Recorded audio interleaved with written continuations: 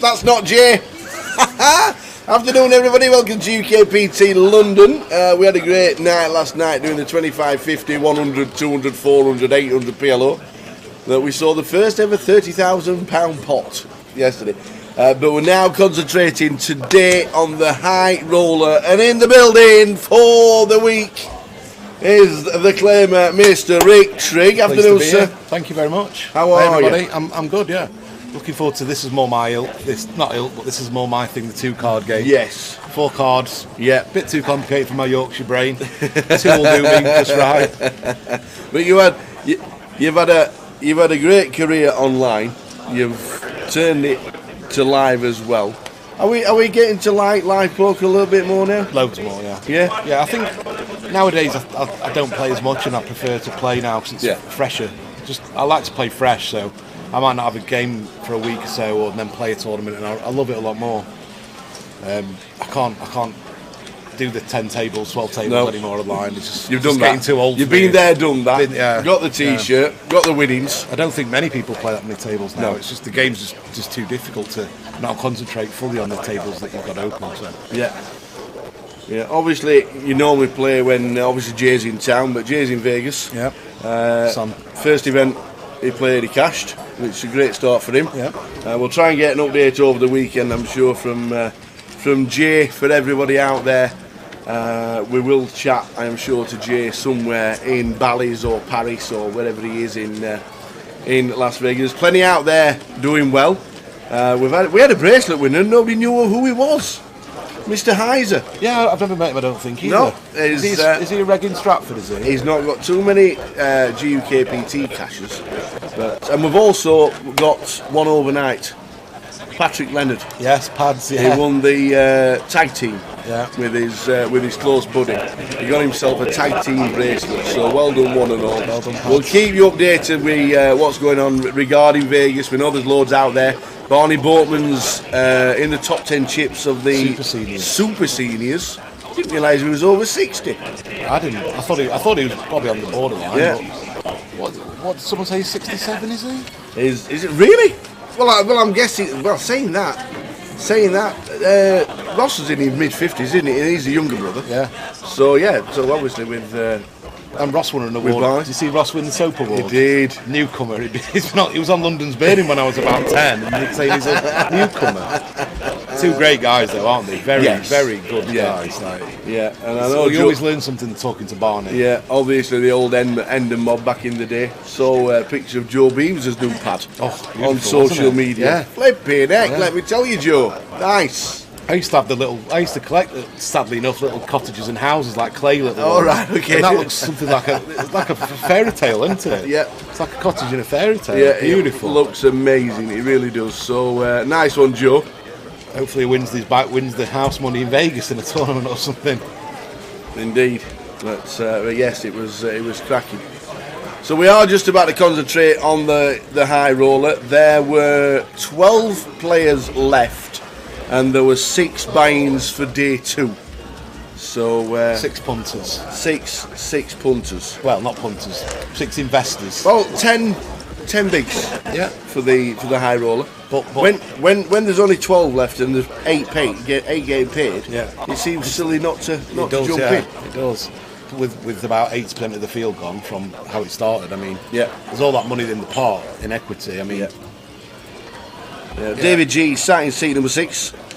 Adrian Guerrero in seat number 7. Brad Thornton, Brad Harwood is all in on his short stack. 10 bigs with ace jack. Are they in? No, he just raises. Mitch has found something, I think now. I thought Mitch reached for his chips. Thought he was going to call then. Yeah. Been playing well as Mitch Einem this year. He got brutal beat, didn't he, the other day? Aces against kings against Tom, wasn't it? Yeah. Yeah, he's had a decent start, but our short stack, there, as you can see, Brad gets a few chips. Bradley Harwood sat in seat number 1. Max Sanders in 2. Mitch Einem in 3. David G, Adrian Guerra, Josh Mahmood, and when we lose, I think we're 9-handed. So when we no, it'd be 8, won't it? 8-handed, yeah. So when we get to 16, then we'll get 2 tables of 8. Yeah, the higher the buy-in, the more space you get for your legs, isn't it? The high rollers don't like going 9-handed. That's how it works on an aeroplane, isn't it? Yeah, it is. Yeah, it is. The bigger the buy-in, the more space you From get. what I can remember, it's been a while since I've flown. I've never turned left on a plane. Not ever.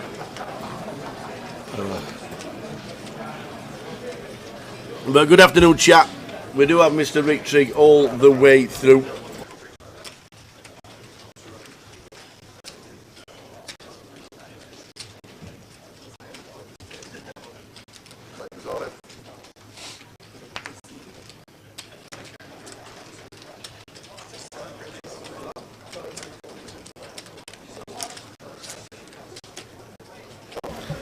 Brad's shoved again. Yeah. Standard jam again, and has he got it through? Yeah, It's been called. Josh has called with one of the chip leaders of 884,000. Sixes, yep. Standard jam, standard call. See if Josh can get his double up. Josh Mahmood calls with the sixes. King Jack for Brad. Bradley Harwood at risk. Brad was one of the players who came on that Wednesday night where we had the online qualifiers. Right, okay. Remember? Well, we've got gut shots. Backdoors, overcards, gut shots. Yeah.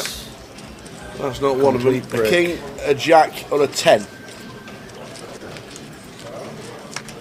And it's not, it's the ace of clubs, so we're going to lose Bradley Harwood second hand in today. Brad Harwood eliminated. Not in the money. I think they're paying 8. They're paying 9, so the final table of 9 will be when the money comes. So we're paying 9 with the add-ons and the buy-ins today. Afternoon, the Wasp, Richard Whitmore. Afternoon, Lenny. Yeah, the PLO was a little bit wild, wasn't it? Yeah. Good off Phil Ward in there as well. Went onto the table and ripped it up. Yep. Won a few quid. I had 5%, then I forced him into it. I collected a few quid. And champion of the PLO, we've actually got the results. There we go. Vinnie Musson from Blackpool. No run. Vinnie Musson, champion of the Omaha, £5,460. Paul Morello, Muzzer, who's been around, massive Chelsea fan. Here's Muzzer. And Arya Sarkic. Ali was on the table as well. Pretty good table, to be fair, was that. But well done to Vinny well on his done. 50th birthday as well. What a great present Lovely. that is. I still can't believe he's only 50. I'm only kidding. Well done, Vinny. Cheers, and well done for winning the Omaha. And enjoy your birthday weekend. Yes.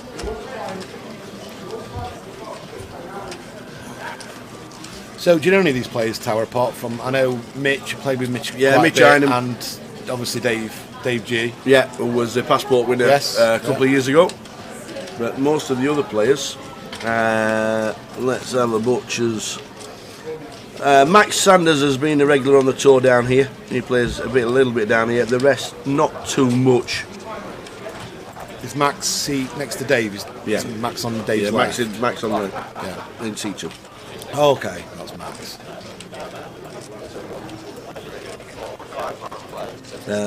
We've lost one.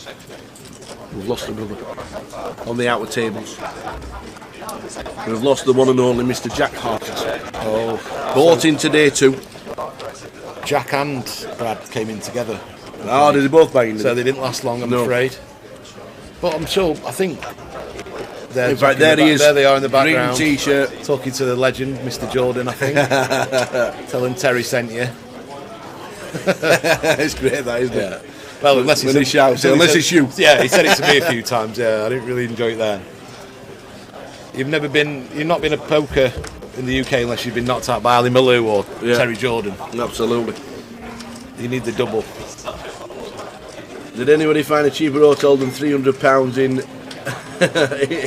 in London? Unfortunately, it's been one of those weekends that there's a lot going on, and the prices have just escalated beyond just our control, really. It's getting ridiculous, isn't it? It is getting embarrassingly bad. Luton was. Yeah, Luton had the Liam Gallagher festival, didn't they? At Nebworth. And there's a Luton Carnival or something that day as well. Yeah. And it was the weekend for the Jubilee. Yeah, I only came down day 2. I thought, I'm not paying 400 and something a night in Luton for 2 days. I'll just come down on the day 2. Yeah. And got what I deserved. I was out early. Well, it is unfortunately getting a little bit beyond silly. Probably get a few less runners in the main this week just because of Vegas and the hotels, but we'll still get a good field. Yes, it's always big numbers in the Vic.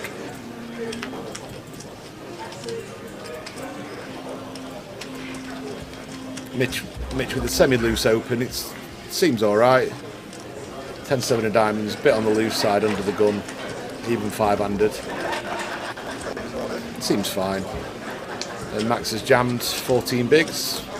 Good jam with the 6s. Picks up a nice pot. So chip leader is Josh Revel, 1.2 million. This is the high roller. We'll get the payout structure very soon when we get it. 9 places paid. The unshook one. Of all the places you could pay £400 to stay, Luton would be bottom of the list. It is. Yeah, that was what I thought. That's why I decided to just play day 2. Dear. Barry Neville says happy birthday for last week. Thank you. When was it? Tuesday. Happy birthday for this week. Thank you. My present is having company of Tower and PK for the next few days. Absolutely. Something money can't buy. I could think of worse things. Yeah. I could think of worse things. So we're down to 16 because we've now got players on our table.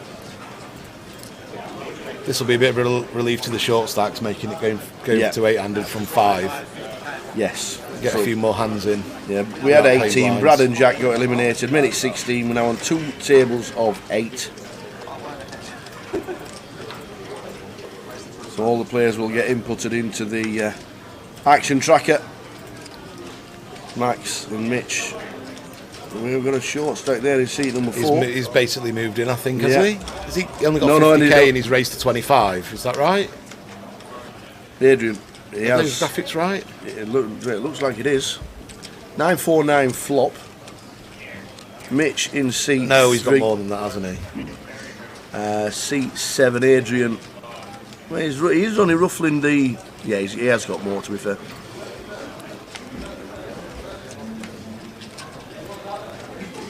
Well, he does check. King of spades on the turn. Mitch has come out with the bet here. And they're in. And a snap fold. What is it called? What is it called? He must have only had a short stack. Has he got a set of I think that's ace to a spades, isn't it? Yeah, he must have only had 50k. He must be right. Yeah. So he only had 5 bigs back. I think Adrian's got a king. And Mitch has set him in on the turn, I think. Sean will tell. Has he got 1 king what the cards are? 2 kings. Kings, yeah, he's dead. That'll do. Yeah. Unless he's got a 9 in the ace to a spade. I thought it was ace to a spade. Yeah. Yeah, I wonder if the graphics were right there. Yeah, looks like it. Yeah. So he's back to... No, he might have... I don't know if he had a bit more than that. Raised to 25, I think he had 50k back. Yeah, that makes sense. So 75k doubled up with the blinds, yeah. I've not got the payouts yet, Tim. They're just working them out because there were extra people coming in. They were only paying 8. They got 6 buy-ins, so now they're paying 9. as soon as PK's got it for us, he'll flick it on the screen. Jack's got a pint. Standard. Start apartment at 3:15. It can only go one way, that, can't it? You're not going to stop after 2 and just have a cup of tea, are you? That Star Problem's too strong for me. Leg wobbler, that is. Sticking to the 4% lagers, me. Coors Light, Carling, that crap instead of the stronger stuff. As it's commonly known in Vegas as non-passport lager. Yeah. Yeah. Because you can drink it because it tastes like water, and you don't need to show your passport because it's rubbish. Yeah. Bud Light, Coors Light. Yeah. We actually saw that on a billboard outside with all the lagers on it, and it was saying super strength, and export, and then at the bottom it said non-passport lagers.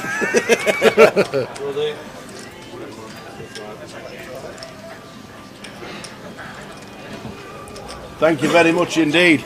We have the payout structure. I thought that was a menu. Nothing on the menu that Mike can eat, I'll tell you. He's halved in size. Hey, Mike, I want to speak to you. So what's happened here? Roddy's open, Max has jammed, and Roddy's folded. Yes, we're going to get to speak to Geordie Mike very shortly. In between hands. But in fact, can I just have a quick minute with Mike? Of course you can. Just 1 minute with Mike. Here he comes. Head of floor. Here he comes, wandering in. Look at this. Hello. This slim, svelte young man that is. You're on a bit of a health kick at the moment. A little bit. You've done ever so well. You and the team. Yeah, you got Simon and Frankie. Yes, but I've got you here because you're raising money for charity in July. You're going to play some golf. Yeah, July 29th. Me and Simon and Frankie's going to caddy because he's not very good on the old course. Just to let you know, I was invited and I did say yes. Then what happened? The course changed the dates. I did, yes. We were going to play once, but it was busy that day, the competition, so we're playing on the 29th of July. 4 rounds in a day for Macmillan Cancer support. Do as much as we can. Yeah, have you got a GoFundMe page or anything like that? Yeah, there's a Macmillan link thing. I'll send you the link to get up in the chat. We'll advertise it. It's for a good cause. A lot of people affected by obviously the charity that you're going to be doing. Yeah, I lost a couple of people during the lockdown. I lost my uncle and me Nana and the Macmillan nurses were class. It's a long walk, 4 rounds of golf in one day. 4 rounds, It takes some doing. It needs to be bright and sunny. Oh, well, because you've got to be thinking 14 hours. We're off at 5:30. It's meant to be the approximate first light, so we're going to get off as soon as possible. 5:30 in the morning with the sticks. Aye. Have you not got Frankie out at 5:30 in the morning as well, have you? He reckons he's going to, but he's one for he doesn't get up early very often, Frankie. So we'll see how he does. But I've said he can join us from the second round if he wants to. Can you use a buggy? Are you allowed? He's going to have a buggy. We're going to walk. Because I can't imagine Frankie's going to want to walk all that. But, no. There is a buggy, but it's just for carrying the stuff. Yeah, it's a great effort. Well done for doing it. Thank you very much. Let us know. Obviously, we'll go back to and we'll keep it up. Get PK to get the GoFundMe page information, and we'll send it on. But good luck. Cheers, thank you very much. Nice one. There's Mike, runs the floor. Apologies for the all-in. King 8 against Ace 9, and the King 8 has just been eliminated. Another one gone, another short stack, another buy-in for day 2 has just been eliminated. That was, unfortunately for us, it was GDPR, Mr. MH, because just before that, Arya Sarkisic on the outer table was bust out as well. So we're down to 14. But well done to Mike and the team. They've taken up the challenge of 4 rounds of golf in one day for Macmillan Cancer Charity. Well done to them. We'll get the page and the information, and we'll flog that as much as we can. But well done to the guys that are going to be doing it. And I would have been doing it myself. I was there. I would have been doing it for myself, but unfortunately they changed the day, and I've got a family wedding on that day, so I can't do it. So I would have been doing it myself, but good luck to Mike.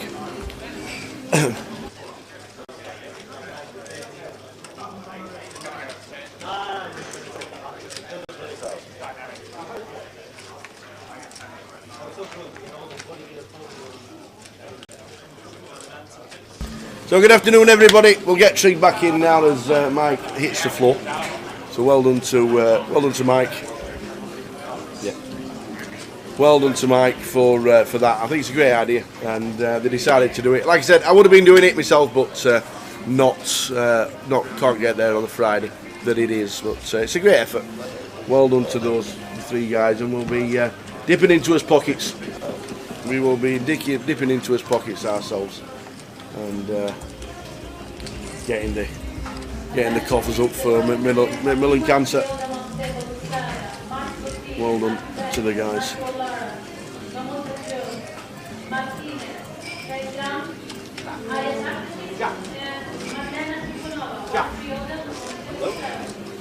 Good afternoon, everybody.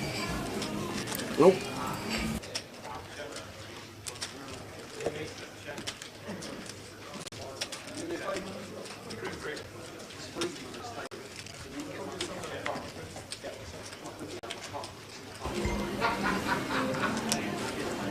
So well done to Mike and team, and we'll keep you updated with that. That's going to be doing that. In fact, they'll be doing that during just after. Is it just after Reading? I think it is. Indeed, it is. Is Luke Vinicum any relation to Alan? Alan, yes. Alan Son of. Is it? Son of. Oh wow! I grew up playing with Alan. Yeah. When I first on the scene. I think Alan was in Malta. I think he had a score in Malta. Oh, did Alan? Yeah. Ah. Yeah, he was on the circuit, wasn't he?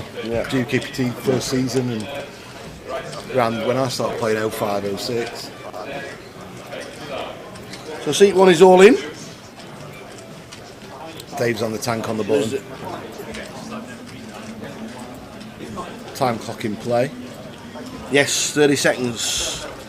30 seconds time bank. You issued 4. This tank doesn't necessarily mean that he's thinking about it. He could have a hand that he knows he's going with, just taking a bit of time just to give the illusion he's really thinking. But I don't think he'd waste the time bank posturing with aces or kings or something like that. So he probably has got a bit of a marginal hand here. This is a very loose jam. I don't think it's a great jam, to be honest, with this hand. I just think it's a bit weak to be jamming for 14 bigs under the gun 1. I think you could probably get away with a min raise as a steal, but it's a bit on the loose side. The king jack here, queen jack here. Well, he did get it through, did Ali? Good luck, Roddy. Team Scotland says Cammit. How are we doing, Cammit? Edinburgh runner-up this year. Saw him in Luton as well. I hope you're well, Cammit. Yeah, good result in Edinburgh, wasn't it? There's more beer being brought to the table, Tower. Maybe it's not a high roll. Maybe it's a £10 rebar. David G got a lot of chips. So too has Josh in C8. And the prize pool. I think it was running across the bottom. 39,150 up top. 25,650 for second. And 17,150 for third. 9th is when the money starts, and you'll end up with £3,650. Last week. I think this is a nice hand just to open, just to min open to 20k. Has he gone 25? 25. Pretty quick fold, and Roddy's going to set Adrian in here from the big, and he's going to have to fold. Indeed he does. Makes it all his chips 80. Lined at 510, 160 behind the line, 16 bigs if he folds. I think he was debating pre-flop just to rip it in, and it'd have been a good spot for him actually if he saw the hand. But yeah, I don't know. If he rips it in, he might have made the ace fold. No. The ace. You don't think? No, I don't think so. Just because when you're jamming this, if he jammed it, it'd be for 18 bigs. So obviously he's going to jam all his smaller pairs as well, and with eights you're going to be dominating a lot of hands. Like the hands that he wouldn't be ripping like aces or kings for 18 bigs, he'd be min raising. So the hands that he would jam are the ace-3 suiteds and the king-queen offs and stuff, and the small pairs that eights just pushes all together. No, we would have called it 8, but a bit of posturing there, I think. No need for all that time because he knows he's going to fold the Queen 9. But mind you, we're in the Vic, you never know. I've seen some strange things happen. Someone snap calling jams with Queen 7 suit on the finals, and you never know in this place.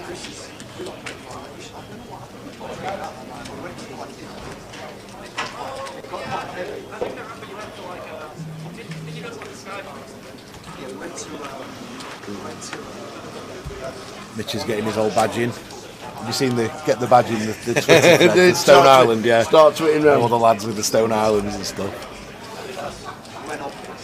Back when I was a kid, no one could afford Stone Island. It used to be 400, 500 quid a jumper. Shop in Sheffield, Limeys, they used to have it always. It was like my Willy Wonka's factory, that shop, Limeys. All the footy players were going in and stuff. Barry will remember it, Mr. Neville. Limeys on He'll have been Chapel selling him out of booze for 30 years, hasn't he, old Neville? Yeah. How you doing, Bazza? How's Sheffield Wednesday going to do this year? Hopefully that kid that we've all lumped on will do all right. Yes. Can't get a bet anywhere at the minute. Have you seen on Check? No, don't find it anywhere. Close to the season, they'll have specials, won't they? Yeah. They'll probably price up every team's top scorer, so you could just have it as top scorer, because I guess if Peacock stays at Wednesday, he'll be favourite for top scorer, so you might get a bit of 3-1 just on Wednesday top scorer at Tower.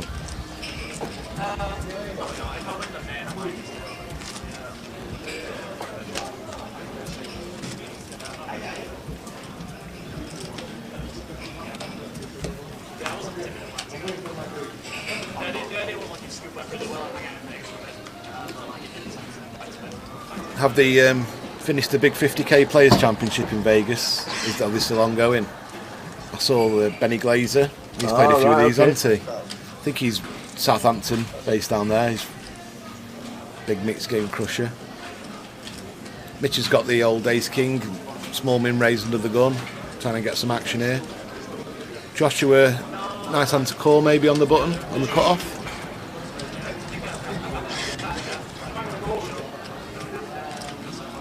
I think I'll be looking to call here. Just too weak to 3-bet call. Yeah, it's a nice call. Roddy going to call as well. No need to do anything else. Perfect spot. Try and flop a set.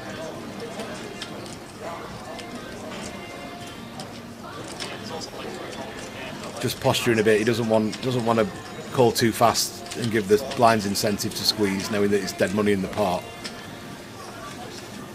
And Max will have to fold this in the big. Unfortunately for him, even with the price he's getting, 9-3 offs, just one of the hands have just got to fold, unfortunately.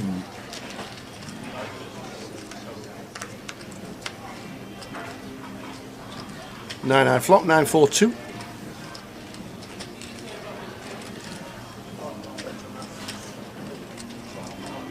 Mitch checked pretty quickly there. Flop to set Roddy, but he might not get much action.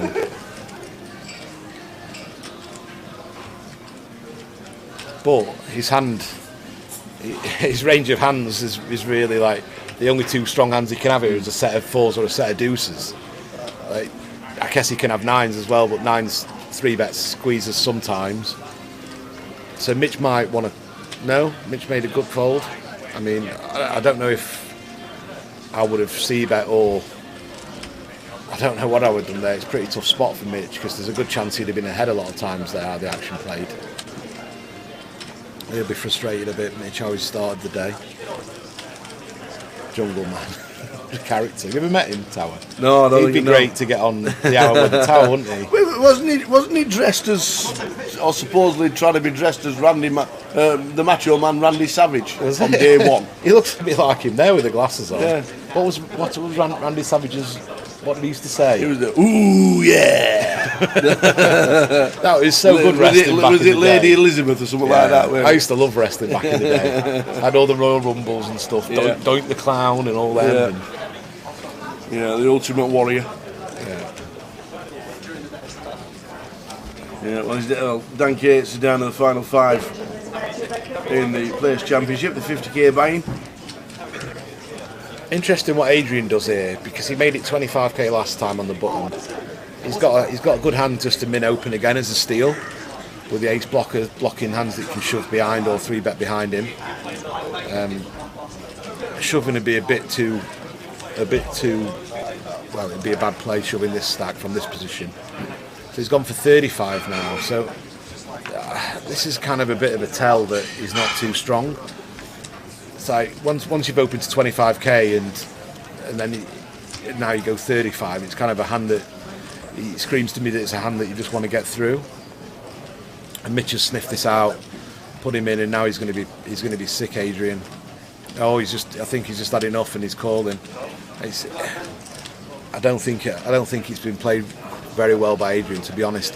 I think it's more of a frustration call. He's never going to be in good shape when he's opened 3.5x and been shoved on with ace 10 off. I mean, well, the chips are very, very close, so they'll check him after the hand. But it says Mitch is all in for 1-4-3 and at risk, but he has him dominated him in the ace jack against ace 10, and flops a jack as well. Only running straight cards at the minute. 8s, 9s, yeah, kings, queens. Nope, and that's it. That is it. So the ace jack will double. Now they'll check the stacks. And Adrian have a few. Is it Adrian or Adrian? I'm not sure. I don't think I've met him. Some deviation on the Adrian name. Yeah, we'll go for Adrian. We'll go for Adrian. But Adrian will be down to a big blind by the looks of that. Adrian Guerrier in seat number 6.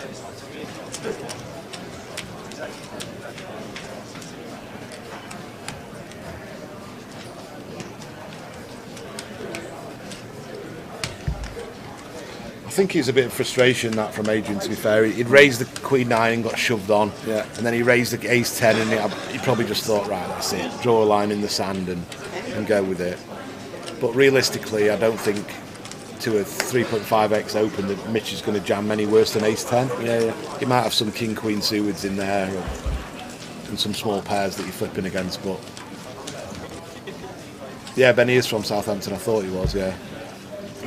Is that Brammer as in Chris Brammer? Yes. Well, I've not seen Chris for years. I speak to him. I speak to him almost every day. Yeah, really? Talking about the horses. Yeah. I have not seen Chris Brammer for years. Did his dad play as well? Yeah, his dad used to play. Tree Every now and again. Tree for that's right. Yeah. Yeah, we discuss horses a lot, me and Bram. Nice. He well, tell him we say hello. Yeah, he plays pretty big on the horses in golf. Bets a lot on the golf and the horses. Yeah. And occasional bit of poker. And I saw him in Nottingham actually. He played an online day to a tournament, and him and his dad came up together. It's nice to see him. Yeah, he won a bracelet a few years back in a 5K turbo or something, I think. Yeah. I might have to try and get one of them one of these days. All my mates have got one now. When I first started playing, none of my mates had one. Afternoon, Neil, watching on Facebook. How did we enjoy Vegas? Yes, we did. How did you? Did you enjoy it? How was it? It is a city that you do like to frequent, but Bayek, it's for socialising now. It's not a place to go and think you can do it cheap. Cheapest thing to do is playing a tournament, isn't it? So you're not playing all the food and drinks prices. That's exactly what happens. If you're in a tournament 3 days, how much are you saving as well? Right, I'm going to give myself a cup of onion lemon, and Jack Hardcastle, after busting out in the second hand of the day, is going to give us 5 minutes of his time. And the main. And the main as well. You can tell Rick all about it. Oh. Rick will move across. Jack Hardcastle will come in for half an hour. I'll fetch these two guys. Do you want a drink? I'll have a cappuccino, please. Cappuccino. Sugar? Yes, one please. One sugar. Coming in, Mr. Jack Hardcastle, to tell you how he eliminated himself out of the competition. No one wants bad news. That's what they've tuned in for. Do you think they've tuned in to see people win money? They've tuned in for the brutal beats, mate, where you see someone's face, just the emotion just drained from them. It drained a long time ago, mate. Yeah. You want to put your clock on, Telly? There you go. There he is. Hello. He's there. I'd say fresh back from Vegas, but nothing about me is fresh right now. You're not a fan of what? The place? I mean, I had a really good time. I just could not cash a tournament to save my life out there, so I'm actually quite happy to be back. It's actually like the only time it's nice in the UK is the summer, isn't it? Yeah, I suppose, yeah. Were you Tony hopping day to day, or were you just one tournament? If you were out, you were out? I did, yeah, it depended what the schedule was. But. Do you find that Do you ever feel that there's a little bit of yourself that plays a little bit worse? I know there was. Without trying to do, yeah. No, there was one that was there was one day in the, what was it called, the housewarming or something, like the 500. Oh yeah. And I just made a call that was absolutely horrendous because I didn't want to be there. Yeah. You know, that's when you know you should go play a different tournament. Yeah. I think I did 3 tournaments at different venues. One day in Vegas, Win, Rio, and then Venetian. Yeah, I saw a tweet. It was like, it's not a World Series until you busted 3 different tournaments in one day. I remember just sitting in the best value tournament used to be like, there used to be a 1600 Venetian just on the same day as the 5k 6 max, and you'd see the guys just coming in punting away in the 1600 after doing the 5k 6 max or 10k 6 max. Yeah. Just coming in dejected with a backpack on, knowing that they're just gonna blast off. Like, what's your favourite card room out there? The Win, definitely. Yeah, the Win's I think like it's Win clearly, and then I don't know. Aria is actually nice. Have you been in the Poker Guys studio? Yeah. No, I've not been in that. No. No. No. Yeah, that one is legitimately really cool to play in. Yeah. Oh, I bet. But the Aria is obviously nice, and then I'd say like Venetian barely above the other ones. Yeah. Like, I mean, everyone's saying how good Bally's is, and it's okay. It's better than the Rio, but I mean, I still prefer the other ones. Do you know any of these players apart from Dave? Yeah, I know Max. Max is a good friend of mine. I know Mitch as well. Is he Stars Reg, Max? Or Yeah, he plays a lot on a lot of other sites as well. Yeah, okay. I think. You've probably seen him around. He's been around Donkeys as well. Yeah. I think he's in the big Skype swap chat on Skype, switching money around and everyone. It's getting tougher now to get money on sites, isn't it, in the UK? Oh, mate, it's awful. Have you got any money on GG? Do you get money on there?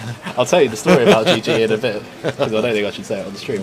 But yeah, it's a struggle. Like, I've got friends now who are coming up, and like actually Brad, who I was with earlier, he lost 2k on Stars, I think, in 2021. Yeah. And because he had a losing year, technically, they were like, they blocked his account for months. That's ridiculous. The gambling sites as well, like they assume turnover is related to profit. So they'll be saying, I think you need to calm down, your turnover's been 25k this month. I'm saying, yeah, but I've been betting a lot, small amounts, and you're actually like doing the lowest variance thing ever. Yeah. I guess it'll have a knock-on effect of maybe players' abilities in this country compared to others, because if you can't get money on to play, you're probably going to progress a lot slower maybe than other nations. I mean, potentially, yeah. I mean, it wouldn't be as severe as like Black Friday in America or something like that, but yeah, there might be a stagnation of sorts.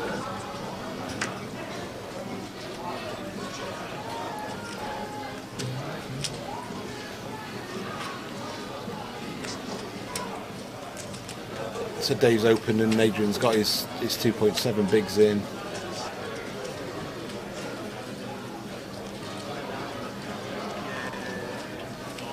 You fine with this, Jack? You getting your 2.7 bigs into this open on the button from Dave? Yeah, versus cut off. Yeah, I don't think they're close enough to the money yet, are they? They're still like 5. No, 5 or 6, I think. Yeah, 9 pay.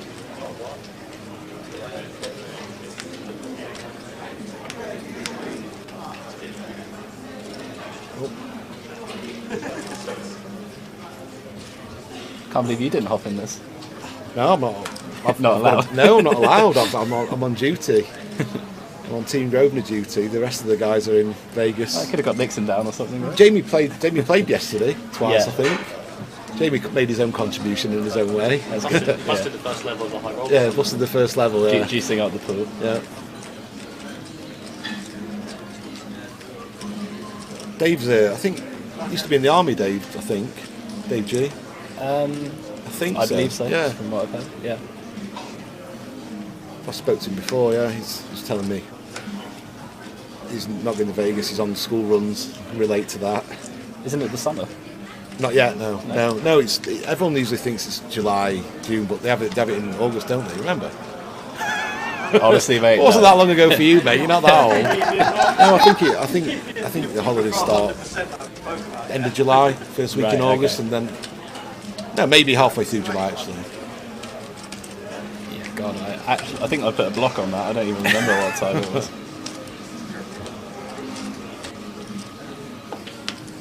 Tom's joined us, lurking in the background, Mr. Hudson. I'm just having a little look. What's going on? Head of poker. Any complaints or grievances? Mr. G got all the chips. Yeah, he's got a lot of chips.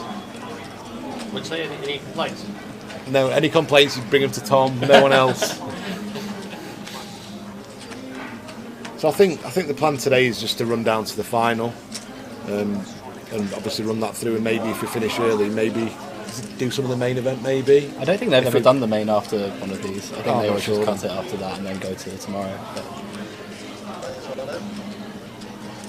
Are you still country hopping then, Jack, or are you based in a steady now? I mean, somewhere? I actually will be back for the next few months. I've already been to America 2 different trips this year, so I'm sort of pushing it already. I want to go back anytime soon. Visa-wise? Are you not well, really I was there for to? like 3 months already. I was like, it was a bit touch and go as to when I went back again, because I was back in London for a month. Yeah. And then I went back out there for another month, having already been there for 9-10 weeks. So they get on your case a bit if there you are. Look. Yeah, running around. Looks like we're going to lose another one. Yeah. Well, I've got one of my mates who's come to stay with me, so I'm sort of coaching him up a bit. Oh, okay. And, like, we're doing lots of online work as well. Oh, nice. So, yeah, it's a change of pace from punting around different countries.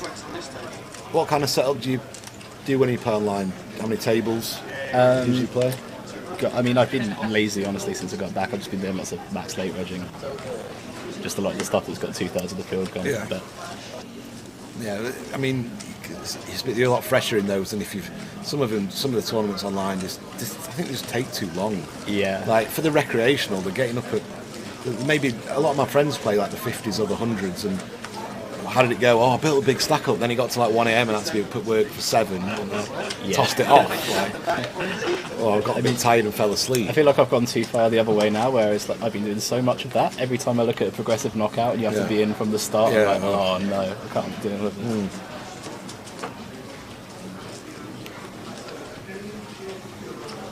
So any more big tournaments lined up, or are you just going to chill out? Honestly, like I'm probably just going to be enjoying summer, and like I'm planning to sort myself out a little bit, like being back in the gym for the first time in honestly months. I've just been. It's so difficult when you're away. Yeah. Like it feels like you either have to choose poker or health, because you can't do both at the same time. It's ridiculous.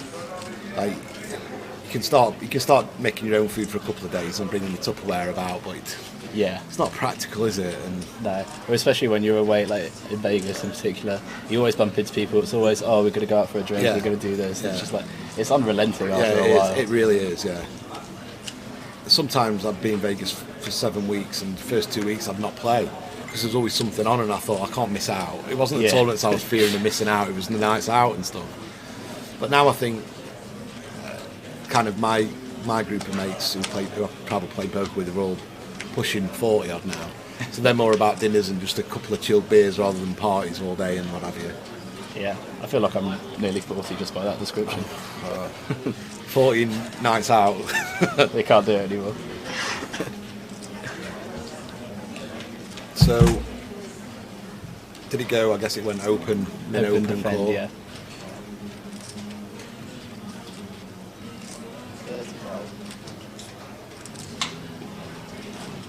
This could go a few ways. What do you think, Jack? Just a call? Yeah, no diamond. I would definitely just call. Especially as we're sort of approaching the money. Obviously, it's not the proper bubble yet, but can't be just check raise again. There's a few bad cards on the turn that Max might want to try and lead out, but that's not one. And I guess it's just going to go check back fold. Yeah, this is definitely getting followed through. I got owned in a spot like this in the cash last night. Similar kind of board. I had 7-8, peeled the 3-bet and check call flop, and then he checked back the ace turn. We just like rip it in versus kings and queens. Yeah. So the river was like a 3, I think, and I just ripped it in for 3x pot, and he had a set of aces. In the bin. Yeah, owned me. Yeah, it's very, very almost identical flop. Yeah, I was like, nice and well played. I would do the same. Yeah, well played. So everyone's just so face up, kings or queens there. It's nice to win. To be fair. I mean, congrats on actually finding that. Yeah. He actually like clapped as well. It was almost like giving himself a little clap, knowing that he got me. Like,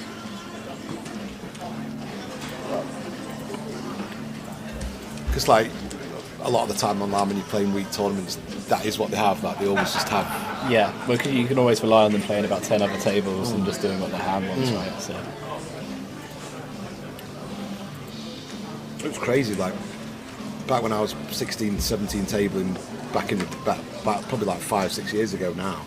Like, everything was autopilot, and it was so easy just to get chips without even noticing. You'd look and you'd double up on about 4 of them, and you wouldn't even have to do anything, just be lunatics, just getting it in their first stand every time, and don't see that much nowadays. Yeah. Even like Max was telling me about, like, he was giving me the lowdown of the strat 12 years ago when he was playing like 180 mans. He was like, no one ever defended a big blind. You either shove or you fold your big blind. Yeah, that was it. You just look at push fold pre, that's all you need to know. Like, he was giving me the full list of anything you needed to. And if you ever peeled the small blind ever, you'd be the biggest donk in the world. Like, you weren't allowed to. It was one of those things you weren't allowed to. It's you law. 3-bet or you fold, and you only 3-bet really, really strong hands. Yeah. And you only make it 5 bigs. Yeah. Mitch has found something. This is a loose jam. Queen 8 off for 14 bigs. Yeah.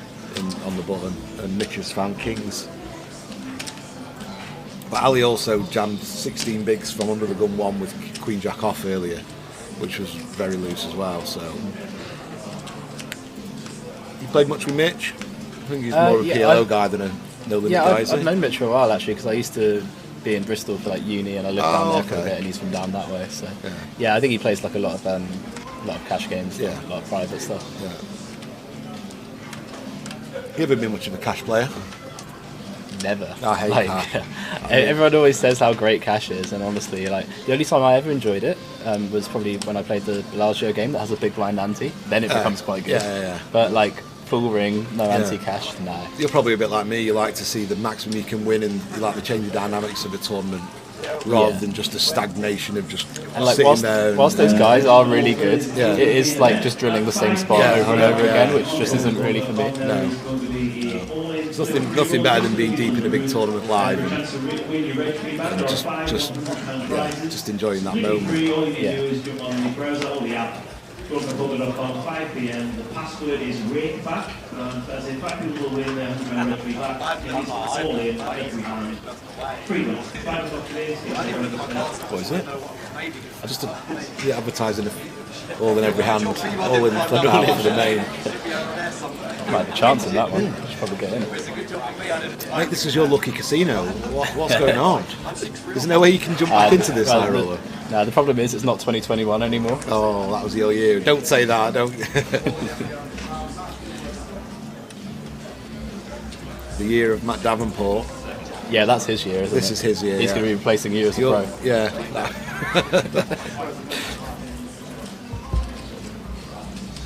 Hopefully Jay don't do too well in Vegas, or he'll be the pro and I'll be with Tower. I'm not saying I don't enjoy it. You'll be in the dungeon with but, Tower. Yeah, I said to Jay, good luck, but not too much. No 7-figure scores or big 6-figure scores, please, Jay. Do you know what he's playing out there? I assume a lot of PLO. Yeah, and a few 1500s, and I think the best value in Vegas are 1600s to 1Ks, to be honest. The win 1600s. Yeah, 1100 1600s there, just incredible. Yeah. Did you play any mystery bounties? No, I actually didn't get around to it. I mean, I've heard that they're sensational as well. Oh, no, actually, no, that's a lie. I played one in March, but I didn't count it as a mystery bounty because I didn't make day 2 off 9 bullets. Yeah. So, there was one during the series in October, and do you know Jason Wheeler at all? yeah, I know. Yeah, I've been chatting with character. him a fair bit actually. Well, he was on the big chat with the Scottish guys I was on, and I was kind of living vicariously in October while they were all out there, and he kept on videoing all these bounties in the sweat. So he got someone to, and they were all opening the envelope together, and he got like 4, and they were all min 500 or 1K bounties, and then I think Hendrick scooped one, didn't he, for 50K or something? I think he got. I might be getting the numbers wrong, but I think he had a 10K and a 25K in the same tournament. Wow, it must be so sweet to pull one out. Like. Yeah, even to get one is fairly ridiculous. A good idea, but they kind of really tap into your degeneracy, don't they, these mystery bounties? And what could be, you know? But I mean, I think they're a little bit flawed at the moment when it's half the prize pool, but once you're in the money, it actually screws the tournament up quite a lot when you look at what you have, like so many NE2s. Yeah. Makes it more luck based, I guess. I still just prefer the boring, just normal tournaments that are no KOs. I'm with you, 100%. Every time I log on and it's like a KO special day, the laptop gets shut and I go outside. Yeah, you just can't seem to win. If you get 6th, you get like 2 buy-ins. Yeah. Come on.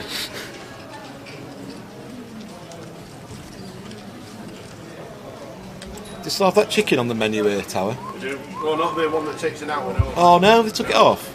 Yeah. What have they got now? There is some chicken. What's the nuts? What's the nuts on them? Not yet. Oh, we'll Yeah. be getting there. Scour the menu shortly. What's the nuts, Tower, now? The nuts, I like the pork belly. Pork belly? Ooh. That's a bit too fatty for me, I think. Crispy pork belly in a sensu sauce. Sensu sauce. Does the pork play or something? Order a dry panini. So what's your favourite place to eat in Vegas, Jack? Oh, that's it. Okay, can I be scum for a second? Go on. In and Out for a $5 burger is absolutely sensational. I'm an Earl sandwich man. I love Earl sandwich. Earl sandwich. The original. Yeah. I mean, yeah. In and Out and Chick-fil-A. I hate to say it, but Chick-fil-A. Is it good though? I've never had it. It's Is it pretty better than good. KFC's It's burger? definitely, yeah.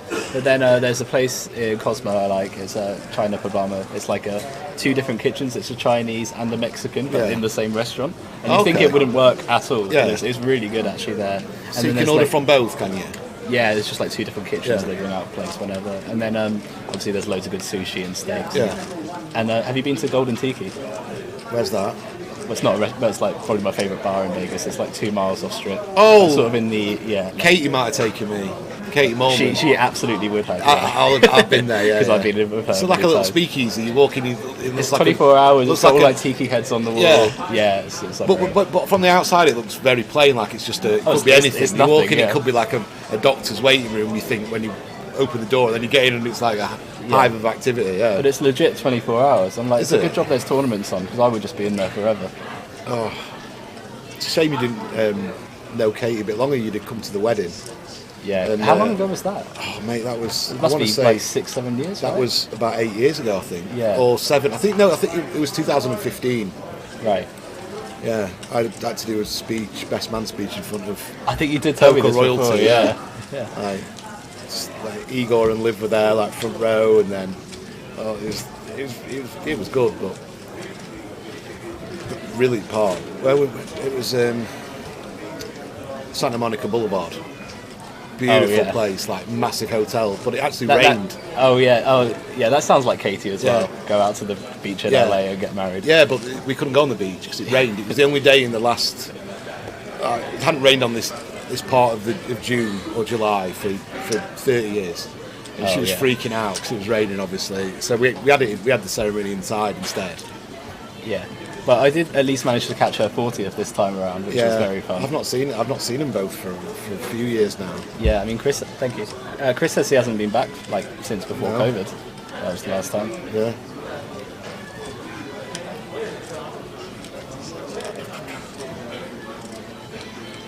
No, I wasn't even going to be in Vegas, but I was in Canada for online. And then Katie had been messaging me the whole time, like, Jack, are you coming to my birthday? Because I was going to play something in Barcelona. Like, in the middle, I think, between both of those. So in the end, I ended up going there for like just 2 weeks of tournaments and her party. Yeah. So What was the theme? She likes the theme party, doesn't she? she had like loads of different performers. She had a drag performer. She had like two. I'm going to try and make this sound correct. 2 very strong men. You know where they like lift each other over their bodies. Like have you been to Absinthe before? I assume it's that kind of. Yeah, they've got a set there with 2 strong guys who are kind of like. But they're all like lifting each other in very like ridiculous like poses. the guys so, that like, do the pull-ups and they end up with the legs vertical. And you're like, how strong do you have to be to do that? yeah, but then it's like they're climbing invisible things. Yeah. Like that kind of thing. Okay. And then there was like a burlesque dancer as well. Like it was, And then Did they have it at their house? no, they hired out a venue that's about half a mile from theirs. Oh, okay. So everyone can stagger back Lovely. after. So Chris must be the same age as me, I guess. Chris must be 37, 38. He's 37, I believe. Yeah. Hi, Sam. No, it's great. I don't know if you're not on Insta or anything, are you? No. No, there's. I'll show you now quickly. Oh, Chris, class. myself, and Rob. Very smart. Rob about 4 or 5 days before he won the 50k as well. It could be James Bond. Yeah, he looks really smart there, doesn't he? Yeah.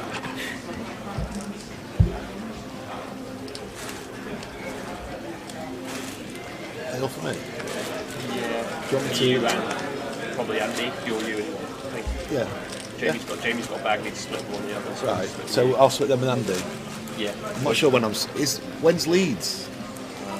So we're going away. So Reading's after this, isn't it? Yeah, it'll be fine for the lads. You've got the clothes. Got the clothes, yeah. Okay, but I mean, Yeah. given to Reading What Patches. do you need all of those? They're to split, I You think. joined the too. team, Jack? I mean, I'm shocked I haven't joined already. Really. The amount of hours I put in this booth. There you go, mate. Yeah, cheers, Tom. Have you got a bag or something? Yeah, not with me, but I'll put them in. figure out with it. Yeah, I'll be fine. Thanks, mate.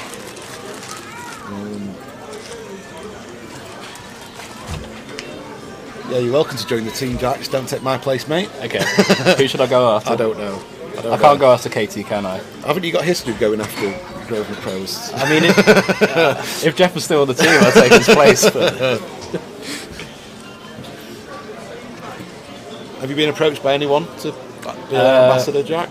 Or can't you really say?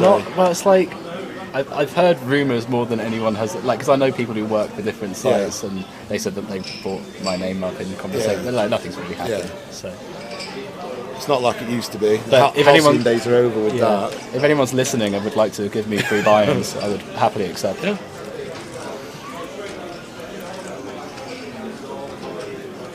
Don't think ACR.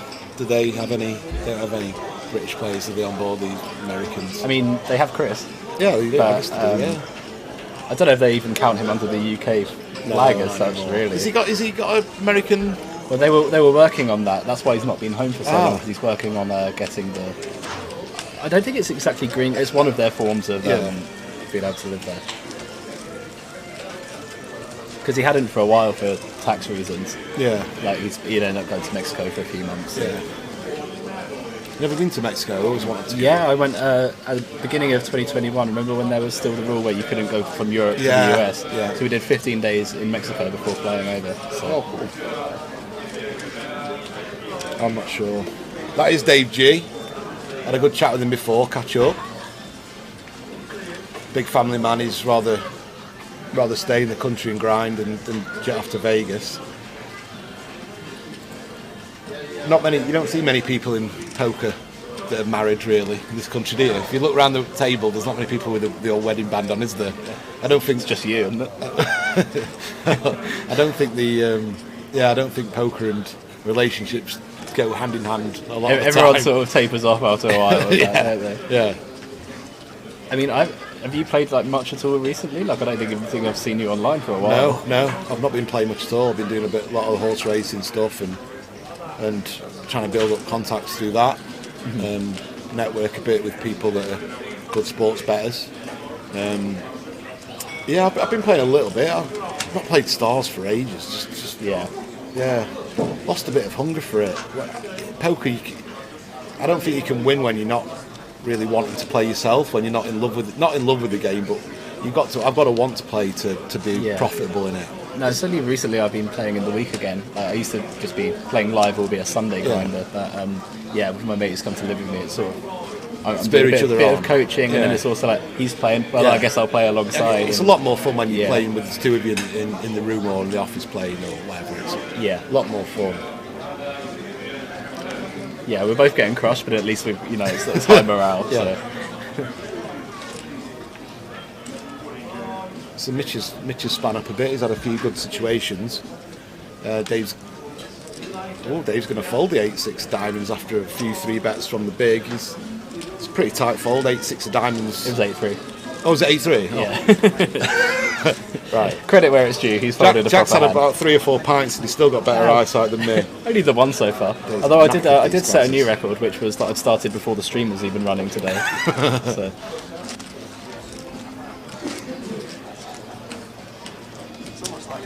I said to myself last night, we're not until 3. I'll do something in the morning, visit a nice place in London, and just decided to just stay in my hotel room and go through Twitter all day. And I didn't. Time well spent. Yeah, I never usually leave Edgware Road when I come to London to the Vic. But we're staying a few minutes down the road this time, Regent's Park. Do you know London well? I feel like I kind of do now, but it took me quite a few trips to figure it out.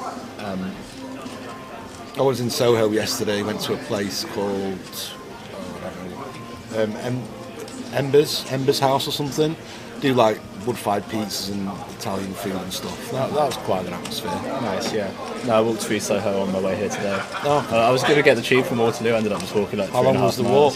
Oh, like 45, 50 minutes or something. Okay. But nice stroll. Yeah, It's flat, isn't it? Most of London. Yeah, it's nice. Well, I mean, I diverted through all the places that I like. So. Oh, nice. By sort of Leicester Square, Soho, yeah. Oxford Street. So.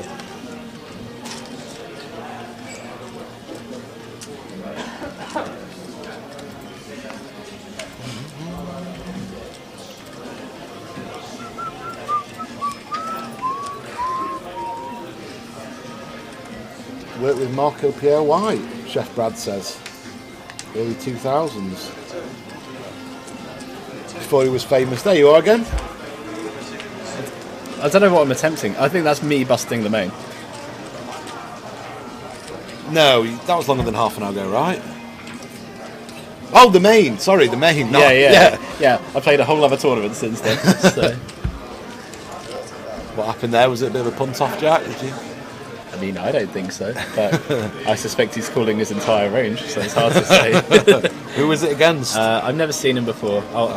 Should we do a hand history for the stream? Yeah, sure. Okay, so folds to him, blind on blind, 100, 300, 300. He makes it 700. I've got king, queen of diamonds, make it 2400. Yeah. He calls. Flop is, let me get this right, jack 6, 3, 2 clubs. He leads 22 into 50, 51. Yeah. Not folding with 2 overcards, so I call. Turn 10, he bets 2800, and like, we're already down like no man, like you know, it's in no man's land. I peel again. I mean, like there would be some hands I want to jam. I think this one I just sort of want to peel and just play in position. And then river clubs brick out on a 5. He checks, and I'm like, well, I'm always just going to check my ace queen, ace king. Yeah. Like, king queen feels like the one I jam, right? Yeah. Like sure. Yeah. I jam. He calls very quickly with like 10-7 of clubs for just like second pair with clubs that led on the flop. But the clubs have missed, so now he's a bit. Now he thinks he's still got some. Well, not equity even that. in his So hand. I think if we're going to go for like the laws of live poker, he's got a fold. Did he put me on ace king, and did ace king miss? Not that I'd ever bluff it. But ace king has missed, and in his mind he's enough to call. Yeah. So even though I have my bluff, it's probably just horrendous, and I should never bluff. Yeah. Well, I'm not going to get to the river with that hand and not bluff it. So that was brilliant. It should be the opposite, but the fact that he's missed clubs probably incentivized him to call more. This club, because he's like if we're going to get, he's like, well, I had so many outs and such a good hand. Now it's like, I mean, if we're going to get there in that manner, I guess it's probably fine. But like, you know, it's not supposed to happen like that. Maybe people think you're bluffing a lot more than you are. I think not in that spot, but overall. Maybe, I don't know. It just feels like if I'm going to pick a bluff out of the deck, it's going to be. Oh yeah, good, cool. isn't it? No, but so. I mean, in general terms, if a player doesn't know how you play, but they know you've had results and seen you around, I assume that they think when you sit down that you're going to be bluffing a lot more than you are generally. I mean, maybe. I don't know. That was like my first theory that I developed when I went to America when I was 21, 22. I was like, if any board doesn't have an ace or a king on, it's automatically worse because they always put you on ace king. Yeah. So.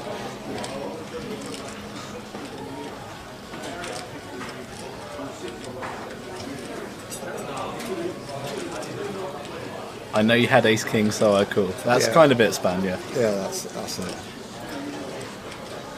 I'd argue with that, but that is entirely true. Did you have to show your bluff? Yeah, I just turned turned on the over, river. The cards got flipped over as I was leaving the seat. I once went crazy with 7 deuce off in a GKBT about 10 years ago, and I tried to muck before. I was so embarrassed I just didn't want to turn my hand over. I just flung them in the muck so fast, and then the dealer went and got them. I was like, I walked off my blushing, and I was like, oh no! I bet they thought, what an idiot trying to use his ego, and little youngish kid messing around. 7 deuce. Welcome to Newcastle, or wherever it was. That's me, Richard. I'm here in place of Tower for a minute. Well, Jack's in place of Tower for a minute. I'm fake Jay. I'm fake Tower for a bit, and Jack's fake Jay.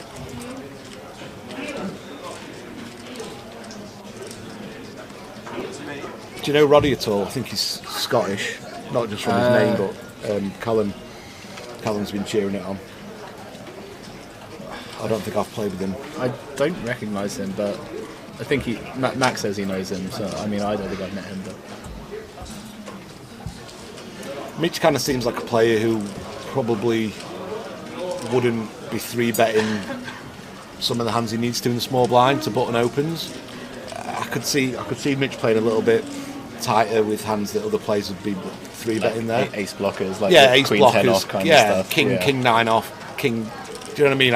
I don't think Mitch would probably VPip as much as maybe a lot of other players. So maybe I think especially like he might Dave's see coming in with a 3-bet here from the big. Show us the cards, Dave. No. Okay. Yeah, we had problems last night with it in the PLO stream with the cards sometimes. Just not showing. That's a good game if you can't see all the PLO cards. No, yeah, exactly. And luckily Phil was in with us. He was brilliant. All his mates were on the chat saying, "Don't educate him, don't educate him." I think those PLO boys like to keep it like wanting the Hold'em suckers in the games, you know. Don't give him any tricks. But what he made, I felt like I learned so much just from listening to him last night. I've had the lowest level of PLO success, which is winning £200 side events on these tours. So, I don't know how to play it like properly. Yeah, you have. I forgot about that. Yeah. The reason I'm a sucker is because I love like the 5-5, 8-8 hands. Like anything with 2 pairs, and I'm like, oh two my pairs, god, one I'm suit. flopping a set, mate. Yeah. Then you just get set over set so many times. You're kind of like, well, maybe I shouldn't be doing this. Yeah. Maybe a set of 8s isn't a good hand in this game. 6 card. I've got 3, 3, 4, 4, 6, 6. I'm going to the well with this hand.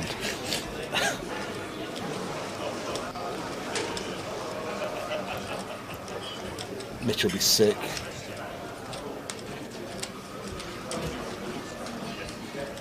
Come on, Mitch, you're not calling, buddy. Brutal. I wouldn't say it certainly. Oh, no. He probably is folding, but yeah. It's just brutal, isn't it?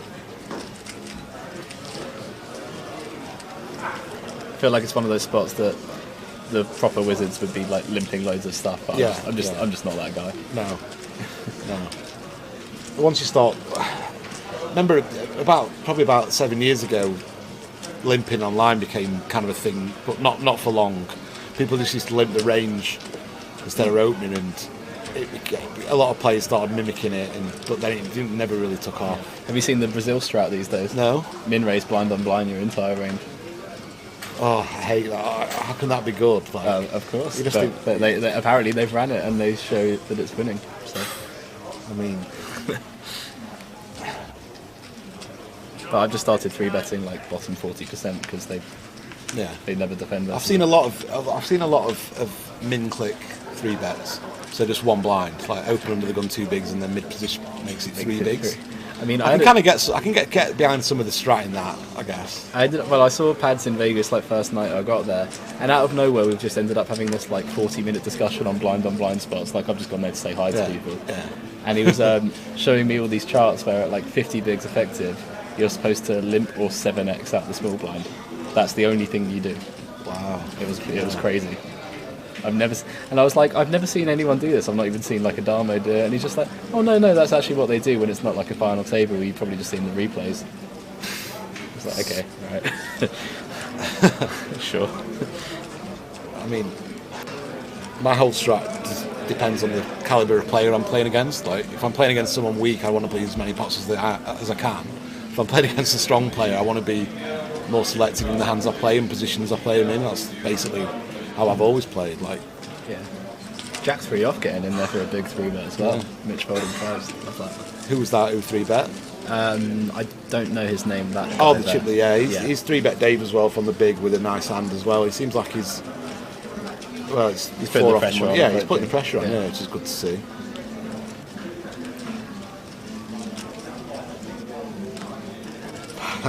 Pads is nobody. I don't think anyone in the history of poker shot through like Pads from playing like 1-2 online heads up within like a year or 6 months from. He just started winning everything online, and the trajectory was unreal. He just seemed to. A lot of players that I've known have been able to talk a good game and be able to talk great strat and not put it into play, knowing what they should be doing, but not actually having not balls, but just putting it into motion. Yeah. You know, he was just like shameless in some of the strats he did. Yeah. Wasn't he? Like, and a lot of people have mimicked how he plays.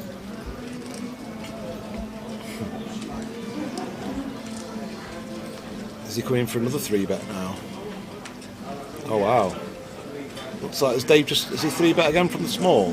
I think just flat it. Or is I mean, just it looks flattered? like a flat to me. Yeah, maybe. Roddy's going to come in with like 100, maybe 110 or something.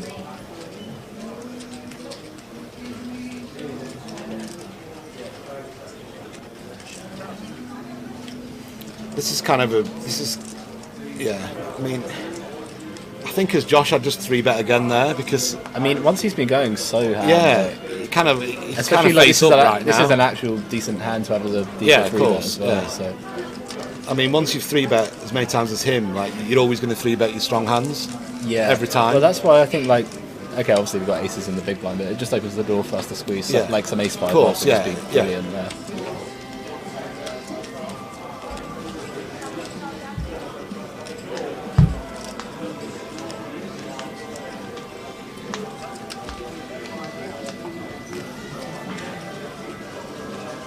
We got woke up at 8 o'clock this morning. Do you get woken up, PK? You get woken up this morning by all that construction outside the hotel. 8 o'clock. Boom.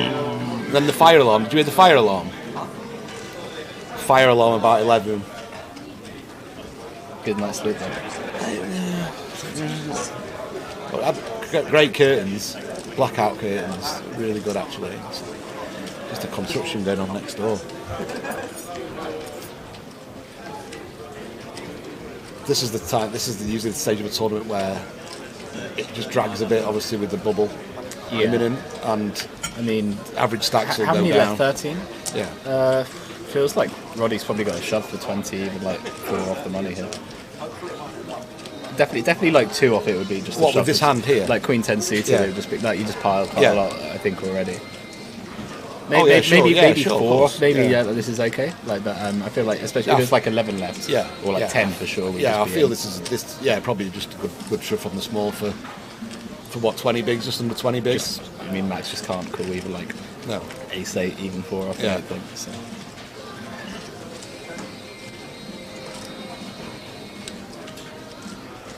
There's nothing better when you like chip leader on the bubble and people stand up to rail at the table. You know they care more than everyone else who sits down. You just get an immediate live tell. You're like, well, they're not going to be putting it light on the bubble, are they? No. I remember that back when I first started playing 10 rebuys, and there was like a hand for hand, and everyone was jumping up out of the seats and have a look over, and I was thought, right, we know you want to cash. Yeah. That's good. I mean, I guess in a smaller field, actually, I said maybe with 9 paid 4 off, it's like, yeah, it's probably fine to limp as well. But if it was 4 off in the main, for example, Yeah. where it's like 40 paid, Yeah. it might be like a pretty nice jam. Yeah. I think.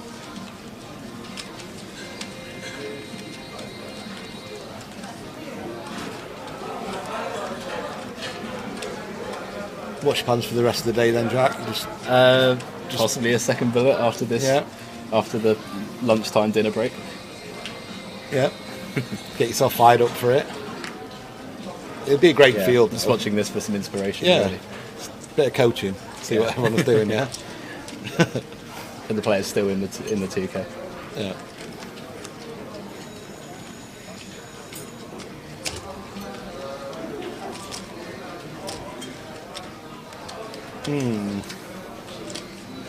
Use the jam. You imagine? I would say so. For 20, is that 24 bigs? Yeah. He's going to get called, right? Is it?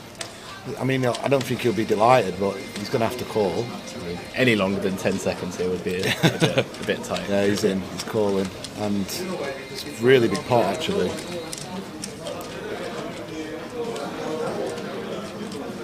Just making sure. I think he's going to call, and it's going to be a big flip.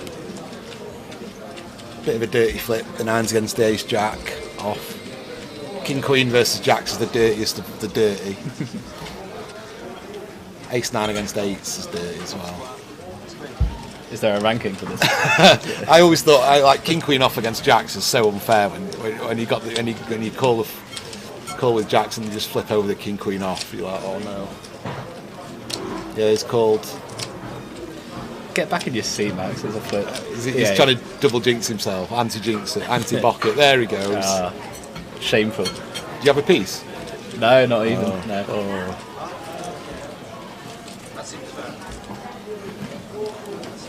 Need a 9 on the river. 9 ball corner pocket. Nope. So Max has doubled up, and it's a bit of a hit for the chip leader. But he's still got 86 bigs. He's still fine.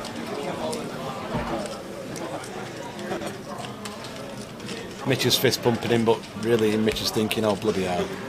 I think Mitch is fine with that. He's a bit like a Labrador, really. He's just happy to be there. That's a good description, actually.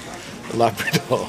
Yeah, he just seems to enjoy company. Yeah, he's good company on the table.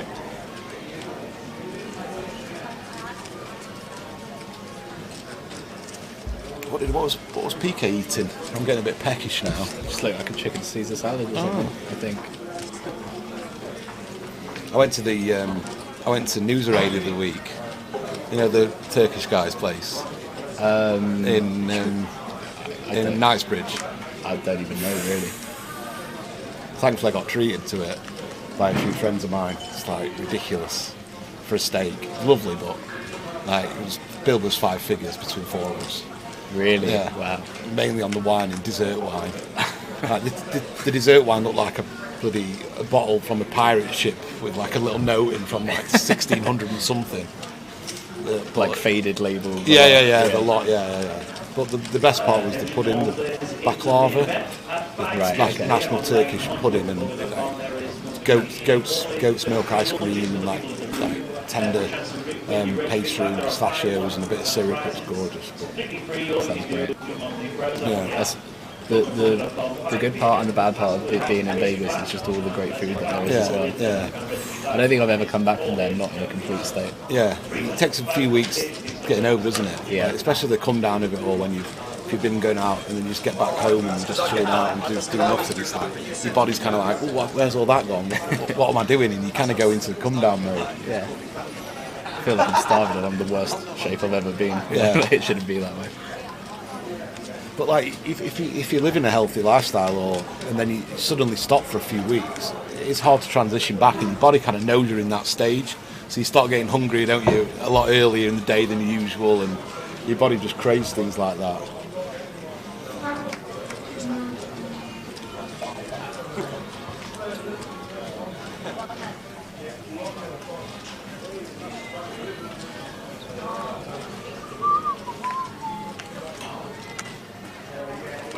Ace King for Max now. They took the 1Ks out of play, or the 1K's still in there? Yeah, it's 6-12. Yeah. I think just 25 is an easy raise, isn't it? I can't stand it when they colour you up. Like, you know, like when there's 20 left in a main event or something, and they give you, like, you're left with one pesky pile of chips. I like the old school days, you know, like the old when there's almost too many clips. Yeah. When you're like Jamie Gold clip, remember when Jamie Gold won it and the chips? Yeah, it was like, wider than his arm span. Yeah. I used to love that. No, they colour up a bit fast for my liking. Just psychologically, it just feels like you've got less chips than you have. I don't like it. Yeah, come back from break and if you've got like 10 to 12 stacks of any colour of chips, that feels like a lot of chips, regardless of what stage of the tournament it is.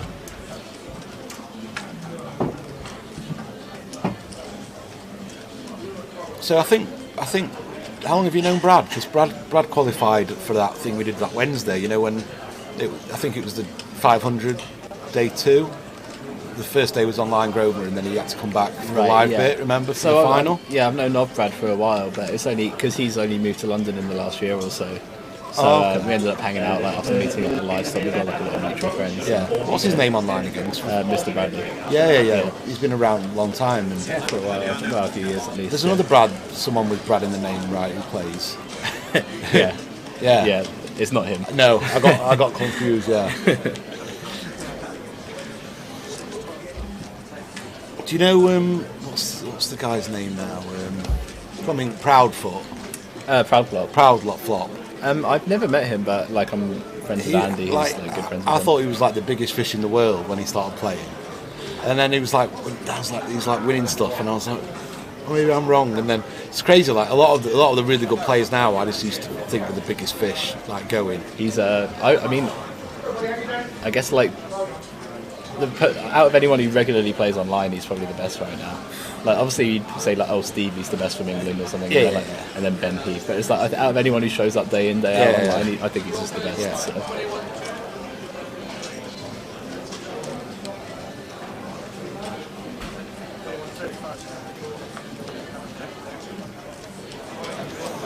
Like talking about like how the game's gone on, I think there's a Brazilian guy who ended up being like an online Stars pro. I can't remember his name now, but he was the first guy who used to defend really shallow.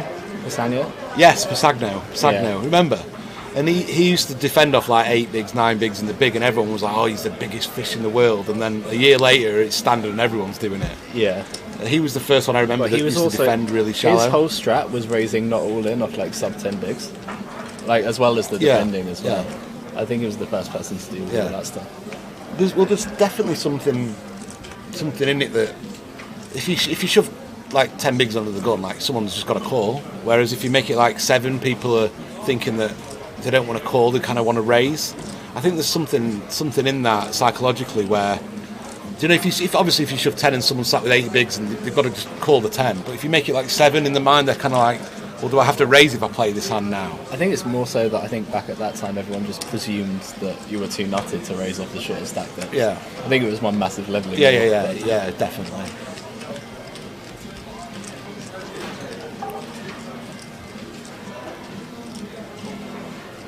See, Pad's won his bracelet. Yeah. Tag team feels like a bit of a soft way to do it, right?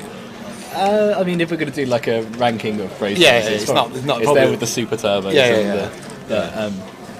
I don't know. It feels like it'd be a really high morale one to win, though. Yeah, I guess with a friend, like, and you're sweating it together and stuff, and celebrating. Yeah, definitely. Yeah.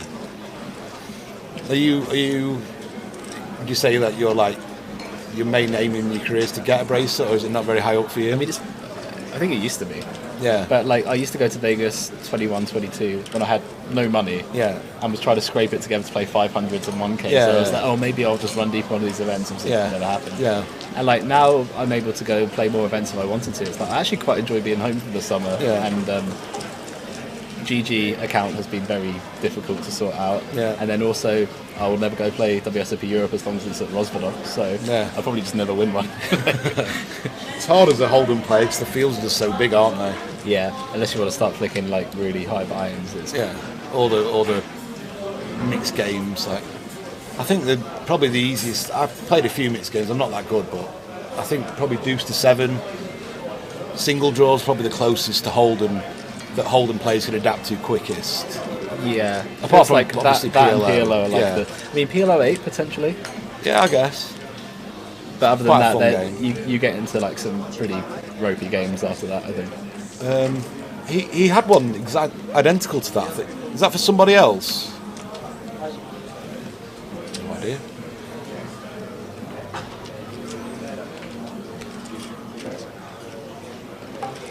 Oh, flipping goes. I did enjoy the Scott Seaver story of that though. When he had how many buy-ins? 43. Oh, that's ridiculous.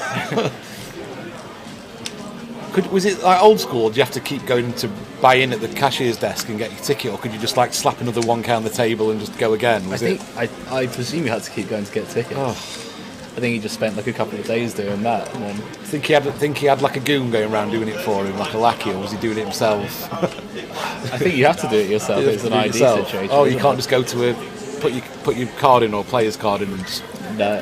Actually, no. They've got machines now that you can do it. Yeah, the Bravo machines. Yeah. I don't think Steve was queuing up with the plebs. So. Oh. No, I presume he had like bracelet bets on or something along those lines. Yeah. Bracelet's not enough for those guys. They've got when they win a bracelet, the bracelet's not enough. They want. I mean, a 1K to him is like us finding a quid down the back of the sofa, isn't it? So.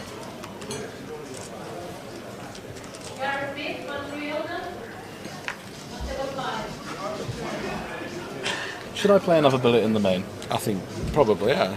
I mean, you're gonna have a few drinks and just chill out anyway, aren't you? I was planning to play tomorrow because I've got things to do at home. I was going to come back around this time tomorrow. But where's home for you? Portsmouth, so it's like 90 minutes from Waterloo, so like 2 and a bit to get from here through my door. But I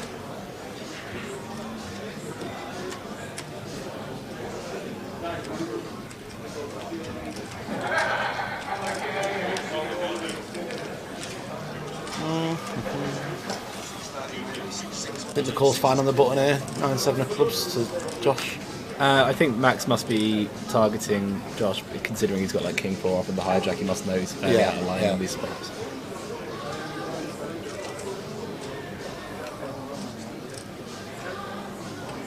Don't think you're going to get many folds, are you, from the button and the big blind on this kind of board?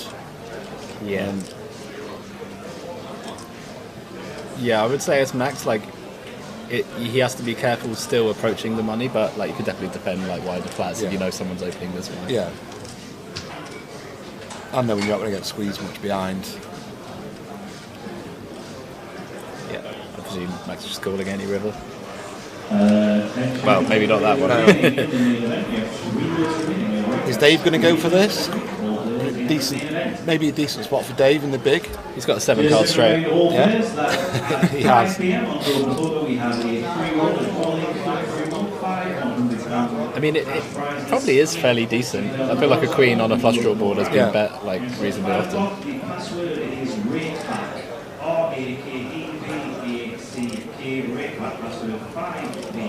I mean, once we get here as Josh, I'd definitely bet with a king in my hand as well. Yeah, sure. Top it up. We're going to have all the offsuit queens as the opener here. So. Worst, you don't have to turn your hand over if you get it through as well. That's all. So you don't have to show the old king 4 off. Yeah. Also true. No, I mean when we got like ace queen pretty pure there, and you know queen 10 off, like he'll probably have queen 9 off. He'll have a pretty clear nut advantage. I kind of like the flip and go thing a little bit, but I'd rather just have it where it's like a shootout, one table, like 10-minute blinds, and then everyone's in the money. You get like a half an hour break maybe, then you all join back in. The shootout was the one tournament I really wanted to play in the 2 weeks I had there, and then I was so rough on the day that I was going to play it that I ended up missing it entirely. So the one World Series event I was looking forward to. I do love the shootouts. It's like, did you play sit and goes when you first started playing online? Was that your thing? Yeah, I guess so. Like, well, at least multi-table sit and goes. Yeah. But I think I started with sit and goes and then played the tournaments back in the day.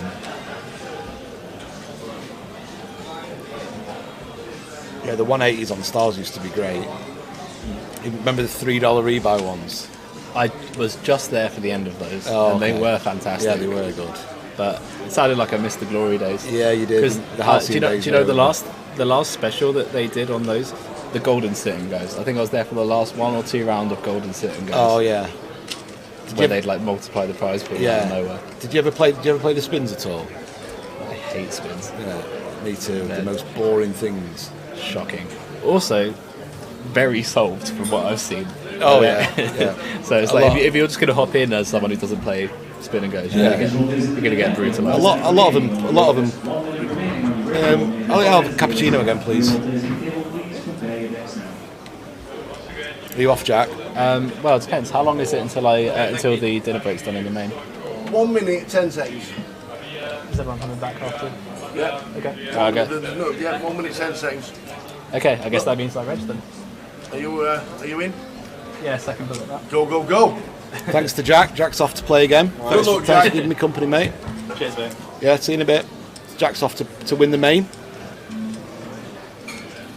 Shall I go and get you a cappuccino before I sit down? I'll go get you one actually. Go on, Is that man. right? You have 5 minutes. I'll have a quick Get yourself off if you want a quick tiddle. Alright. Thanks to Jack. Thanks to Mr. Jack Hardcastle. What do you want? Do you want a drink, mate? I'm alright at the minute, thank you. Good old Jack comes back and he's gone to Reg. So what are you? How's things, everybody? Hope things are good. Spanned the Bradders. 200, 300, 300 people in it. Please do it.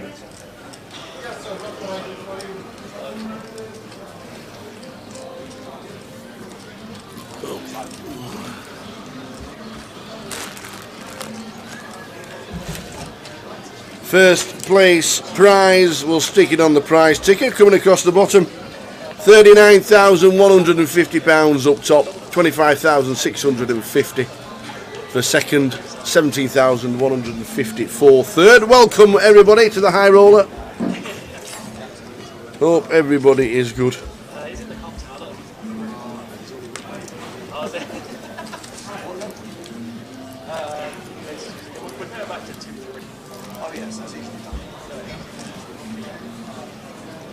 We lost Brad Harwood early doors. Jack Hardcastle was eliminated. Harry Sarkashik was eliminated. MH also went. We saw Adrian Geria eliminated and Ali Abdul Zara. And that is where we are. Mitch Ingham has got the Cowboys.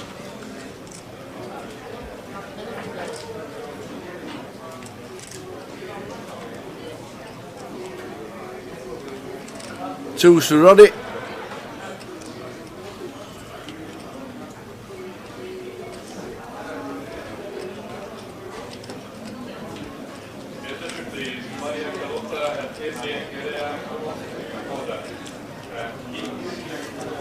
Josh just can't see his hand at the minute. Oh, a flop set.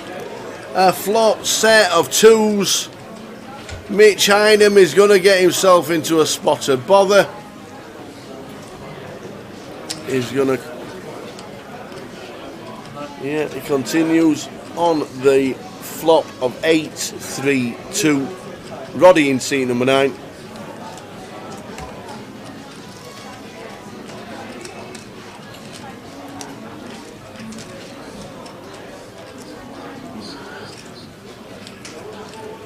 Seven of diamonds on the turn as Roddy McNeil calls. He checks again. This board is just weighed so much. He says I'm all in. He's going to get snapped, and Mitch is going to see the bad news, and yet again he runs deep and he runs into it. Mitch Ingham gets the bad news at the wrong time again. Runs so deep all the time, Mitch. It's about time the luck went with him. But unfortunately, Mitch Ingham eliminated out in 12th place. No money as the money starts at 9. Unlucky to Mitch. Wowzers. Happens so many times to Mitch Ingham, doesn't it? See it open. Hiya, brothers. Chef Brad. Vegas looked the nuts, especially when Rob won the bracelet. Yes. Posted the video. I was on the rail. Luckily to be on the rail for Rob Cowan. And I don't know if you saw the footage from Poker Go. Everybody was looking at the screens, and out there's me turning sideways, filming the boys on my phone. But no, I got the footage. It was great, and Rob played so well. Once Ben Lamb got eliminated, he was very confident. Well done to Rob. Such a nice lad. Had a good night as well. It was awesome. It was a great moment to capture.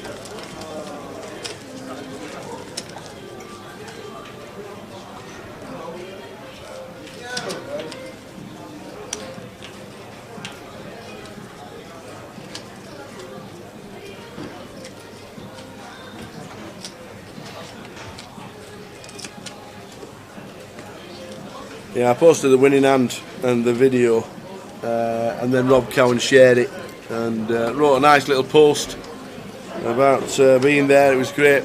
It was good to see. We got another bracelet this morning. Patrick Leonard won the tag team. We got John Isa winning a bracelet yesterday, local down in London. Doesn't play too much with the GUKPT, but got himself a bracelet.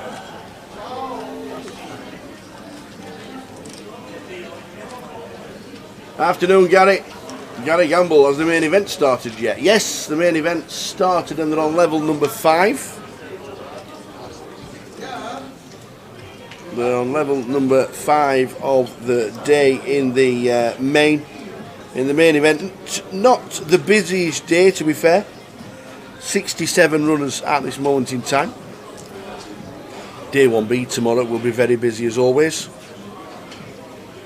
But we have the high roller that is running at this moment in time with 11 players left as Mitch Hynam bust out.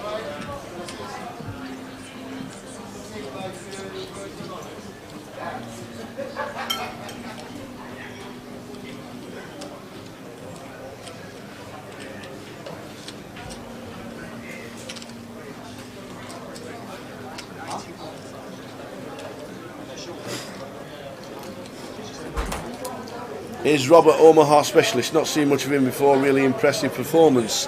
He won a bracelet last year as well in the 3K PLO. So yes, his preferred games are mixed. He got himself a bracelet last November. He brought it into GUKPT Leg 1 this year. I put the bracelet on, and unbelievably, as Rick comes back to the table, unbelievably, Rob won a bracelet last year.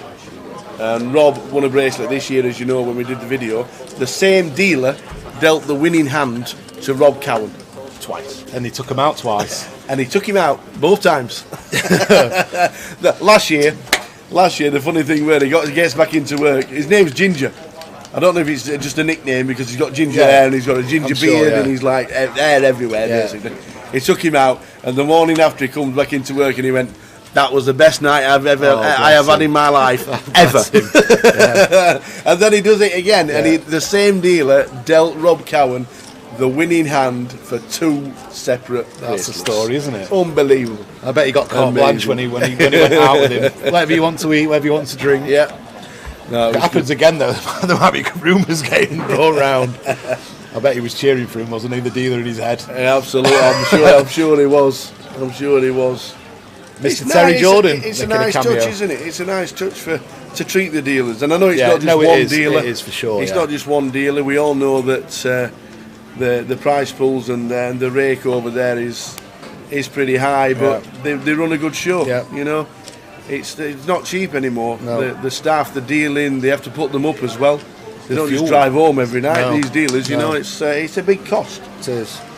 So to look after the dealers as a player when you win something, it's a great touch. It is. It looks like hand for hand because I don't know if they're doing hand for hand or we're just waiting. Joseph Field has just been eliminated on the outer table, finishing in 11th, which means we will be hand for hand because it's the money bubble. Field leaves Field. It does. Unfortunately for him. It does. Field leaves Field. You're spot on. So we're on 10. So it is now hand for hand, because not only is the hand for hand for the final, it's hand for hand for the money. Scrolling across the bottom is the payouts. And Terry Jordan. And TJ. He's scrolling across the bottom as well, isn't he, Terry? I spoke to TJ. So he's got a couple of horses in the field. That's why he's scouring the tables. He's always involved somehow in these high rollers, isn't he? Usually playing, sometimes winning. I didn't think he was in the staking business, Terry. Well, I think it's because he couldn't play. I don't know whether he could play day 2 or he didn't buy into day 2 or get here early enough. Yeah. I wonder if he stopped staking if they played too tight. Come on, get it in. So he's he knows Max pretty well, but he has got 2 horses in the field. Dave's got a pretty awkward seat here with the chip leader 2 to his left. who's been putting quite a lot of pressure on Joshua. So Dave's been playing as he should, pretty tight in his seat. After being 3-bet light a few times, I think he's decided to just tighten his starting ranges up. So we are on the money bubble in the high roller. We have 10 players left. Every time I'm in London, I always promise myself to get one of those old pie and mash. You ever had pie and mash in London with that green stuff? It's they put liquor, on? isn't it? Liquor, yeah. Is it pie mash and liquor? Yeah, I've never had it before. Have you? I've never had a pickled egg either. Me neither. Or a jelly deal. No, me neither. No, forget that. We have, you want gravy? We have you gravy, make it yeah. thick. We have gravy on bit our of pie and pepper mash. and salt and pepper in it. Yeah.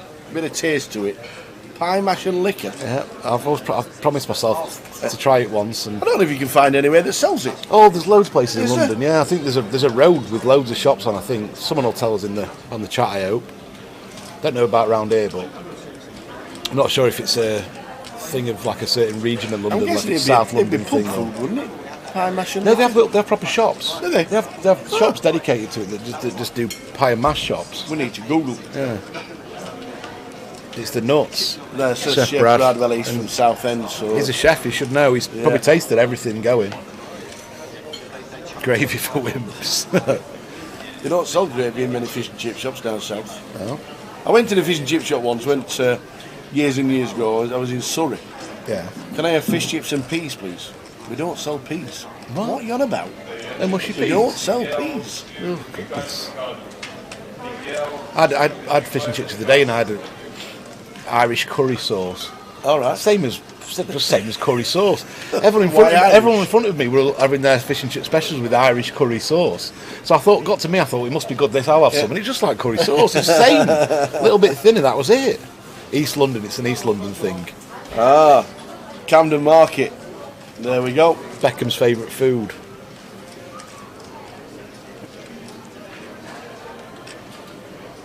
Almonds pie and mash is the best in London. Right. Highly recommended. Arments, says Gary Gamble. Nice one. You got it? Might try and check that out if I get a chance. I don't have gravy on my fish. No. I'm usually. To be fair, I've had curry sauce every now and again on fish. Yep. Don't mind that. Curry sauce, yeah. But not gravy.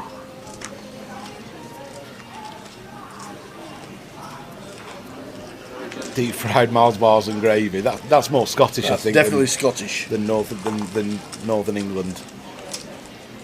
In Edinburgh, a few of the lads are having deep fried pizza slice in the batter. Yeah.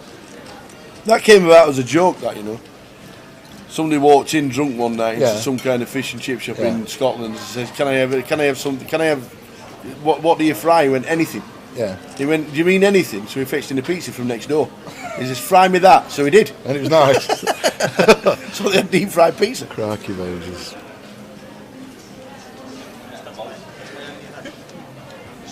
Apocalypse, how you doing, buddy?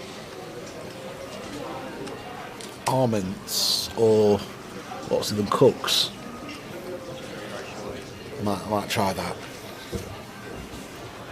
See if it's as good as with the proper thick gravy. Problem with pie and mash is you just want to fall asleep after. Like a big Sunday roast. Don't plan anything for the rest of the day because you just want to fall asleep on the settee, don't you? Absolutely. Looks like there's a lot of players have gone over to the other table. Could be a bit of action on the other table. Yeah, pretty big bubble. It's more than 2.5. Well, it's about 2.5x. Scrolling across the bottom is the payouts, and you don't really want to be playing from all yesterday and today to bubble beers. Awful.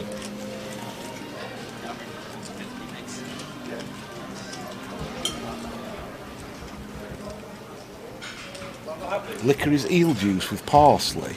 Is it? Oh, marvellous. Is that what it is? Sounds honestly, lovely. Brad.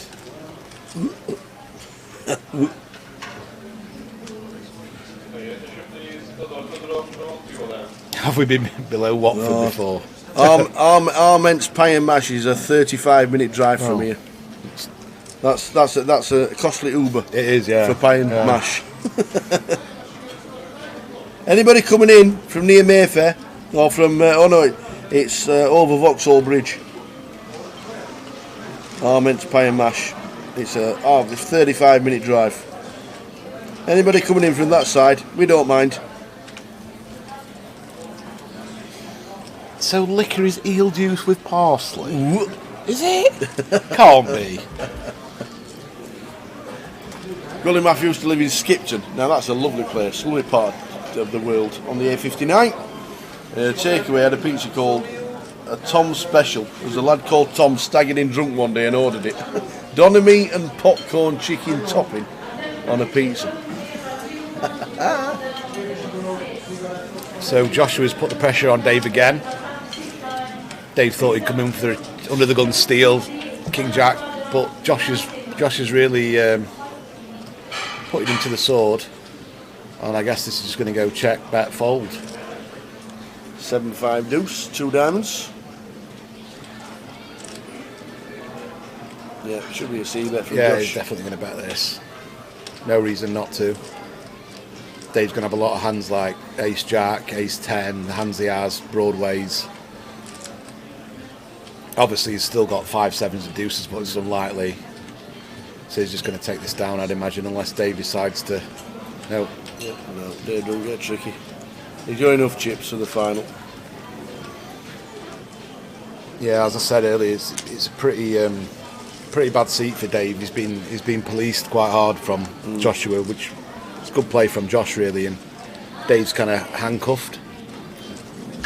Did they do a redraw for the final, or just bring the new players? Yeah, they'll do a redraw. They'll I think Dave will be count all the chips Dave up, and they'll have a 15 or 20 minute break. Yeah, when the final happens. Dave will be pleased with the redraw. I think. Yeah, he has been relentless. When we lose one more player. How did the mini main finish? Have we got the results for the mini main anywhere?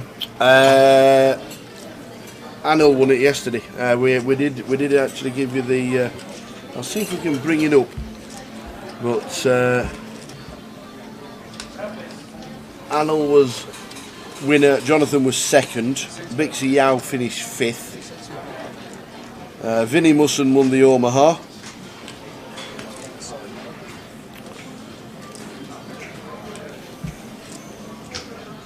Tom's made a good fold there with 3s under the gun off about 15 bigs. Just can't raise, bad hands to steer with, can't jam on the pure bubble. Josh has come in with another loose open, and Roddy's going to call this. Max is going to call now as well. Good shot for both of them to try and flop a set. Obviously, one of Roddy's 4s is in Josh's hand.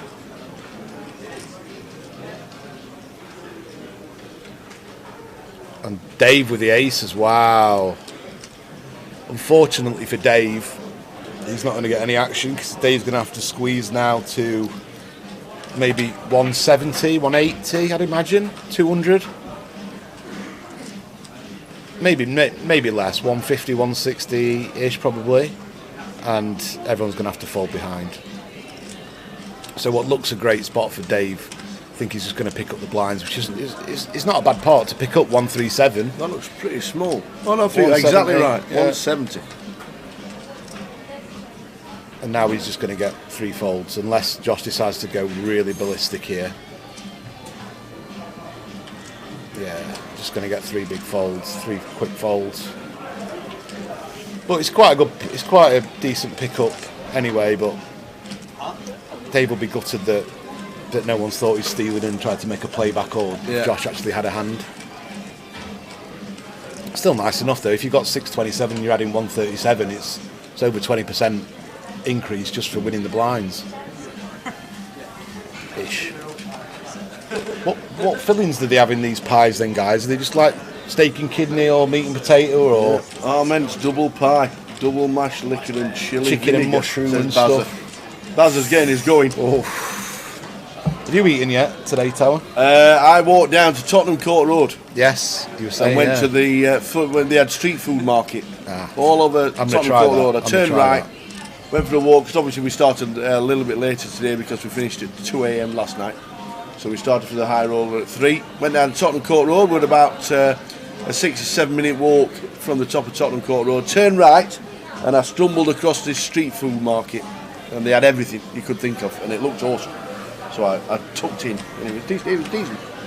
Pretty good. Just minced beef, is that it? Plain meat. Oh, I don't know if you're doing it right down here. I don't know if you're doing it right. Eel and parsley sauce and just minced beef. And chili vinegar. Fray Bentos. Pie in a tin. I was quite partial to a Fray Bentos. They weren't that bad. I've had some crap in my time. I used to like eating Russell's burgers. I had Russell's burgers in the microwave. Oh, I've had some crap in my time. Usually on a Friday night after about 14 pints. Yeah. That's the real pies. Give over. Chef Brad will bring some in from when we go to Goliath. Yeah. That's a fancy outfit in the background. I know, the Queen of Hearts on the back of the shirt. That's not Ills, is it? It's a lady, because I've seen her. I think Ills says she was playing today in the main event. I think Ills is from Bradford way. Now, this is a great spot just to call. I know it's the pure bubble, but Josh has just been opening so much. This is a hand that he's not going to call this. You can't call this jam. No. I mean, he's getting a half decent price, but nobody's putting it in light here on the pure bubble. I know it's hindsight seeing what.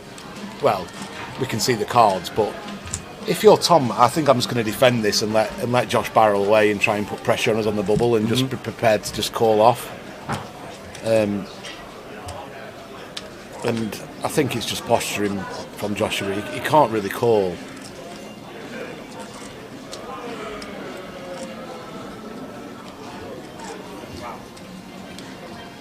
He's just dominated so much of the time here. Even with a hand like, say, Ace 10, Ace Jack maybe just peels this and maybe doesn't put it in on the pure bubble, but yeah, he's folded. Made the right decision, just posturing a bit, not wanting everyone to find out straight away that he's raising, well, not very good hands. But I would have liked to have seen a peel from the big blind there with aces, knowing that your opponent's just going to go put a lot of pressure on you on the pure bubble. Obviously, it's risky, and you're prepared if your opponent out flops you or runs out with a better hand, you're going to be busted one off the money. But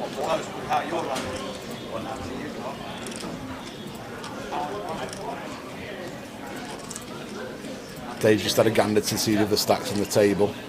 He'll be waiting to merge the tables, like you said, and just get a different seat, one that he's not getting policed on as much.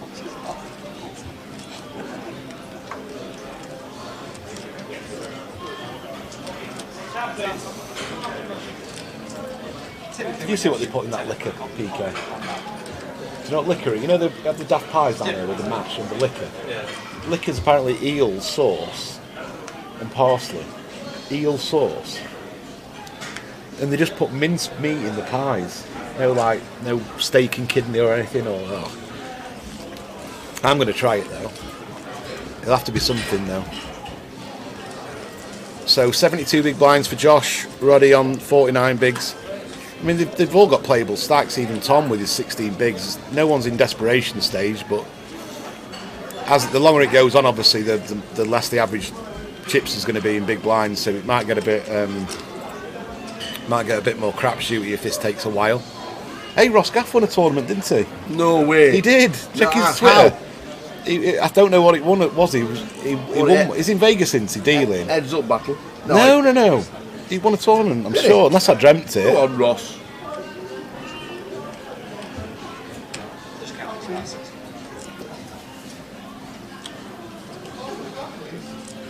Yeah, Ross won a tournament, I'm sure. He gets pink around or a bit, purple that Ross hair. Gaff, doesn't he? He does. He's been in Australia. He does. He's been in Florida. He's been now in Vegas. What was Mikey's charity thing again? Because he told me last night. Oh, the golf? Yeah, that's it. Yeah, they're doing four rounds in one day. Oh my gosh. 4 rounds in one day for Macmillan Cancer. 10 a.m. daily tourney. Go on, Ross. Good lad. They're usually at $60 or $80. Good lad. Well done, Ross. I didn't say on his ticket. I only just glanced at it this morning. I didn't really see it. I was half asleep still. He's lost a load of weight, Marky, hasn't he, as well? Yeah, they're all doing the... is it Adam Lowe who does the fitness? Yeah. Him, Frankie, Frankie's Simon, looking good, our action tracker who's now on the floor this week. He's doing it as well. I think Simon's lost 3 stone. Marky's lost 2, I think he said. Yeah, looks good. See, Hog King knows exactly where the pie's from because he's from Wigan. Yeah. Wigan was the first place I had a pie bomb. Pie bomb? Pie on a bread cake. How does that work? Pie sandwich. Pie sandwich? Give over. I'm telling you. Honestly? Yeah, pie bomb they're called. It was a delicacy as well. Yeah. Yeah, pie bomb. We were golfing near Wigan, and we went in and there was this cafe, and he says daily special pie bomb. Oh. I went, what's a pie bomb? She went, a pie on a bomb cake. I went, do you mean a bread cake? She went, yeah, a bomb cake. Bloody hell, fine. I went, right, okay. And then she says, do you want pea juice on it? I went, what? It's called a Wigan kebab. Wigan kebab. I was thinking the other day that we should organise a Grosvenor Golf Day one day. Do you know what? I've been saying that, and I've had interest from Igor at Coventry. Yeah. To run a poker day and a golf night. No, a golf day and a poker night. That'd be brilliant. Try and combine the two so your results count in both, maybe. Yeah. And you can have a joint winner. And I said it a lot last year. Yeah. I really should get in touch with Igor to try and sort it out. We'll try and sort something out for. Could be a charity do, couldn't it? Where everyone pays an entry and some goes to charity, and then we do need a sort of, because there's plenty of people that do actually want to get involved with poker. You can't. I don't think you could have it too big. Yeah. I think you could easily do like a 24 or a 30-man game. Yeah. 24 would be ideal. Yeah. It's 6 fours at golf and then 3 tables at poker. Yeah. And maybe you could have the starting stacks how you got on in the golf. So yeah. If you do well, in golf you get the bigger stack, and if you do crap, you've got to have the short stack. And yeah. I think that'd be a great day, wouldn't it? I am going to get in touch with Igor. I said I wanted to do it. I've just been rather busy with. That's a pretty loose jam from Tom on the button. I'm guessing the bubble might have broken. Has it? No? No, not yet. Oh, he jammed King 9 off. That was a pretty loose jam. I mean, for chips it's fine, but obviously on the pure bubble.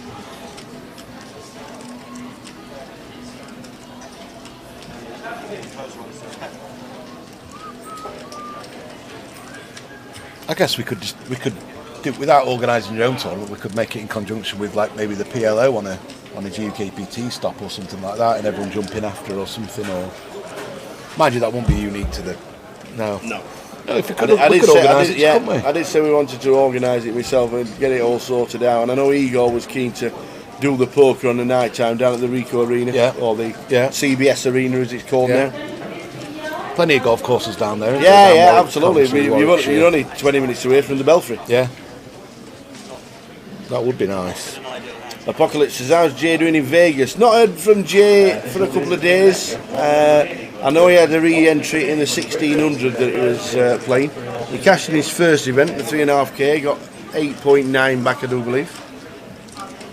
Barney Boatman was flying at the Super Seniors. Go on, Barney. That was the funny story about Barney. When he won the, I think he got third in the San Remo EPT. Oh, right, okay. Good few years back, and I think it was 566,000 euros, and he brought it back in cash. And he got to the airport and he said, "How many bags do you want to check in?" He went, 566,734, please.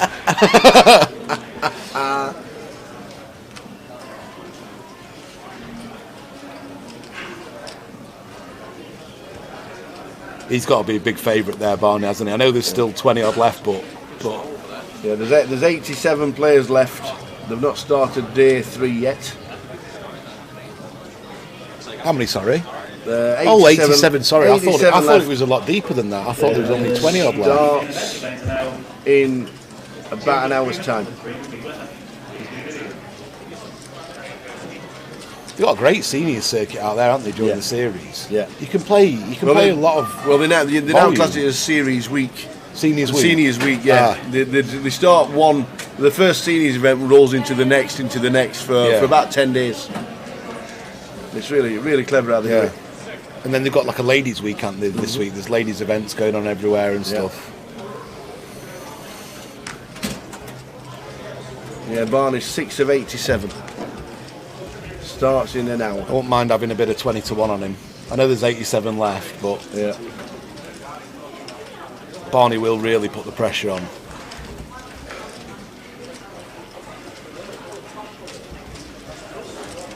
Danny O says, after the bubble, will there be a final table bubble? No, this is, we're 10-handed, and 9 get the money, and obviously 9 on the final table.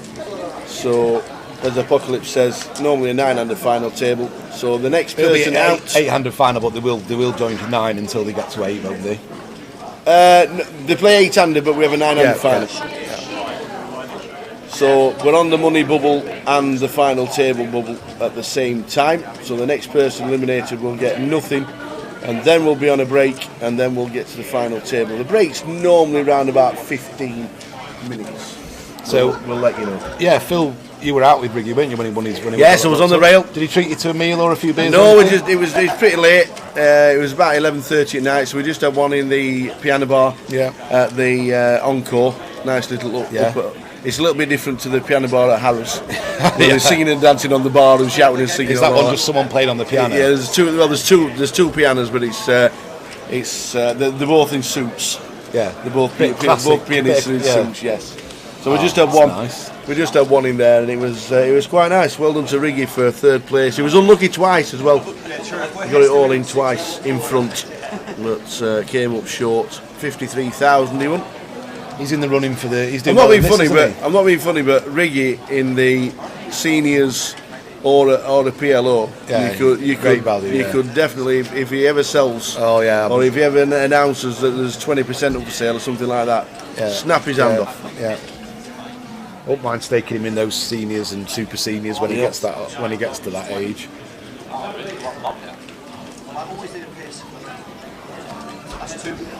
He's predominantly a mixed game player, isn't he? And dealer's choice player. He plays a lot of cash up in the northwest.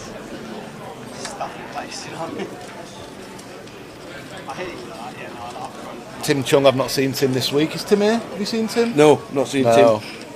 Tim's been on a big flyer. He won't put it past him winning the tournament in Vegas. Big one. Afternoon, Carl. Carl Bellis went with us to Vegas from Liverpool. How are you doing, Carl? Chopped 2 of the daily 160s in the Resort World, did Carl? Nice. Yeah.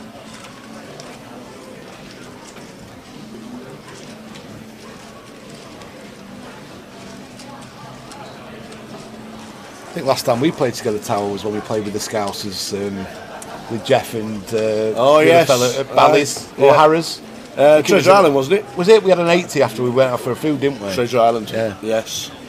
Yeah, the late night 10 p.m. Yeah, that was it. Yeah.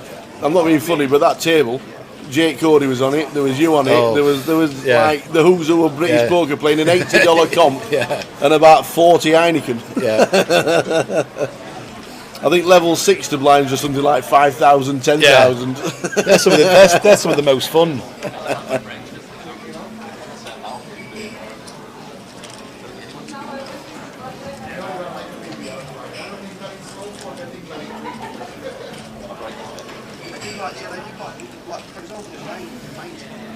Tom shoved. Pretty standard shove. Not ideal, been all in on the bubble, but see, it contradicts itself a little bit in my eyes. Like Tom jammed the King 9 off on the button for about 14 bigs, 13 bigs, which is obviously fine. But maybe he had fold on the money pure bubble, maybe. And then, but he just jammed his aces instead of defending from the big, which kind of is a bit counterintuitive to me, seeing that he doesn't really seem not that bothered about cashing, but it's not the be all and end all for him min cashing. So in that aces spot in the big, I thought it was just a really nice play, just to, if you just wanted to peel and let Josh go ballistic.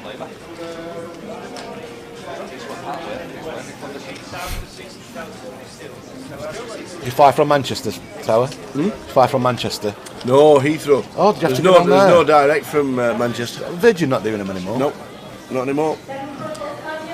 Since This year. is it? Yeah, I think since COVID. Heathrow's a trek as well, isn't it? Yeah, it is. Did you train it down or? No, we got a minibus. Oh. Minibus. Not seen Joe Hindley either, Gary. Gary Gamble watching on YouTube. Not seen Joe Hindley. I think I've only seen him once since he had that heater at the beginning of the year.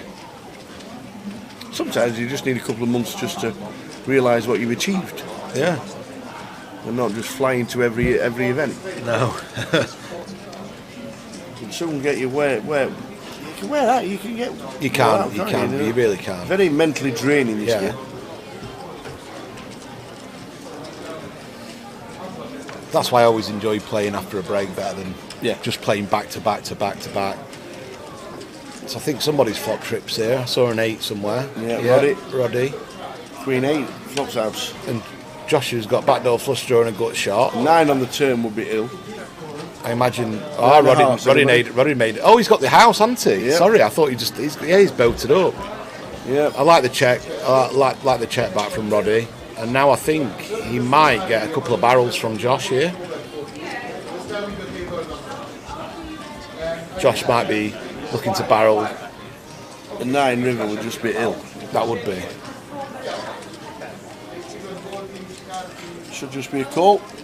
I mean, kind of all Josh is really targeting here is King X or some kind of weak ace high that didn't decide to do anything pre. But they're both legitimate hands for Roddy to have, especially how the hands played. He can easily have a king high or an ace high here. So I'd expect another barrel from. Just got better. I mean, I could see Josh putting quite a big bet in here because he's targeting king highs and ace highs, and he expects maybe Roddy would have bet a queen or an 8 on the flop when check too. Yeah. So I assume he thinks that Roddy's pretty weak here usually. So I could see a pretty big bet in going in here, 250, maybe 300. Let's see. Time bank. In the tank is our Josh. Definitely thinking what Probably to wondering do. what to bet. You say if he makes it round about 170. Or is it going deeper? Yeah, it's 200. Bit shaky putting the chips in there, I saw.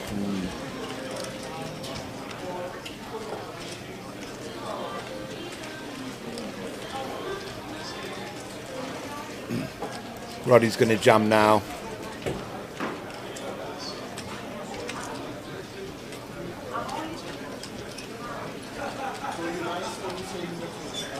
And he's actually going to love it that he's going to get a fold. He's probably thinking we're probably chopping this. I've been sick of the run out. Maybe Yeah. sometimes we're chopping it, and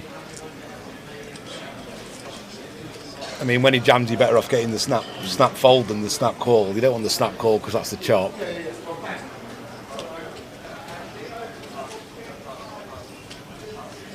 Josh is just praying that he folds somehow, but now he knows the bad news, and he's just going to have to fold. And then lovely little pickup. I guess that'll put Roddy to the chip leader now. Yeah, chip stacks more or less changed. Yeah. Round 1.1 mil for Roddy. Let's go, Roddy. Let's go.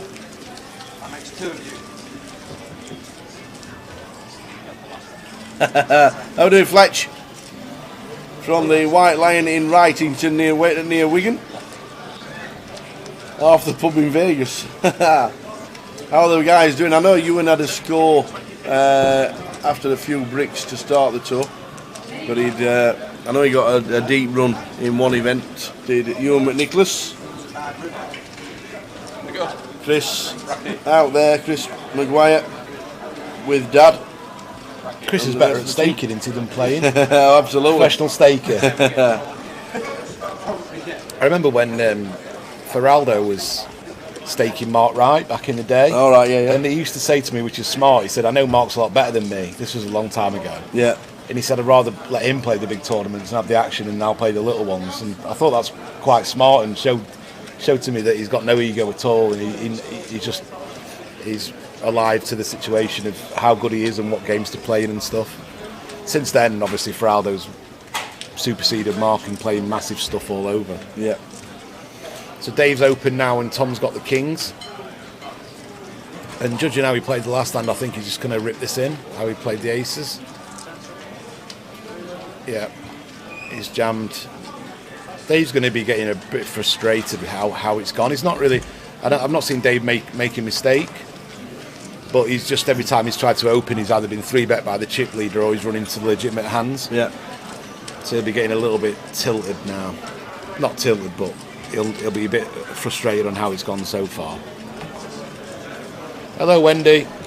Wendy Watson, you'll be playing day 1B. Good afternoon, Wendy. Watching on Facebook. She's from down the road from me, Chesney, Chesterfield, me duck. Right. What was that club in Chesterfield that had all the top turns in and the cartwheel, wagon wheel? Zanzibar. No, I'm talking an old club. Aquarius, or whatever it's called. Xanadu. No. Oh, do you mean the roundhouse? Not roundhouse. What's it called? Winding wheel. Winding wheel, was it? Winding wheel. Was Still it? there. Still Was there. it? Yeah, our shows on there and pantomimes and everything. Yeah. Winding wheel. Used to have top bands on him there in the 80s. Did it? Aye. Aquarius, says Wendy. No, we've got it. Winding wheel. We were. Yeah, it's still there. Not been in Chesterfield for a long time. No, I love used to the have a place. market near the Spire. Yeah, they've still got it. The Aye. market's still on. Yeah. Yeah. Huge market. Yeah. I go and get my ears syringed. Well, syringed, cleaned out every like 6 months there in the Chesterfield market. And then you used to have to go to Saltergate every year as well when we played Chesterfield. Every single year. Yeah. We were in the same league for years. Yeah, great ground, Chesterfield. Saltergate was one of the old school. We've got a new stadium now, but they just avoided going up this year. Playoff final, I think, against lost to Solihull, maybe semi-final. Spirites. Remember the game against Middlesbrough they had in the FA Cup semi? Oh, it was 4-4 or something. They went 2-0 up, and then they went 3-2 down, and then they scored again in the last minute. That's right, yeah. Ridiculous. That's when Janino was playing, wasn't it? Yeah, and then they got hammered back at Hillsborough. So, good afternoon, wherever you're watching. This is the high roller at the GUKPT here in London. Edgware Road, Victoria Casino. Concentrating on the high roller today. We'll be back for the main event tomorrow, Saturday and Sunday as we crown a champion. At the break, I saw Victor Ilyukin and Big Trevor Reardon playing the main event. Big TR's had a good year, hasn't he? He has, yeah. Flying. Yeah. Great bloke. We had a winners interview earlier this year, which was great.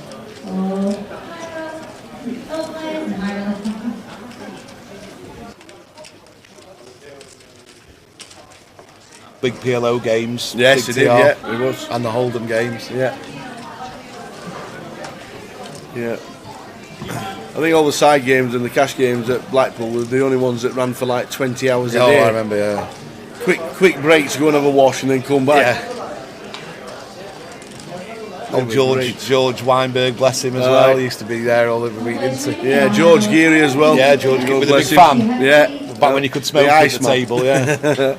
The Iceman. God bless him. This is a tough spot for Dave because he's got the bottom of his range, complete bottom, and knows he probably should bluff this, but I don't know if he's actually repping much, bar a 7. I mean, he defended, he checked really quickly. If you remember back in the big blind when small blind completed, he just checked as if he didn't have much of a decision, like he's got a bit of garbage. Mm-hmm. And I think he's going to get looked up here. You'd have thought with an ace in his hand, if the small blind completed, he'd have a little think about what to do. Yeah, he's been called, and Dave's got the nut low. It's one of those spots where he kind of has to bluff, but he's going to get looked up a lot by king eye hands there. Yeah. Still plenty of chips, Dave G, former passport winner of GUKPT, got buy-ins for all 2018 season. There was a famous man in John and Wendy remember in the Chesterfield market called him Pounder Bag Man. Pound a bag of apples, pound a bag of things, pound a bag. And we used to wind him up chronically when we were in Chesterfield, and we were playing for the school for Chesterfield boys football back in the day, and one of my mates were winding him up that much that 2 of his goonies grabbed him and put him in an orange peel bin and locked him in there for 2 minutes, kicking and screaming, and they opened up his little legs and were swinging, and he come out with orange peel all over his head. Bless him, Pounder Bagman. Absolute legend of the town.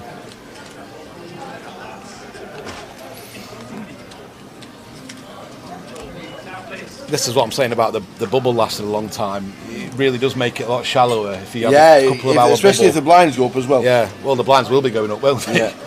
I don't think they don't pause the clock for fans, do they? It keeps running, doesn't it? Yeah.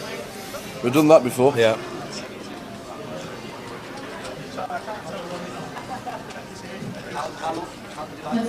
We did that in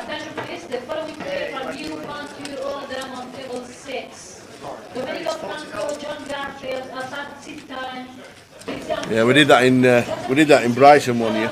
Pause the clock for the bubble. Yeah. And the bubble lasted 3 hours 10 minutes. And then obviously we had to play the 3 hours 10 minutes extra. We finished at 4:10 in the morning. Oh goodness. They didn't do it again. Panda bag man. Yeah.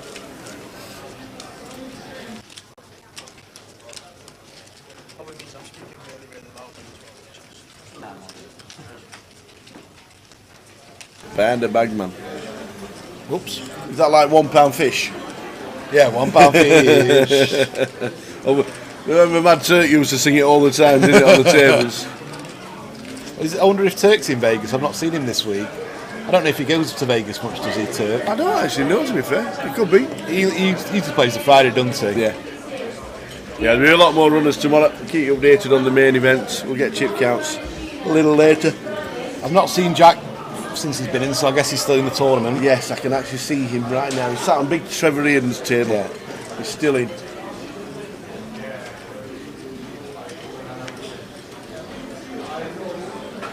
But the main event, day 1A of the main, has 71 runners in so far. We're on 10 for the high roller.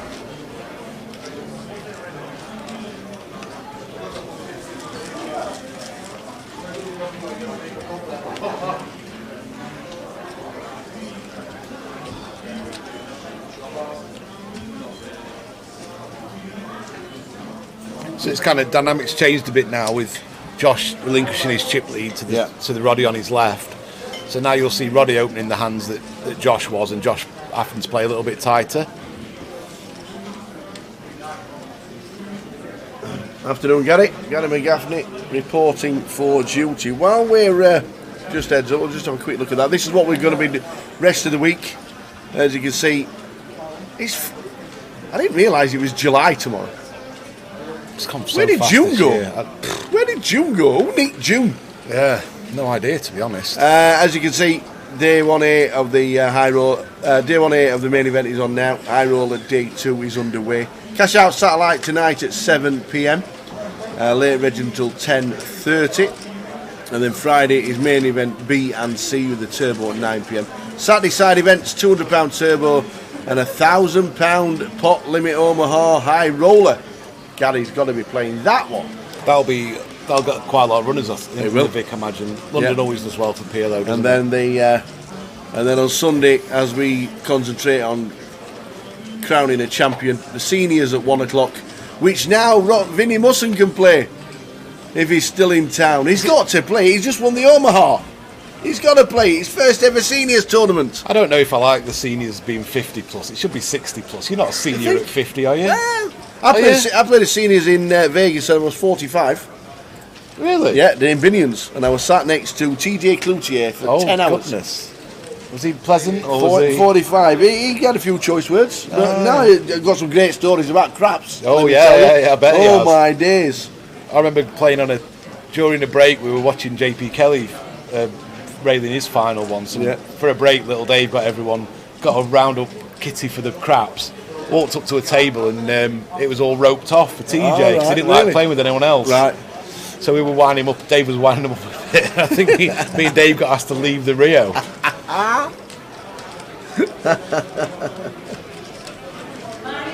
Oh dear. Yeah, they had a 45-year-old seniors year, obviously. Yeah. A few years ago now, but TJ was there. Lon McCorran played it. Noel yeah. Chad played it. Oh, great. Yeah, it was really good. It was like really well attended by a lot of famous players. Do they still have the wall of people, it's like signatures there? Have you been to Binions this year? No, upstairs is now completely closed. Oh, completely shut. And they don't have the $1 million so you can take pictures of anymore. The cafe's still there downstairs, and that's about it for Binions, unfortunately. Oh, bless It it. needs a proper revamp and bringing all the history back. Yeah. I got to win a tournament there a few years back, little 1K for 25k. Ah, lovely. It was a table that we enforced, you had to drink. Everybody had a drink of the final. So Josh has got queens. Yeah, Josh got the queens. Unfortunately, Roddy's got nothing, so he can't apply any pressure with 8-3. Dave's going to defend here with the King 7 suited. Is it always a defend? Yeah, I think so. If he had a hand like King 7 off and probably more chips than Josh, you could think about sometimes putting a bit of pressure on him. 7 on the flop, but also top set. This is going to go. Usually, I'd say this is going to go small bet call from Dave. But sometimes I've noticed more the tendency now is sometimes to re-raise to check raise your bottom pairs, as well as your strong hands and a few draws, just to add a bit of balance to it. So I'd usually say that this is going to go call, but sometimes Dave might decide to raise this hand. Maybe if you had a worse kicker, maybe if you had something like 7-4 with not much. He doesn't want to see a 7. No. Or a king. Oh my God. Oh, no way. No.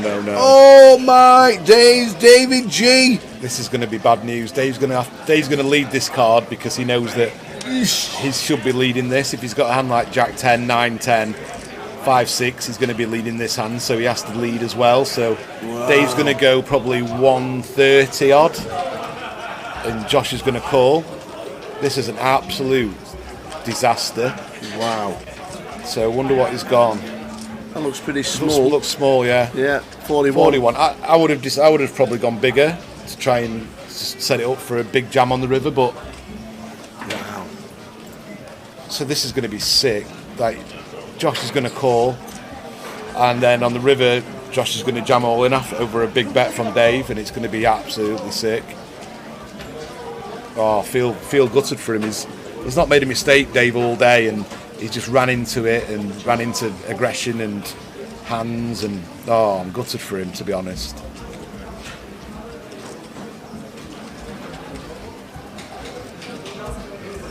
Oh, is he raising? Wow, he's lucky here that Dave's actually got something he can continue with. I think he should just call this hand. 75, 81 by the looks of it. Dave's in a world of trouble 105. here. Oh yeah, the greens are 5,000 on it. I don't think it makes much sense to raise here, Tower, because you're going to have hands like aces, kings, ace, queen that you're just going to want to call. So I think raising is it just looks really, really strong. But Dave's got a hand he's going nowhere with anyway, so. So the pot's going to be 400 and Dave's going to be. He's going to have to check. If it rolls a king on the river, this is just curtains. 7 would be nice, wouldn't it? Oh, 7, any 7's about. Well, it's a jack of spades. I mean, 9-10's got there. That's another hand for Dave to be worried about, but he's going to have to check and call any bet. And if it's all in, it's unlucky for him. And maybe Dave's best chance is just if Josh decides to bet non-all in here. Dave coming out leading. This is straight. This is a strangely played hand. This. Let's talk about 200. Oh, this is brutal. That's over now. 200. That's 3/4. That's over 200. 250,000. He can't fold now. He's done this. This will be. Dave's going to puke in his mouth in a minute. This is going to be ridiculous. Oh, I feel good for him. He's a mate of mine. He's a really nice guy. Yeah. Former passport winner on the GUKPT circuit. Dave G. Oh. Another time back's going to be used.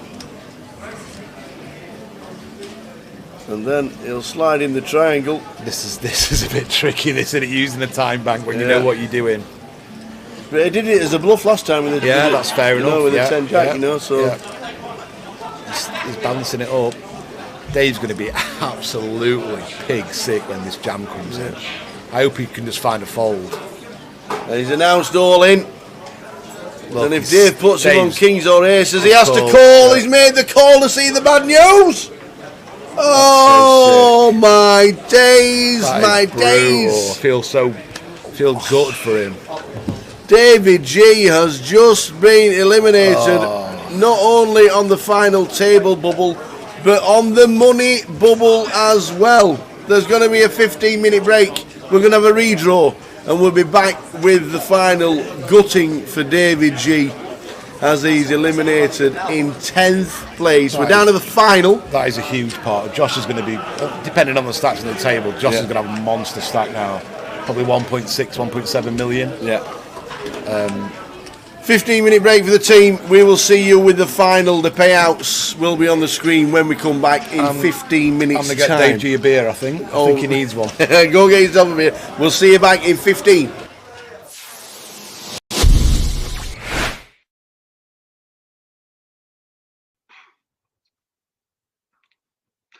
Welcome to another hour with the Tower, and we have had to go to Vegas for the next special guest because, regarded as the best online MTT player in history with 16.5 million lifetime total earnings, under the legendary nickname Moment1, which now means you know who it is, 5.9 million in lifetime earnings, holding 2 of the 3 Triple Crown. He's got a World Series bracelet and a WPT. He's 9th on the all-time money list in England, but that doesn't matter.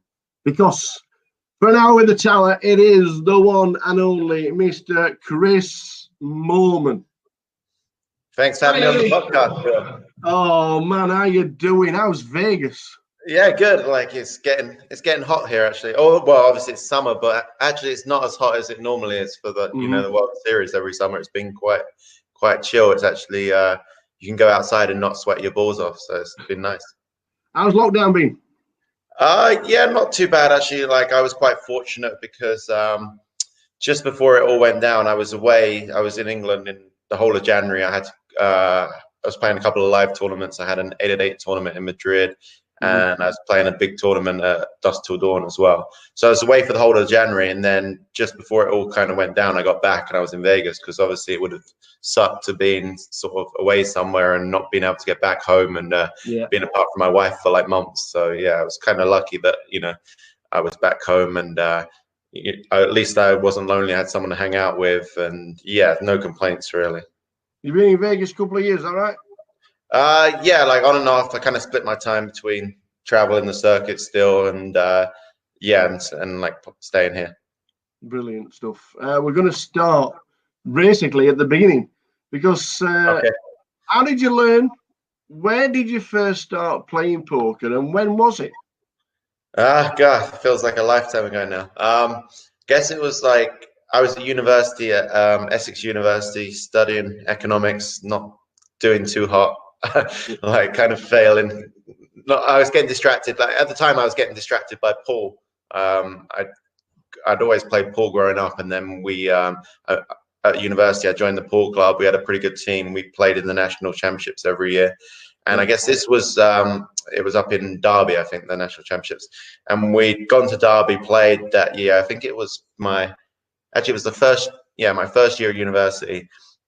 And on the way home, one of my friends saw in like the student newspaper about this free tournament on Victor Chandler Poker that all students could play. It was free to buy in, and the winner would get. I think the winner got the equivalent of about $500, but they also got a seat in this big live tournament in London.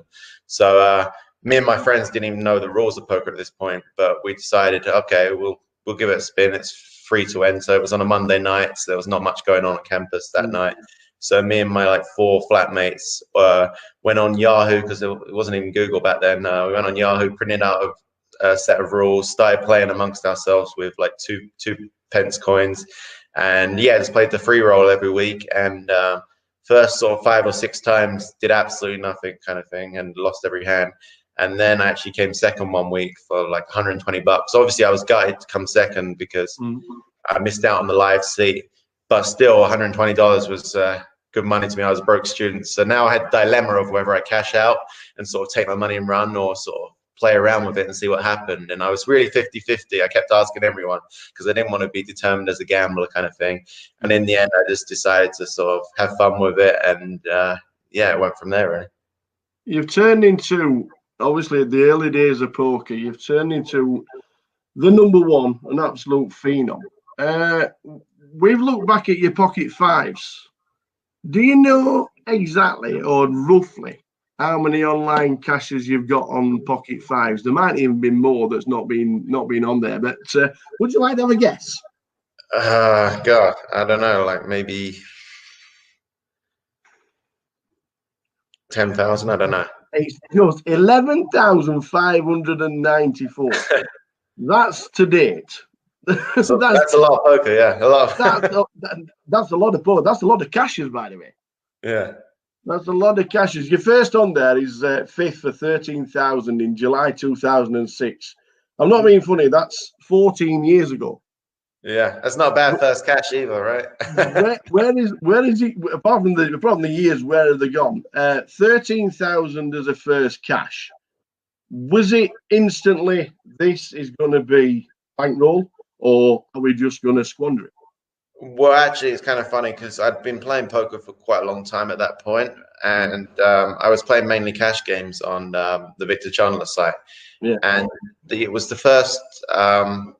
The site got shut down. It was I can't remember what the exact act it was called under, but it got shut down. And I only really played on that site at the time. It was quite a small site, but I knew everyone. I had like my all stats on everyone. I was just a cash game player, played a few tournaments on the side. And I was like, okay, I'm going to have to move sites. But I was really reliant on my HUD back in the day, which is kind of funny because I don't really use it anymore. But yeah, so I was like, okay, I can't play on, you know, like the big sites at the time, Full Tilt and PokerStars on the cash games there without having all my database set up. And I didn't really know much how to, you know, do all that kind of stuff. So I had to wait for my friend at university to be free, and he had exams that week. So I was like, okay, what am I going to do? I haven't got, you know, can't take a week off poker. You know, I was addicted to it. So I was like, okay, I'll just dabble in a couple of these tournaments. I played like this Sunday online tournaments that I hadn't really played before on the sites, because I was like, okay, well, I don't need my database for this. And I played them, and I was like shocked at how much worse the players were in the tournaments and the cash games. And obviously I had that 13K score that day. I came fifth, I think, or something like that in the big Full Tilt Sunday tournament. And from there, I was kind of hooked on the tournaments. I really enjoyed just the different dynamics, different stages of the tournament. And before that, I'd just been playing cash game, kind of building my bankroll. I'd done pretty well, but the games were starting to get a bit stale because, you know, with cash games, you always feel like you have to keep moving up and up when you're doing well. And I didn't really want the swings of, you know, even if you're the best player in the world, you're playing big cash games, you're going to have crazy swings. So yeah, I just got hooked on tournaments. And then even when I got my buddy to set it all back up, I tried to start playing cash games again, and it just wasn't the same. And yes, that's how I really started, really, because at that point I'd been playing cash for maybe over a year and been doing well. But obviously, cash and tournaments, there's different, you know, levels of. I was just going under the radar kind of thing. Did you multi-table? Was it mad? Did you have screens absolutely everywhere? Oh yeah, I was one of the biggest multi-tablers. I was just like, you know, my philosophy was like, if you're not in it, you can't win it. But like also, I didn't really have a timeout and stuff. I was 99% of the decisions were like real quick for me. I was always been amazing at maths, like one of my strongest point. And so like I just would put different tournaments on. You know, I had like 2 screens, and I'd put them at different parts of the screen, which ones were important to me, which ones were getting deep. And so I just did it like that, and I played, you know, would pay more attention to the ones that were obviously deep in the tournament, and I would late register a lot of tournaments so that I just didn't miss the tournament, but I could still play and just come in a bit later when the blinds are bigger. Yeah. So basically, it more or less gave you the impetus that this was a career and this was it. What were the parents like? What were the family like, or did you keep them under the radar for a year or two? Well, yeah, kind of pretty funny. Maybe a year or 2 or 10 almost. No, well, because what happened was I was playing at university and sort of going to less and less of my lectures, doing really well. At first, it was just sort of a bit of fun, and then I was making some serious money, and I was like, wow, maybe I can do this for a career. And then it almost got to the point where I had to do it for a career because I basically had to drop out of university because I got so far behind. I tried to stop playing and, you know, catch up with my studies, do my dissertations, which is like 10,000 word document on your subject. But yeah, I just couldn't get past the first sentence really. So I went into the yeah, I went into the like dean of the university and told him that I was gonna sort of leave my degree, and he was like, "Oh, what are you gonna do?" And I told him poker, and he kind of laughed in my face.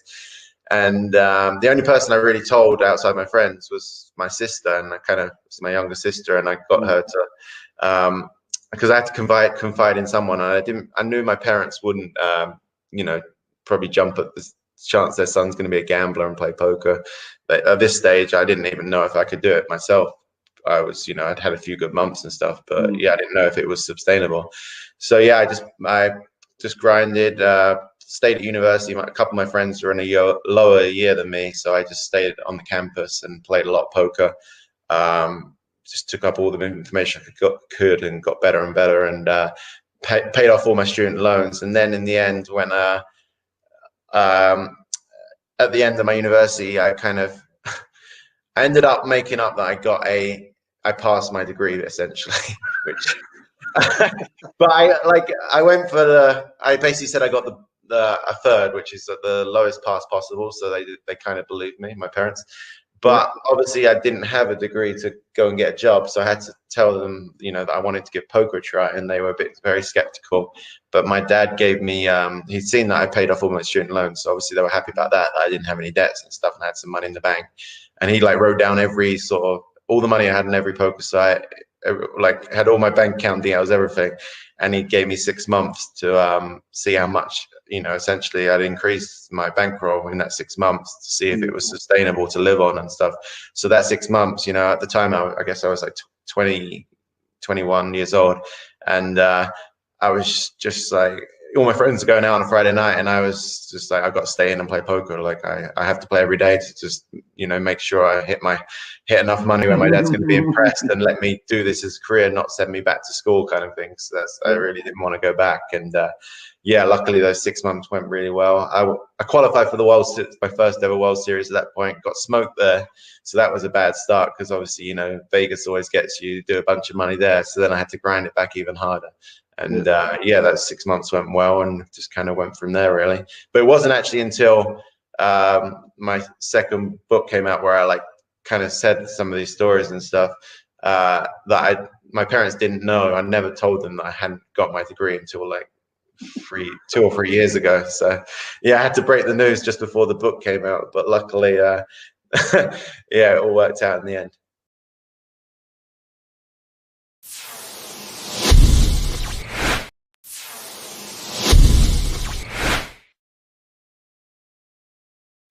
Your first few live tournaments, your first Ending Mob, 124th in the World Series 2K for 4,056. That was June 2008. Right. What was it like playing in Vegas for the first time? And how did you find it going to Vegas? Because obviously you played a lot online. So playing live to playing online, did you just have the complete contrast and thought this is just as easy as playing online? No, far from it. And to be fair, that, like, you know, that's my first tournament cash, but I'd played quite a few tournaments before that and not even cashed. Yeah, as I said, I'd gone to I think it was the 2000, maybe the 2007 World Series, or maybe it was 2006, which was the one that Jamie Gold won. It was that one. It was 2000. That was 2006. Okay, so I played that one, and obviously you just said that my first cash was in 2008, so I'd obviously played a few tournaments in between as well. But I stuck to sort of what was my bread and butter, playing online. And if I satellite into a tournament online, I'd go and play the live tournament.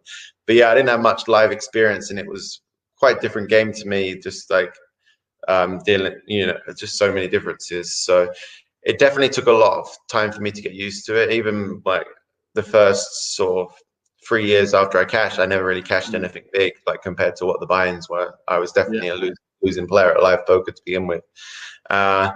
And just trial and error really, and like just perseverance. And then, you know, I think it was 2011, it all kind of clicked for me. And it wasn't even that I was doing anything that different compared to before in live poker, but you know, I was just winning the key flips, winning the key hands, had a little bit of extra confidence to go with my read and stuff. And yeah, I think in 2011, I sort of had a breakout year in live poker and actually started showing that I could be a winning player live as well as online, rather than before, where I was just sort of winning online, and then every time I played a live tournament, never cash in or min cash in, never make the final table. So yeah, it was quite a transformation. Well, the first time we ever met was a long time ago. It was the same year, 2008. It was Luton, the GUKPT. You finished 17th out of 376 entries. Can you remember who won it? Yeah, of course, cricket. Yeah, I gave him all the chips as well. With like 17 left, I started his career for sure. And it was funny because the night before we'd met, I think we'd been staying at the same hotel, and they had a pool table, and he's really good at pool, and I play a lot of pool, as I already said. So we played a few games of pool. I was chatting to him, and actually he's and his friend, who actually I knew more than Sam at the time, Pete Linden. And then we happened to both go deep in the tournament, and we played a huge hand. And my friends still make fun of me for this hand to this day. And you're actually in the background. I could hear you in the middle of the hand with your loud, booming voice. And it was like, I think it was a 3-bet pot, and I had a pair of queens, and I think it came like 2, 3, 4. So like pretty safe flop. And Sam check called, and then turn was a 5, so pretty bad card for me. Obviously, any ace makes a straight now. But then the river was a queen, and so I now made top set. And Sam shoved all into me, and in my head, I was like, you know, like in this spot, he never really, he either has an ace or he's turning like pair of 9s or pair of 8s into a bluff. And I thought he was capable enough to do it, so I ended up calling. I didn't like, it was back in the day when people didn't really call 3-bets out of position very much. I was, especially when online, like I was used to people just folding or 4-bet. Maybe live poker, you know, was quite different. But I basically thought if he had ace king, he would have been all in before the flop. So I didn't put him on an ace king. And if he had ace queen, I blocked. And, you know, there wasn't many combinations left of that because I had 2 queens. And so ace jack offsuit, I thought he would fold before flop. And so yeah, I ended up calling him because I thought he was turning like a 6s, 7s, 8s, 9s, 10s all into a bluff. And yeah, he just had ace jack, and I looked very silly, and it was a huge pot. And I just remember behind me, you were saying something about, Chris Moore has called and he can't even beat an ace. Oh wow, needle as well as I'm walking on. But yeah, that was my first big sort of deep run in a good tournament. So it was exciting for sure. But yeah, it was definitely very memorable as well. Sam got the trophy. He did indeed. Yeah, I used to use my chips wisely. But in 2008, it wasn't all bad because he became the world's #1 for the very first time. Had you been chasing it? Was this something that obviously you're keeping control of what you were doing online? You were knowing you were there. You were top 10, top 5. #1. What did it mean? At the time, it meant everything to me. It's like what I'd sort of devoted the last sort of few years of my life to. I was playing poker at that stage way more than even now. Like I was playing 6, 7, sometimes 7 days a week, every week, all day, long days. But like to me, it didn't feel long, you know, like the hours went so fast. I was really enjoying it. I loved the game. I was just learning all the time, getting better. And so it wasn't like, to me, it wasn't the job. I was just doing what I love doing. So, but sad times. Huh? No colour on sad times.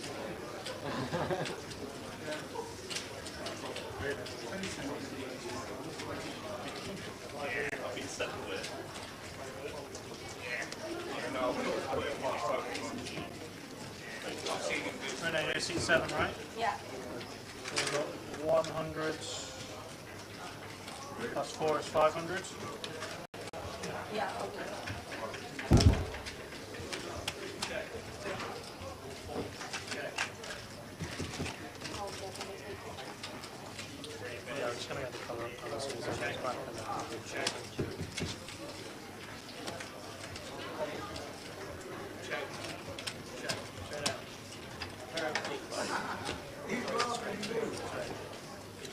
Is that you, sir? Yeah. So it's one stack of 25 cases, 500. Yep.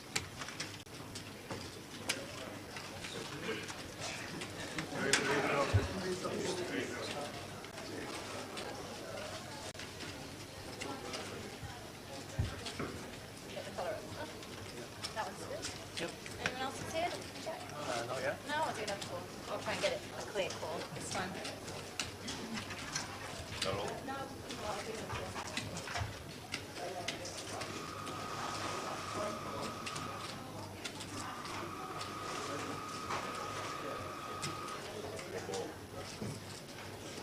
Once again, final call, all players in our high roll final. Please start retake your seats. We'll be starting in 2 minutes time. That's all high roll finalists. Make your way back to your seats.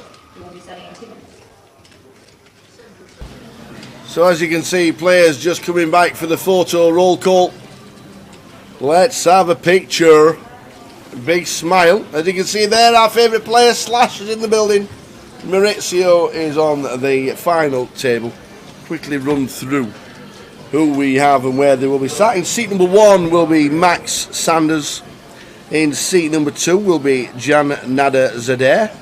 Maurizio Pais, there he is on the left hand side, will be in seat number 3. In 4, Josh Mahmood. Roddy McNeil in seat number 5. In 6 will be Julian Schulface. In 7, Rennie Scher.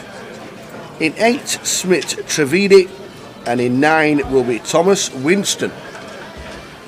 We have a final table of the high roller. And my money is on Roddy. There we go. Sam, 1.5 mil. John Mahmood, 1.4. Roddy McNeil, 1.27. Rennie Scher, 920. That's a spin. Day 2 buying. Really? Yes. Blooming heck. Day 2 buying. Rennie Scher, 920,000. That is a great effort. Jan Nader Zader, Max, Julian, Tom, and Maurizio, our friend Slash, is on 270. What are the blinds, Tower, now? 15.30 or 12.24? The blinds will be, yes. 10.25. 10.25. In new money. In new money. I think I like Roddy's chances here, from what I've seen. Yeah. And he's got the draw where he's got Josh behind him. It says John there. Is that a misclick? Is it Josh? Oh yeah, Josh Mahmood. Yeah. So Josh, he's got direct position on Josh, and I kind of like Roddy's chances here for a Scottish victory. Then in London, mate. Music's all right. All right, yeah. I think Joe Beavers went to see Thingy, didn't he? Ed Sheeran last night. Oh, did he? That before he had tickets, yeah. Spare Gets tickets. around that, Joe Oh, he Beavers. does, yeah. He's a what I mean? jet setter. What about him having pictures at horse racing places? Yeah. Why does he not sit down at Tower? Trade, fancy a day out? Yeah. Where did he get that, ever? He asked me if I wanted to invest in it, but Did he? it was a time I didn't think that they'd be. But obviously, with all this coming in with the know your customer stuff, probably a great time to do that. And it's a great idea. I think he bought about 30 pitches, maybe, or 50 around the country with James Sims. James Sims, yeah, and a few others. I kind of regret not investing in it now. Gary McGaffney's got big news. What's the big news, Gary? I bet he's going to play the Omaha. Still fastening. Oh, still fastening the top button, look. That's me. That's me. I don't weigh myself Vegas ever. As well. I don't weigh myself ever. If I can still fasten my top button, I'm not put weight on. That's the barometer, is it? Yes. That's the benchmark for being huge. Yeah. Nothing worse than when you can't get your top button and if you're wearing a tie or something. Absolutely. Right, come on, let's do this. Final table of high roller. Who's going to win it? Roddy, I think. What about you, Tower? I'm going to go Thor. I'm on Roddy. You're going with me, yeah? Roddy? Roddy, yeah. I think he's playing well. Do you think Roddy and Josh heads up? Do you know what? I've been very impressed with Maurizio. I know he's only got a few chips, but if he can get involved in it, he's probably, from what I've seen of limited sample size of these players, I think Maurizio is probably the best technical player from just a small sample. And I've played with Rennie quite a lot. Rennie's quite snug, not tight, but quite snug, and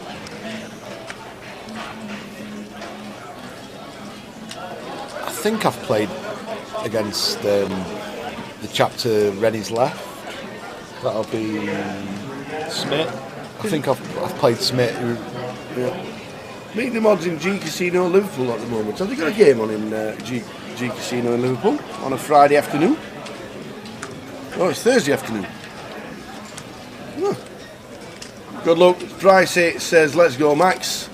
Jerry Rickett says, Max. Smitty says Blotto.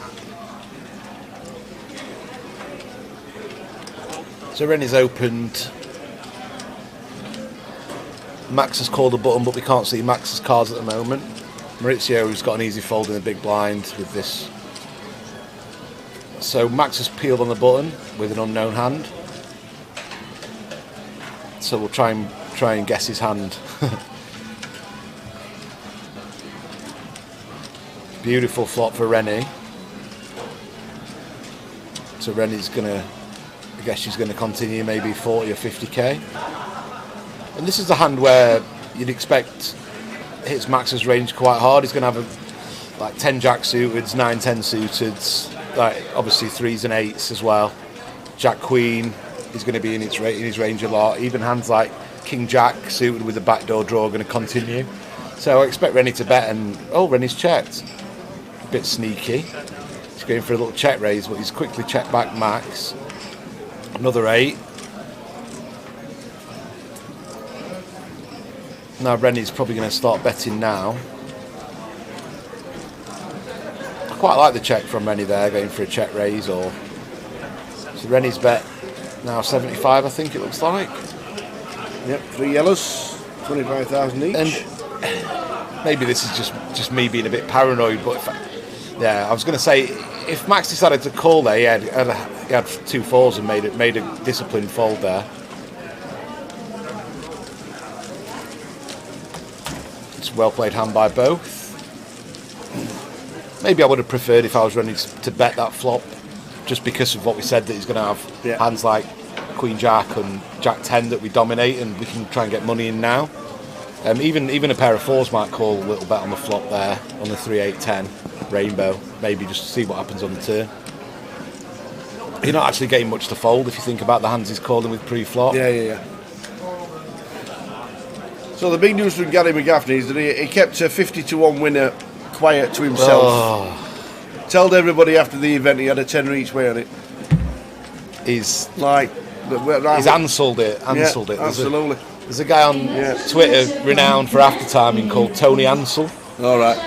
And he never says anything before, but he tells everyone it's a great bet after it's won. Yeah. That's what Gary's just doing with a 50-1 shot. You know what it's like. So this is the final of the high roller prize money going across the bottom. Everybody's now in the money. Roddy showing a bit of intent there, opening the Jack 8 clubs under the gun, 9-handed, which is very loose. But he's showing that he's going to try and open quite wide and take advantage of people who are trying to ladder a few spots.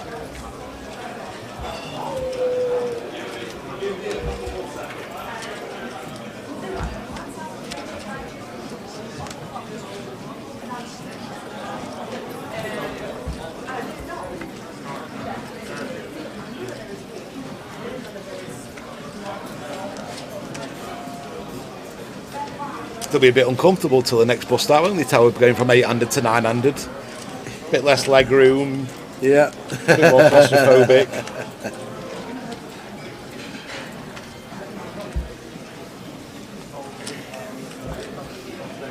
So Maxim one gets out of the way. Jan in C2 also gets out of the way.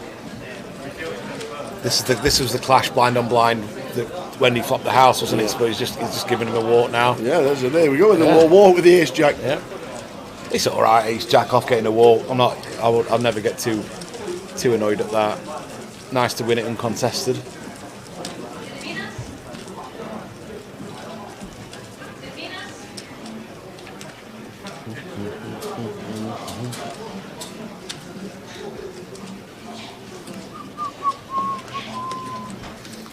What's the best gig you've ever been to, Tower? Best gig? in your life? Best gig I've ever been to?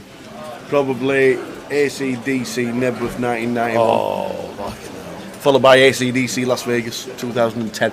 2010? Yeah. Oh. Never seen him. Would love 7 to. times I've seen him. Favourite AC/DC song? Rock and Roll Ain't Noise Pollution. Don't think I know that one. I thought I was quite a big fan. Google it. Yeah. It's great. I like a bit of Thunderstruck. Yeah, it's got a great beat to it. We're supposed to be touring next year for the last time. Are you more a thingy or a what's his name? Bloody the guy who died, Bon Scott. Bon Scott, or are you more of a? Well, obviously 1980 when Bon Scott died, so I was only 12 myself at the time. But obviously grown up with a lot of Brian Johnson. Yeah. But don't mind Bon Scott in the slightest. So Max has opened and Roddy's called small blind. And Julian defended or folded? I think he's defended. Pretty standard all the way. 8-6 king, rainbow. I can see this going check, check, check, and then maybe Max winning it in the small blind. With sorry. Oh, Roddy folded, did he? Oh, did he fold? Oh, okay, it went. He c-bet the ace-3 clubs with the backdoor flush draw. Fair enough. What do we think the turnout for the main will be? How many runners do you think? I think there will be tomorrow another 160, 170. Turbo will get about 70. So 300 grand, 400 grand in the fight, 350? 350, yeah, 350 is a good number. 350 total, probably 350 grand in the pool. It's always hard, obviously, competing with Vegas, the mecca of poker players at this time of year. But if anywhere can do it, this place can't it? London and the Vic, home of poker, home of UK poker.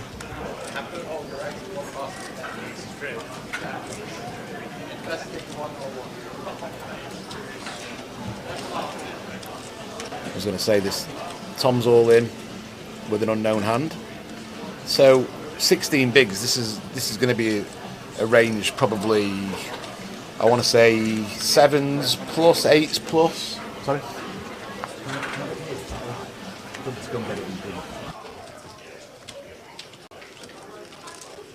Probably, I want to say 8s plus, ace queen plus. Not seen too many no hands today. We mean 2 card, a lot easier to read with the antennas under the table. Rennie's going to fold this, for sure. Sure. Yeah, go on. I'm going to go in there. Thanks very much for that, thank you. I want to see that. Nice. Oh, we didn't get to see Tom's hand. I was just wondering what kind of range there. Ace Jack, Ace Queen, Seward, Ace King maybe. Yeah. Could be in Jacks. Triggs just off to have his good looking. I like the plate. Good, doesn't it? Looks good, doesn't it? Well, very well. I'll go for his tea. Bit of chicken breast on mashed potato and a bit of spinach. Very nice. We're on the final table of the high roller. Welcome aboard, ladies and gentlemen, wherever you may be in the world.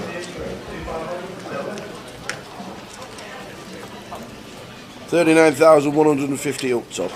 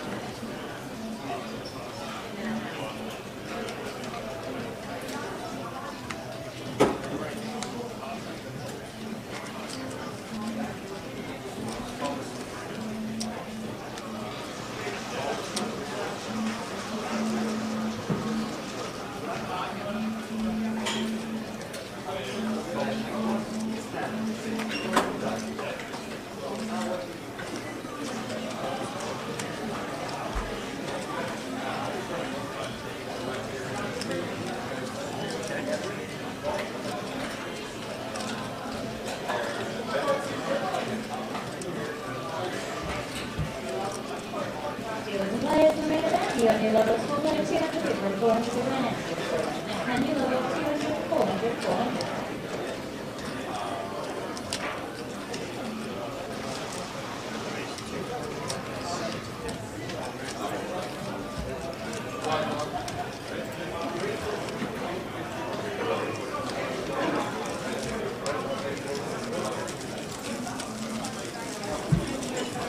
So Smith, 1.5 mil. Smith Trevidi, seat number 8, one of the favourites to win it.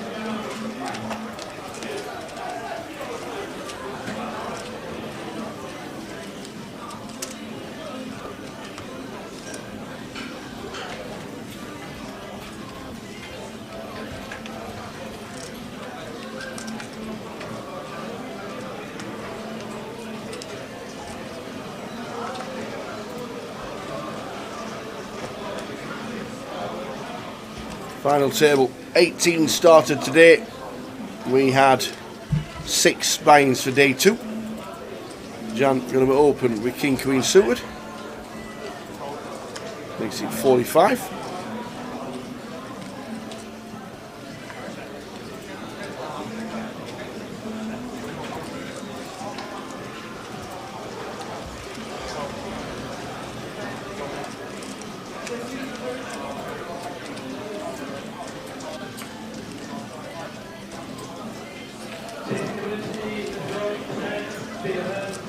It's Jack for Julian in seat number 6.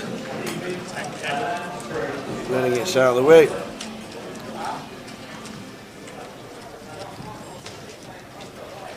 Just have a look at the stacks. How many you got? I've got 330 left. Are we going to see a flop with a King Queen? Oh, Danny Boy's in the building. He's on the evening shift. So, Jan going to see a flop with King Queen suited.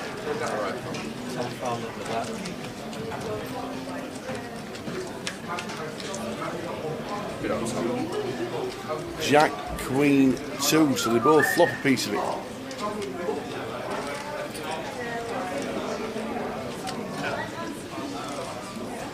No, Richardson. I just think.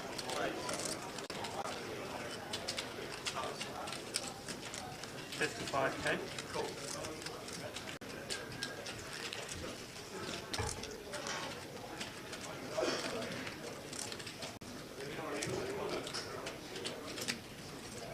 Cool.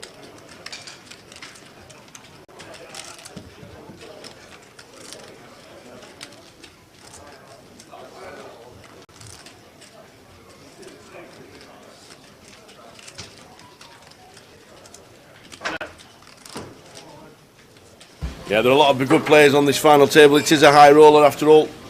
Anybody could really win it, to be fair. Yeah. There goes check call on the flop. Jan check calls with top pair. There goes check check. There's a 9 hits and a 6 completes the flush. Could easily go check check again. John happy to take the pot down. Yeah, check check.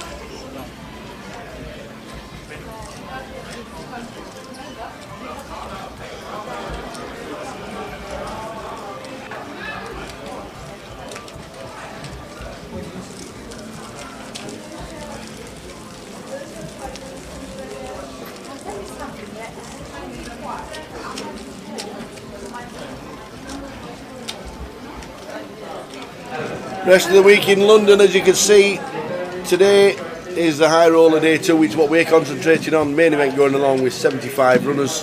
Cash out satellite at 7 o'clock, which is starting in half an hour's time. Friday is main event day, day B and the turbo at 9. Saturday has a £200 turbo as a side event at 2 o'clock, and then the pot limit Omaha high roller at 5. And then Sunday, as we crown a champion on the live stream, with the seniors at £150, and the 300 no limit finishes the festival at 2 o'clock relay reg up until 4:15. 30 minutes start, 30 minutes clock, 15,000 start for the 300. Plenty to get involved with over the next 3 days here in London.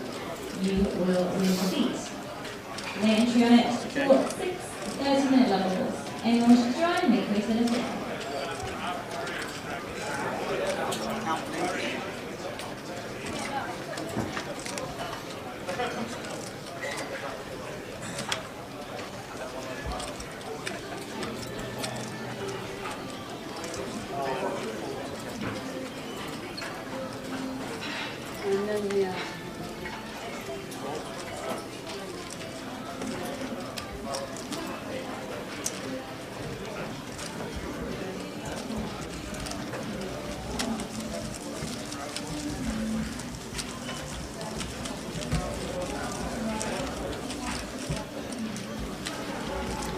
So 9 players are left in. Short stack is Maurizio in C number 3.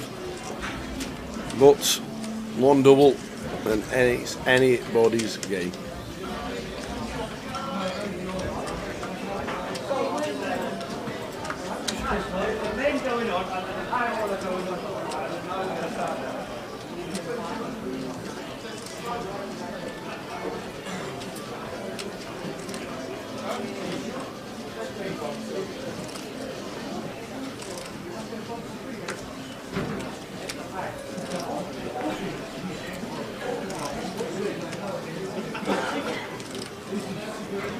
Good morning, Multi-George. Good morning. It's good evening now. When are we streaming? When are we streaming to? Yeah, I think we'll stop at Heads Up. When do you think we're streaming till?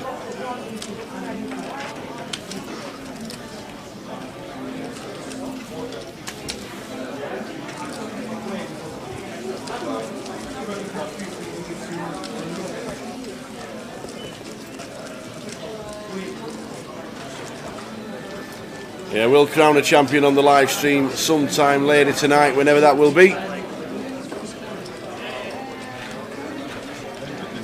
It could absolutely be a long one, you are not wrong, but we will be here until the end. No worries about that. You'll see who wins the high roller sometime this evening.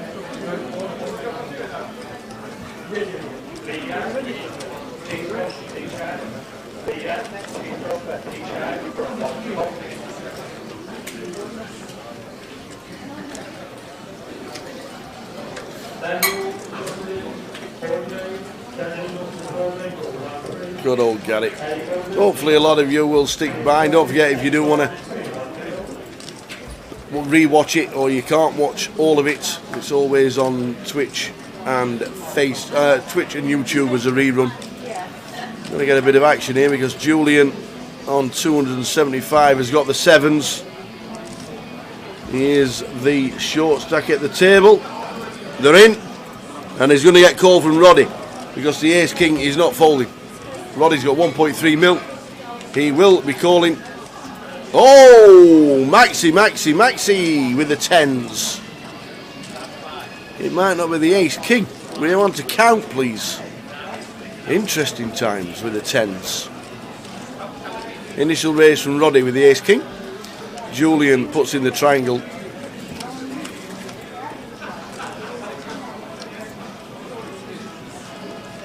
Then he's all in. And now the 10s with the big decision.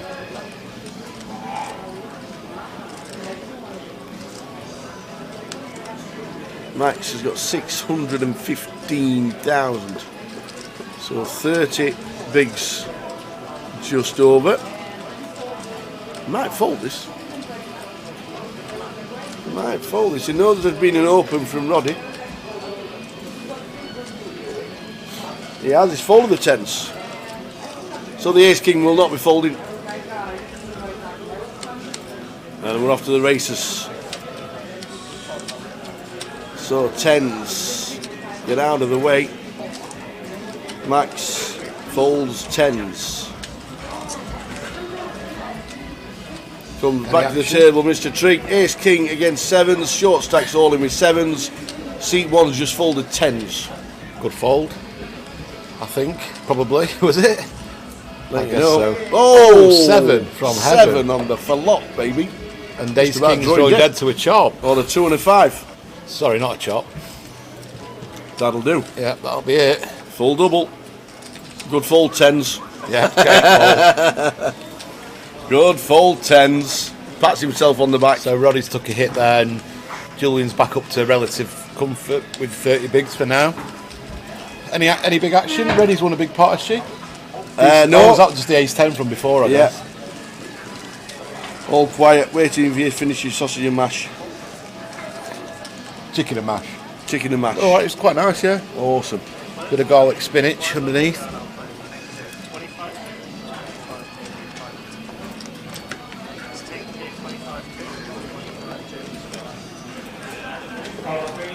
Apparently, do you know? Have you heard of a guy called Pie Face? Pie Face, yeah. He's playing this. The guy is like a Twitcher, huge Twitch following. Yeah, I think he's playing this today. It'd be good to get him for 20 minutes. Pie Face. I thought you meant the game. No, a guy called Pie Face. His nickname's Pie Face. Let me show him you. He's quite famous in the Twitch world. Let me see if I can find him.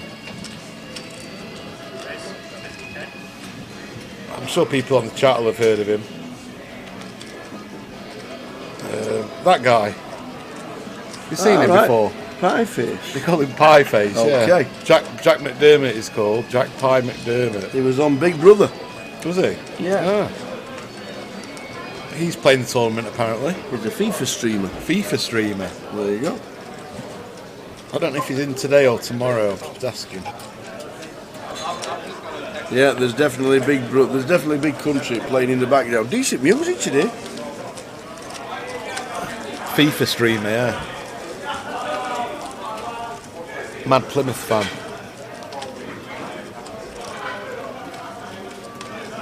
Wonder if we could get him in for 20 minutes if he's about. I'm sure little Fred will know about him. That loves his FIFA, Fred.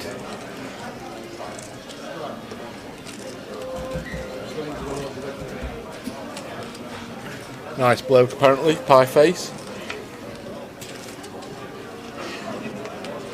Wayne Mardell used to play, didn't he? He did. Hawaii 5-0. Interview Wayne Mardell. 501, sorry. Yeah, and he always remembers because saw him at De Vere's in Blackpool playing golf with Eric Bristow and the guy who shouts all the scores out with a rough voice. Oh yeah, Russ Brown.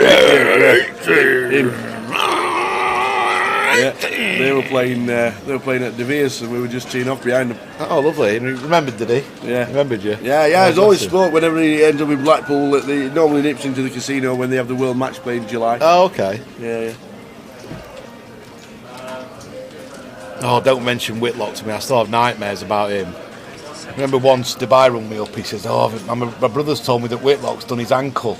All right. He was playing against Dennis Smithy Smith, if you remember him. Yeah. He used to sweat buckets. Remember? Yorkshire captain. Was he? Yeah. No. You're thinking Dennis Priestley. No. You are. Dennis Smith was the Yorkshire captain. No. Dennis Priestley played in the same team. Dennis Smithy Smith he was from down south. Oh, right. 100%. I think he used to be a dog trainer or involved in dogs. So anyway, Shallow's run me, Dave Dubai, Shallow the infamous. Yeah. And he run me and he said, my brother's heard that Whitlock broke his ankle and his opponent Smith is about 7-1 for tonight. So anyway, me and Kev Allen and Sean Claypole, Conning, we were all rushing. We got bundles of money on him. They backed him in so far. He went off near favourite Smithy. So it was a massive gamble from 7-1 to about 5-6. All right. Music comes out. Whitlock has broke his ankle. He's in a big pot up to his knee. Fucking beats him 6-0, 6-0, 6-0. Never wins a leg. Never wins a leg. He stood there. Obviously, it wasn't the leg that was needed or anything. It didn't really matter. He's obviously stood there with his pot on. Beats him 6-0, 6-0, 6-0. Done his money in cold blood. So the information was right, but we didn't realise how much it actually affected his gameplay. I think he liked a bit of JD in his time, Whitlock. All right. It was David Smith. David the Smith. darts player from Nottingham. Okay. He was Yorkshire captain when Dennis Priestley was in the team. Yes. The Dennis the Menace. Aye. Big Wednesday fans, his sons. I remember his son back in the day used to always have the Wednesday shirt on. Mexbury, yeah. Did we ever see Simon Whitlock playing? Never seen him playing poker, and I don't really want to see him. It'll bring me back Southampton or Portsmouth he plays in quite regular, yeah. Oh, okay. Yeah, I've seen him playing cash down there when we used to go to Portsmouth. Mario's not had a chance to get his chips in yet.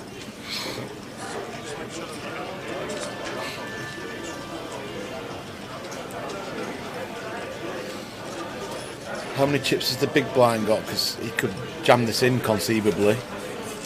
Just going to raise, I think.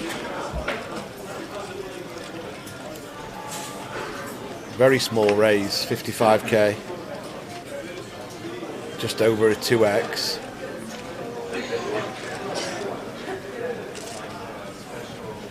Defended the 9-6 off.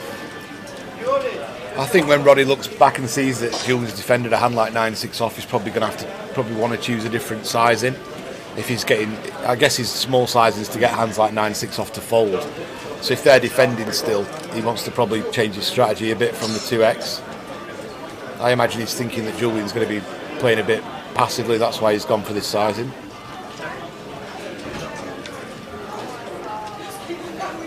I saw Letice in Cheltenham this year after the races. All right. Yeah, we ended up in we'd missed it.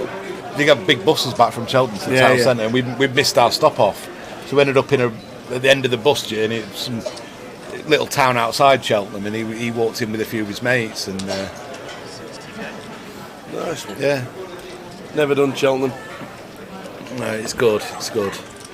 Problem is that we go in the not fancy bit, but half corporate bit now, because it's getting so popular. It's hard to get a wee and a beer without wasting half of missing a race. Yeah. So pay a bit more, and it's a free bar all day, and you get to the toilet easy, and you get a good vantage point. Prawn Sandwich Brigade at the racing now. What's nearest course to you up in Blackpool?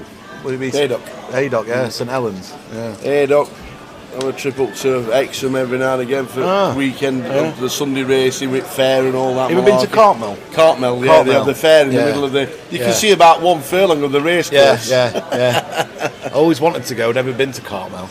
Yeah, you see about one furlong of the race course, because it's round, isn't it? It's undulating, and there's a great big fair in the middle, so you can't even see. You have to watch all the racing on telly, you might as well stay at home or go into Ladbrokes. Yeah.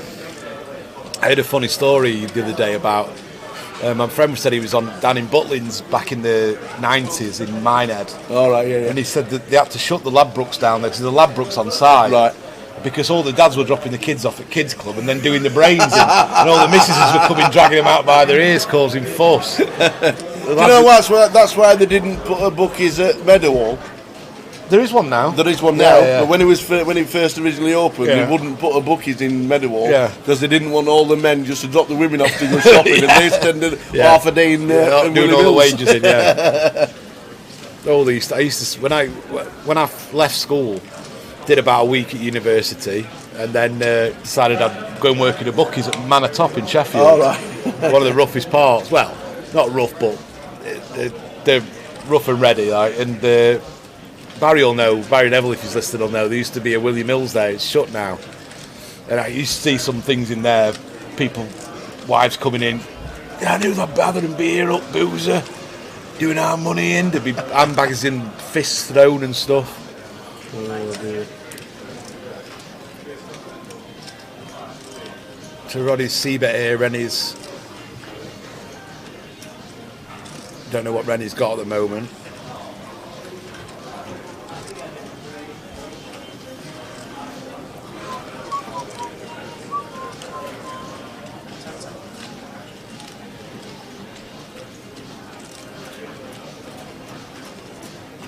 I've noticed Rennie likes to get a bit sneaky. She had a hand like she was going to fold a hand there, and then she continued. So it wouldn't put it past her that she's really strong in this spot, but we don't know. But she had her hands on her cards as if she was going to fold, and then just called out of nowhere. So It's going to go check now, I assume, and then Roddy, now he's got something, he's probably going to check back. I don't know why he'd continue. So he's picked a 5 up and checked back. And now Roddy's not going to like this.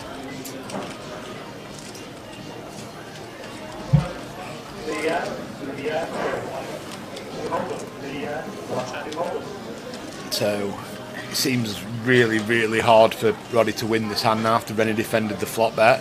Yeah, it does check. And then Rennie's he can turn over the winning hand. Sure. What's that, ace-7? Looks like it. Or ace-6 for the straight. Ace-7, no, ace-7 top pair, yeah. So still on 9, this is the final table. Maurizio and Tom under 20 bigs. Julian's had a double. Roddy's dropped down a few. Maurizio's going to have to get him in soon. Yeah. Not had a spot to, from what I've seen. One of those things, sometimes you've just got to wait for a spot. Yeah, if it doesn't come, it doesn't come, and you're probably going to be 9th.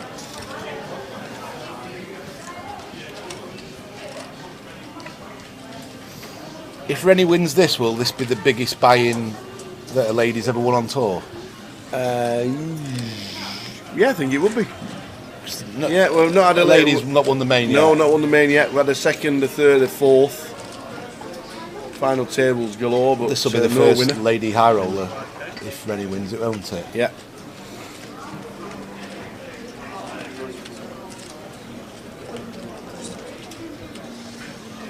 In fact, I'm not sure if any. I remember Annette Oberstrad won the thing, World Series Poker Europe. I was there. For $1 million when she was 18. Yeah. The Empire, wasn't it? Yeah, I was there. World Series Poker Europe. Couldn't win it in Vegas.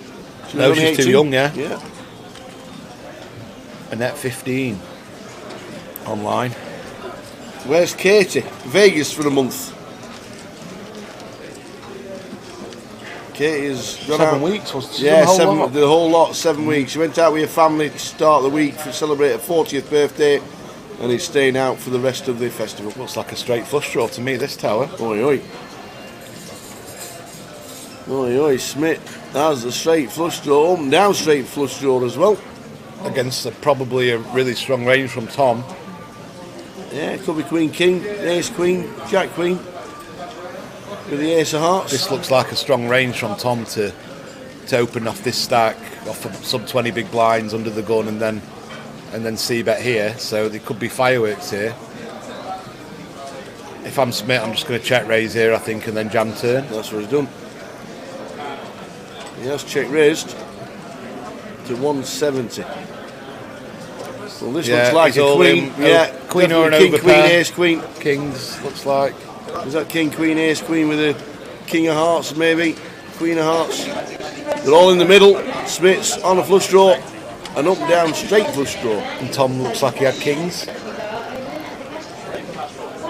It is Kings, you're right. Yeah. I think Smith kind of gave his hand away a little bit by raising from 50 to 170. Oh, he's hit the straight. And the Kings Boom. is dead. The Kings are dead. Wow, straight Unlucky in. for Tom. The off Can't do way, anything. up and down straight in, up and down straight, flushing. Tom. Brutal. Maurizio's laddered a little bit with his 6 bigs. Well done, Mr. Tom Winston. Unlucky. £3,650.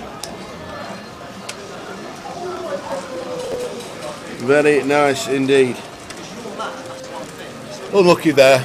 I mean, he couldn't really do anything. He had King, c-bet, got a big check raising. Yeah. I'm not sure that. I kind of think he's giving his hand away a little bit by check raising that amount. It's almost like I've got a draw, I'll make it a big check raise, and I'm just calling off. Yeah.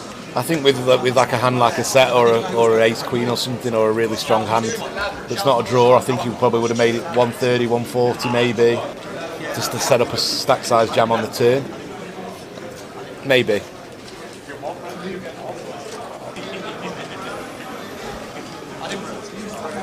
You'll see that a lot though. A lot of players will raise massively with a draw to kind of commit themselves in the head. Yeah, so they've got no difficult decisions later on.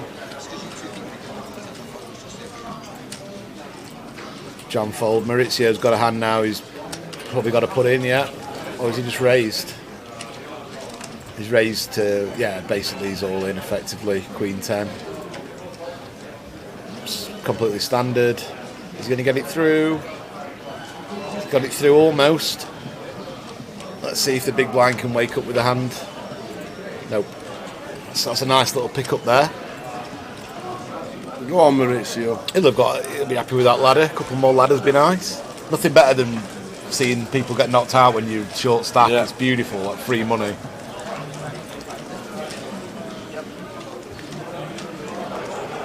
Josh has been very quiet, hasn't he? He's not picked up any hands up. Played just sat there weighing up the table.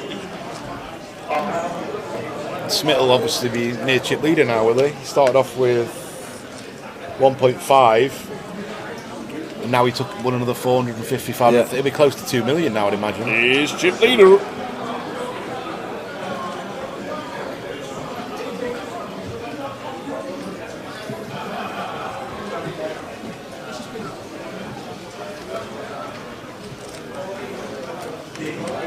Maurizio's all in again.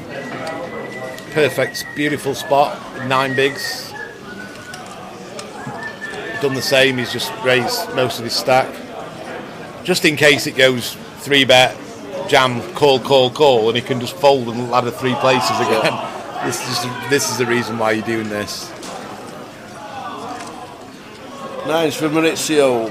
Raised to 150. That effectively puts him all in. If somebody picks up a hand,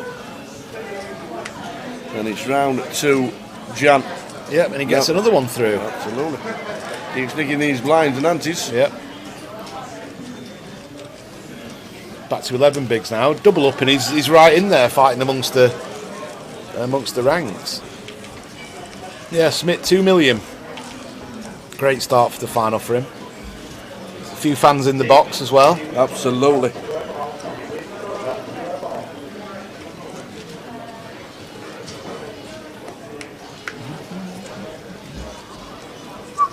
Bit of jazz in here, isn't there now? I tell you what, whoever's playing the music downstairs on the DJ set, really good.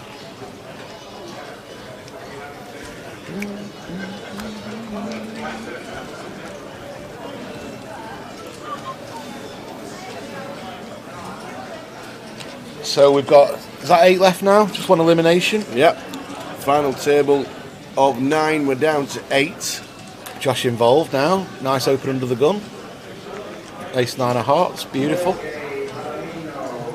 Roddy's probably going to have to fold this. You want to try and play this hand, and he could 3-bet it. It's just a lot of people. It's a lot of people to get through if you peel there. So I think he's made a good fold there. He'll wish he was in later position.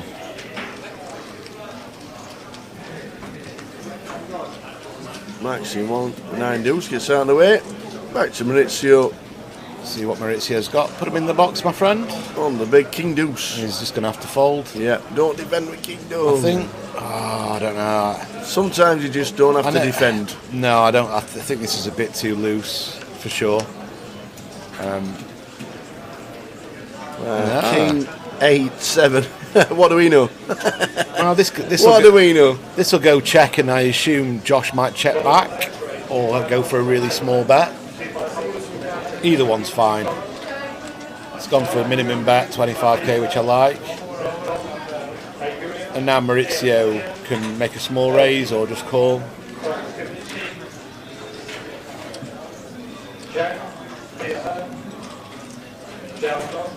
Yep, like it so far from both.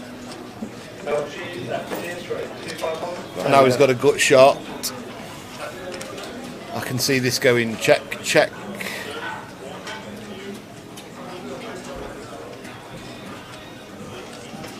I think Josh has got enough equity now, just check back and hopefully it's his card. It's pretty hard to see Maurizio folding anything bar. Oh, has he jammed it in now? He's set him in and Maurizio's going to have to call. He is indeed. He'll not be overjoyed, but on the way to a big double up here. Maurizio, pace. I mean, there's got to be really specific hands that Maurizio's called that has to fold, that can get to fold this turn. They're in. Yeah. So there we go. Big chance of doubling up. 81% of the time you're doubling up. think it's pretty optimistic, the turn jam, to be honest. I mean, Maurizio might fold a 7, but it's got to be a 7 that doesn't give him a straight draw now or any other 6 equity. for the straight or an ace for the win for Josh and Maurizio to get very unlucky. Oh, when Maurizio is back in the game. And the river. Oh, Maurizio standing up. What's the river? Show me the river. Show me the way to Amarillo, No I'm afraid. way, man. We've missed the hand. Where's it gone? Oh, it was. I think it was Where a 6. was the river card there? It was a 6, I think. It was an ace of spades. Oh no! Greenstein. The ace of spades didn't show. That's brutal. That is ill. Wow. Maurizio Pais, our very good friend, Mr. Slash, eliminated in 8th. Maurizio, what did we pick up? Unlucky, buddy. Wow. £4,300. Well done, Mr. Maurizio. Another cash.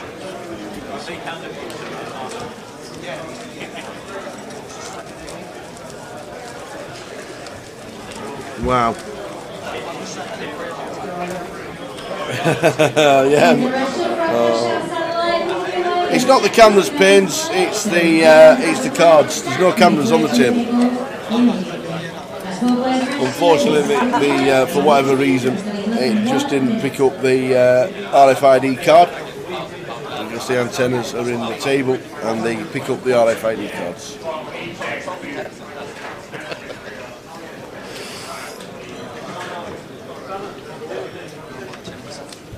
So a couple of sick ones to start us off to knock 2 players out.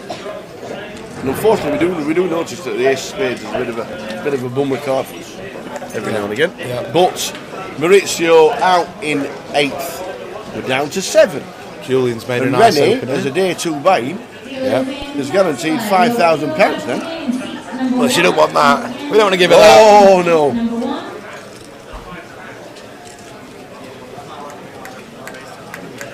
Max is thinking about something. I don't think he's folding.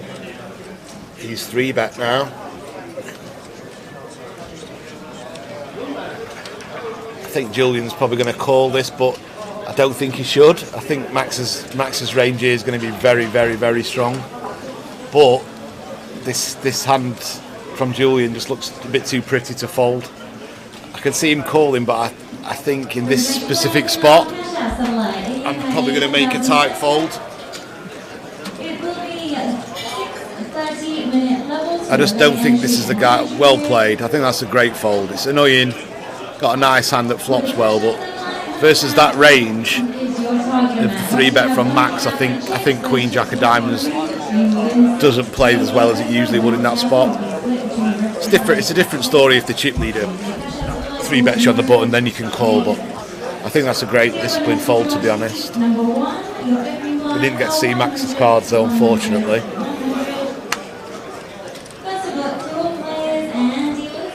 I didn't see Mitch bust. Yes, he bust out in about 11th, was it? 11th, yeah.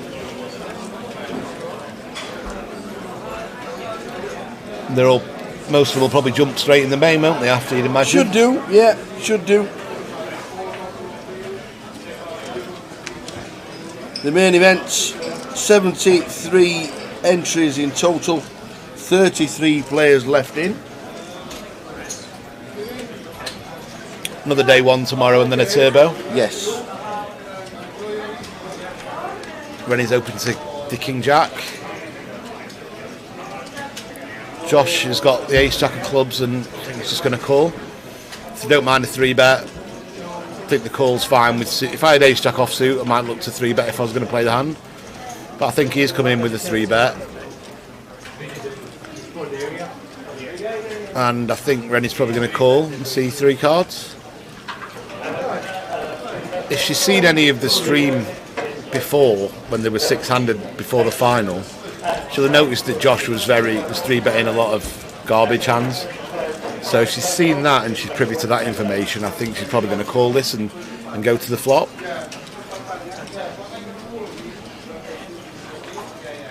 Yeah. Let's see 3 cards. Ready, says.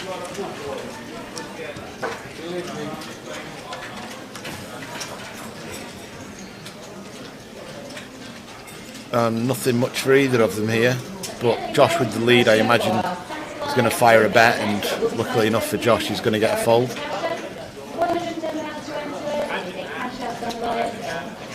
So I can see Josh coming in for about 150.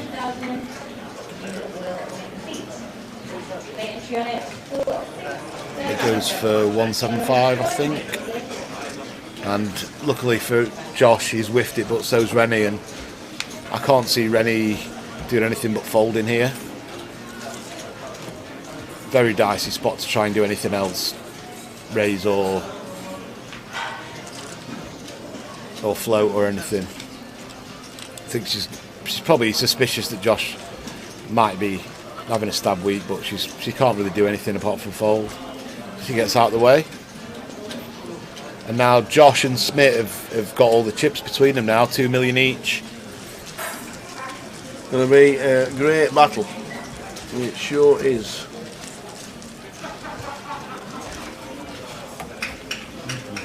We're on 7. Final table of the high roller.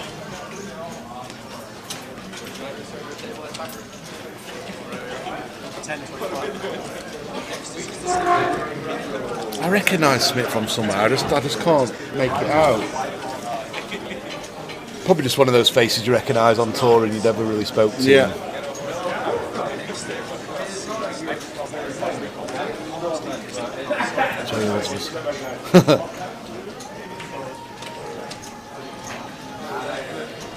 Don't know how to reply to that, Jim. Payout scrolling across the bottom for the remaining 7 players. Josh can shove this. Wow, he open folded on the button with 3s against the 24 big blind stack and 22 big blind stack. I think I'm just all in there as Josh. The pair of 3s seems a pretty weird fold. I mean, with the ICM and everything, I think jamming 22 bigs effective there with his stack and just the small blind and big blind to go. I think it's printing money really. But he decided against it.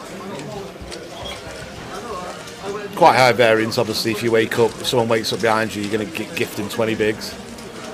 But they're only going to play a really tight range there with the ICM and the pay jumps.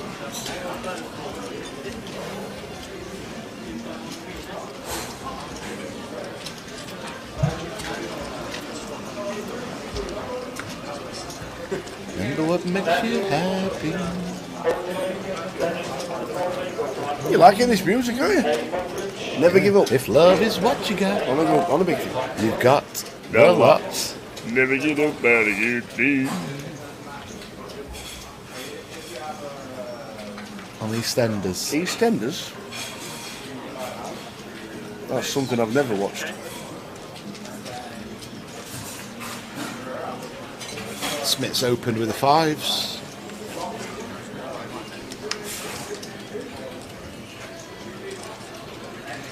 No, I don't think it's an auto shove, but I'm just always shoving there with the ICM implications. Julian's going to call this, is he? He's got 20. I mean, it's definitely a jam for chips, but what's the guy with the sign? What's the sign say behind? Julian, what's it say?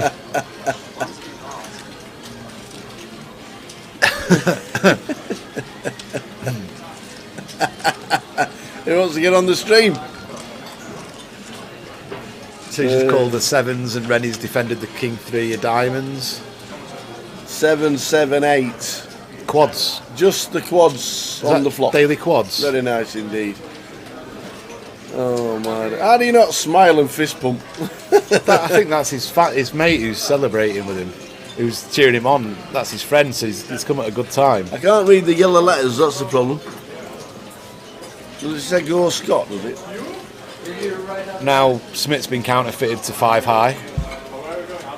Rennie's got king high, so unfortunately for Julian, unless Smith decides to start betting now, it's a casual 50k and he's going to get 2 folds, I'd imagine.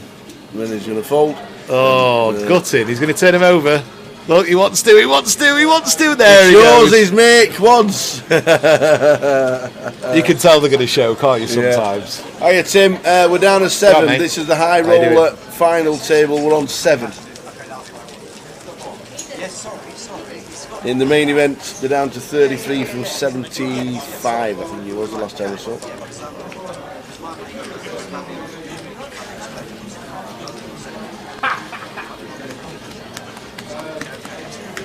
Sometimes it's better having the set than quads, Tower. Quads, sometimes it's impossible to get paid. A set, you always think you're going to get paid, don't you? When you've got a set, there's always another card someone can pair up on.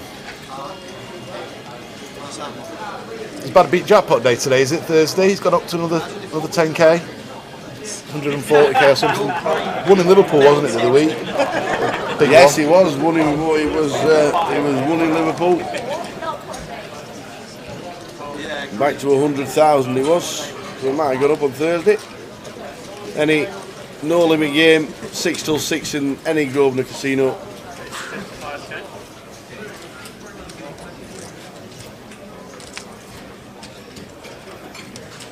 Julian got a nice hand on the button, but it's a little bit dicey with players behind him.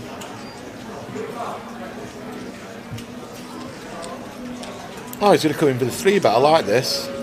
Oh, I like this. This is nice. A lot of players would just probably call this if they were going to play it, but I like this 3-bet. He's got a good image as well. Yeah, well played. You have 3 minutes remaining on your break. Please begin taking your seats now. That's main event players. You have 3 minutes. Please take your seats now.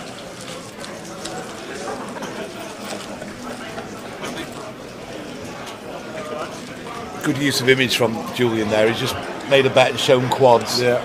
And he's got his light 3-bet in the next hand. I like it. Kind of playing with the momentum and the dynamics of the table.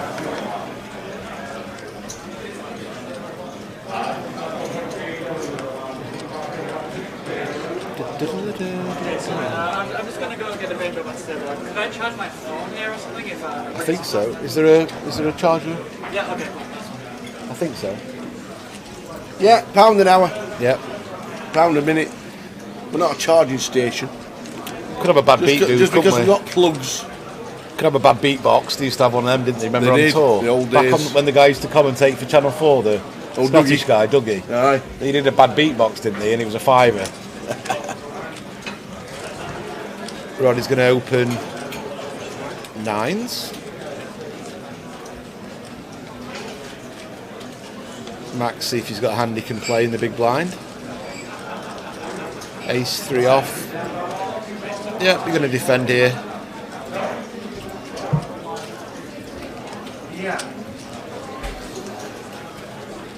Wow, he's put the 3-bet in. This looks really strong from Max, to be fair. I mean, if I've got 9s here, I'm not loving it at all. Oh. This looks so strong. I like the play. Looks really, really strong.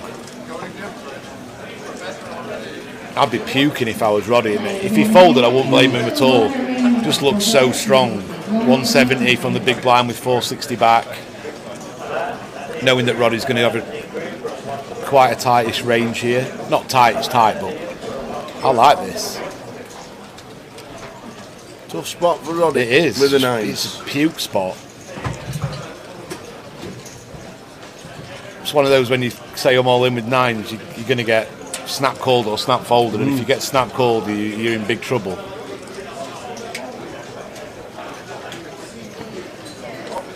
Because with a hand such as like Ace Queen, Ace Jack, Ace King, I think he's just going to shove. He wouldn't 3-bet call those hands. I think with the ICM and stuff, and so I think his 3-bet calls here are going to be all big pairs. He's having a little drink there, Max. Looking ever so comfortable. Yeah, he's made the fold. See, yeah, it wouldn't surprise me. I just think that such a great play because he just looks so strong. Like if I didn't see the hand, I'd think he was nutted because of the situation with ICM and when Roddy's opening tight. That was he's got the blocker. I think that's a great adjustment because I imagine every sim would tell you just to peel there, but he decided that he'd look so strong to 3-bet and it worked. Great play. I don't blame him for the fold at all. I would have. I'm not sure what I would have done, to be honest. I wouldn't be liking it either way.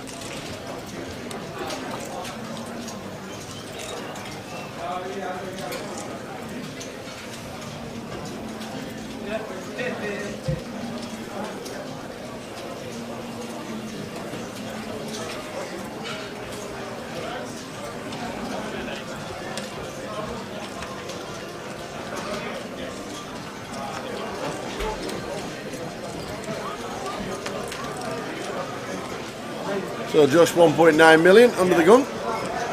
It's out of the way. It's going to be probably a bit of like Smith opening when Josh doesn't and Josh doing it when Smith doesn't.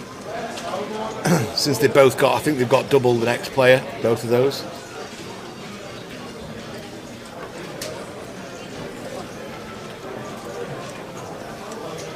He's got it through. Didn't quite see Jan's hand there. 9-3 diamonds.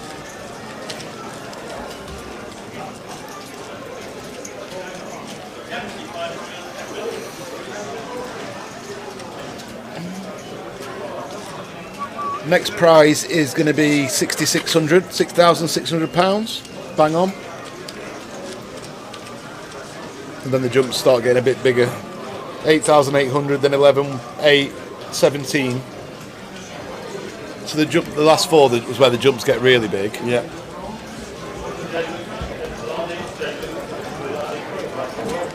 Wonder if anyone's dreams of Vegas rely on this tournament tower. I wonder if you never know. If they get a top 3 finish, they're going to be jetting off to the desert or not. Julian raises to 50 with ace 10.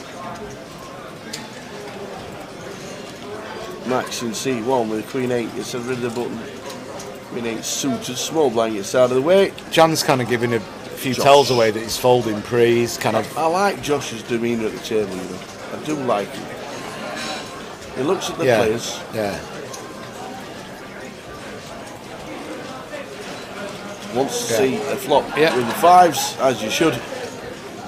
Julian's got too much for Josh to just think about jamming there or anything, so standard defend. 6, 7, queen, rainbow. Probably going to see a check, a small bet and a call, I'd imagine. Terry's still railing someone, so his horse must be still be in somewhere. And I still don't know what that signs is at all. I think is it in? I can't read I don't the think it's in yellow English, is it? It's got 2 U's in it somehow. 40,000 bet from Julian with ace 10. So. And I think he's going to call. See bet. I think Josh is going to call with the backdoor straight draw as well with his 5s. Some cards can peel off that he can win the pot by bluffing. Jewel for the win, yeah, maybe. Nice one. I like it. I'm quite impressed how he's playing so far. Turn is the Jack of Diamonds. And this is a brilliant card for Julian to bet again. Keep barreling, get all the 6x and 7x to fold now. And you pick up a gut shot for Broadway. Looking at about 150, I think I'd say. 175 would be a good size. That looks like pot size. Yeah, don't mind this that at all. That looks exactly pot size. Yep, 230 or something. Yeah, nice bet, nice bet. 225 pot size. And now Josh is going to have to fold. You just have to fold. It might be a bit suspicious, but you just got to fold. And nice play from Julie again. I have been impressed how he's played this hand and the 3-bet. 8 seconds, the shot clock's up there, you can see now. 30 seconds to get to act. Wow. Oi, oi. Maybe he's spotted a tell on Julian, because theory-wise, this is just an easy fold, and it's really tricky to play for these fives now. Well, it bricks again, and now he's just got to put it in for sure. Like King 10, he's got a 10 blocker, and King 10's got there now. He's just got to attack this range. I think it's easier saying that knowing the hands, but yeah, I think he's just got to put it in. I hope he jams. Mind you, maybe Julian's thinking to himself, well, he must have a queen if he's called me twice, 2 streets. But, well, come on, Julian. The triangle is in. No, Josh don't believe him, you know. I think he's picked something up, you know.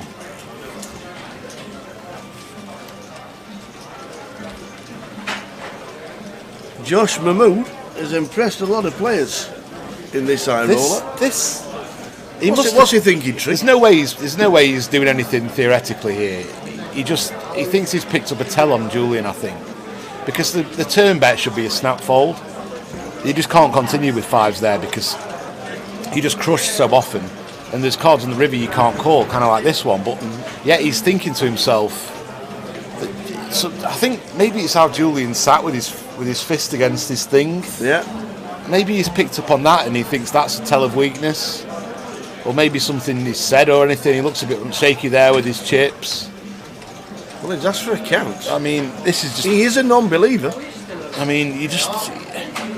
What if his bluff hands are ace queen, ace king, ace 10? Yeah. And you basically pretty much crushed against anything else. Obviously, like... I can't see many bluffs, to be fair, apart from ace king. He knows he's not got anything like ace jack. He knows he's not got a jack. He's polarised to a queen or better here, and a good queen at that. But still, he raised under the gun 1. His range is strong enough. Julian's like this is just Josh must have picked something up on him. It makes sense. He called like a pot bet on the turn with fives when it's just a snap fold for everyone who's not got a live read. So I can only assume that Julian said something or done something in this hand that he's picked up as very weak.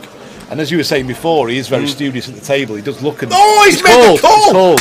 That is incredible! Wow, that is ridiculous. Wow. They are the things in poker. Look at the table! They're the things in poker that... Look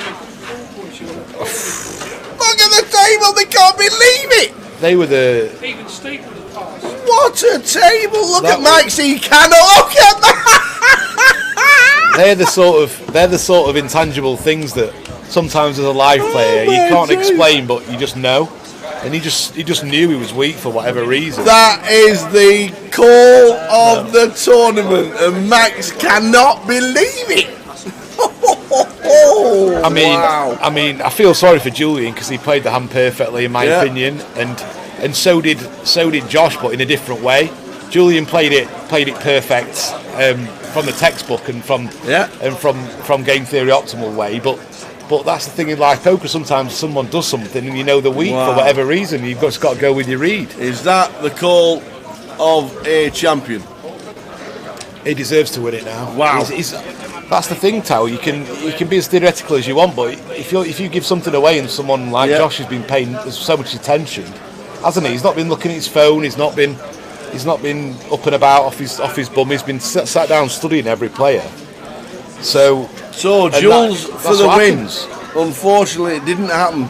I'm gutted for Jules, to be honest, because he played that hand brilliantly, but he just gave something away that Josh thought right. Whether it was bet sizing, whether it was just physical or... Julian Schulteis has just finished 7th for £5,150. Hands up if you make that call. I don't. I fold the turn. Hands up, ladies and gentlemen. I fold the turn in a If heartbeat. you ever make that call. Unless there's something that he's done that's such an indicator to me of weakness. Yeah. Even then, he could still be bluffing with a 7 and be in front. He could turn a A7 into a bluff there pretty easily, or a 6. Imagine if he had a 6 and he was bluffing with the best hand. Just wow. I mean, I don't think Julian's done anything wrong. That was brilliant. You've got to clip that. That's a great hand. Once it's clipped and it's on the site on Facebook or on social media, guys, go and check it out and see if you think anything was said or or anything was done that could give that you might find out the tell? Is that it, you man? All good, how are you? We're all good. That was the best hero call I can remember for a long time. It was the one where Gary Miller and someone called him in Coventry with a very weak hand. Do you remember that? When the year Steve Jelinek won. Oh, right, okay. Remember? Gary Miller ran a huge bluff with Jack 10, I think it was. And I think he got called by Ace Jack High, if I remember right. But that was, in the circumstances, against the positions and the players, that was amazing. Like, just an amazing feel and read somehow. And he was right. And now, nobody's going to be bluffing Mr. Josh. That's crackers. I thought when he called the turn tower that his red made a read on him, because it should have been an instant fold, theoretically, when that happens.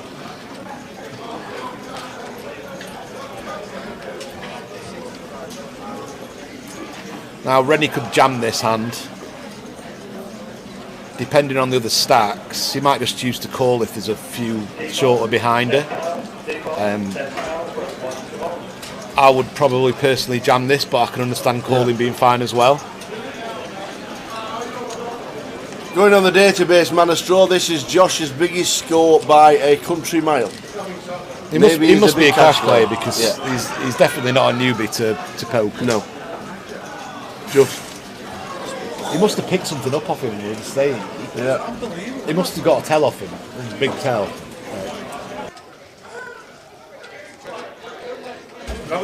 Let's go for a piss. Easy, that was a big hand. Big, just amazing. Just wow. Is that the call of a future champion? It certainly could be.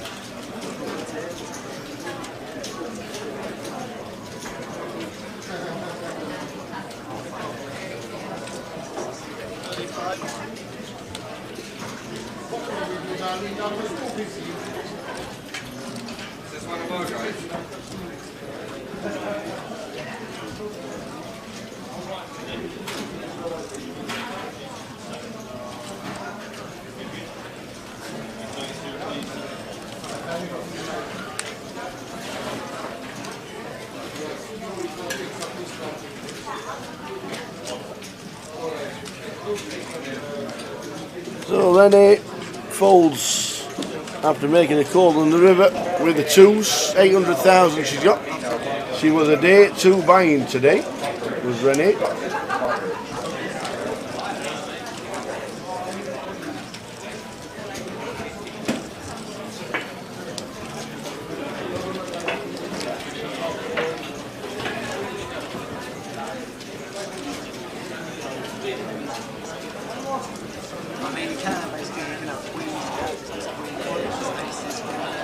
So we're down to 6.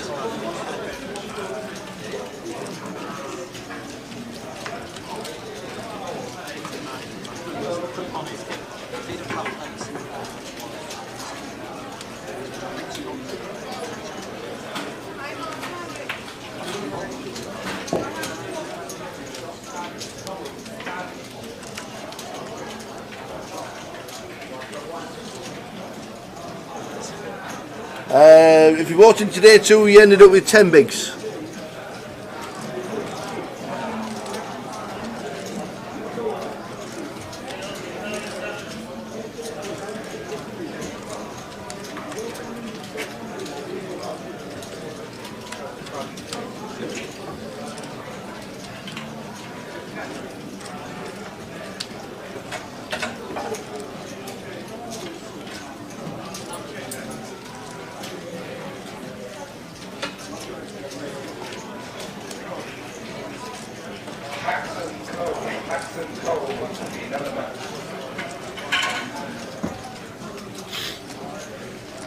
Ace Jack for Roddy, raises to 60, flops a Jack, Jack King 9.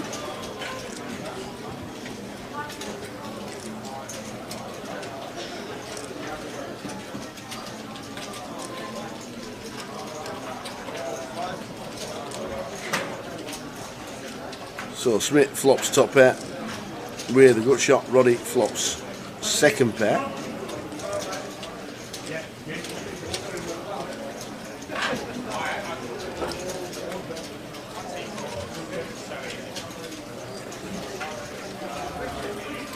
Seven of spades on the turn.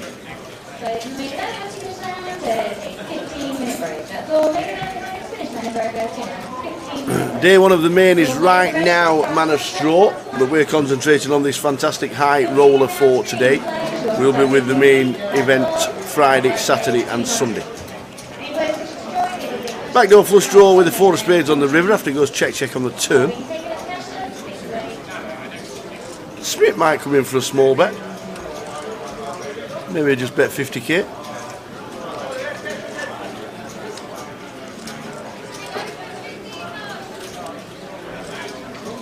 No, he's doing deep size, over at 175.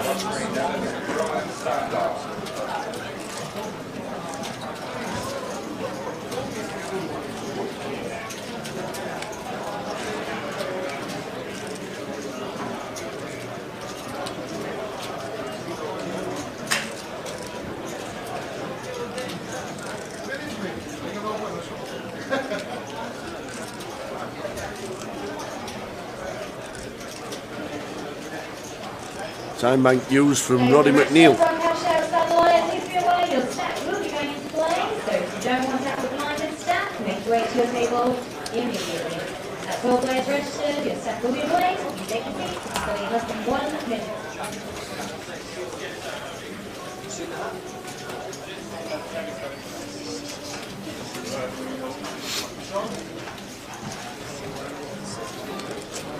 So Roddy thinks about it, gets out of the way.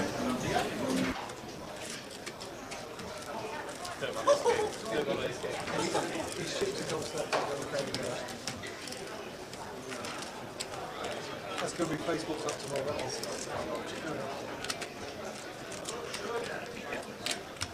Dealers in the satellite, your single button will be using number 1. Once again, dealer button number 1.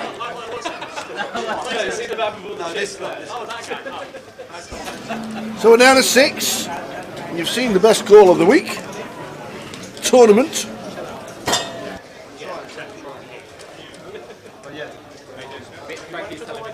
There's Jack, still in the main.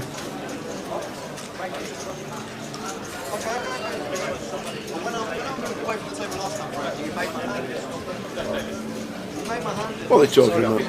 What are they talking about? I've been talking to. Who have you been talking to? To Julian outside. All right. And he thinks that he must have glanced at his cards and seen his cards to make that call. So I don't know. I think he spoke to Frankie, and I think Frankie's going to have a look at line it back. But even if he's seen them, it's unless really, that's a bit clutching, isn't it? Maybe. I mean, even if he has seen them, it's as long as he wasn't stretching to look. Then it's not on him, is it? If he's not protecting his hand and someone's just had a look across and seen the hand. No way that's ever a factor. It's unlikely. I think it's more likely that maybe he got a tell, but that's a good player making a good call. Yeah, hopefully. I'm sure they'll have a look back, won't they? Security, if there's been a if there's a complaint coming in from a player, that's clutching. If I must admit, Josh Mahmood. If you want to check out Josh Mahmood on the database, his total live earnings in tournaments is $600.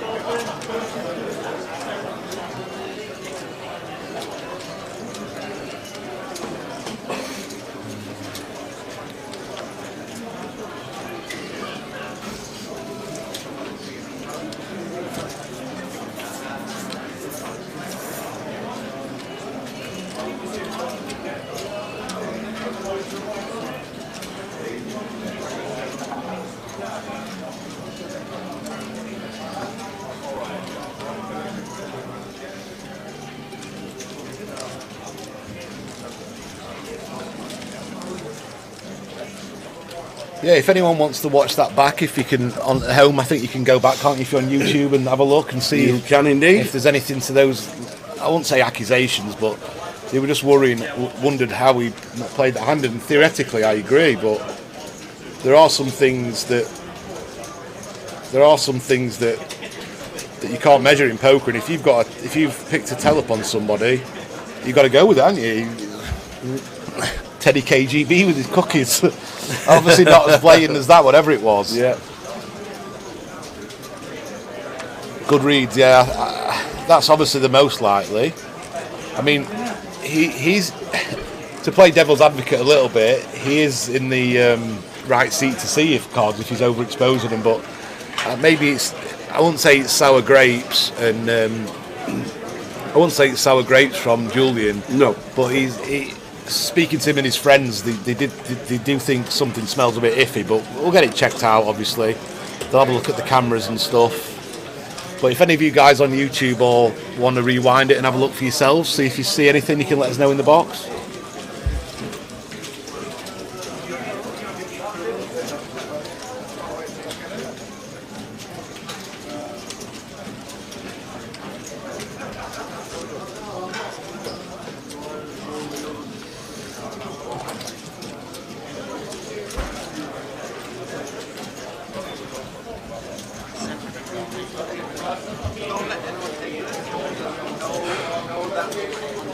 Oh, I think he's definitely jamming ace king or ace queen for sure. He just has to. He just has to get value off worst queen X. But I mean, there's some bluffs that Julian has that beat fives. 9-10 would have bet flop, would have bet turn, and would have jammed river even though he made a 9. There's not many bluffs. Ace king doesn't always barrel the turn, picking up a gut shot. Ace 10, maybe deuces 3s are obvious bluffs. Sometimes he doesn't open deuces or 3s in that spot.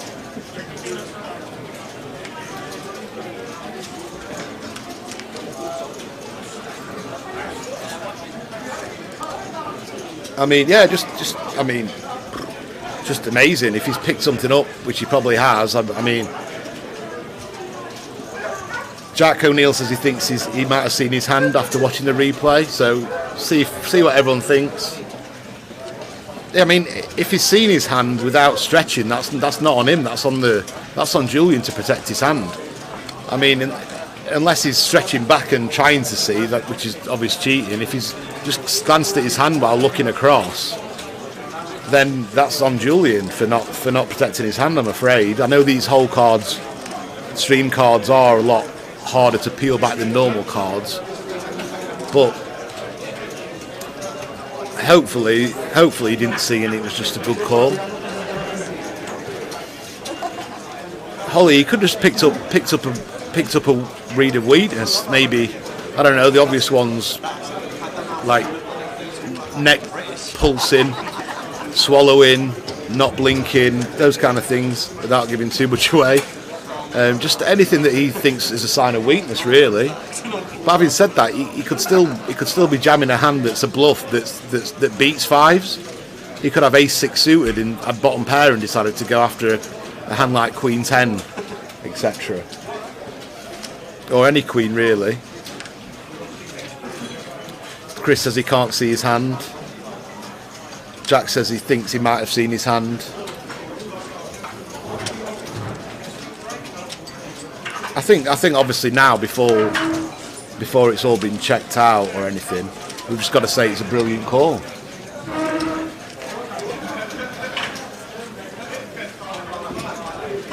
Yeah, I mean, there are times, obviously, I've played live for too long, nearly 20 odd years, and there is times where you put someone on a stone cold tell and of strength or weakness and you don't know why. Yeah. Sometimes it's just something inside you and you just know for whatever reason you're confident to make big calls or huge folds.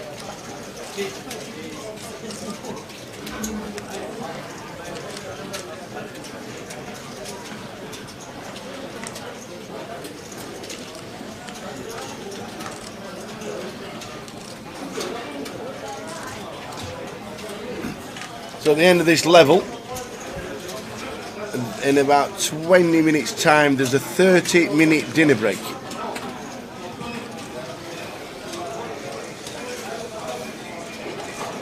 Are they going to have dinner at the table? Do they do dinner at the table? No, they've got 30 minutes to go and order quick snacks. Mackies, won't it, down the road? Yeah, quick probably. Mackies. Or a quick Kafka kebab somewhere. Plenty of places around here for that.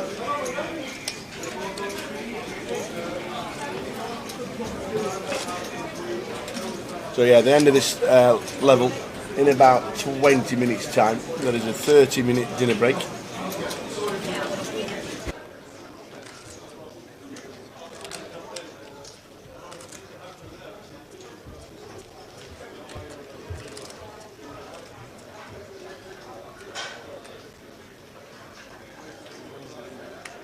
Just got a quick, you'll come here, you, while the hand's in progress. Here he comes.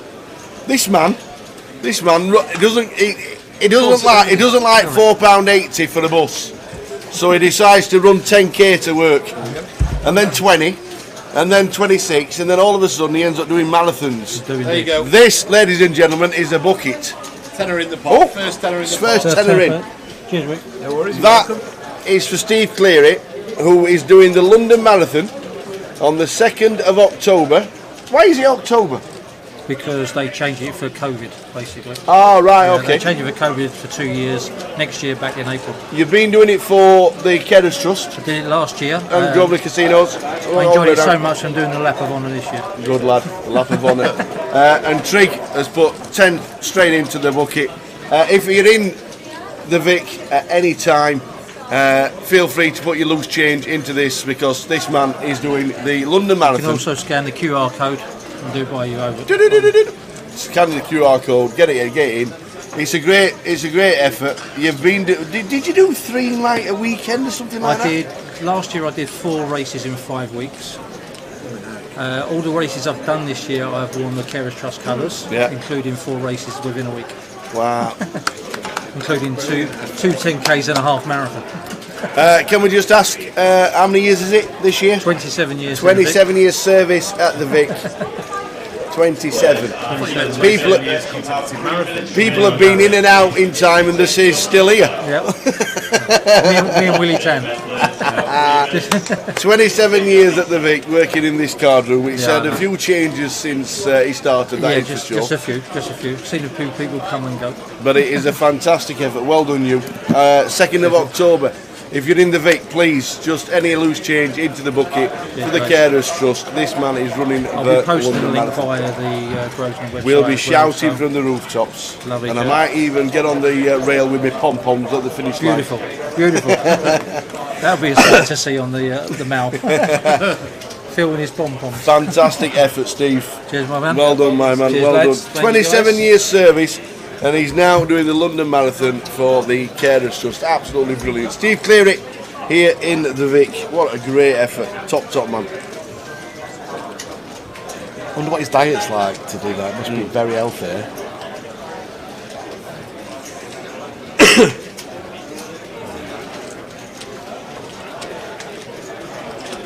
It's a brilliant effort. Really is. London Marathon. Let's jog to work. Maybe this hand will force Smith into bluffing.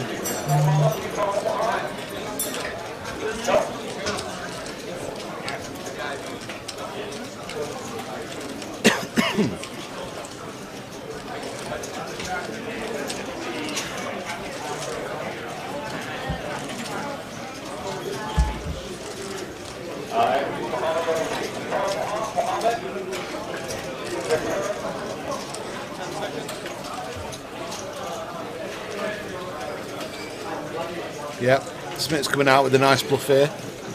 See if Rennie can sniff this out. It's been the hour of the hero call.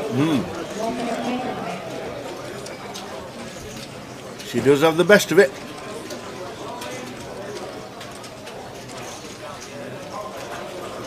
See if she sniffs this one out.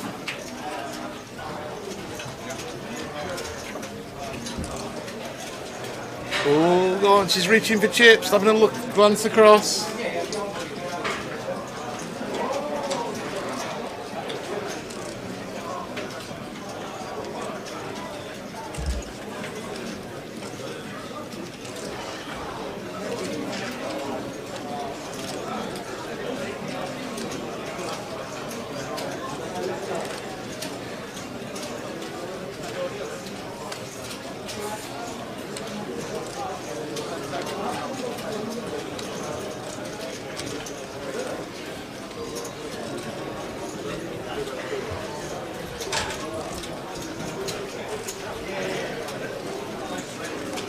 and Rennie makes the fold.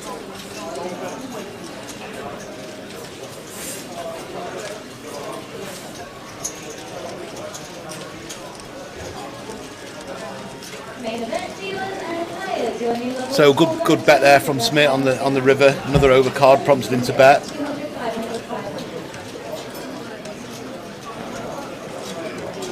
Oh no, Barney Boatman's out. Oh, Barney Boatman. Ace 9 of hearts against Jack 7. Unlucky Barney.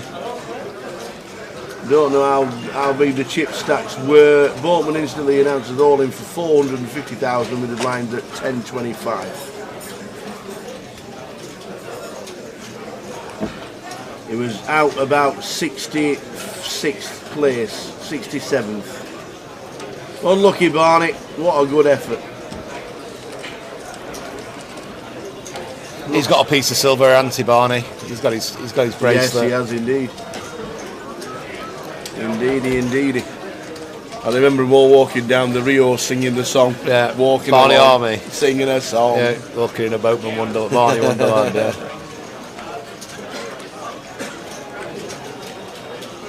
Hiya Kev, Mr. Kev Blower, watching from Stoke.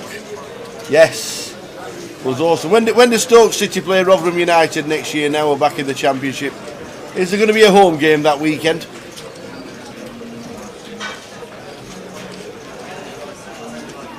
There's only one Barney Boatman as they started walking down the Rio, just past Hal's bar on the right hand side. Bless him. Hal passed away, didn't he, this year? He did, yeah. Great guy.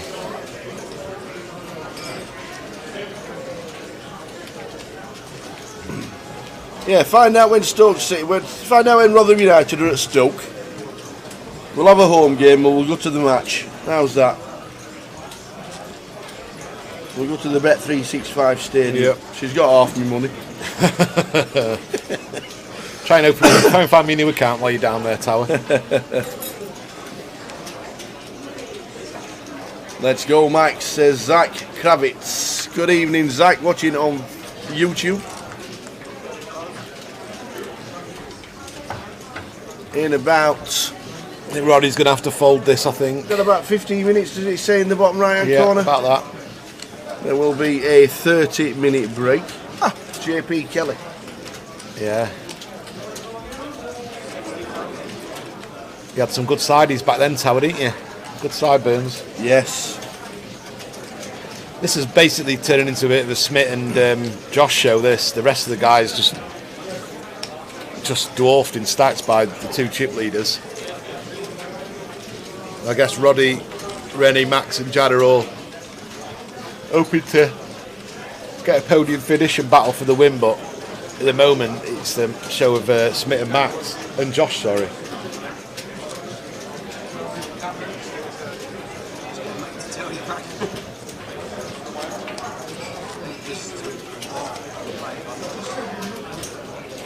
Just get a mate to tell me like everyone else. It's not like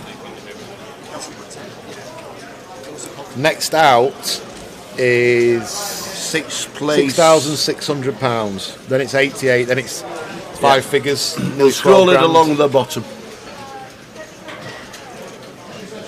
I think Roddy might jam this, or do a little min open steal. I think either are fine, or even a fold. I mean, yeah, I don't think the fold's the worst play. Rennie's folded off 20 bigs, which is tight, but the right fold, I think.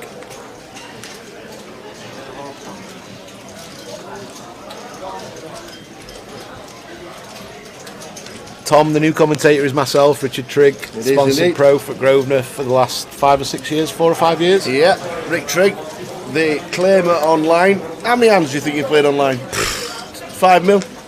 Probably more. More? Yeah, definitely more. Yeah. I think I was close to 10 million in cashes. I think I probably surpassed it now. Right. That was a while ago. I don't play online much these days, just when I fancy it, really. Like a live game. But I wasn't actually, I don't think I was going to come down and play this one. So I'm down as a bonus commentating to... yeah, Jay's in Vegas, searching for his fortune. Yep. So I'm taking Jay's spot just for this event. hopefully be playing the next stop. Is it Reading Tower? Yes. When End of this month. End of this month. End of this month. Reading. We'll actually show you the rest of the on what's on very shortly. Then is it Leeds after Reading? Is it? After after Reading, it will be Goliath. Oh yeah, of course, yeah. Don't forget Goliath. We're booked in. I'm booked in the hotel. Yeah, there's a month break after Reading. There's exactly a month break. Everybody will be getting ready for Goliath. Yeah. It's during the 6-week holidays. 25th of August, the lads will be going down for setup. And they've got a pork sandwich stall there this year. So I hear. Yeah. So I hear. I'm guessing there's more than one sandwich stall. They need a salad bar. A salad bar? Yeah, absolutely. Yeah. That's what they don't have. They don't. I know it sounds silly. Yeah. But every now and again, you just need something to liven yourself up, and a nice fresh salad. Yeah. True. Would be nice.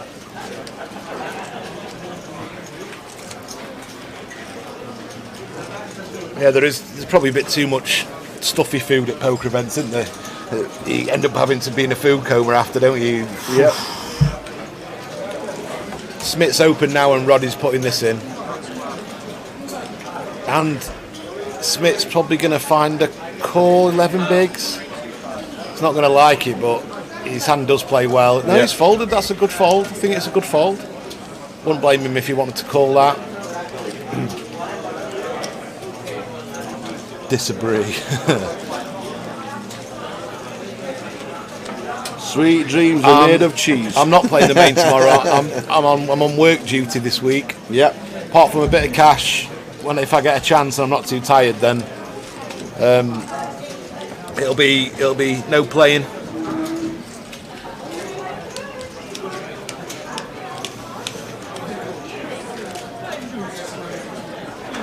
This is the final, Dan. There is 6 players left. Yeah.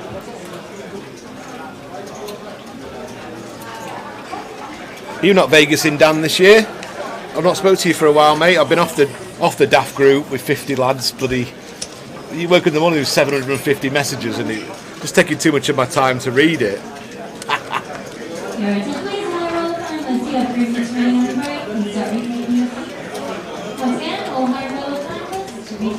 Flying in 6 hours. Yeah. Go on, Danny boy. Go on, Danny boy. Oh, here we go. This is going to be an all-in and a call. No, sorry, it's Ace 8. I keep reading Ace King. I thought that was Ace King. I'm going bloody blind. Daft group, yeah. Wake up in the morning, 700 messages. The kids aren't getting fed because I'm reading through this bloody chat thread. I thought I've got to come off there.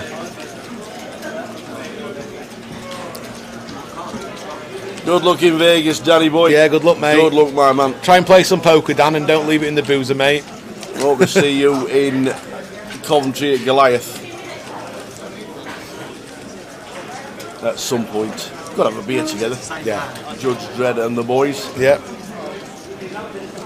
Looking forward to Joker's Wild more than the Goliath, to be honest. Yeah. There'll be some tunes swinging around for that one, that is for sure.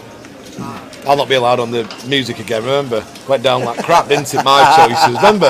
Put a few songs on and everyone was like, what's this crap? Then we got Tower back on with all the cheesy tunes, didn't we? So we're heading to the break. There'll be a 30-minute break at the end of this level. He does like his dance music, old trick. Yeah, he does. Like a bit of everything. I don't think Joker's Wild's really the place for dance music, is it? Yes. Well, a bit of disco, but not hardcore dance, no trance or anything like that. No. Jan's not played a hand, has he? Barely. Just been not had a spot. He's just been hoping for players to get knocked out. He's had a bag of rubbish all day, to be fair to him, though. Josh finding a hand, which is nice. People expected him to be stealing. Rennie gets out of the way quickly and takes another one down. Yep.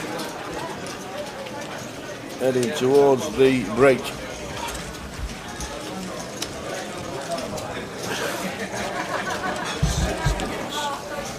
That's the point. We'll hope Josh wins so Tower can ask him about the pocket fives call. He definitely will ask him about that because it was an amazing call.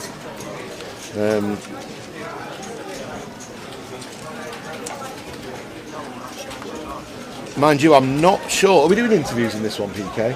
No interviews in this, I'm afraid. Just you've got to win the main to have the honour of having been interviewed by the Tower.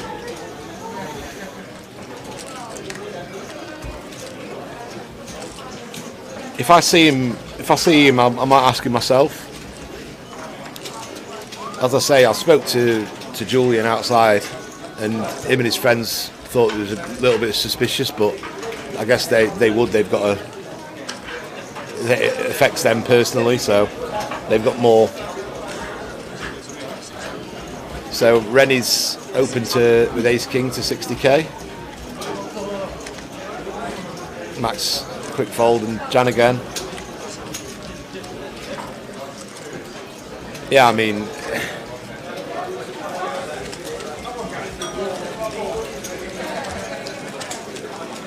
no, I don't really watch any poker vlogs. Man of straw.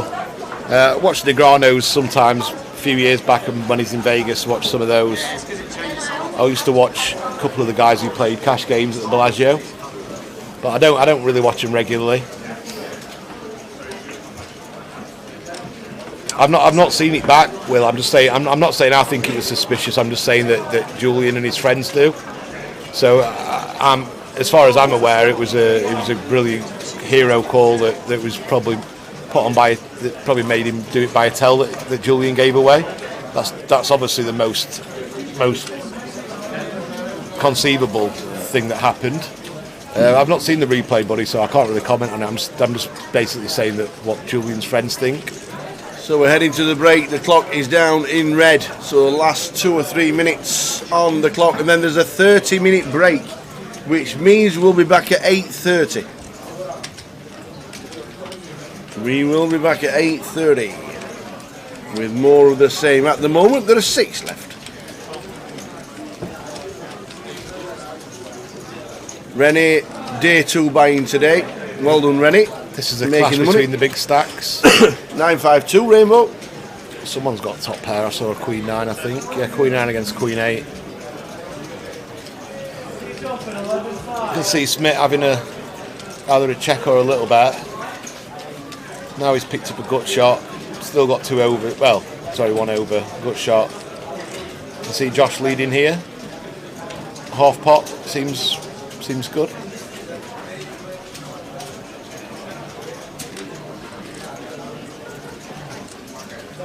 Going a bit bigger. Always going pots over pot. Oh, pot size 175. And now Smith's just going to have to fold. Yep. Smith and Josh are probably aware that they've got big stacks and they don't really want to be clashing. Rather just pick off the smaller stacks and hopefully for them to try and get heads up.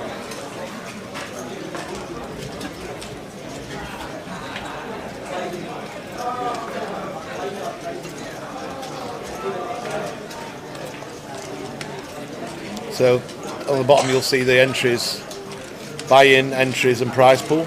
78 players. Nearly 40 grand for the winner. Nice work for a couple of days. I've not seen Terry back. Have you? So maybe one of his is he in the main? Maybe he ran a flick in the main. Maybe his horse is busted. Yeah.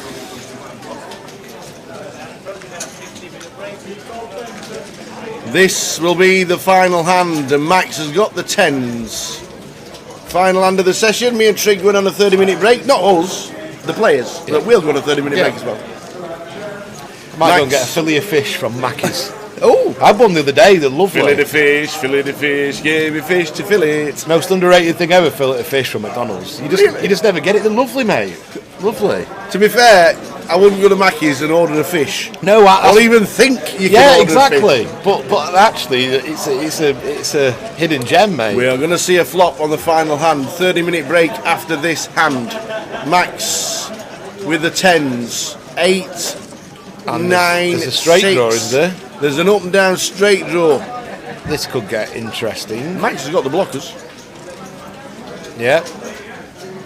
But it could get interesting. It could get interesting if a big C-bet comes in and then Roddy wants to just jam it in. And both stacks are very similar, aren't they? Yep. I think calling's fine here. I don't think jamming's the worst in the world either. No. But I think I just prefer a call.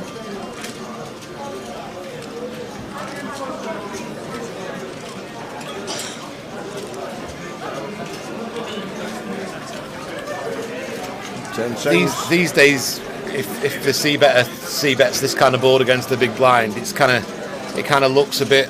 Well, they're in. It's all in. Yeah, it's all into the call straight away. The 10s. Max.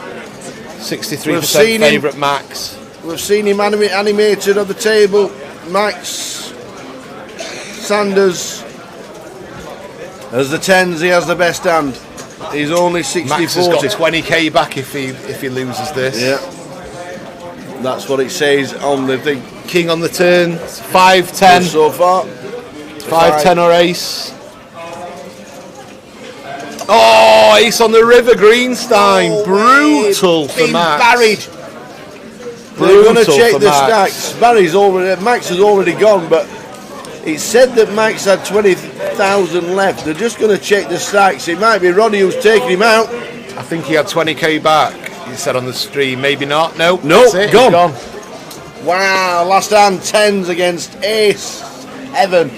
Wow. Whoa. 30-minute break. We will see you at 8:30 with the final 5 in the high roller. Enjoy the 30 minutes. Bye. See you then. Couple of pocket 5s and saw the rankings. Obviously, you start at the bottom in the thousands, and I was like always wanted to get into the top 100, so I could start talking. Like my thing was like I wanted to talk strategy with the other sort of top players, but I didn't want to message them before they were while they were ranked higher than me, because I thought they wouldn't accept talking to me, kind of thing. So I was like, okay, once I'm in the top 100, I can chat to this guy and message him. And so I kept like moving up, and it gave me incentives to keep moving up. And then obviously, you know, like making number 1, we always thought, oh wow, maybe, you know, you dreamed of it, but you didn't think it was possible. But then, you know, suddenly you start making top 20, you think, wow, I could maybe do this if I run good for a couple of months, win a big one. And yeah, so to finally get there was an amazing feeling. It felt like a real accomplishment, you know. And like at the end of the day, like the rankings, a lot of it was playing. You had to play a lot to get up there because of the volume thing. But normally, if you were, you know, it was like to get number 1, you had to be doing well as well. So it was definitely a sign that I sort of was being successful as well.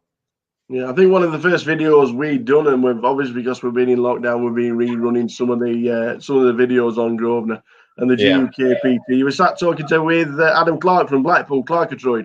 Yeah, I remember him. Yeah, good guy. Yeah, I think you said in the interview you just dropped away from number 1, but you were going to get it back. So it was a fantastic interview. There were no chin hair. Yeah, no. We'll try and dig it out for you and send a link, because it was a fantastic video. You and Clark were just bouncing off each other, because obviously you knew a lot about him playing so much volume online.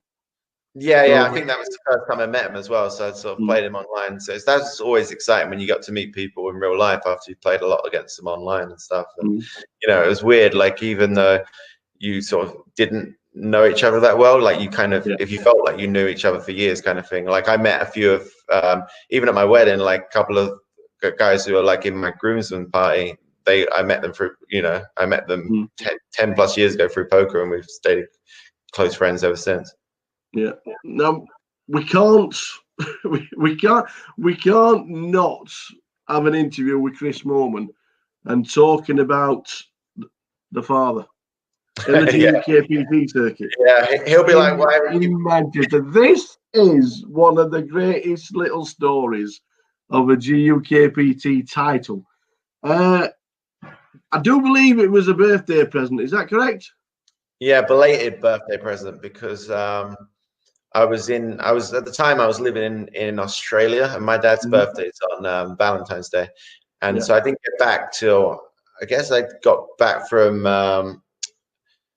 Australia in like March, so it was a month after my dad's birthday, and I was like, oh, what do you want for your birthday? And he was like, oh God, it's gone now, you missed it, blah blah blah, moaning. So I was like, come on, give me an idea. And then I actually came up with an idea. I was like, how about this? I'm gonna he was playing a bit of poker just on online, but low stakes. He'd only really ever played one live tournament before, and that was a £10 rebuy at Southend Casino, so a little bit different. But I was like, how about this? I'm going to go up and play this tournament in Manchester. It's £1,000 to buy in. I'll buy you in, and like we can work out maybe like a backing deal or something.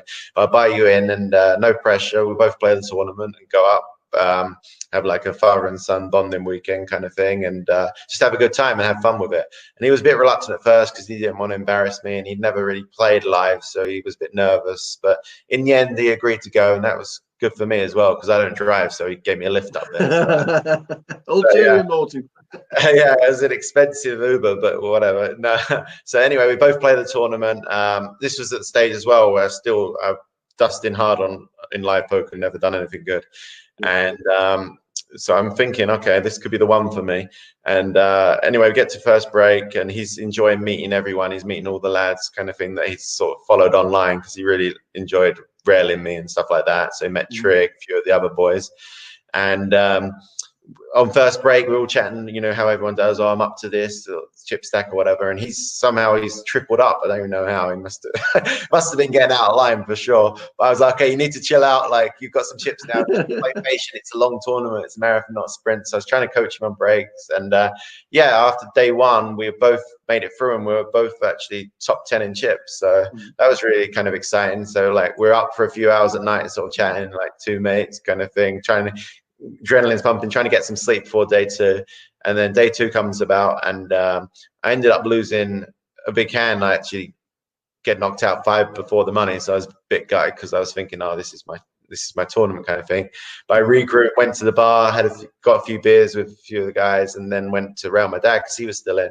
And you know, at first he just wanted to make the money, made the money, he had a decent stack, and then after that, though, he really wanted to make the final table, and that's where it kind of started going a little bit wrong because he started changing his game, and he played too tight, and he was blinding out, and he got down short. And I tried to tell him on the break, okay, if you get anything, you're going to be big blind after the break. If you get anything in the big blind, just go with it. You know, you're only down to like 8 big blinds or something like that, I think. Yeah, so it's like anything half decent, king 9, whatever, go with it if it's a late position open.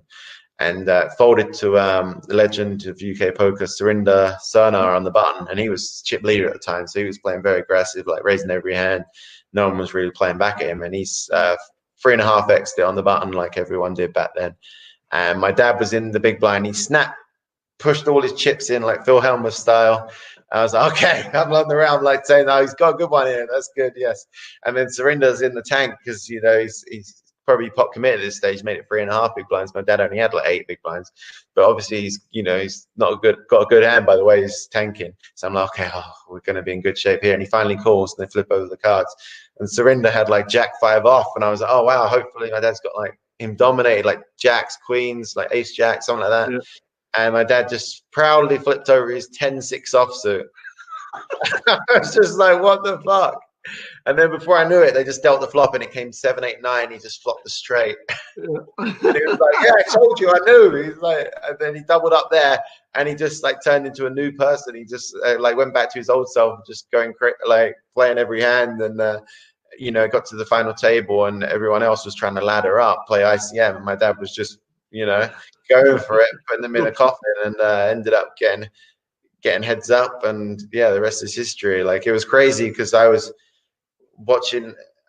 It was so weird watching on the rail because it was out of my control. I couldn't, it was down to him, and I was so nervous for him. But yeah, for him to get the win was just really a fairy tale. And then it kind of like the reality sunk in, because then he started giving me shit for having a bigger cash for the next year of my life.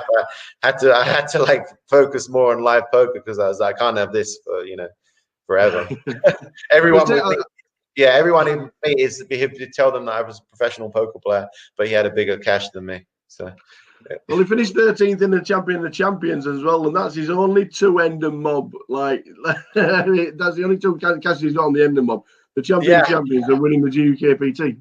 No, he always says, "Oh, I've probably got one of the highest ROIs in live poker." Like, because he didn't really start playing much. He played like one World Series poker event, like a 1500. He got some of the boys to buy a piece of him when he came over to see me in Vegas one year. And I think that's about it, really. So he's played like 3 or 4 live tournaments ever, cashed 2 of them, and won one. I was like, must be nice. And then he always tells me whenever I go and see him, I go to his house to play online or whatever, and he's playing online as well. And he'll be moaning about all these bad beats he's getting. He's saying, "I'm the unluckiest poker player ever," and I'm just like, you do realize how good you ran to win that tournament? Like the tournament was like 100 times by him, but yeah. Brilliant! It was a fantastic story, and something we have actually mentioned it quite a few times. Whenever you do pop up and we're on the live stream, and we do mention yourself, and you've won something big, and we just have to quickly mention that the story of your dad is just to me it is one of the nicest and best stories of while we've done the GUKPTs. It really is. Yeah, it was amazing. Like, even all the highs and lows that I've had in poker, like, it's still like my most memorable moment. It wasn't even involving me directly. Like, it was just surreal. It was such a great day.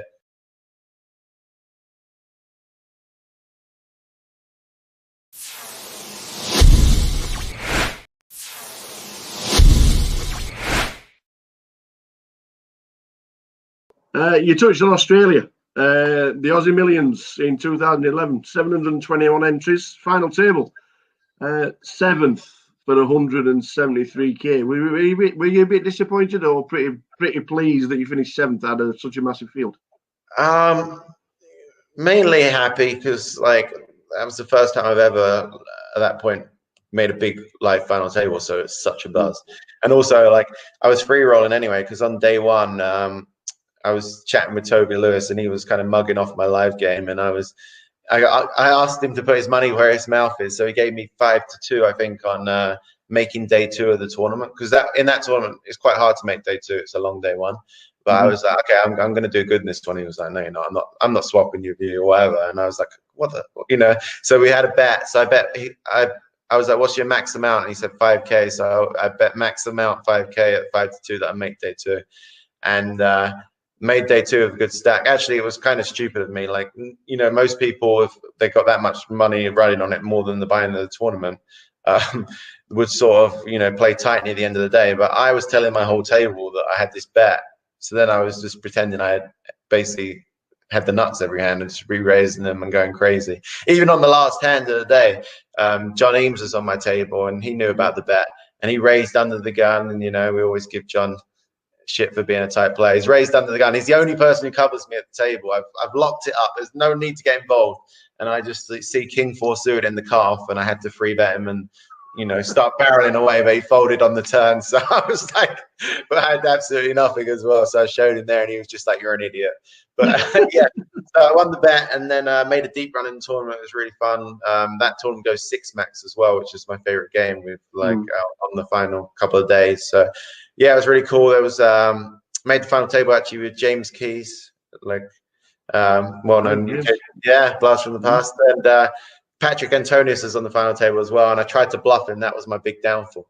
Tried to fight. To be fair, he tanked for a couple of minutes with trips, so it couldn't have been that bad a bluff. So I was trying to get him to fold a little bit of a worse hand than that.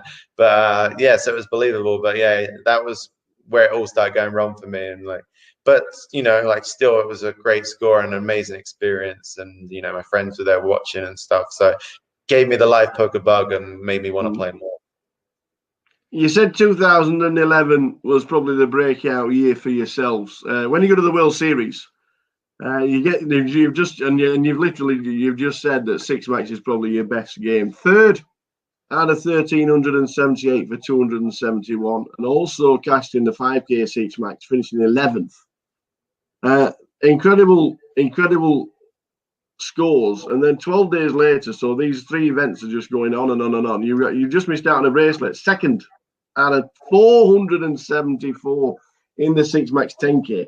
3 massive scores, but obviously the bracelet and the runner up.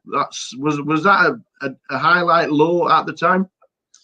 No, definitely a highlight. Like, the bracelet didn't like. Obviously, it would have been nice, but it didn't mean as much to me then as it would a couple of years later, kind of thing. Like, I was just happy to finally, you know, I've been going every year and sort of losing money and then having to get it back online afterwards, and now like have, you know, like the buzz of the final table, all your friends watching, all the British Rail chanting. It was just I just wanted to do well and not go out, you know, first on the final table, make it deep. And the first one, you know, the 2.5K 6 Mets came third, was just that was, I think, like one of the first rails where everyone was doing shoe bombs and drinking, which, like, to anyone who doesn't know, is drinking beer. There.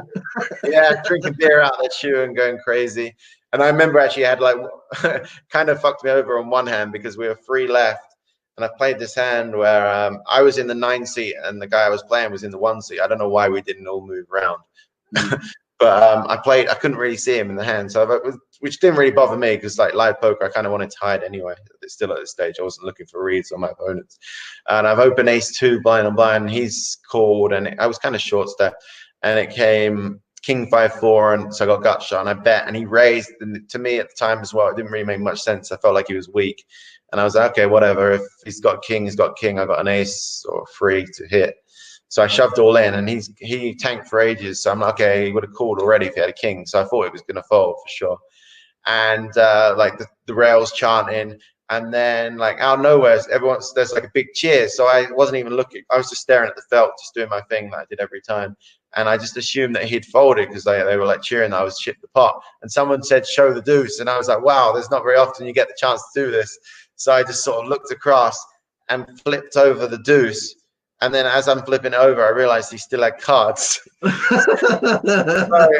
then now there was another. I'm like, oh no, now what the hell? Like, what's going on here? And then he tanked for another minute, and then he called me with ace deuce. So then we chopped the hand. But like, obviously, I don't know what was going on in the whole hand, to be honest. But yeah, we ended up chopping that hand. But obviously, it could have all been different. But no, overall, I was really happy with the results. Like, tough tournaments as well. The 10K 6 Mets was a very tough tournament. I got heads up against the player. I played online a lot at the time, so it wasn't someone that I felt like I had a big edge against. And we played a marathon match, had to come back the next day and finish it off. But yeah, it just didn't work out for me in either of those at the end. But I was still really happy just to be cashing and making runs and final tables. It just felt unreal, you know. It was almost like back to when I first started playing online and started winning. It was back to that feeling because it had been so long in live poker that I'd been playing and not really doing anything. So to finally start making runs was just an amazing feeling. It was kind of better than if I'd have just come straight into live poker and started winning instantly. It wouldn't have been nearly the same rush.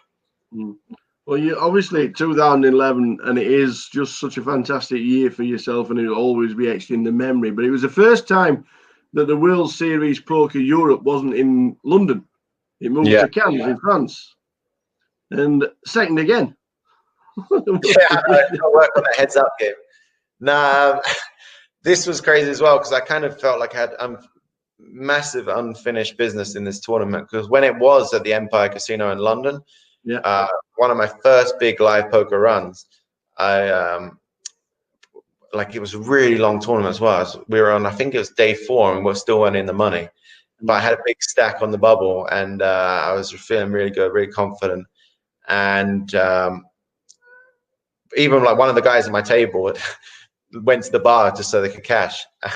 So, you know, there was a weird dynamic where we're just, you know, that blind sitting out. So me and Johnny Lodden had big chips, and we were both taking it in turns. Kind of, there was a mutual agreement almost, but we hadn't really clashed yet. But we were both the most aggressive players at the table, building up our stacks. And I was basically, you know, like 99 times out of 100, I'm going to cash in this spot, and let alone, like, I felt like over 50% of the time I'm going to final table because only 27 people cash. So once you're in the money, you know, you got a real shot at making it, especially because I had over 100 big blinds.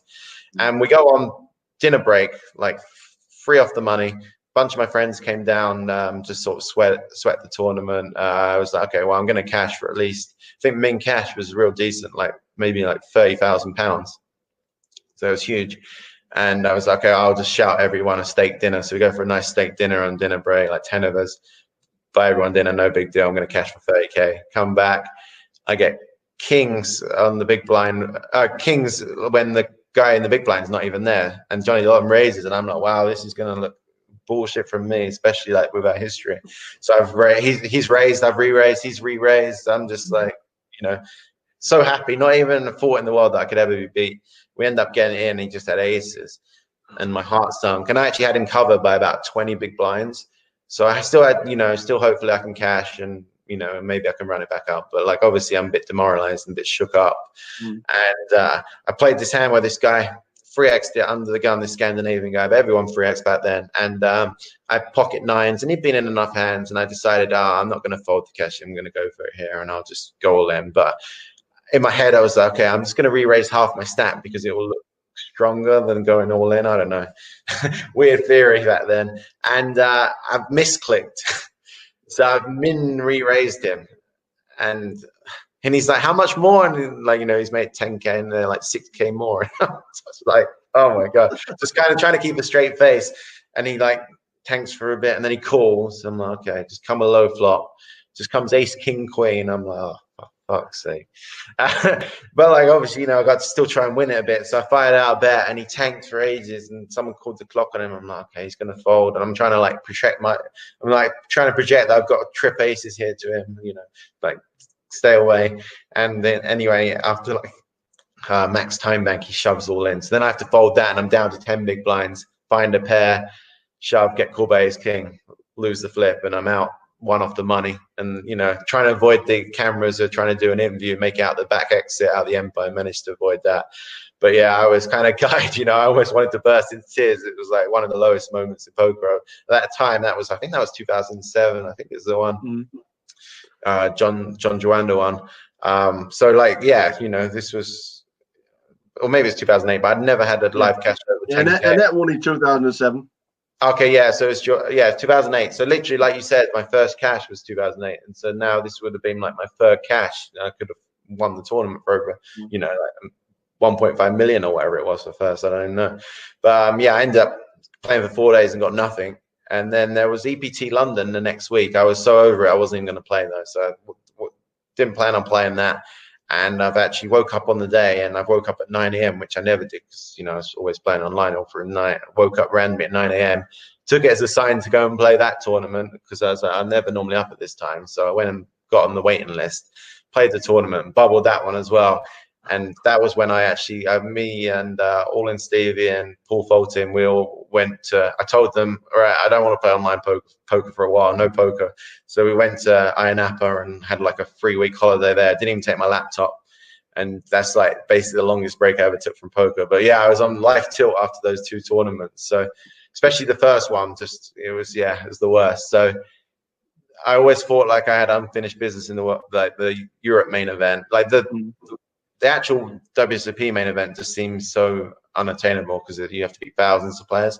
Whereas this one, you know, the field size is a lot smaller, like 500 normally.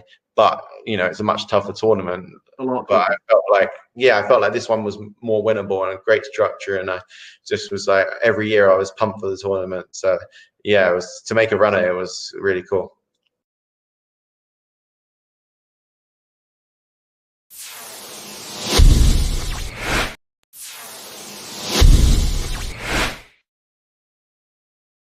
$2.3 million live in 2011, and you were still number 1 online. Yeah, how do we even juggle these two to stay ahead of the game while you were number 1 online? Because that was just a fantastic year for yourself.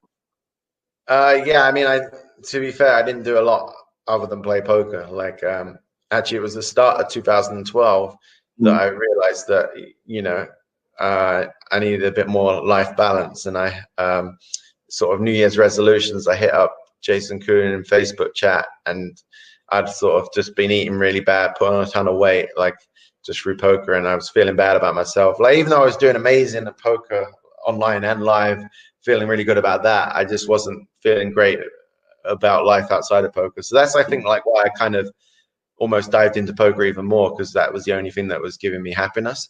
So I kind of, start of the year, you know, everyone gets New Year's resolutions. I was like, okay, I need to make some changes here. So I kind of, on a whim, hit him up and said, oh, I was living in Cyprus with some of my horses after Black Friday at that point, and I was like, well, do you fancy coming to Cyprus, and I'll back you for some EPTs and stuff, and if you'll sort of be my personal trainer and chef. It's like kind of like a trade-off, because I knew he was like the healthiest guy in poker.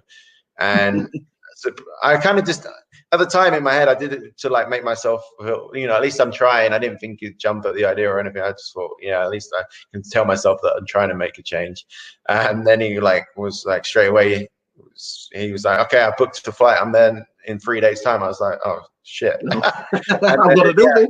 At the deep end, I went from like not going to the gym for sort of 10 years to going like pretty much every day, and not, he was cooking clean food. And I had like 2012, I think in the first 6 months, I ended up losing like 50 pounds or something. So it was a big change, and something that I really needed, because it was getting, it was one of those things that I had let it slip so much that it seemed like it was unattainable, and I was never going to do it myself. So I needed to kick up the backside kind of thing. So yeah. Awesome. We've got 30 online Triple Crowns.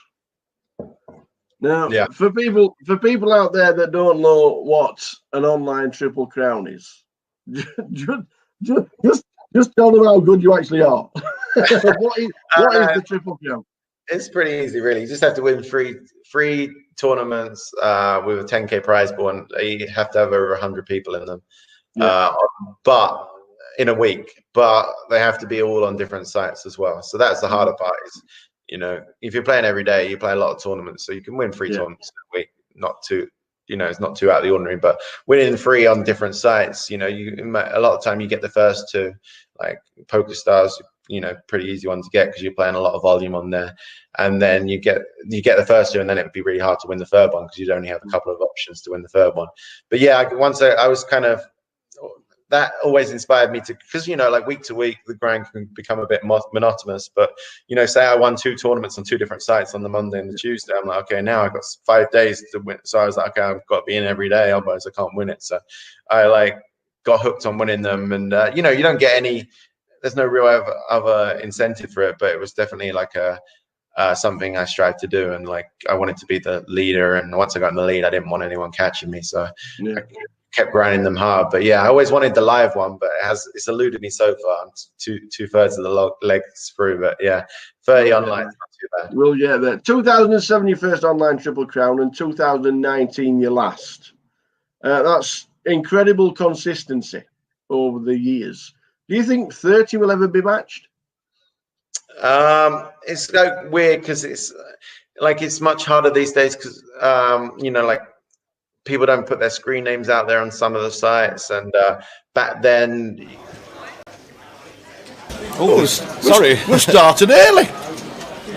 We had 3 or 4 minutes there. Was the break not 30 minutes? Oh, you're all in. Rennie's all in. Rennie's all Ace in. 8 against King 7. And Come on, Rennie! The King's flopped a King, so Rennie's going to need an 8 or an Ace now, or she's a goner. Ace or an 8 needed, or Rennie's going to be the 5th place finisher. First time, Mike. Oh, she's hit it as well, the 8 on the river. And 8 in the 8. 8 in the gate for Rennie. Rennie survives. Doubles up. No, you saw that one, yeah. Sorry, we slow rolled you there, mate. Sorry, we're living life in the past. Sorry. Teddy still thinks we're still here. Oh, an 8 in the river. I think. Wow. We actually missed the start of it. I was getting Tower's food review, and I think Roddy made a jam on Rennie, and Rennie called off Ace 8, I think, and River the 8. Well, we got told it was half an hour. It was like 25 minutes. There's TJ dancing about. Has he got 5%? Do you reckon? He might have 5%, yeah. I think. We're back. I think Smith and Josh will actually like the fact that she's doubled up, just because it makes evens the stack out even more for them to. It levels the stacks up even more for them to exploit. So when there's a few people with a massive chip stack, they don't necessarily want the ladders yet. They want to get them so they're all on about 5 bigs and then take them out. Yeah. So instead of Roddy having a big stack and being a danger, he's kind of been halved. And him and Rennie have both got about sub 20 bigs now. And this is going to be all in, I think. She's got 1.2 mil now, hasn't she? Oh, is she? This will be all in, yeah. Or most of it. And 2 quick folds. Hey, they came back early, Pains. It was a 30-minute break advertised, and they came back after 25 minutes. What are we to do? What are the guys holding up now? Oh, now what? Have they changed it now? Who are we bocking this time? Yeah. Jules is not in anymore. Is he still looking for Jules? Oh no, he's not there. Where's he gone? That was the hand of the tournament, wasn't it? He's gone. They just realised Jules is not there. Yeah. He's gone to rip up the go Jules for the win. I think Jules is probably does vlogs or big vlogger, poker vlogger. Towers tea cakes. Where will Towers trebles come back? Ah. How many did you land this season? Not as many as I'd like. Was the official answer. Back when I started gambling on football, it was 5 teams minimum for an We got 3 in the first 5 weeks. Oh. And I don't think we got another 3 for the rest of the season. How do you think Rotherham are going to do then? 4th bottom will be a victory. Yeah, it's going to be tough. We're the smallest club in the Championship by a mile. And we're having all your best players. Yeah. Mike's Wisdom to Sheffield Wednesday. Ayekwe has gone to Sheffield Wednesday. Good centre half. Yeah. Scored loads of goals from corners. This is going to be an all in by Roddy and a fold. Here they go again. Yeah. Oh, is Jan woken up now? And an easy fold there from Josh. You can tell he plays cards, can't you, Josh? Even though he's only got 2 cashes worth $600, because he flicks them in them up professionally. Yeah. I mean, a lot of. Well, for example, I hardly ever play cash, but Josh probably hardly ever plays tournaments. So you're usually one or the other, aren't you? It's very, very seldom that you do equal amounts of both. You're either a cash player or a tournament player. And sometimes tournament players have a little dabble in cash and no one knows who they are, and vice versa. Doesn't mean they can't play. Absolutely right.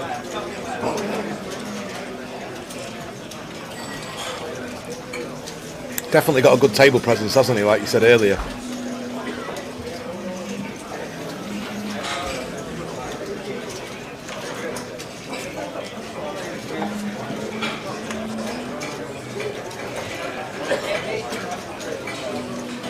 Do you have the telly on at the hotel at all in our room? Do I? Did you have it? Have you turned it on? Has it got like watch the apps, news like Netflix? Has it got? No, none of that. Oh, okay. I was going to start watching that Stranger Things after you recommended it. So Jan's finally jammed all in, found a hand. Bit of an overzealous jam. He's jammed like nearly 20 bigs with jacks, which is a bit on the tight side. You want to be usually raising there, but I guess Jan's not played that many hands. He probably imagines that his raise will be look so strong, he may as well jam it in. But that's not his fault. He's just had no hands to play.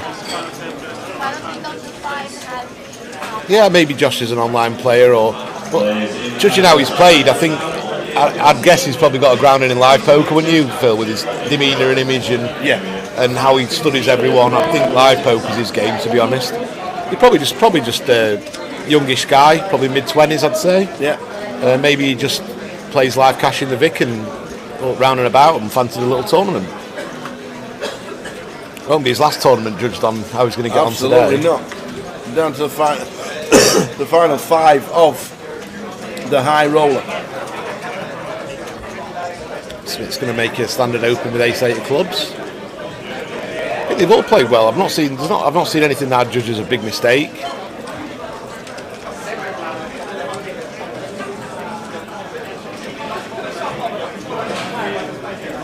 Roddy's going to defend here, the same hand.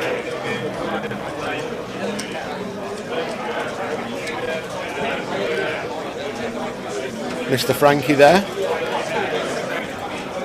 The floor, and they both flopped top pair, top kicker. All the team doing. So I imagine this is probably snap check back. It's quite a theoretically good check back. Usually this is a board that's going to suit the big blind, so even when we have got a bit, we've got to mix in a few checks there. Now he's free rolling Smith, and I think Roddy's going to have a decent sized bet and Smith's going to call. 75, 100k into 200, so half size bet.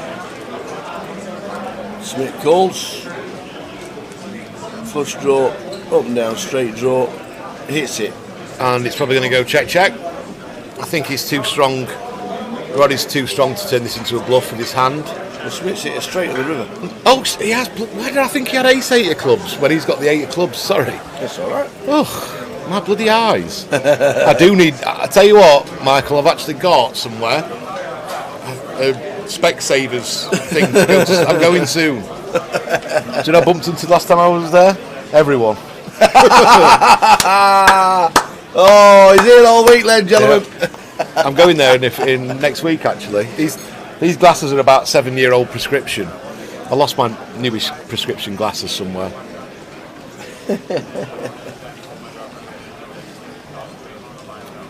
$260,000 to call for Roddy with top pair on the flop, but he's got the time bank out. I don't think he makes a call. No. Tough spot, to be fair. No. It makes sense for Smith to have some 9x as well that he's checked back.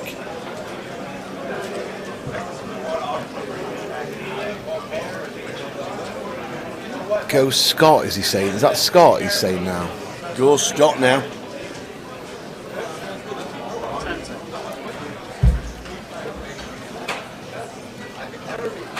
No, I think he's got to fold this.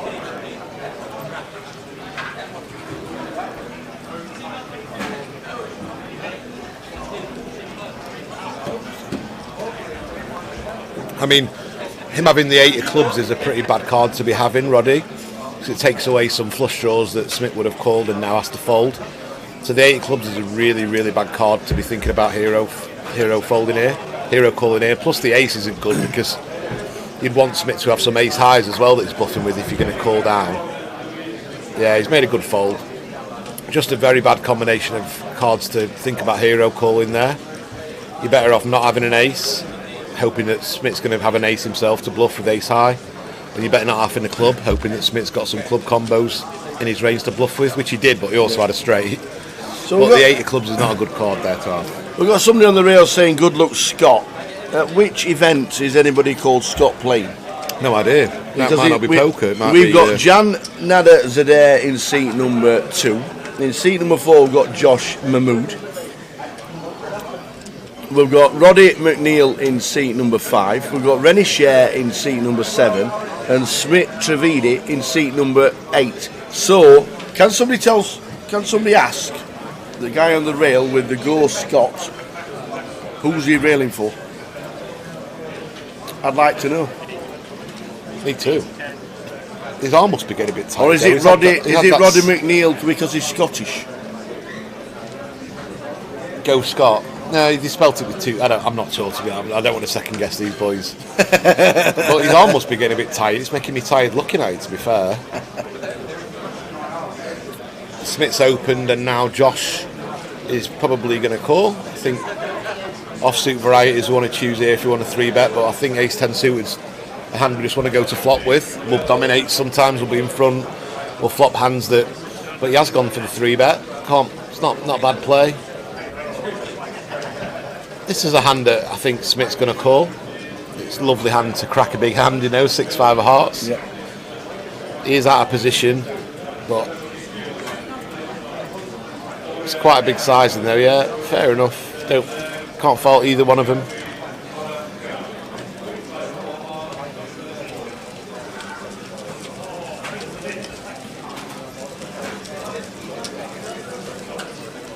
So still pretty deep. The 2 chip leaders, Josh and Smith, have got a lot of chips between them, and the rest of the guys are kind of bobbing and weaving, trying to get a couple more pay jumps or get a few hands to clash. So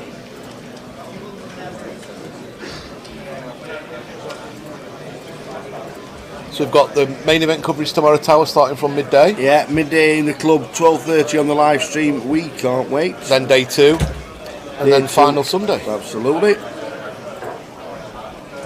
Gives us a chance while all the players that we know mostly are in Vegas battling. It gives us a chance to see some up and coming players maybe, or ones that we're not familiar with. Yes. All that familiar with. Absolutely.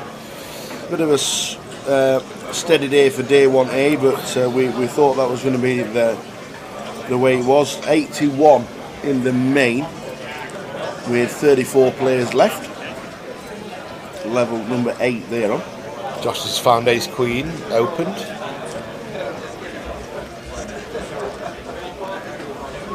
Of your colour chart. Have you seen The Business, the film? Danny Dyer and Tamar Hassan. Oh, you're not? No. Great film. Gangster film. They're out in Marbella during the 80s or whatever. Costa del Crime. It's a good, great film. This song features in it. Bit of Blondie. Business is a great film. I'm surprised you've not seen it. And to be Tamar fair, Hassan I'm not Danny really Dyer. I'm not really a film man, to be Jeff fair. Bell. It's great. I must admit. I'm not anymore. It doesn't seem too much good coming out, does there? Gentlemen, have you seen that? Yes. That's a great film. Yeah. That's probably the best film I've seen in the last few years. You've seen The Business, PK? Great film, isn't it? A lot of old 80s and late 70s, early 80s, like Feeler and LS tracksuits and stuff. All casual wear.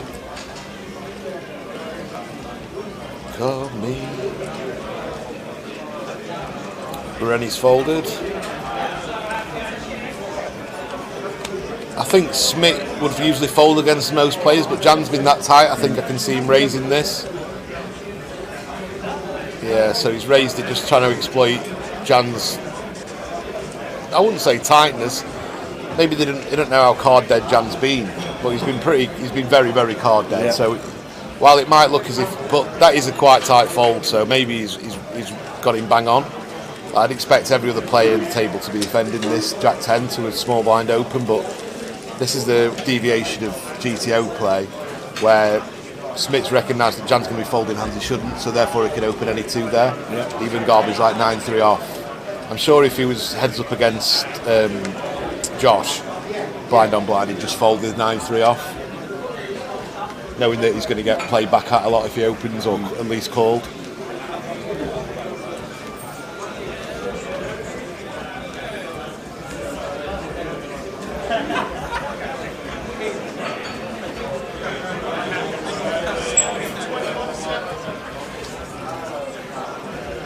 This is from American Gigolo. Yeah, could be. Not seen it's that. It's also either. in business. I don't watch movies. I like a bit of Blondie. You like Blondie? Yeah, some of the tunes are pretty decent. Oh, if you like some blue, Sunday girl. Sunday girl. That reminds me of little Evie. Bless her. Call me. Flop time, Smith and Josh.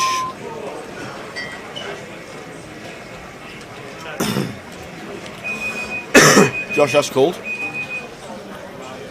Off to the flop.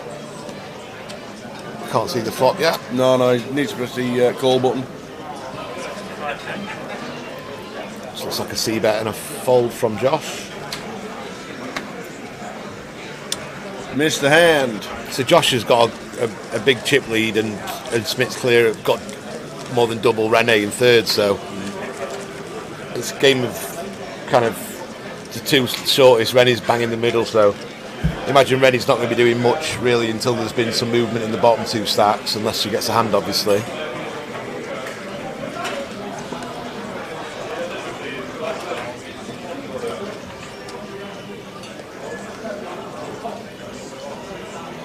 Surely FM, coming in your ears. Yeah, the joke Scally always tells. Says there was a firefighter from Chorley who went down to help the 9/11 on Ground Zero, the fireman, and George Bush was there.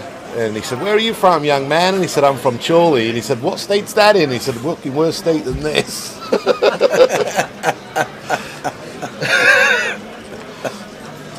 the legend that is Scally. Oh, Scally.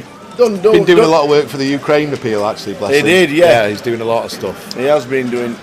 Great guy. No, doesn't play nowhere near. He always turns up in Blackpool for the GUKPT, but doesn't do nowhere near as much so Josh poker as he used to. No, Josh is a legend at your local. Where's your local?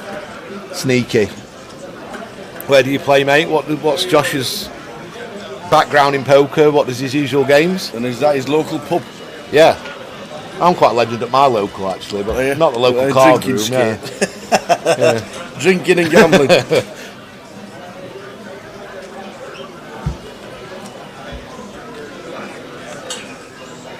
I don't think he's a reg that we all want to sit with. I think he'd be one of the person I'd try and avoid, judging how attentive he is to other players.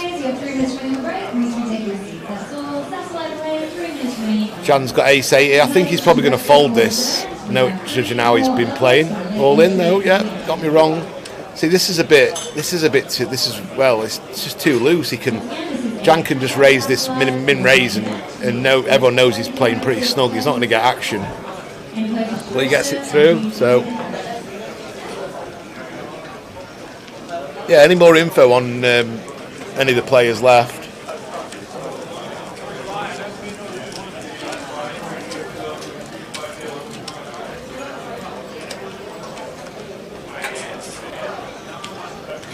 You were Northern Soul man, Tower. Do you like a bit of Northern Soul? I like the music. I can't dance to it at all. I can't flip my feet like most can. No, bit of talc. Can't do any of that. They used to have the big clash with the Blackpool, didn't it? The GUKPT. I remember a few times. There was the Northern Soul dudes in the Tower, wasn't it? It used to be, yeah. Beginning of November. Yep. Yeah, you're right. What are they going to do with the eliminations this year? Because last year they were on forever. They kept them on, didn't they? Yeah, they kept them on forever last year. Right. Not too sure. Maybe it's just normal time, so we'll miss them when we get to GUKPT week. Do you know what week that is yet? Do we know?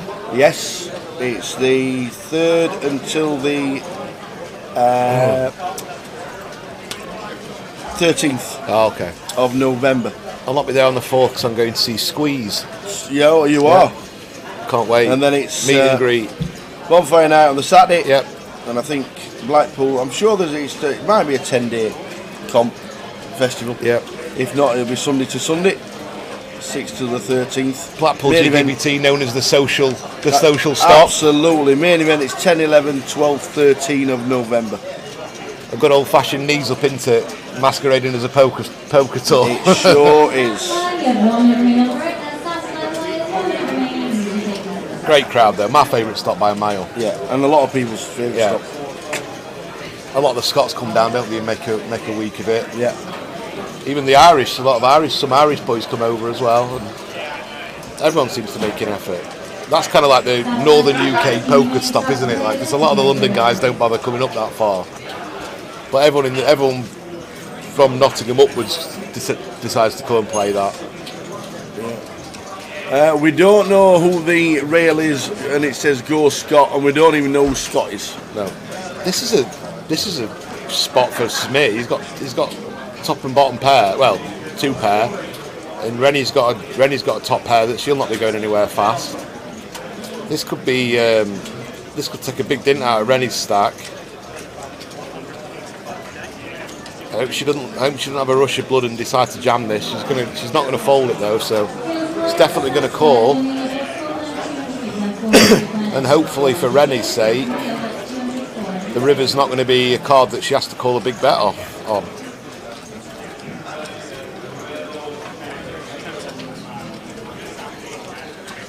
Just got to call here and hopefully Smith gives up or keeps bluffing. So she has made the call. Smith will be hoping for like a deuce of spades is perfect, you know. So 185 call by Rennie. Pair the 3 up would be lovely.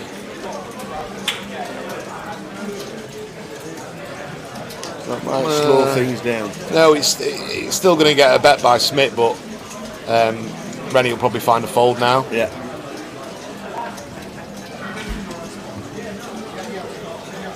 Rennie has got a jack of diamonds if she wants to get really frisky here and decide to turn her hand into a bluff, but I don't think I can see it. Smith's got to fire something at the river.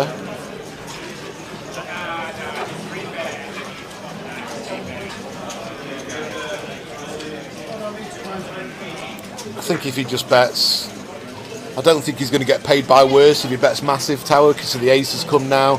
So he's probably targeting a jack, so maybe like 150, 180 would be a nice size in here.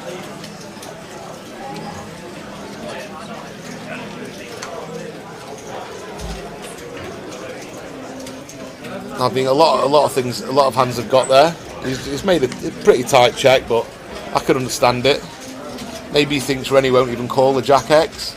So if Rennie's not going to call a bet with the Jack X, there's not much point in betting if he's only getting action from better than his hand. Yeah.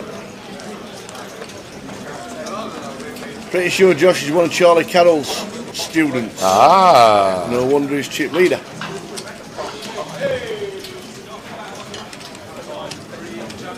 Well, I mean, I think Charlie bases a lot of his stuff on tells when he plays live, so that'd make sense. Charlie's definitely known for out of the box stuff. On the left in the field, says Shiv. That's it, just the 5, who you can see. The final 5 of the main, the high roller. We're concentrating on the high roller tonight. Prize pool going across the bottom of the screen. The final 5 players, as you can see, are there. In seat number 2 is Jan Nader Zadeh, Josh Mahmood, Roddy McNeil, Rennie Share, and Smith Trivedi. Another hand I can see that Smith's going to try and raise, maybe. Just limps. I think I would just carry on raising a hand this week after he raised the old 9-3 off last time. But he probably thinks he can probably win the flop a lot post, the pot a lot post flop, which he probably can. So he'll come and bet 30, 40k here and get 40k here minimum and get a fold.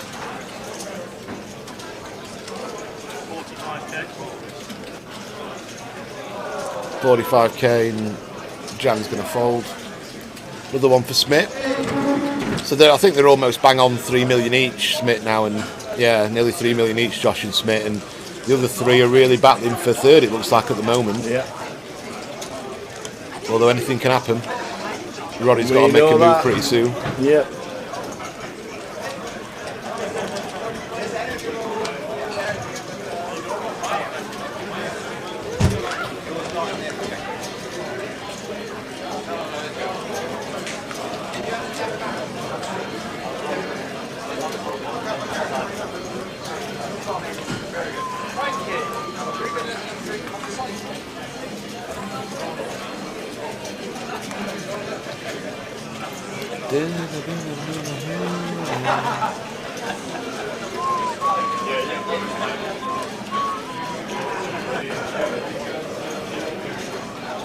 Rennie's going to come in with a min open, I think, to 80k here.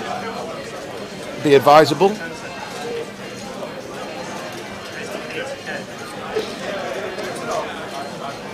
Yep, 80k, nice raise.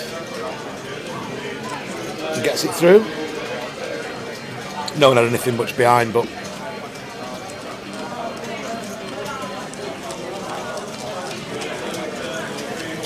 so when it comes to 500 tower, the clock goes back to 30 minutes and half an ante. That's right.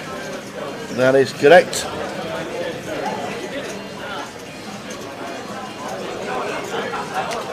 So he is. All right. We knew he could play.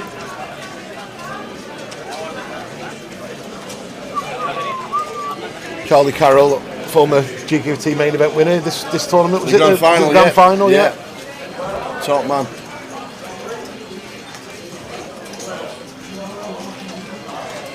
So I think really, without saying it, Josh and Smith are probably waiting to get heads up here and just trying not to clash with each other. Blinds up in less than 4 minutes.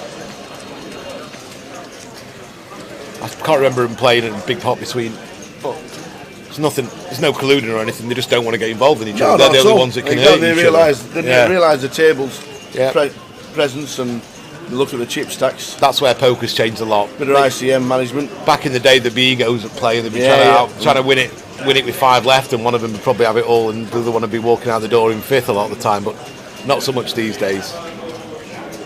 Roddy's got an up and down draw. He makes it there. Boom. We saw a similar hand to this, didn't we, where 7-4 made the same. Making the straight. That was the hearts as well, wasn't it? Roddy's probably going to stab small, maybe, or check it again. Don't mind either. Smith is a celebrity. Apparently, he was in EastEnders. Really? Yeah. I remember his face from somewhere, but I'm not a big EastEnders fan. Apparently so. I'm not sure if it's true. These days, I tend not to do things that you have to do. So if you get hooked into a soap, you can't miss it. Oh, same as playing the lottery. You can't. If you play the same numbers, you can't ever miss it. No. I don't like being forced to my mind forcing me to do things.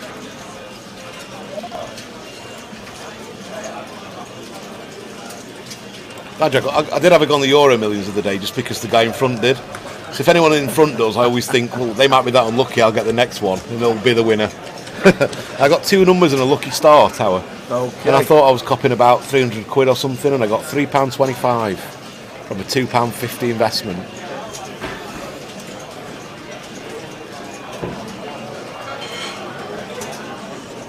Is that true? Was he in EastEnders or are they living a laugh? Sports writer. Not true? I saw his Twitter up there, Tower. Is it the same guy? No, down a bit. There it is, there. Sports writer, former.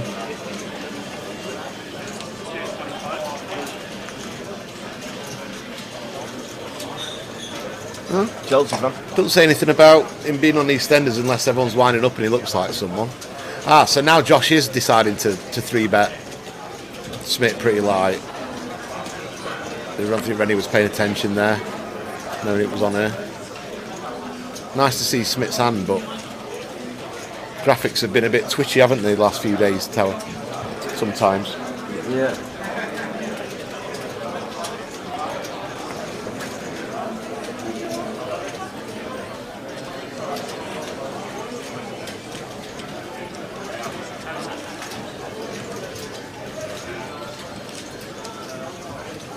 Looks like this is going to be a 4-bet now. Grabbing a stack of blues. What did I say about him avoiding a big pot? Now we've seen a 4-bet to 600, and this is pretty small. Well, no, it's good sizing actually, and it really puts Josh to a decision. Is he going to continue the hand? I mean, yeah, he's folded now. Good leveraging bet from Smith there. Really put it on. I wish I saw his hand, but I like the 3-bet too. Yeah, I've been impressed by the standard of play overall, Tower. Indeed, it. Chip leader is Smith, 3 mil.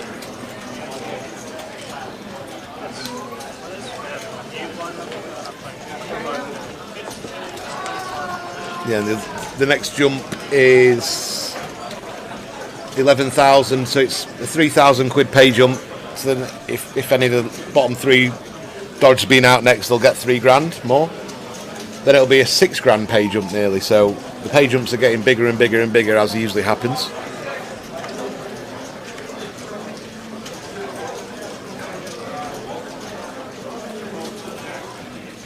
And Jam folded the deuces.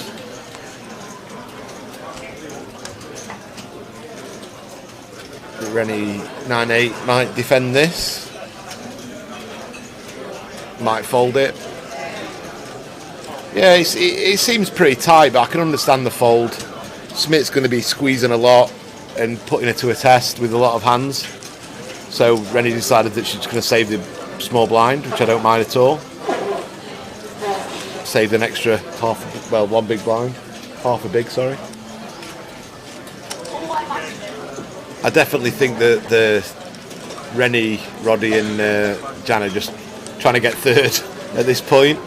Sounds ridiculous, but no, it's all in Clears mind, isn't it? The ICM state when they were down 500. Yeah. 39,150 up top. It's more than, if they can just get to third, one of them, it's more than double that they've got locked up now. So yeah, next to get one to out, third, it's 7.8. 17 grand. Josh made a pretty tight fold under the gun with ace-7 off there. Maybe he thinks that now he's clear second and Smith's the clear chip leader, that Smith's going to put a lot of pressure on him, maybe.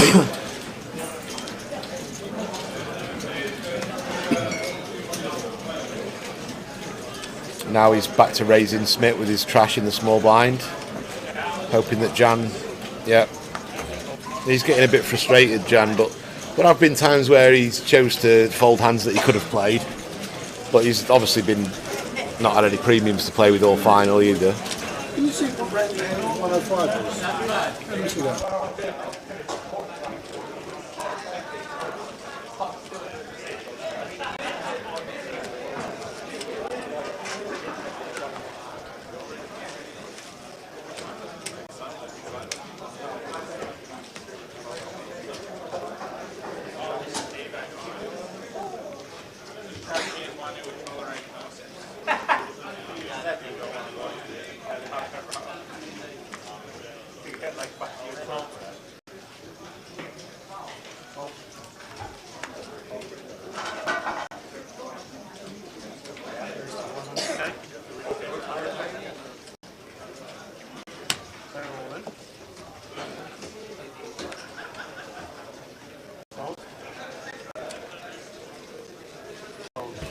John slides them in.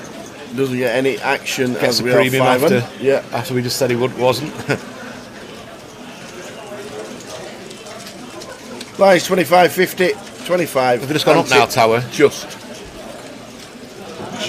up.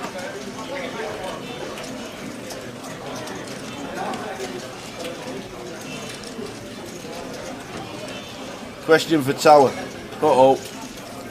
Let's see if we can answer it.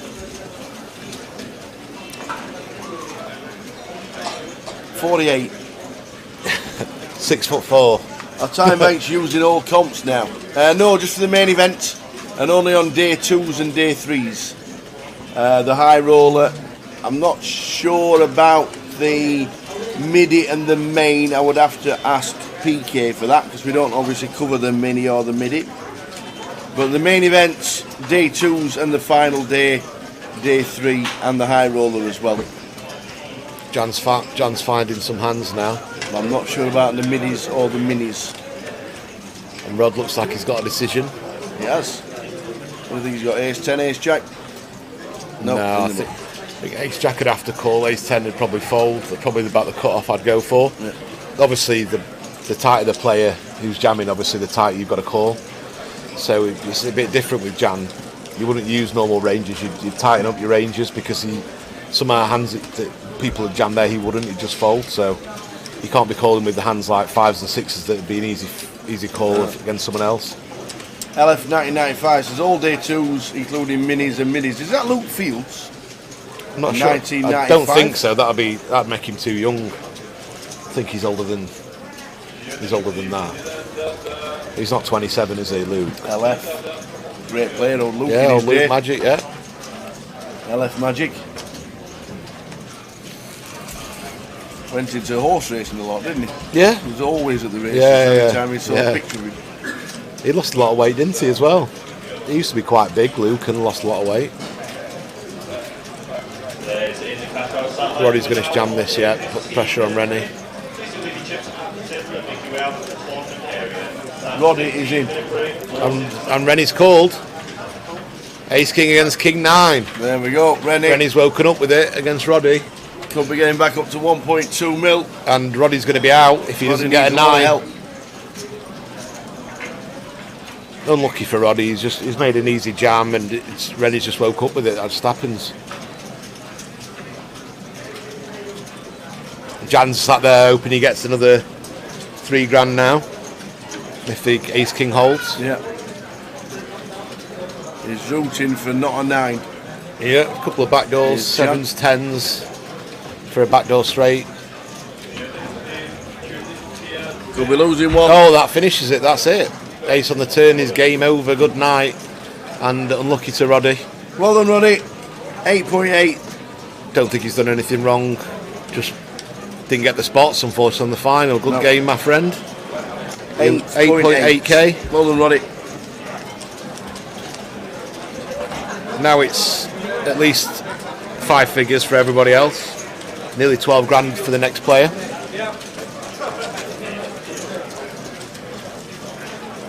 We're down to 4.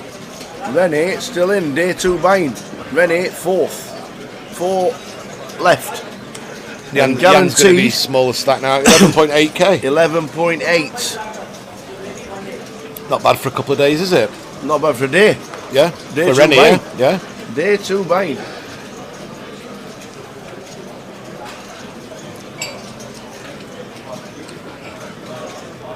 I'm not sure, has anyone won a main or a high roller from a day 2 buy-in before? Terry Jordan Jr. Ah.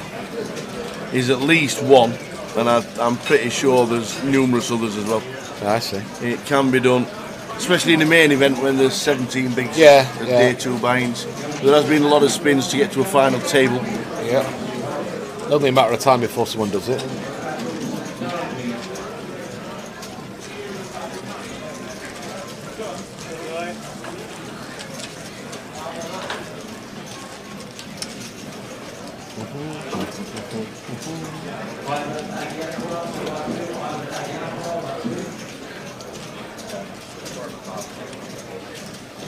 Where did Daniel Gray finish in this tournament? He was saying to me he cashed. I don't think he did he? Not in this one. The final 9 cashed. It might have been the midi or the mini or something. Yeah. In 9th was Thomas Winston for 3,650. Maurizio Pais was 8th for 4,300. Julian Schultes 5,150 for 7th.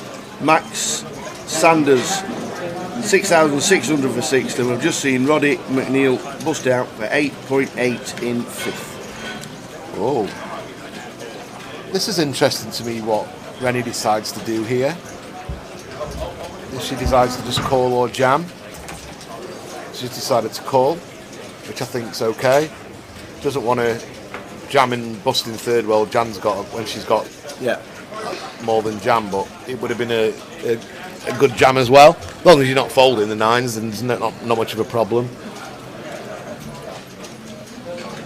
Again, Josh can decide to check or have a small bet. I could see Rennie folding if Josh bets here. I know it's not. She just doesn't want to having to call down a few streets with this hand. Yeah, still 4. Yeah, as far as I know. Yeah, there's 2 of them that have got a lot of chips. Yeah. Yeah, the guy in seat 8. Yeah. Yeah, there's those 2 against the other 2 really. Yeah.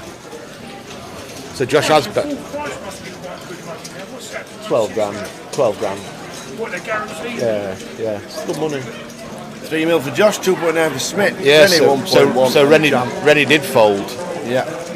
I don't blame her. It's not so much that bet. It's the fact that she probably thinks she's got to call down another street, maybe. So yeah. So there's 4 left now. Jan's had a quick toilet break. It looks like. Opening when he gets back to the table. There's only 3 left.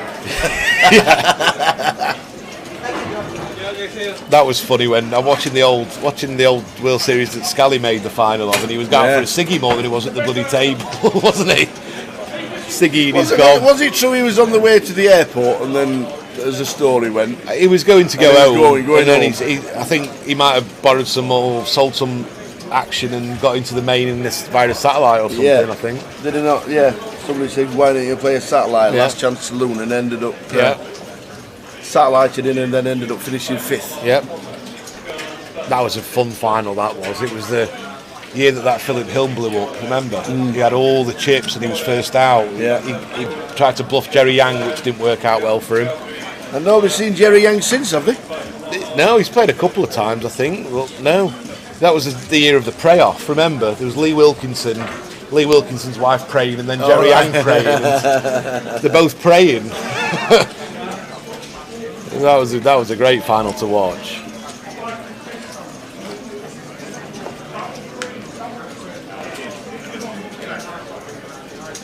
think that was the last before they went to the November 9 scenario, At the Rio, wasn't it? Yeah. I think was that not the Rio? Was that Binions? Yeah, no, it was the Rio. John, the first year, 2005. Right, and then after that they went to November, didn't they? Probably, yeah. The November Niners. Was that the first year at the Rio then? That one, it might have been from Binions, yeah. Or did they play the final at Binions? No, I'm not too sure.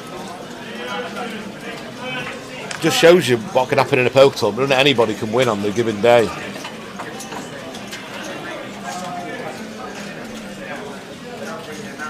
Josh deciding just to limp in here. If I was Josh, I'd probably prefer to raise this hand. You've got to understand that Rennie's going to be very ICM conscious and not want to bust before Jan. So you could just put heaps of pressure on without committing yourself.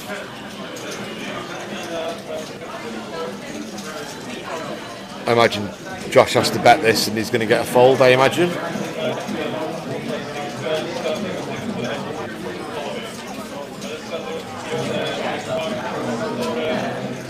Rennie looks suspicious, but there's not much you can do with this hand, I'm afraid. No, not at all, just flicks her in the muck. They're the prizes.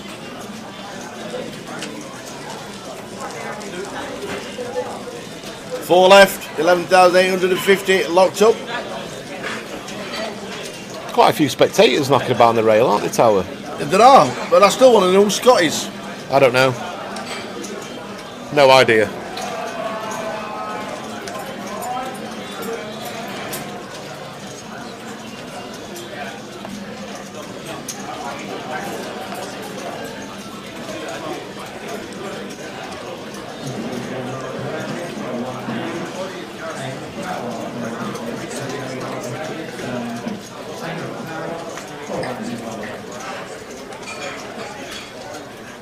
This is interesting. See if Jan min raises or if he carries on with his jam strategy. Yeah, he's in again, 20 bigs. Decided he's going to jam every hand he's playing. Well, he's in for a milk. The blinds are 50k. Josh can't do anything. There's no point messing around here 20 with bigs with jacks. What are you going to do? Too much. No, a bit too much, I think. Yeah, but I mean, it's one of those. I think Jan's been that used to just shoving because he's had no chips. Yeah. Now he's kind of like, he's probably forgot how to play a hot post flops. He's stam all in. Just carry on to the same story.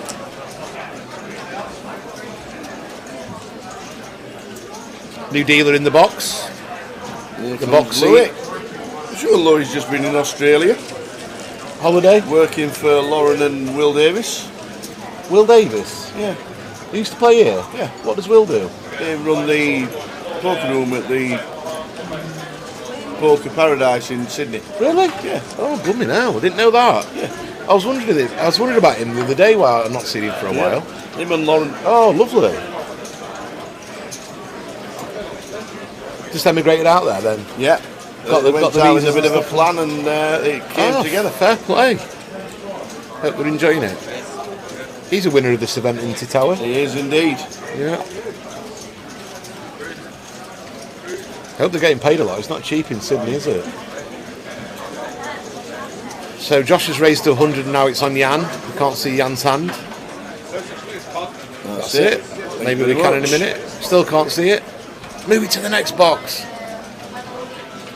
King 10. It'll have to be something half decent. Oh, this will be a bit annoying to Josh now after having a nap. You don't mind raise folding trash, but when you get a little pretty hand like ace deuce of diamonds, you don't really like folding.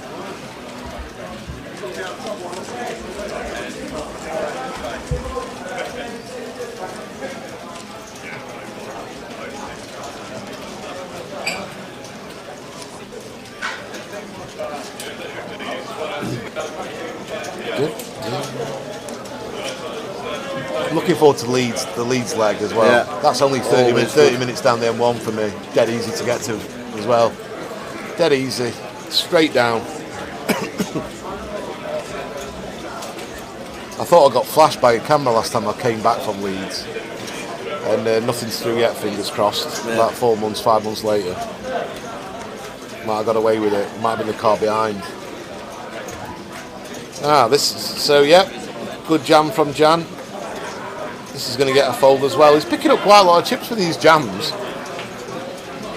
Smith's thinking he's at it now a little bit. He's just jamming everything. He still can't call this. No chance on earth for 24 bigs. How tight Jan's been. You've just got to You've just got to think that he's just getting a run of hands rather than he's just changing his game up. Absolutely. Josh chip leader 2.8. Smith right behind him on 2.6. They're closing a bit, aren't they? The Rennie and Jan are closing a little bit. I mean, if Jan doubles, he's chip leader. That's right. Off one of the two. Absolutely right.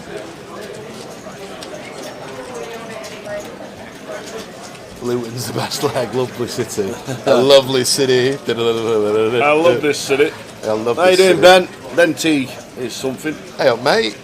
Nice to see you a while ago. Saw you in Luton, I think. After that, you're on a 15-minute break. Please do leave your chips at the table throughout the corner. That is main event players on a 15-minute break. It must have been London then. Must have been leg one in the Vic. I wasn't in Edinburgh. Yeah. It was somewhere, mate. Ben will be exhausted still from his run at his epic clash with Ewan in the Player of the Year last year. Yeah, it was fabulous run. Take some toll out of him, I think. Took its toll. Not surprised.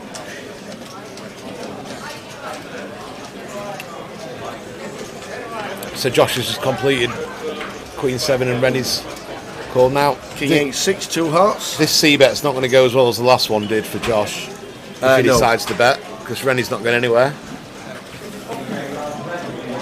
You can see Rennie having a little spot. Ooh, Rennie's checked back. I think I was overly cautious, to be honest, but she's playing snugly, I'd say. I wouldn't say tight, just snug. She'll bet now, I imagine, or maybe just wait to the river and try and get a value bet on the river. Yeah. 60,000.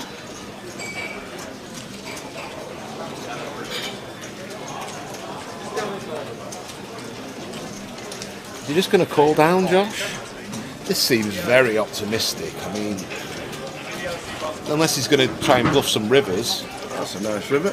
But that's not going to work. And now I think this is a perfect card for Rennie. Obviously, she's made a house, but does she go big? Now where 6 has been counterfeited, and if she is bluffing, Queen Eye is going to be good a lot of the time.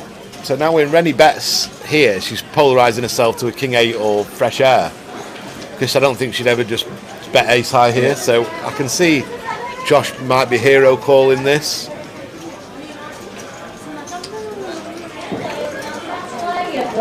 Yeah, she has gone big. Gone super big. I quite like the bet size. I mean, whether Rennie's just seen she's got a house and tried to bet big, or whether she thinks that if she was bluffing, she needs to go big size.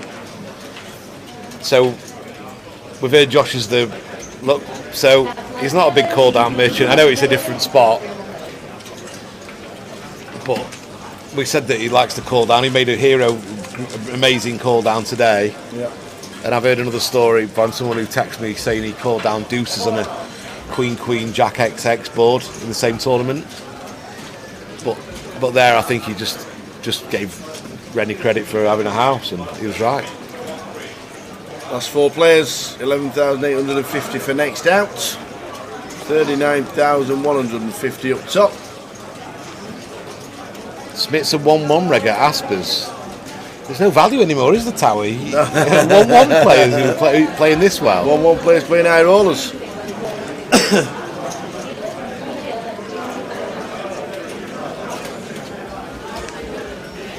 Yeah, it's too bad even to open from Josh's position down the button.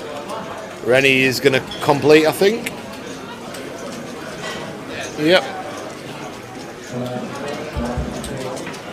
Ooh. Smith. I think Smith should jam this for like 22 bigs, the 3s. Here's Queen 8, Rainbow. I think Rennie did have to fold, but I think Rennie might come in for 50k. Min bet. Yep, and Smith's not going to like it, but maybe call 1 and then give up to any further action unless he managed to fold to turn a set.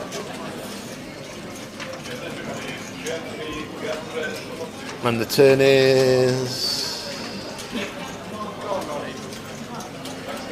not sure. Is it frozen? No. I can see someone's leg moving. No, yes, cool. All very. Is it the ace of spades?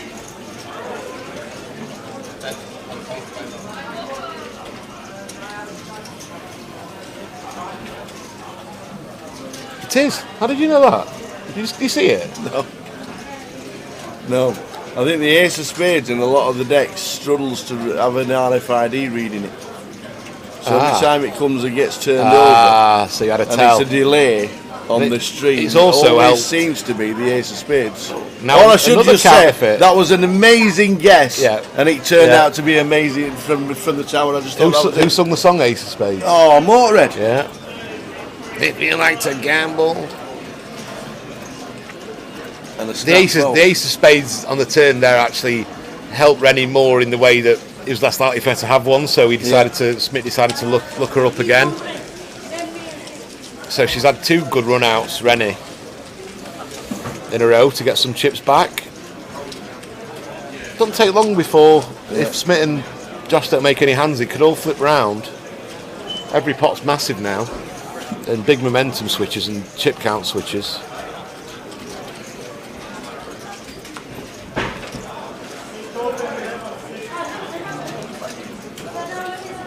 I wouldn't like to be a live cash pro if I'm playing small stakes 1-1 if this plays like Spit in the game, amazing. To be honest.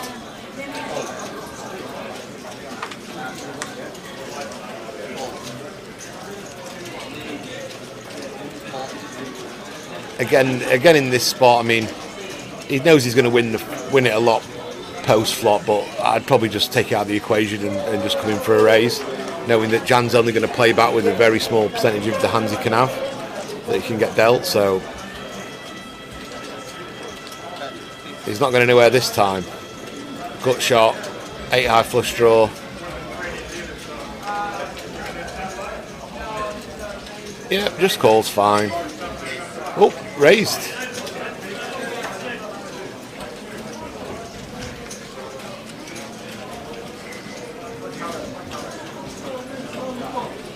No, I don't like this though. I mean, I understand he thinks Jan's not going to have ace-X much, but he can still have 2 pairs straights, and we've got Jack High and a gut shot. I just think it's just, I don't mind the C-bet, but then you think you've just got to fold. Be interesting to see what Jan does now. Smith leading. I'm not sure. Here's 125. I'm not sure I kind of like that. I don't really think I like this. But he could end up winning the pot if Jan completely bricks out, which is the crazy thing.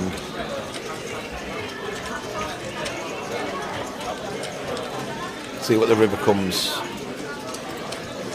A 6, so they've both made a straight. So this is top end, bottom end, and now he's all in. And Smith is going to cry and fold eventually. He thinks he's got a dream run out. Smith. Yeah. Got to be in. Got to be a call. He's not calling. No chance. He's calling. No chance. He is. No chance. He is. No chance. He's calling. I bet you can have 10 quid and I bet you my pound against my tenner against your pound. Okay. Bet? In. Right, I think he's folding. 100%. Well, 90%. Get your pound out, Tower. He's Can't believe I'm losing a pound to Trig. First day he's been commentating, we're betting. He's not calling. Oh, unbelievable. Get your pound out, my friend. Where is it? In fact, you can put it in the box, Tower, next time you go around. I'll pot. stick it in the Steve Cleary Yeah, box. that's it. I don't know. Pound of Tower's money going into Steve Cleary's box. I just think Smith overcomplicated it a little bit there. I don't mind him c-betting the flop, but Jan, who's played so passively and tight, wants to raise the flop of ace, 4, 5 and 2 diamonds. You've got to give him credit for not just going crazy, and I think it was just a bit of fancy play syndrome, to be honest, out of position there. Don't mind it pre-flop. prefer to probably just raise and get hands like 8 deuce of diamonds to fold. 10-1 on an easy call and still lost. No, it would have been an easy call against someone else, but Jan's just. I don't think Jan had ever been bluffing there, and if he had the 3 himself, he'd have just called. So it was either a bluff from Jan or a 8, I think. Yeah. And I think Smith reached that decision. Yeah.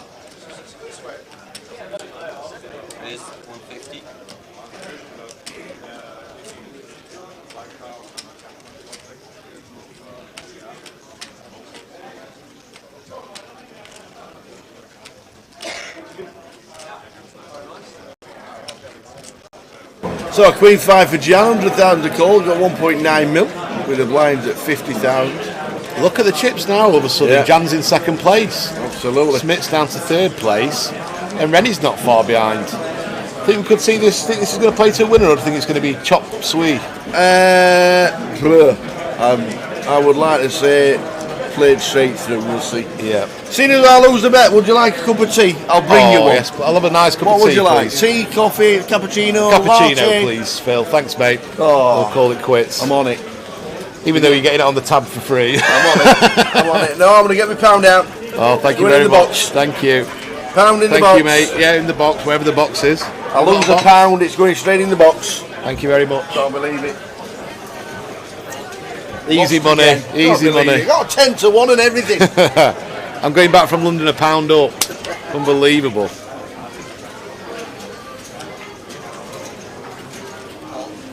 Josh continuing with his limp against Rennie strategy.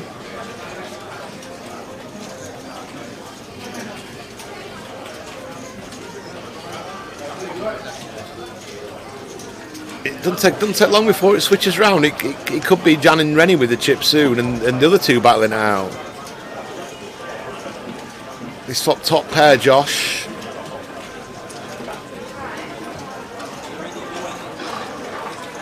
Yeah, I think if we're Josh, we want to be value betting these hands. I don't think Rennie's shown that much propensity to start stabbing weak. So we can't be checking these expecting some stabs a lot of the time, because they're just not going to come from worse hands.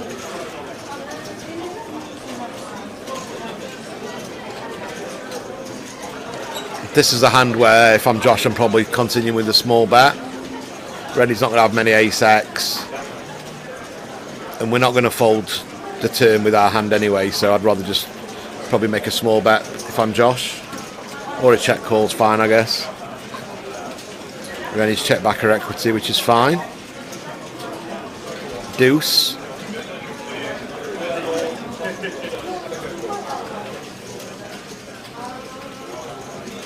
Maybe a small bet from Josh targeting 8x. Or maybe I think a small bet targeting 8x is probably the play. And he's done that, I think. 55k. Nice. Yep, lovely bet like this.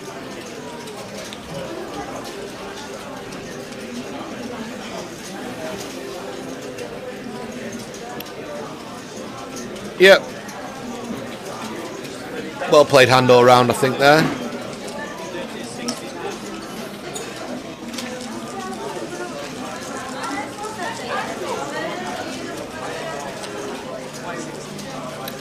I think they might do a little bit of a chopski here, to be honest. I would make it favourite that it's chopped up and not played to a winner. I'd make it about 65-70% that it's going to get chopped at some point, and 30-odd% that they play out. That's what I'd say anyway. Our tower gets me a cappuccino.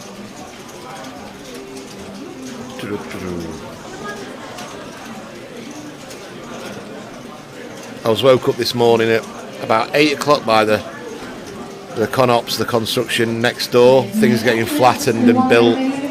Boris, as Boris says, it's all build around London, and definitely got the old boom, boom about 8 in the morning.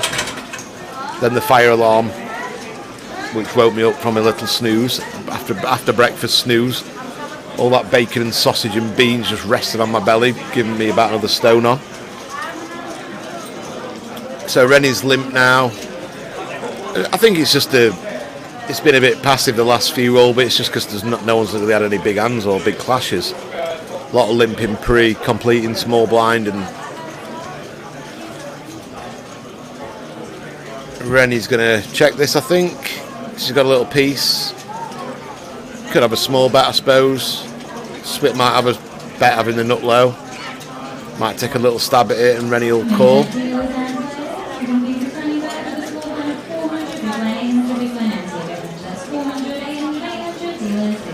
I don't mind a little bet from Smith here. He decides to check.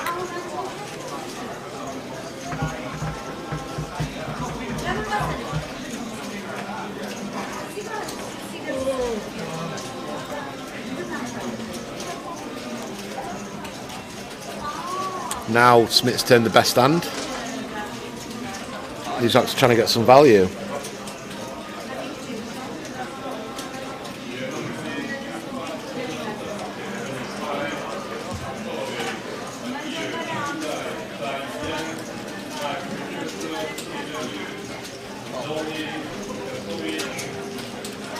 I'm not sure if Adelvis All is directing at me, but I wasn't obviously making fun of 1-1 at all. I'm saying that 1-1's the lowest stakes they have in the casinos, and if you've got players as good as Smith playing it, I wouldn't like to go and be grinding that. So Smith's going to table the winning hand, and Rennie's going to be a bit annoyed at how that happened, but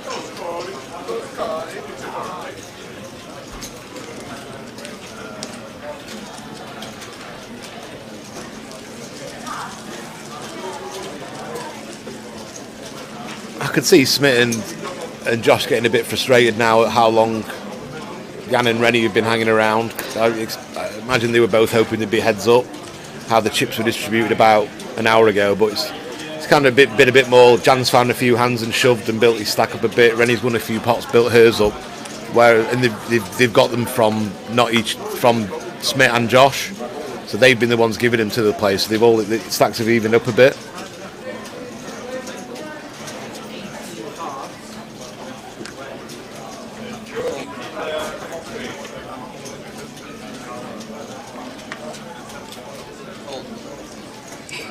Now let's see if his strategy changes a bit. Or is he carrying on with his limp approach? Jan's happy to... Sprinkles as well. Thank you, mate. I always laugh at the people that say, oh, no sprinkles to me, I'm trying to be good, and then they've got a drink that's full of milk, fatty milk anyway. Can't see Smith's cards this time. Could easily have the ace of spades. Remember the old EPT streams when it was play along with the hand? I'm sure that was just when their camera cocked up itself. I mean, sweat with someone. Yeah, I think maybe it was just when they couldn't get their cards on either.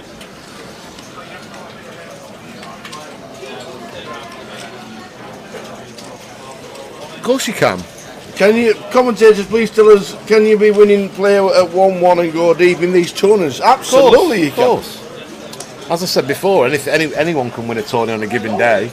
All you have to do is look at the World Series main event. You only need to be very good at bankroll management and have a couple of backers, or sell 10%, or do what you want to get yourself into a £1,600 comp. And you fancy your chances as a competent player, you can definitely do it. Definitely. We were saying earlier, I mean, when Jack Hardcastle was on, a lot of players who play 1-1 and 1-3 are better technically than a lot of tournament players who play 2Ks and 3Ks. Yeah. It's just different skill sets, isn't it? You need, like cash games, like Jack said, you just the same spot. You just run over the same spot a lot of times. The blinds don't change, whereas tournaments you've got to be a bit more dynamic and the everything's changing. You've got to adapt a lot faster to things.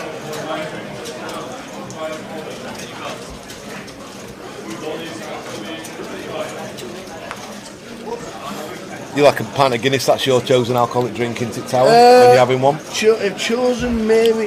See, I am a kind of guy that has never ever stuck to one drink. Yeah, mix like, it up a bit. My PK for the first 5 years doing my own PK. Foster's, please. Yeah. Foster's, please. Yeah. Foster's, please. Don't try anything else. No, Foster's, please. Yeah. And that was it. Yeah, I do like a nice Guinness, I must admit. But see, that's going over to Dublin. Yeah. Where you spoilt with Guinness. Yeah. Proper drink. Does it taste better over there, does it? Oh, 100%. 100. Gunrash, yes, this is the final table. We're down to the final 4. Yes, it does. Indeed. Another man who likes a Guinness. Yes. Mr. Ben Teague. He can drink a Guinness or two, can't he, Ben? You wouldn't think it if you just met him and how many Guinness he can pile away and not change. He's like a racing snake. He looks as most soberest person ever, and he's had about 15 pints.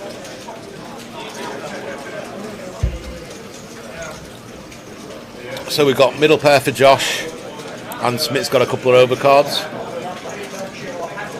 Check from Josh in the big, and Smith's check back.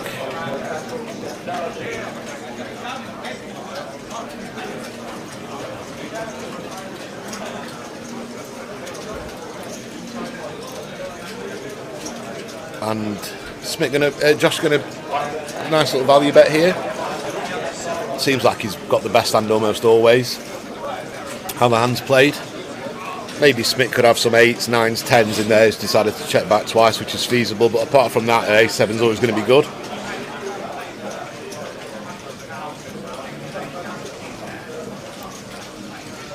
I'm a part-time Guinness drinker. I like a dash of black in it, with a black currant in it. That's sacrilege, is it? Yeah, I get thrown out of most pubs in Ireland if I fast for that. You wouldn't even get it put in. No, they wouldn't even put it in. No, I understand that. But I'm not much of a stout man, to be fair. Is it classed as a stout? Porter? Yeah. I like a nice. I do like a nice chocolate porter sometimes. I must admit, finding a new stout is as good as finding a good pint of Guinness. Yeah. But I tell you what, I did find in Vegas, even though it was expensive, $9 a can, which seems pretty cheap in Vegas for a 330ml size can of Coke. Yeah. Peanut butter stout. Peanut butter, is it nice? It was delicious, and Mark Valentine got me onto it. Ah. Yes, from Rainy Red Travel. Nice nightcap, isn't it? Usually they're quite strong, aren't they, stouts? So you don't want to have too many of them. Yeah. It's like a Sam Smith's chocolate, deep, rich chocolate stout. Yeah. Do we think the players on the rail, now Payne says he's confused because the guy who was once holding the paper saying go Scott, and there's no Scott on the table, has now passed the paper to the guy who was once in the tournament and he's still holding the paper saying go Scott. Do we think there's some kind of props going on? Maybe someone's deep in Vegas or something, or there might be some kind of bets going on. They know there's a live stream. Yeah. They know there's an outer table and they can be seen. Yeah, and they vlog as well. And they might just be have been told. They might just have been told that if you stand there, you'll get on the camera, and it might be some kind of Rennie's going to call this, I think. Tower. I think we're going to have a showdown here. It'd be a very tight fold. It'd be a correct fold, but against the range of hands that Josh will put in here, wow, that's ridiculous, really. I mean, it's a bad fold in theory, I think. It'd definitely be in the shortest stack. I'm just calling in, seeing the hands, knowing that Josh is going to have every worse ace. Yes, man. But she managed to dodge a bullet there for sure. You want to try peanut butter stout? I like a Reese's Pieces bar. If you can find it anywhere in the United Kingdom, you need to. If you like stout, you need to try the peanut butter stout. And it was from a brewery. What was it called? It was a really strange name. Oh, that's what he said about 2 hours ago. Really? I missed that one. Penny Smith coming out with a £3 a can. Google it. Well, it was $9 in Vegas. That's Vegas markup fee, isn't it? Buying a piece is more expensive. Buying a beer is. Dart 4211 says Scott is Joshua's nickname. Why? Is it his middle name? No idea.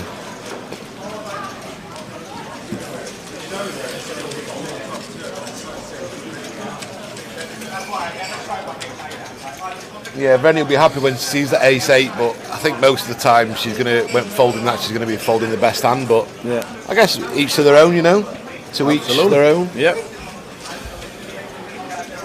I think a lot of players over the years have learned that berating other players is not on. You play your own money, you take your chance, don't you? Absolutely.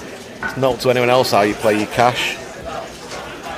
What was the famous line one of the old Vegas players, Sam Grizzly, used to say? You play your money how you want and I'll play other people's money how I want.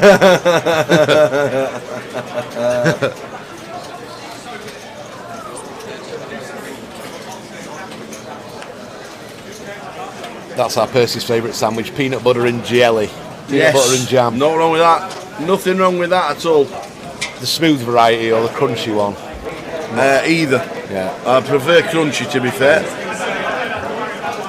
Shake it like peanut butter jelly.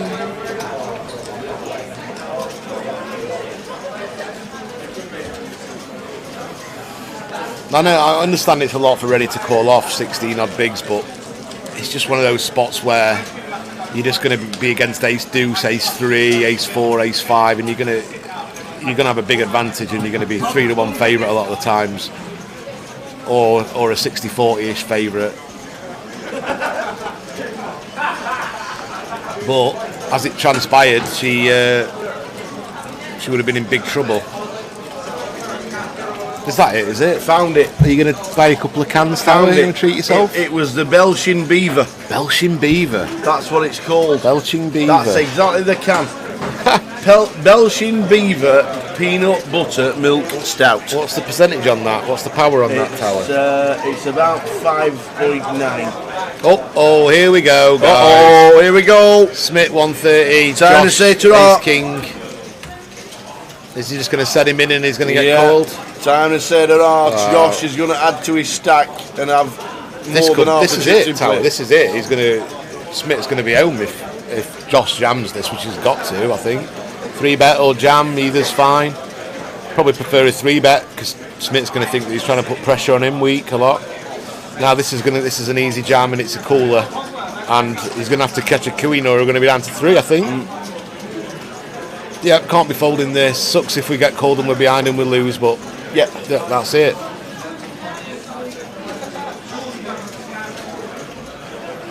It's very, very, very unfortunate. He's all in called, and Smith's going to be pig sick. Ace, Queen of Hearts for Smith. Oh. Ace, King for Josh. This is so unlucky. Well, if he loses and he's out, it's really unlucky. Could still get there. Rennie and Jan are loving this, by the way. Josh could have 4.9 million with 3 players left. It's brutal because we've seen Josh 3-betting a load of trash a lot of the time. A few chop outs. Now the hands are reversed. He needs a king. Smith needs a king. 10 for a chop. 6 is no good, so 10 for a chop. 10, 6 for a chop. And Queen for the win.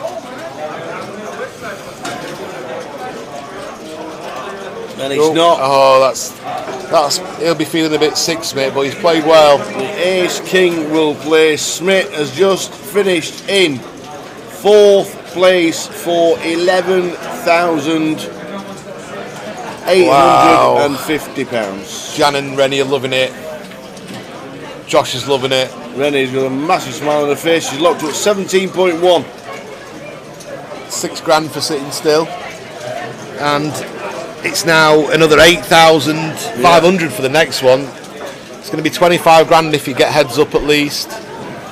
And now it's going to be the survival of the fittest to see who gets heads up, isn't it, really? Because I imagine that soon Josh is going to have a stack he can just set him in every hand if he wants and just play them off against each other, knowing that neither Rennie or Jan's going to want to get third now. Yeah. What is it percentage did you say? 5? I think it's 5.9. Oh, little tiddler. I'll tell you what else is 5.9. Jaipur, Thornbridge. You ever had a nice pint of Jaipur, Tower? Nope. Never IPA. heard of it. I thought that was a song. No. Jaipur. What's that? Which one's that? Not in the Thornbridge beers? Thornbridge? Thornbridge. No, I don't think I have. Yeah. Great brewery. Around my neck of the woods. Are you still in Dronfield? Sheffield. Sheffield. Yeah, Dronfield's my hometown now.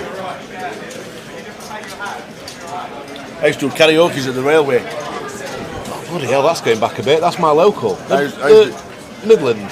Is it, I don't know. Sidings it used to be. On the left-hand side as you drive down under the bridge. Yeah. Yeah, that's my local, mate. It's called the Dronfield Arms now. Is it? It went from the railway to the Midlands, to the sidings, old sidings.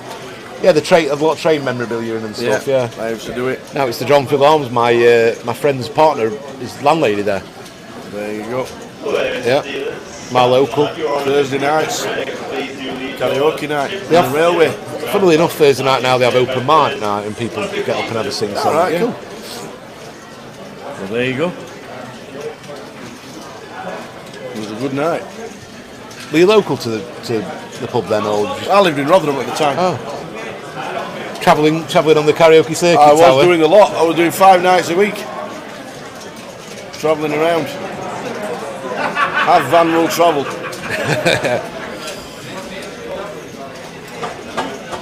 Josh is not going to push Rennie off this one. Rennie's got trips. But I think he's wise to it that something's going off here and he's just going to give up. Rennie's got a bet now if the third club's come. No more trapping. You can't let a club roll off, and Josh is wise to it. So we're on 3. 4.8 mil to 1.9 to 1.1. They've still got enough chips to get back into it.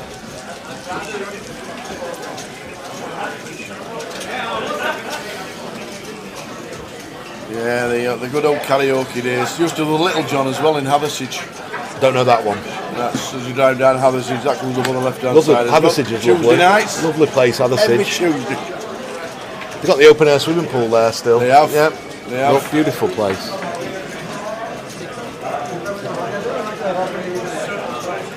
It's never warm enough to go there these days, to that pool. I used to do one in Mansfield Woodhouse as well. Dronfield Woodhouse? No, Mansfield Woodhouse, right at the top of Manor Top. Turn left. Okay. Drop down the hill. Yeah. There's pubs City Road. City Road. Is that the Yeah, I think so. Up working men's clubs when you left. Park and Harbour Thorn and all them, Yeah, that's where I used to work, on that William Hill on that road, yeah. Back in the day. Back in the day. I used to get told off though, because I always used to watch the racing more than pay attention to the customers. I'd go across the Coral down the road, have a bet, and keep me interested for the day. I'd have Lucky 15s, Union Jacks, bloody Yankees, and I'd always get told off. Are you working on watching racing, Richard? Remember the day when the football coupon used to be duplicate? Yeah, carbon copy. Yeah. Carbon copy. Yeah. I used to go and take them home in Markham and do the results. I knew a William Hill manager that used to sign and mark them, put the bet through, and leave them blank, and then fill them in on a Sunday morning as winners. Naughty. A lot of naughty stuff went off. Believe you me. Yeah. The two from each section, and all that were paid hundreds to one. I remember once some lads coming from the pub thinking they'd try and have it on with us, wanting to bet a first goal scorer at 50 to 1 in a Villa game, and obviously he'd already scored. I looked at my watch; it was 4:10, and I thought, "You daft sods." So anyway, the shop owner, who will remain nameless, she said, take the bet, winking at me. So they wanted 100 quid on. Right. So they got you in 10s, 5s, a bit of change. So we took the bet. And then she says, watch this. And then they come back, tried to collect it at half time. And she said, police are on way. We know you've cheated. They legged it off and me and her split it 50 each.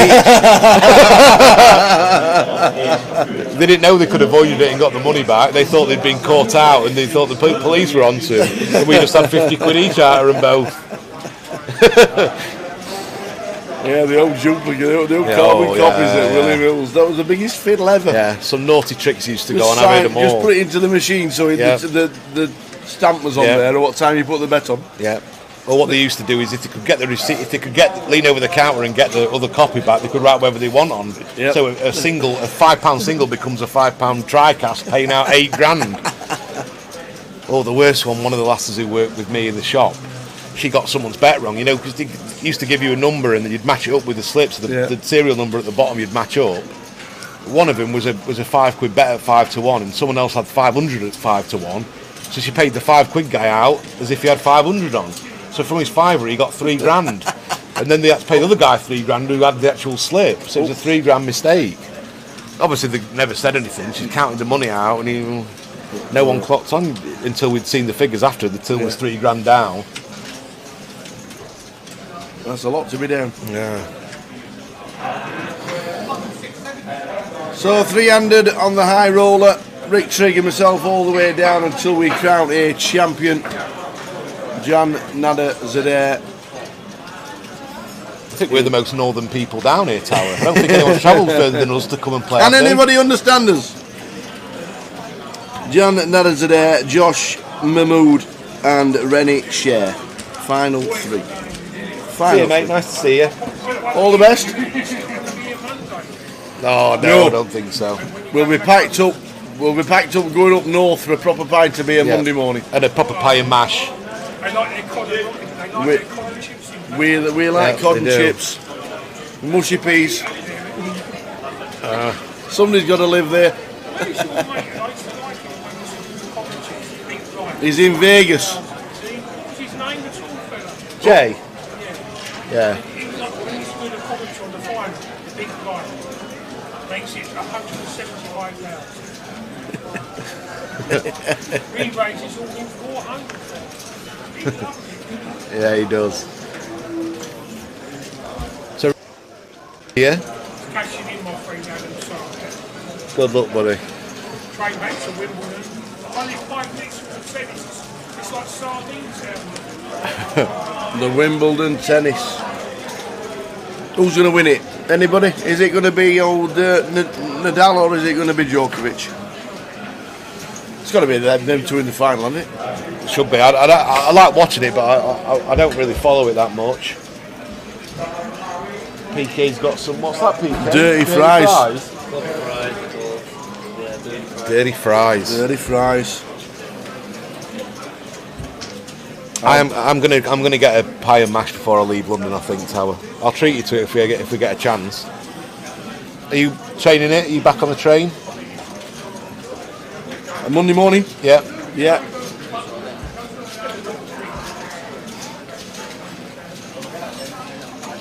Rennie's got a bag of spanners there. So as it happens, Rennie's big fold blind on blind has got her at least another £5 pay jump. Whereas she'd have been out 75% of the time if she'd have called off. But now it looks like Josh is just having a field day now. Basically asking him which one of you wants second and which one of you wants third. He's been relentless since it's gone three-handed. Smells good, that dirty fries, doesn't it, Tower? Good. Hey? Oh, chopped up burger on it. Oh, nice.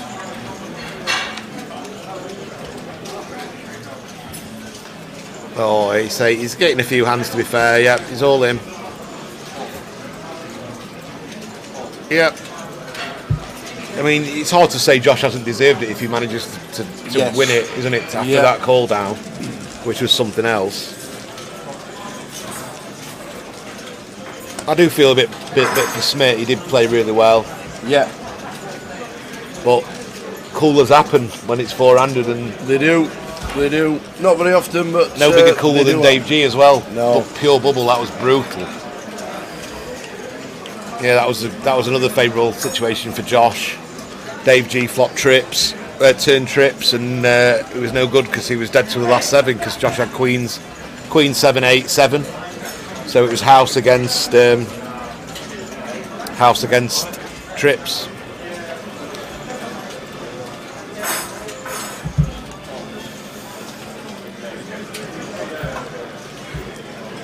Yeah, getting walks now. Maybe Josh will take his momentum and play the main Tower. Well, yes, I would flick it in tomorrow for sure. We'll ask him if we see him. You've already got 17 lumps guaranteed. You don't do the interviews, do you, in these? No, not this one. Not in these. Just the big one. Just the big ones over the weekend. If you want to interview with a tower, you better make sure you play the main. It's the most important bubble. The interview bubble. Yep. Finishing third is the no-no. That's what Jay always says. I've spoke to you a few times over the years. But absolutely. A couple of early finishes. Me and Julian in Coventry.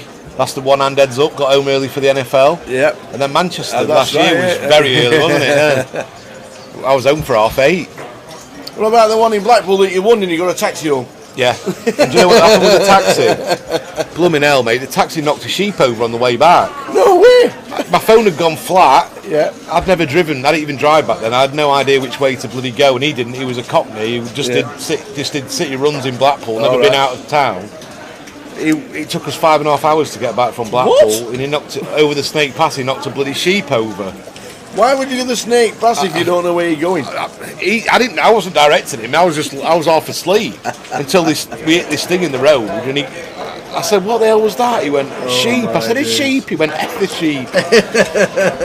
He didn't know what bloody day it was.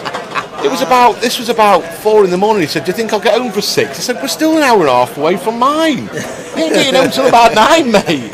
He goes, "I've got to take my missus to that." I said, "You're not taking her anywhere. You better ring her up and arrange different things." Did you regret not staying and having a couple of sherbets or anything like that? I'm a bit like that. I've always wanted to get home. Yeah. I plan to come home, whatever, and the amount of money I've spent getting taxis and Ubers home from poker tournaments. You want to see Jay's Uber list? Oh, Jay spends about 10 grand a year on Uber. Crikey! I don't know where he goes. I once got back on the train from Luton. I lasted one stop and got off and got a taxi home because there's no sitting space. And I'd been drinking the night before, and I thought I cannot stand in this heat with no seat.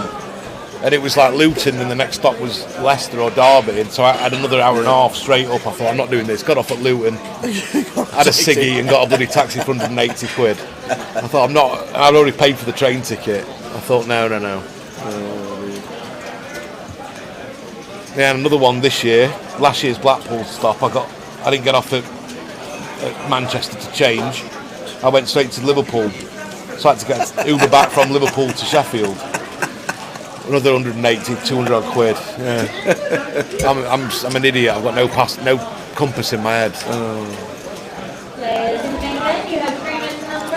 I roll a 3 left. Jan, Josh, Renee. Who's going to win it? We know favourite is Josh. He's massive favourite, massive chip leader, and I think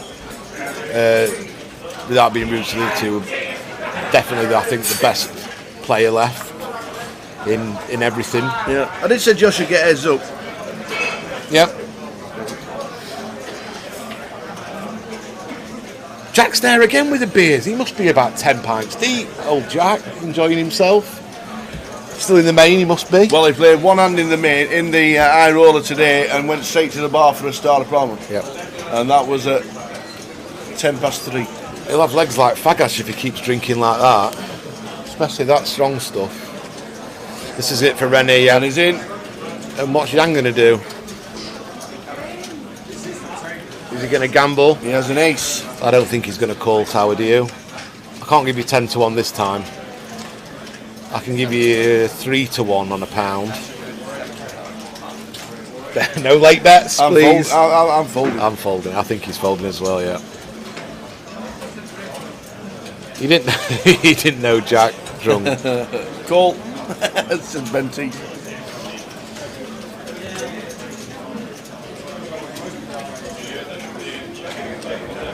No, he's not calling, I don't think. Yeah. He is not calling.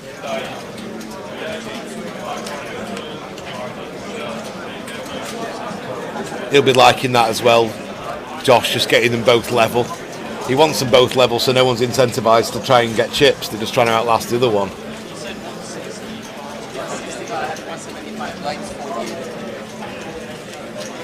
Is that Kellett there?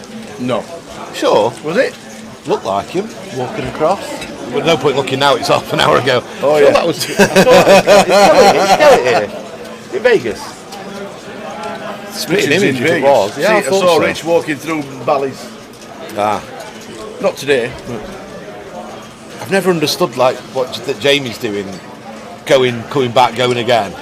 That's too much for me. I've never done that. I go and then come back when it's time, and then don't think about going again.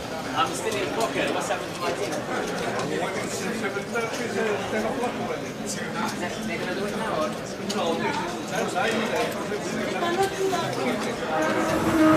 Might treat myself to a chocolate tart later. Oh, get you! Double chocolate gatto or whatever it is on the dessert menu I copped earlier. I don't think I saw one.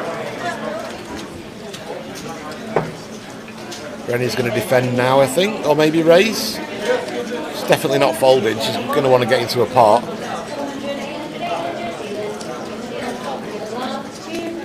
Just calls. Jan's. I think I see it a lot, Tower. A lot of people just check too fast with the rubbish hands from the when they're almost like they're happy to have seen a free flop and they give it away by checking so fast. I'm not saying stand there for 20 seconds then check, but just don't make it so obvious you've got a bag of nails. Right, Rennie should bet this. King 10, 6, 2 diamonds. Lovely flop. It's a shame for her that Jan's got nothing. It's almost a hand strong enough you can just check, but Jan's got the nut low, almost. And he's just going to have to fold, yeah.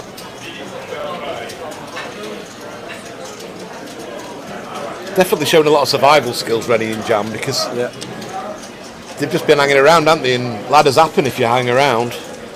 Other people clash, you know. There's a lot of equity in just folding in final tables, because when you fold and something happens, it's good for you, whatever happens. Chances someone can bust. Like we saw that with Mad Turk, didn't we, when he got second? Absolutely, 52nd in 7 minutes. Yeah, he didn't even realise he was too busy high-fiving the other ladder, and then next minute he turns around and there's 2 more all in. 30 grand, 50 grand jump for doing nothing. You can dance, you can dance. He's a good lad, him, isn't he? Turk, he's a great character. Won a GPS back in the day in Stoke. Yeah. Very nice, funny guy. He's not.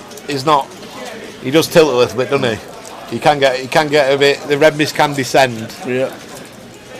We've all had a Turk outburst, but 95%, 96% of the time he's very good company.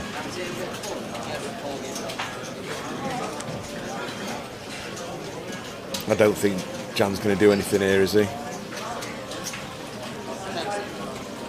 Josh might defend this. Just in the big. Rennie just called. Oh, Yeah. I think that's quite a good adjustment, actually. I think that's quite good with a player like Jan, who's not going to defend much either. You get to see the flop for one big. It'd be interesting going forward if she wants to keep limping buttons or if it's just a one-off with the certain hand she's got.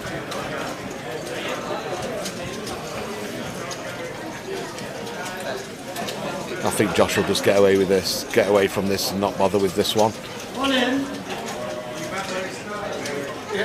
£17,170 next out.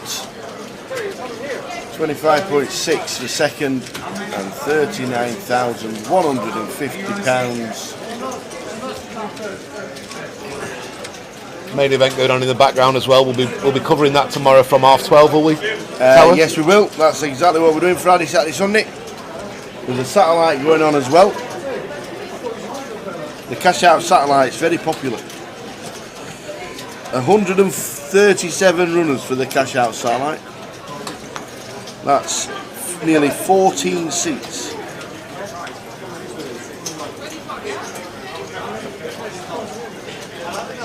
They're in level 9 of the main event. 88 played the main. They're on level number 9 and they're down to 32 in that. And we're on 3 in the high roller.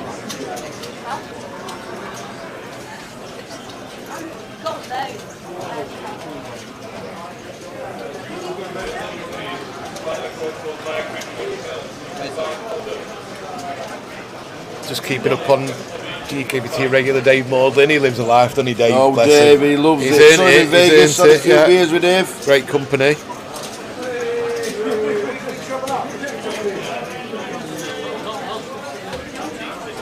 Well, I mean, this is just if Rennie can't fold this, but I think she might. What about this tower? What would you like against your pound on this being a fold? Yeah, she folds. I think she folds, but this is just the crazy thing. 100% she folds. She just. You've got to call this. The last one, fair enough, but you've just got to call this if you've got any idea of if you've got any aspirations of winning the tournament. Yeah. If you want to just get second, then yeah, sure, you can fold, but you've got to go for this, Rennie. Come on. You want to win the tournament? You want the trophy? Come on. Jan's praying for a call. See, eventually these are the spots you've got to just call if you want to win the tournament. Yeah. I mean, she's got a nice 17 grand locked up, and you call that, all of a sudden she makes a big dent when she wins the hand between Jan. Yeah, she's got a call. It's just a bit too tight, that.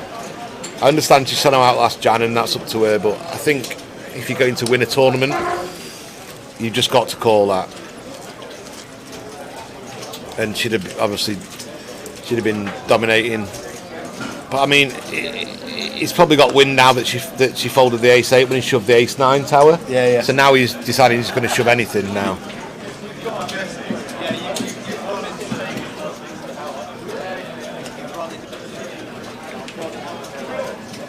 This is Josh all in again. Just keep doing it, Josh. They're not calling you, buddy. Just keep ripping it in. Oh, this is the daft thing about the game. Look at this tower. So she's been rewarded with a spot like this. I mean, if you know you're going to get aces the next hand, you can call. So there's a call. She looks down at the boots, and this is a huge chance to get right up. There's Rennie, and up to 2.8 mil.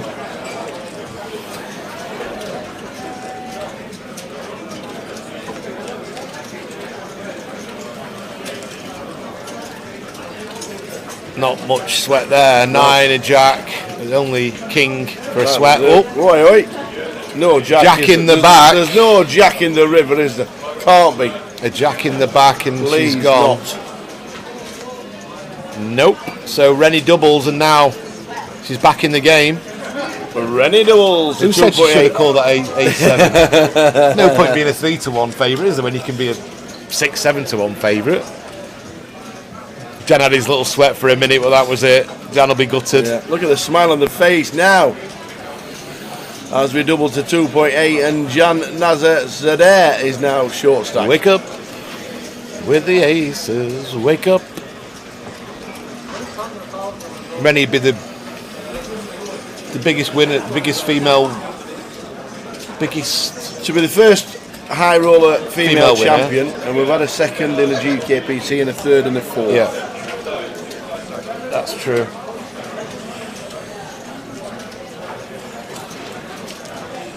It is Women's Week in the World Series as well, isn't it? So, it is, yes. So it could be in the UK as well. Yeah.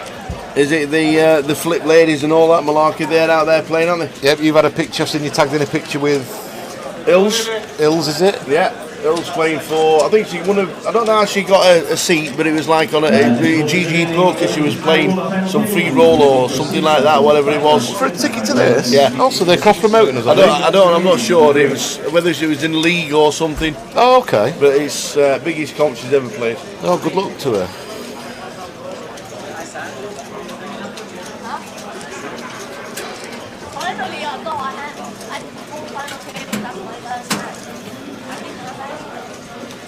What's happening now?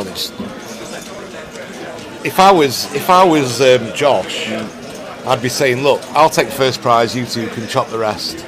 Just you may as well say it, put it forward to them. You know, they might say no, but they might say yes as well. I remember Midi actually dealt in Blackpool, and he got more than the first prize. I think there was 8 left or 6 left, and Midi said, right, I'll have £3 more than the first prize, and you lot can do what they want with it. And they went, yeah, fine. He did have quite the chip lead, but I don't think I'd be able to let someone get away with that tower. I don't think I'd be able to look myself in the mirror if I did that. But it has happened before. Remember the old famous one from the Poker Stars, I won't million. They were dealing. He said, "I won't million." He spoke bad English. He wasn't. Oh, right. Instead of "I want a million," he "I won't million," I think, or something. Won't million. Yeah, that became a bit of a thing for the forums. Won't million. So Rennie doubles to 2.8 mil.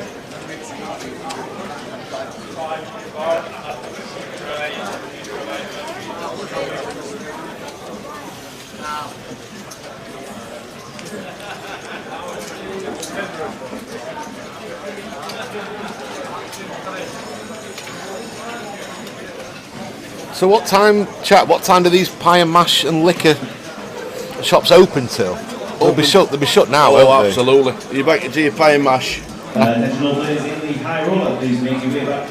Just thinking, we're gonna struggle to get one, aren't we? We are. We've got to be here at 12:30, and I don't fancy something that stodgy that early, do you? Unless I go Monday morning, Monday afternoon, lunchtime before I get on the train. Yeah, and you don't fancy pie and mash for breakfast? No, that's what I'm saying. Yeah, it might be elusive again for me this trip. So Josh and Rennie. It's not only one part off Rennie being the chip leader tower, by the way. Only 10 and a bit big blinds behind being chip leader. She's folded. No. Oh no. Wow, making a call. I thought she was folding. Decided to make the call with Queen 4 suited. Off to the flop. Ace, ace, 5. Now she'd be the one to rep the ace. I think Josh is going to bet this tower, and I think she'll find a fold, to be honest. Josh raising from the small blind, he's going to have more aces, and Rennie if Rennie had a hand like ace jack plus, she's probably going to re-raise pre. So Rennie can have some aces for sure, some ace X, but Josh is going to have a lot more in his range than Rennie in this spot.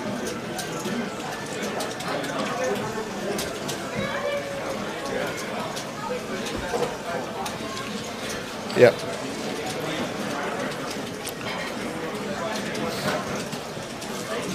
So 1.5 million is about 20 big blinds in front of Rennie, Josh is, and 13 bigs for Jan. He's going to have to get moving pretty soon. It'll three-handed. You're in the blind, obviously 2/3 of the time. So the chips don't half vanish if you don't get moving tower at three-handed.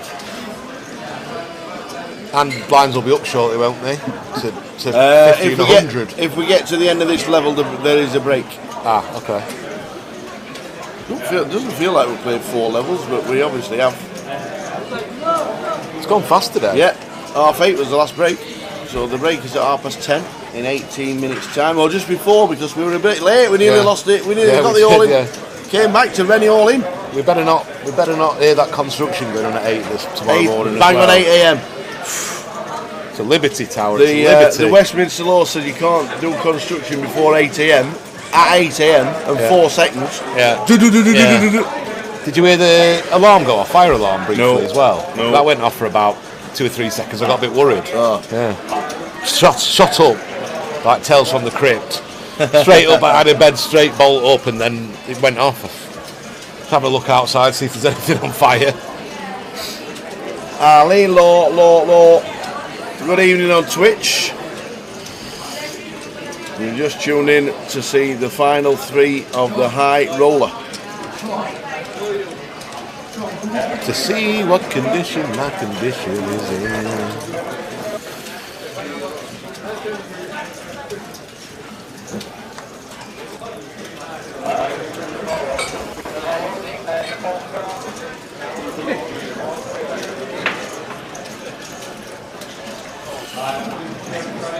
Can't defend the deuce 4. No. Is Ali Malou lot playing? Ali Malou might be down tomorrow, but he's not in the building today. He doesn't go to Vegas, Ali, does he? He just sticks to this country, doesn't he? I don't know if he's got any cashes on his hand and mob at all from other countries. It's purely England, isn't it? Any travel to Ireland maybe once or twice? It probably does. There was someone I saw who got through to Jamie's home game final called Mini Malou. Their nickname. I like that, Mini Malou. Super Ali Malou. Are we having a Hall of... Did we say we're going to have a Hall of Fame? GUKPT Hall of Fame? We haven't got one. Because I remember getting asked by Tom and some of the managers to name my top 3 right, okay. that I'd recommend, and Ali was one of them. Yeah. Kellett and Ben Windsor, I think I put through those guys. Ah, sweet. But Ali's just a Hall of Famer. 3s for Jano in the middle. Josh isn't going to call. And it's down to Rennie if Rennie finds a hand to call. Nope. Oh, there's no... Come on, Rennie, there's no point asking. You're not calling. No. 100% not calling with 10-9. Flicks him in the muck.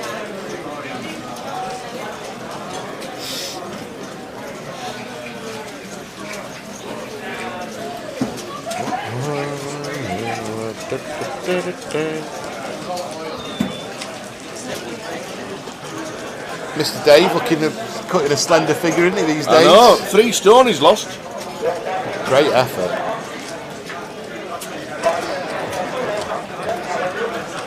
I wish you could lose weight by eating food. Yeah, that'd be good, wouldn't it? Yeah. Me and you would be skinny, wouldn't we? Would be super skinny. Yeah. Probably be in danger, wouldn't we? We'd be that skinny. I'm going to pop to that Tottenham Court Market Tower. It's nice. It was good. Maybe it'll not be open though with the main road, turn right. Huh? We can catch breakfast in the hotel, can't we?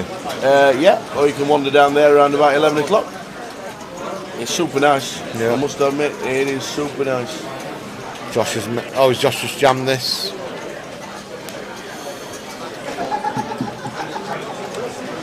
It's basically Rennie and Jan looking for spots to find a big hand, and Josh is just hoping that they don't find a big hand, basically. That's how we're doing now, but obviously Josh and Rennie and Jan are just trying to get to second at the moment, hoping they're the one busts first. And I think Rennie's probably got about double the stack Jan has, so Jan's favourite for third now.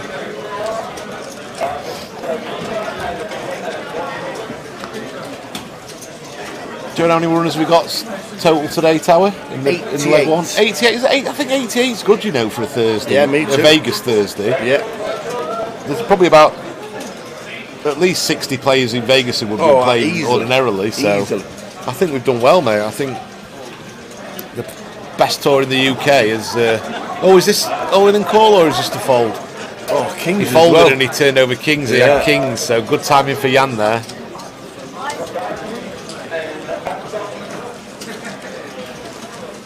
Yeah, I think 88's a great turnout, to be fair, and there's going to be probably another 130 odd, 150 tomorrow, and then the turbo. You're still looking at a good field.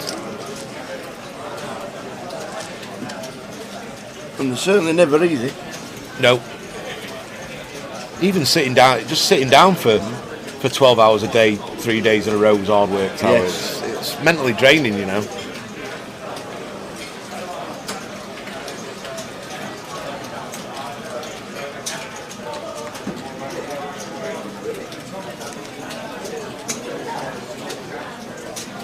Yeah, Richarlison's gone, hasn't he, to Spurs?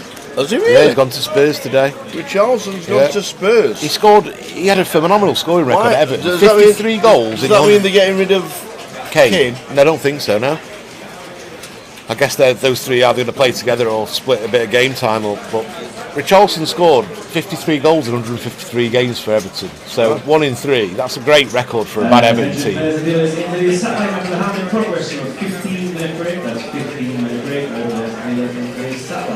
This is going to be a flat call. Yeah.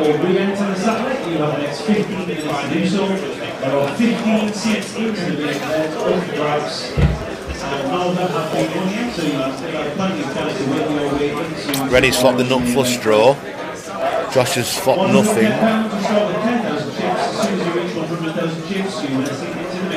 This is a board. How the action's gone. A big raise from Josh and a call from Rennie's going to smash Rennie so often. Wow, Josh has took the lead with a deuce on the turn. Rennie's still got 15 outs, no less. But Josh will probably check again. It'll probably go check again, I assume. Looks like a tiny bet coming in from Josh, probably just to try and get 2 overs to his deuce to fold. It's a great result if Rennie folds maybe like a hand with any 2 overs really. If you can get ready, she can get ready to fold. If you can get ready to fold, but she's not folding this hand. But I still think she's just going to call. Yeah, she's made the call. Don't mind this at all. She's looking to blink a nice little heart on the river, but no. So this is going to go check, and Josh is going to, and Rennie will be sick. But Josh is going to win with a kick with a deuce.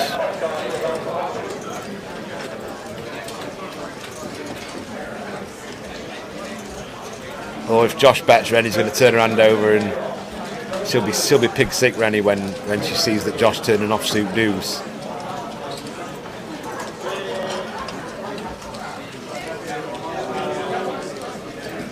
Is she going to bluff it?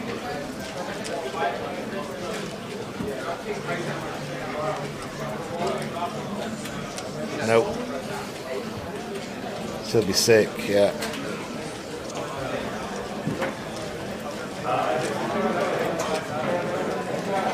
So heading towards the break.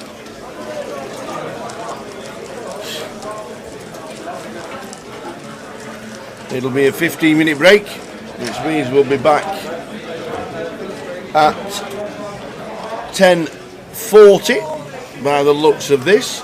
We'll have to go on that 2 or 3 minutes earlier because of what the clock was last time. Because we got back and Rennie was all in. Yeah.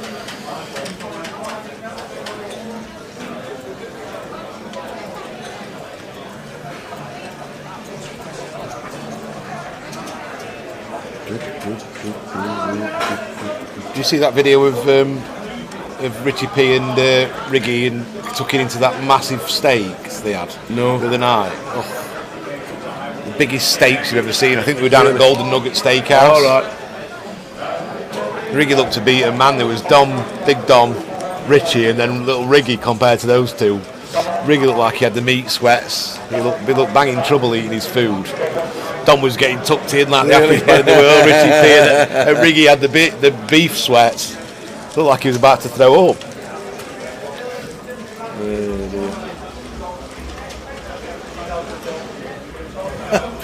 Benny Smith's back. Abba have bought out a bathroom range. All I can say is, my, Waterloo. Good grief. They're so bad they're good. They're so bad they're good, I think. My. I love it. Oh dear. Oh, you do crease me. So less than 4 minutes to go until the end of this session. If we stay 3-handed, even if we go heads up, there'll be a 15-minute break. So whatever happens.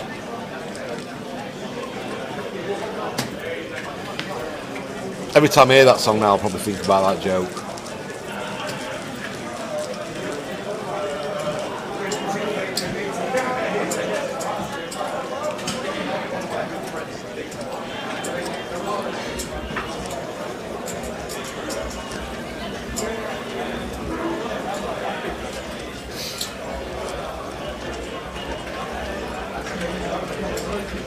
Getting a bit of a dab on tower. It's warm in here, isn't it? It is warm, yes.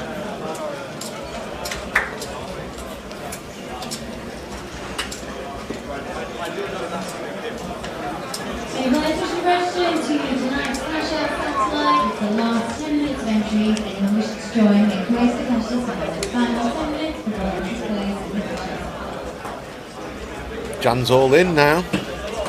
King 3 off from the button. He's had enough now. That's it.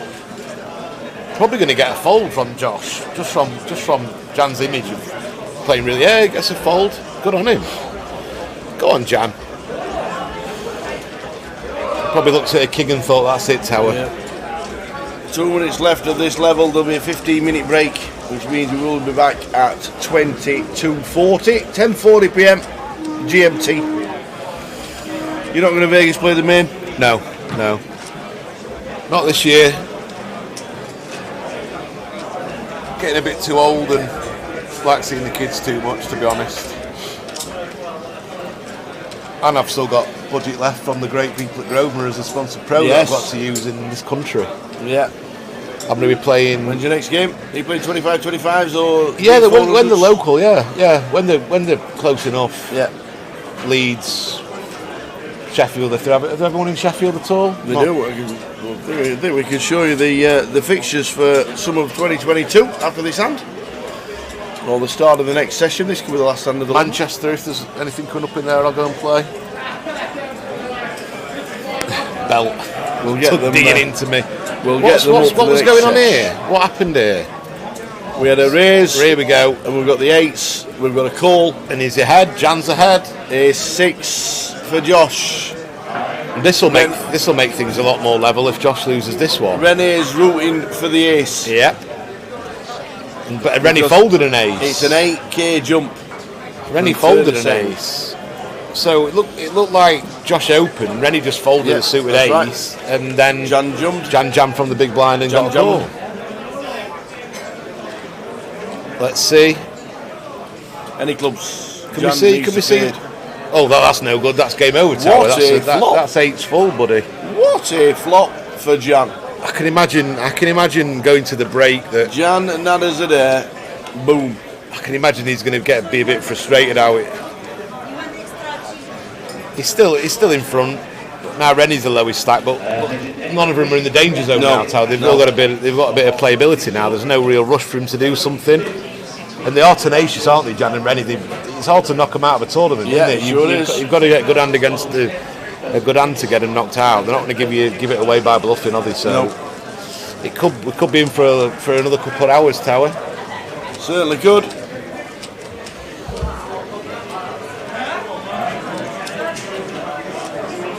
Enough time for a pudding, maybe. One more end. Did you have that pudding last night, PK? Did you have the chocolate pudding on the menu? No. Our hotel does room service, doesn't it?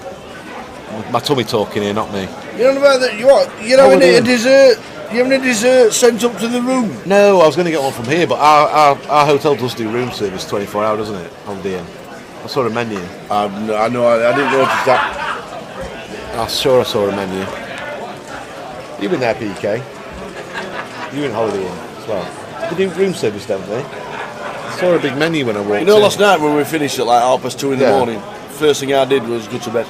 Yeah, me too. I didn't pass go. Yeah, anything like that. I didn't get $200. I went straight to bed. Yeah, I'm gonna get a last hand of the session and then a 15-minute break. Come on, Jan, says Mike Patterson, watching on Facebook. Jan is off for his 15 minutes. We will see you after this hand in 15 minutes time. Probably the final session. 3-handed in the high roller. Rennie Share, Jan Nazar Zadeh and Josh Mahmood. Nice C-bet by Rennie coming up.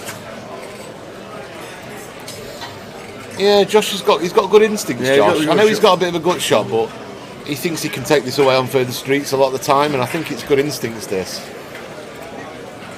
Maybe he's going to have a little lead at this one now. Now he's up and down. I can see a lead on the turn being a good play here.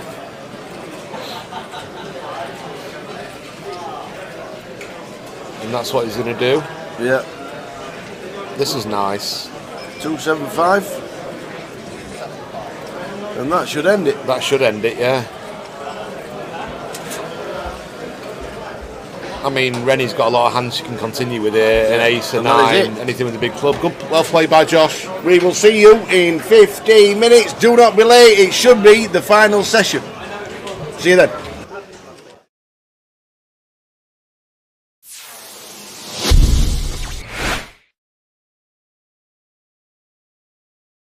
When we started an hour with the Tower, Andy from Cardoon Direct, he says, you know what, I'm just going to send a tweet and you never know what will happen. I'll send it to the biggest, the most prolific poker player of all time and see what happens. And then we get a reply saying, do you know what, guys? Why not? So it is my pleasure, and the heart's going a little bit because even though it's absolute great pleasure that to introduce a guy that's got just about 24 million in life earnings. He's 22 all-time moneyless. He's got 15 bracelets. He's the only person to win the World Series main event and the World Series of Poker Europe main event. It is the great pleasure of mine, and fingers crossed by the end of it, he'll have just entertained us all, to introduce to you guys the one and only Mr. Phil Hellmuth Jr. How's it going, Phil? Oh, thank you very much for this, Phil. This is an absolute pleasure. When Andy sent that tweet, he says, "Who shall we get?" And we were like, well, why not aim for the top? And this is as high as you can get for us. Thank you. Thank you. Yeah, when you send out a tweet, you never know what's going to happen. Absolutely. We're starting with lockdown because we're obviously in strange times. We don't know what life is going to be like after. Is it ever going to be normal again? What has lockdown been for you? What's it been like? Well, March 8th, I went to Draymond Green's surprise birthday party. I started skipping tournaments March 1st. I didn't go to the LAPC. I didn't even play in the Bay 101, which was in my backyard, the World Poker Tour here, because my friends were on top of this early and were warning me.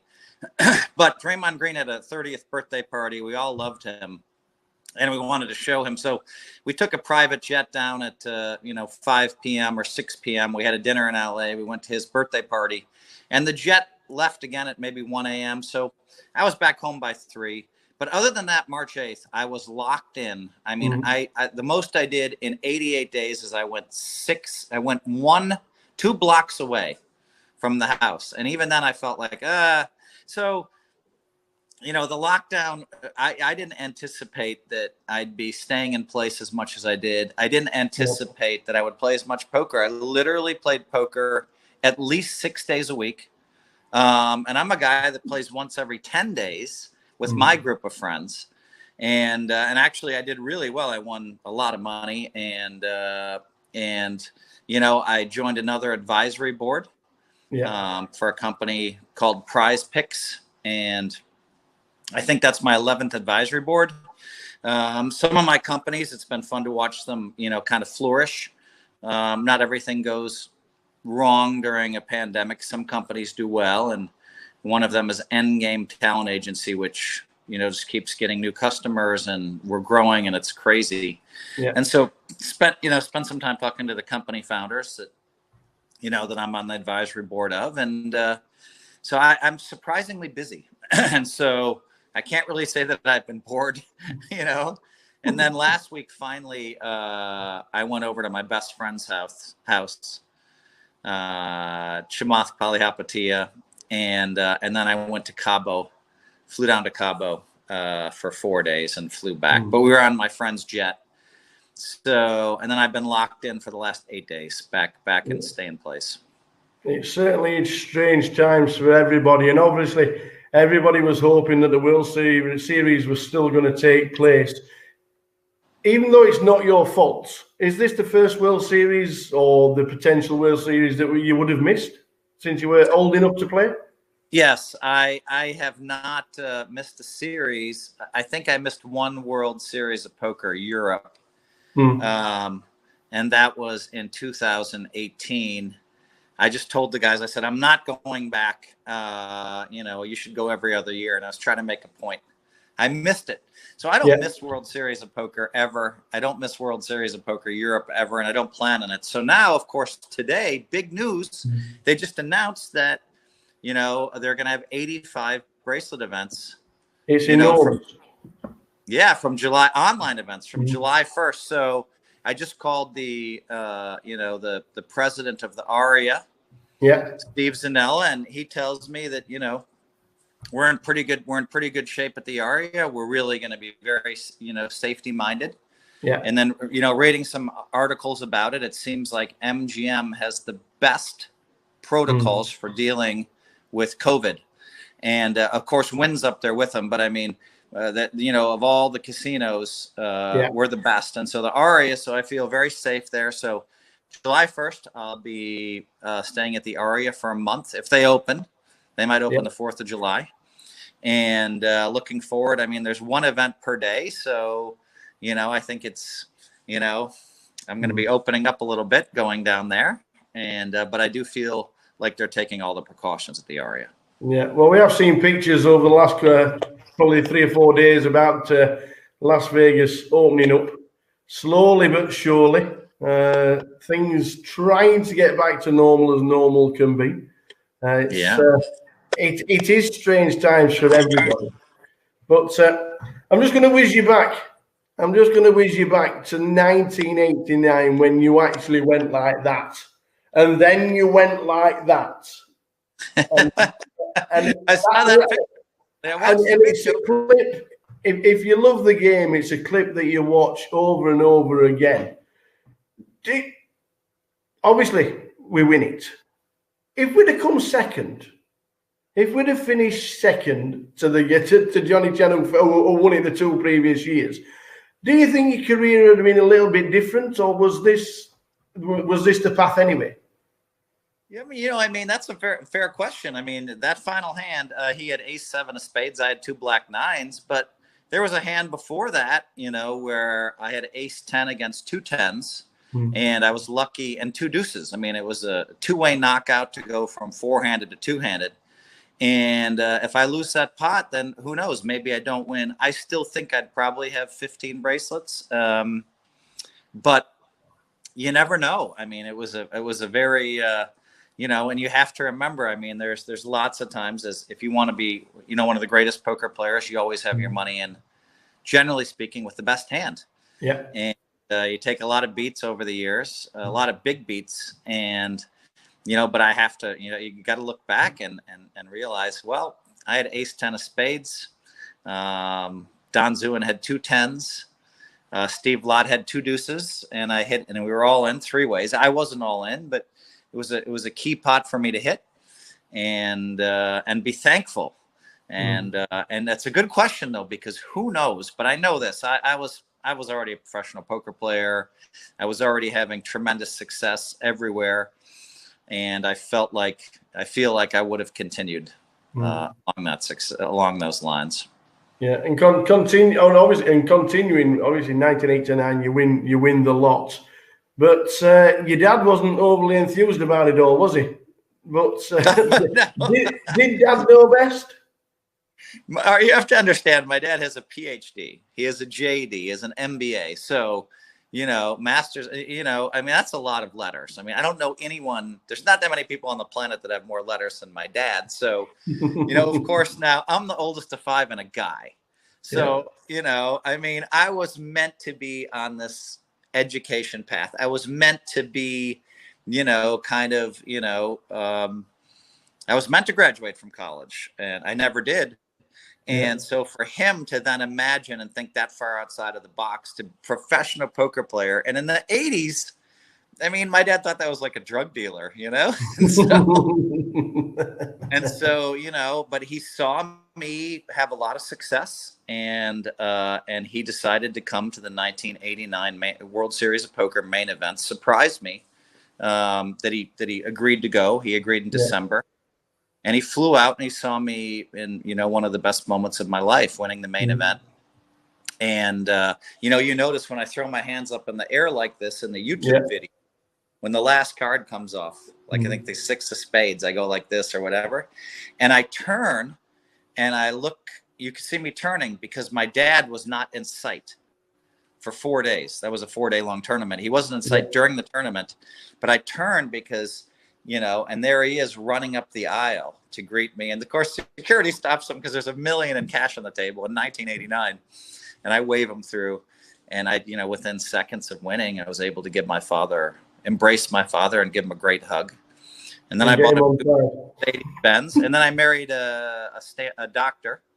And then, and so, and I'm still happily married 30 years later. So, and my dad's been to Vegas every year, I think, for 30 years to support me. You turned him. You got him on the side.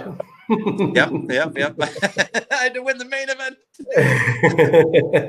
And 1993 in the World Series was probably one of the most insane runs for you.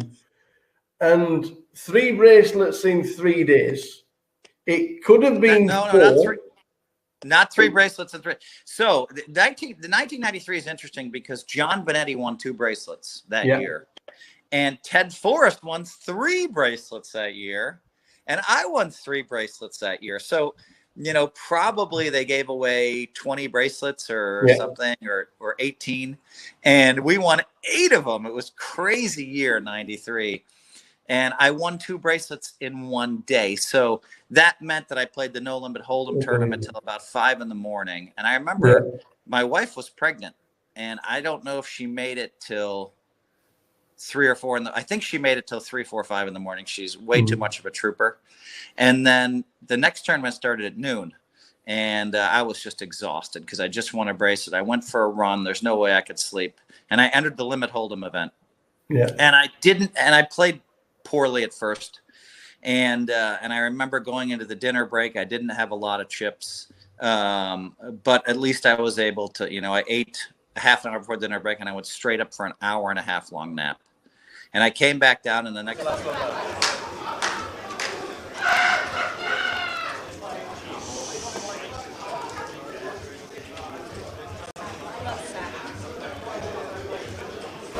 Any ice creams about? There's cheese as well here, A bit of salted caramel. Oh, honeycomb. Honeycomb flavoured ice cream. It's the way forward. It is the way forward. Especially when you're walking past and they went, Tower! What's Ice cream's your favourite flavour ice cream, Phil? Black cherry. Yeah? I'm quite partial to a bit of mint chocolate chip, actually. But I think vanilla, it sounds plain, but vanilla is my favourite. A nice Haagen-Dazs vanilla. Yeah. Vanilla ice cream. Or the cookie dough. No, or a bit of pistachio. I went to Turkey about a month ago with my sister. Yeah. We went to this proper Turkish Ishmael side of Marmaris. Yeah. Well, about 6 miles from Marmaris. We went into this proper, authentic Turkish restaurant where nothing was English. Yeah. I had to ask what the menu was. Yeah. I had sheep's head soup. Yeah. Which was a little bit like a lamb broth, really. Yeah. I had this main course, and we had this pistachio dessert that was completely coated in sugar. Yeah. Was the sweetest thing you've ever tasted. Yeah. But oh my god, it was amazing. I was saying to Jack before when you were off having some snap, I think. I went to the news array, what's his name? What do they call him? The salt guy. What do they call him? Salt Bay. His place in Kensington before the Fury fight a few months back, and I had the same thing for pudding. They call it baklava. All right. It's the national Turkish dessert. Amazing. Yeah. Goat's milk ice cream in the middle, pastry covered in sugar, and then pistachio. Isn't it beautiful? Perfect finish because it's really light and you can't eat 2. Yeah. We're 3-handed. That's Rick Trigg. This is the Tower. Let's crack on. They've had a bit of a colour up. His stack was getting a bit too big. It was covering most of the table.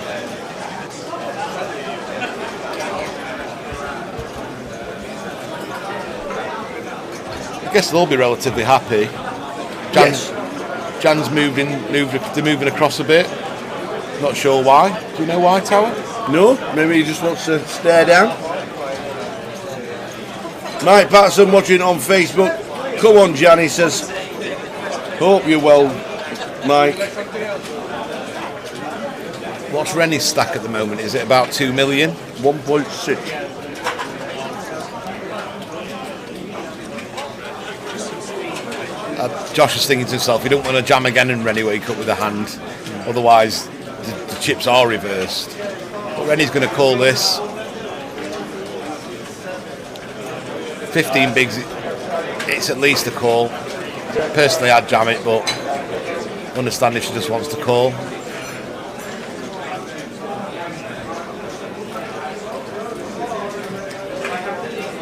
She's going to fold. She's not folding. I don't think she's folding. Wow. Don't get me pound back. If you wanted to bet, you could have got it back, yeah, and the rest. There'd been probably some folding for your pound, Tower. They're giving you at least 5 to 1 on that fold, but it's just a bit too tight for me. I mean, everyone plays it differently. I mean, I think it's just, if you're folding hands like that, I think you're just relying on getting too many big hands that you don't get that often. Yeah. Hiya, Jody. No cashes in Vegas, unfortunately. How was your trip? We were saying, not apart from Rob, there's not been many, and Pad's won one today, but yeah, I'm starving, Stephen, to be fair. No, I'm alright now, I've had my food, but yeah. I love talking about food. Well, to be fair, I wouldn't eat anything else.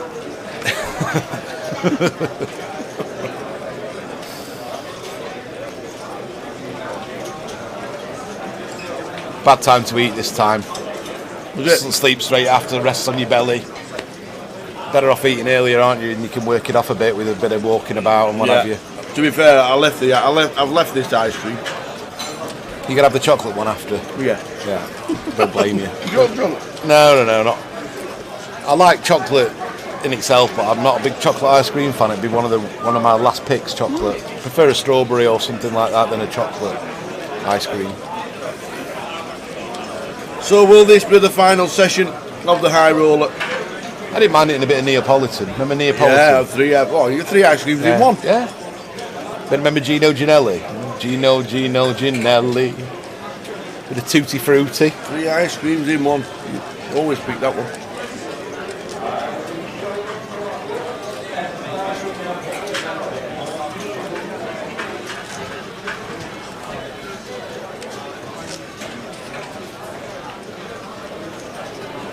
It is live, but we're on a 30-minute delay to protect game integrity. Yep. Just in case, if it was live, someone could run across, have a look at our screen, go back and think, yeah, I'll call. He's got nothing, or they've got nothing, or etc. So we're about half an hour behind, but we're seeing it at the same time as the viewers at home. We're just 30 minutes behind everybody else. So we can chat with you guys in the chat box.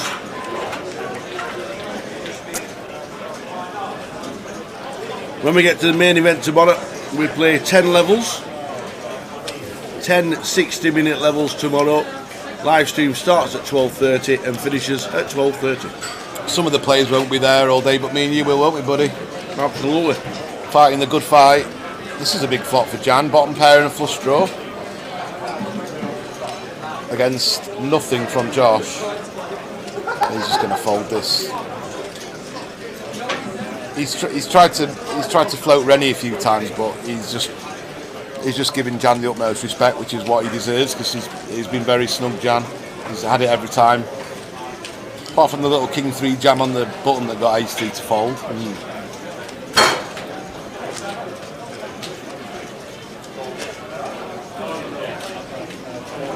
Information for players who are stats alive, entries are now closed, and it has been confirmed 160 players, which has generated 160 players in the satellite. That is good going. And 16 seats. That is good going, isn't it?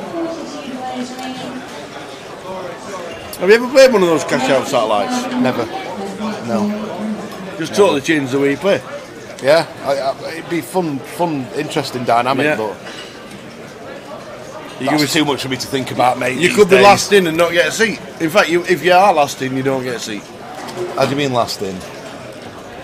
Well, if you're the only person left, you aren't going to see. Because everybody else has won one. Because he's first to 100,000 chips. Of course, yeah. It's reverse. Yeah, of course. I just don't like all these new additions to poker that make it more complicated for my old brain, like knockouts. Now you've got to work out how much you win for the knockout and factor that into your maths and stuff. I just like the old school, the boring just freeze out. Yeah. No rebuys, just freeze out, no bounties, everything's in the prize pool. That's how I like it.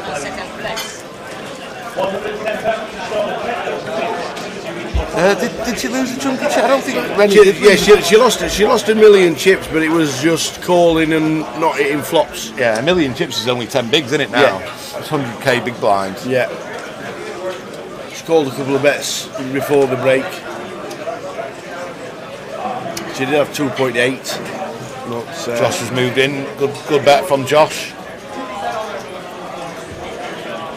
It's just praying that no one wakes up with a monster. And it's 2 easy folds.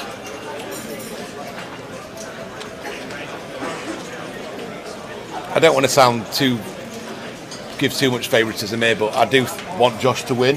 I think he's gone for the win from the start, especially with that hero call, amazing call he made earlier. Yeah, the 5s. So I do really hope he wins it. I think he's been forcing the action a lot, and I think he's played hands not to ladder just to win it. So I do hope Josh wins. I've never met him before. I just think he's the most deserving winner. But anything can happen 3-handed. It's whoever gets the best card selection, really, Tower. Yeah. Oh yeah, you that Bob. Rennie's gonna maybe open jam, knowing Rennie, but she's all in. And an easy fold. Chris Johnson, the Macapac, you must have tangled with him online. Loads, yeah. Oh, loads. You must have been tricky. He's a tricky piece of work, Chris. I love it. I think when he sits down, if you don't know him, that people think he's going to be a really solid player. And sometimes I've seen people like, "Whoa, we had that." You know, he loves to get involved. Chris, great guy. Yeah, loads of times. Macapaca, we've had lots of tangles over the years. He's at OG status now, Chris. Both of us have been playing for donkey's years, and I remember him first on the Northern Walsall scene in Birmingham back in the Broadway days even. That was a while ago. The Broadway used to host festivals and all yeah, sorts, they did, didn't they, back in the day? I remember chopping one there with Maria Chili. Oh, Chili yeah, Pepper. yeah. And bless him, what's his name? He wasn't everyone's cup of tea that he passed away this year. What was he called? Shaff? Oh, yeah, Shaff from Bless Sheffield. him, yeah. Blackburn. Were he from Blackburn, was Blackburn, yeah. Shaff. Aye, old Shaff. I remember he got barred from Gentings, obviously for being rude and swearing and what have you. He had a few brandies and he liked to brand he did, yeah. And he got barred, and he walked in one day under a false name. Yeah. And the first person went in and he said, "How you doing, Shaft?" He went, "Oh, that's not my name." Anyway, the manager comes straight over. "Excuse me, sir, God. can I have a word?" The lengths and breadths people will go to gamble, mate. I don't think he was liked by many of the dealers, do you, Tower? I've seen him. I've seen him kick off at quite a few dealers in his time. He used to come down and play the little DC game we had in Sheffield sometimes. Good DC player on his game, fearless player when he was playing cash. Quite a good player, I thought. DC mixed games, not so great at Hold'em, but he was. We've lost a lot of players in that DC game actually.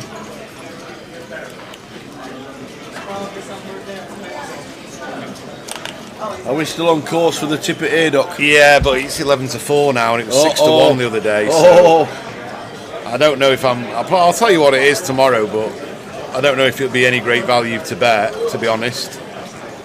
And poker like racing, you've got to get your Shaft died, unfortunately, during COVID, I think. He was a fearless. Watching him and Lawrence Gosney go at it in the pot of Paducah was a thing to behold. I haven't seen Lawrence for a while. Lawrence is a great bloke. Got a lot of time for Lawrence, Mr. Gosney. Bracelet winner. Yeah, no less, yeah. Very funny guy, very dry. If you ever in the dictionary next to dry humour, you've got a picture of Lawrence. One funny character. Chuffky's sat down. I thought he'd be in Vegas. Well, that's what I was just saying. I saw him last week in Vegas. I thought he'd be there for the fall series. I thought so, but no place like home, is there? No. I think the older you get, the more you get a bit more homesick when you're travelling around all the time. Do you know what I mean? You don't even have to have a big family to feel a bit homesick. You know, you just as you get older, I think routine's more of an issue for a lot of people. Just like their own routine, and so like people like Jack Hardcastle, you'd have thought he'd be over there grinding everything out, but he's just had enough. He said 0 for 22 earlier. He's gone in Vegas, and he's decided he's just going to come home. Nothing wrong with that. It's wherever you're happiest, isn't it? That's best for you personally. Tower, did I know Tony Joe? I knew. I've seen him working I didn't know him personally. One of the best compares in the world from Blackpool.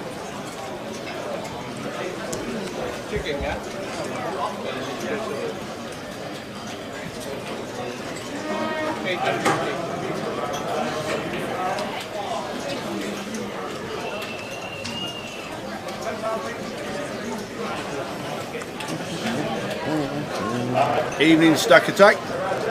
Just tuning in for the final 3 of the high roller.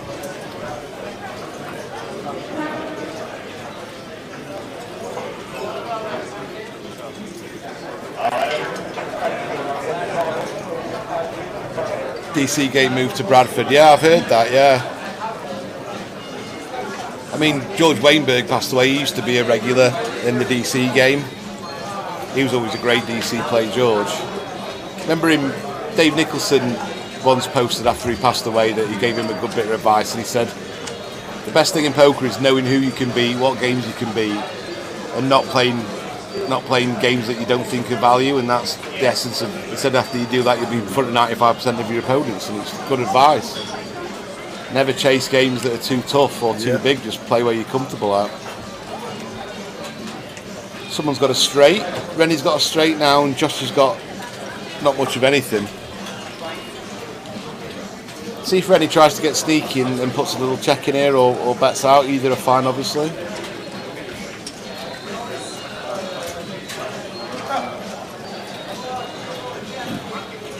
That'll be the end of it. That will be the end of it.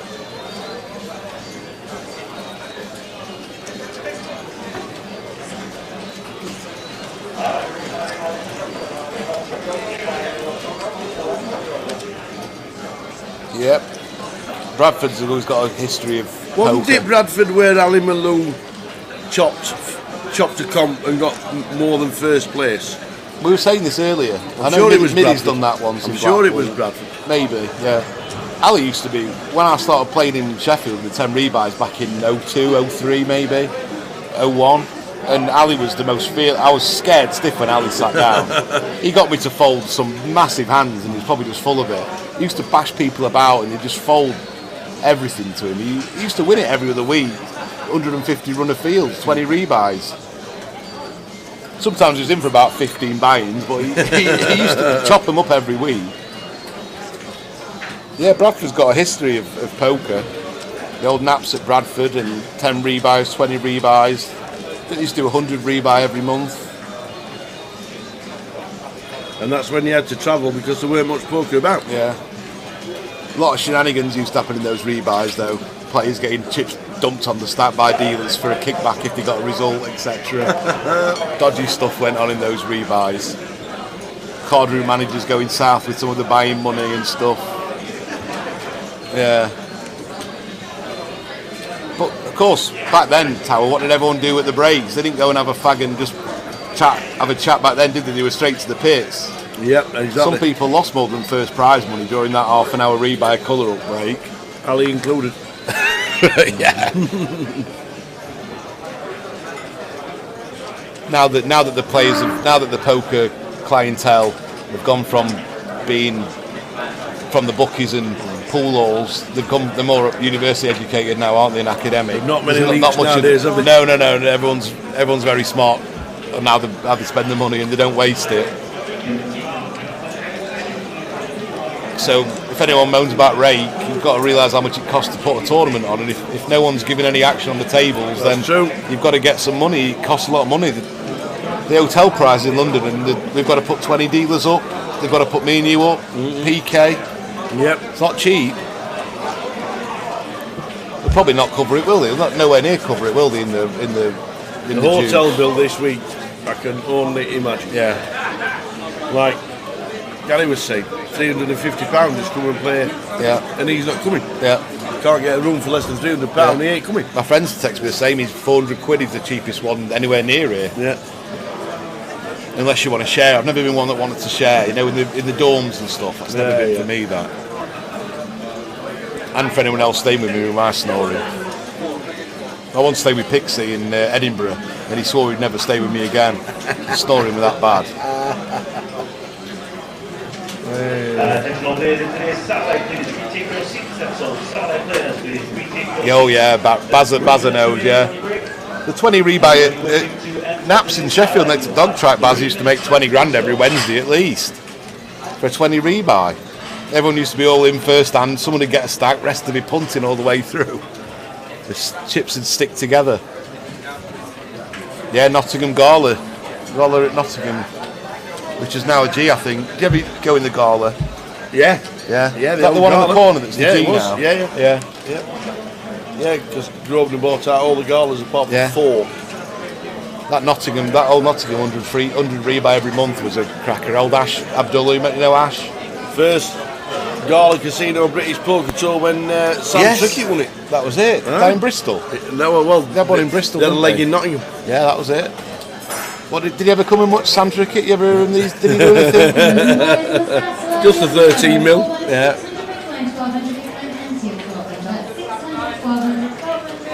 We have 1 seat paid out. 1 seat has now been paid out. Tiberius, that's an old casino name. That is. We used to have one of them in Sheffield, where the G Casino is now, above the ice rink. Has he been anywhere? Thanks, Dan. Yes, lovely.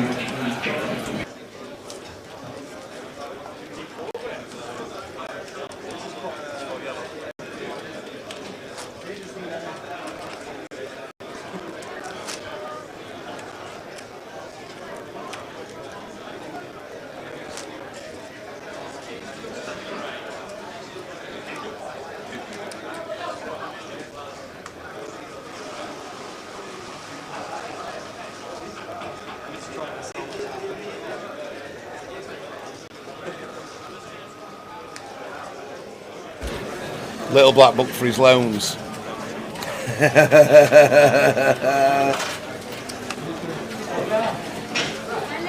Yeah, imagine poker games now being played in some of these clubs you're talking about. Yeah. Imagine a £400,000 prize pool in Nap.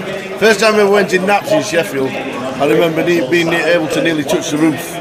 But it was when you used to be able to smoke as well. Oh yeah. Oh my God! I tell you what, you couldn't see the cards for the smoke. Yeah, George Geary used to have the biggest fan ever just to get it out of his face. Do you remember?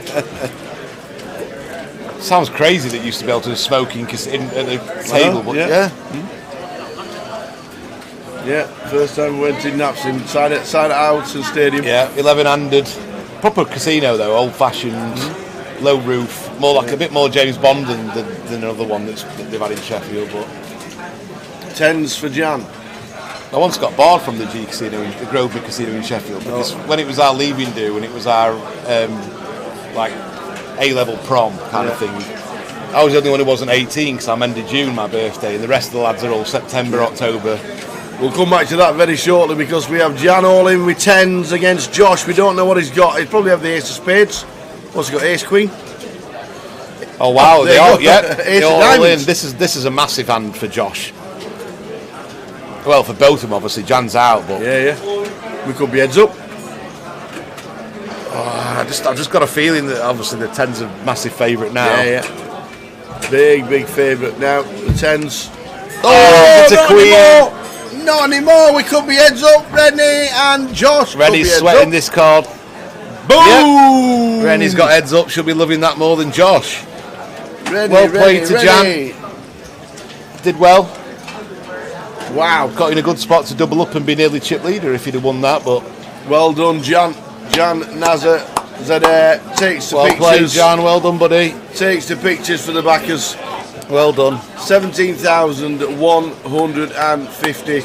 And now the top two have locked up 25 grand.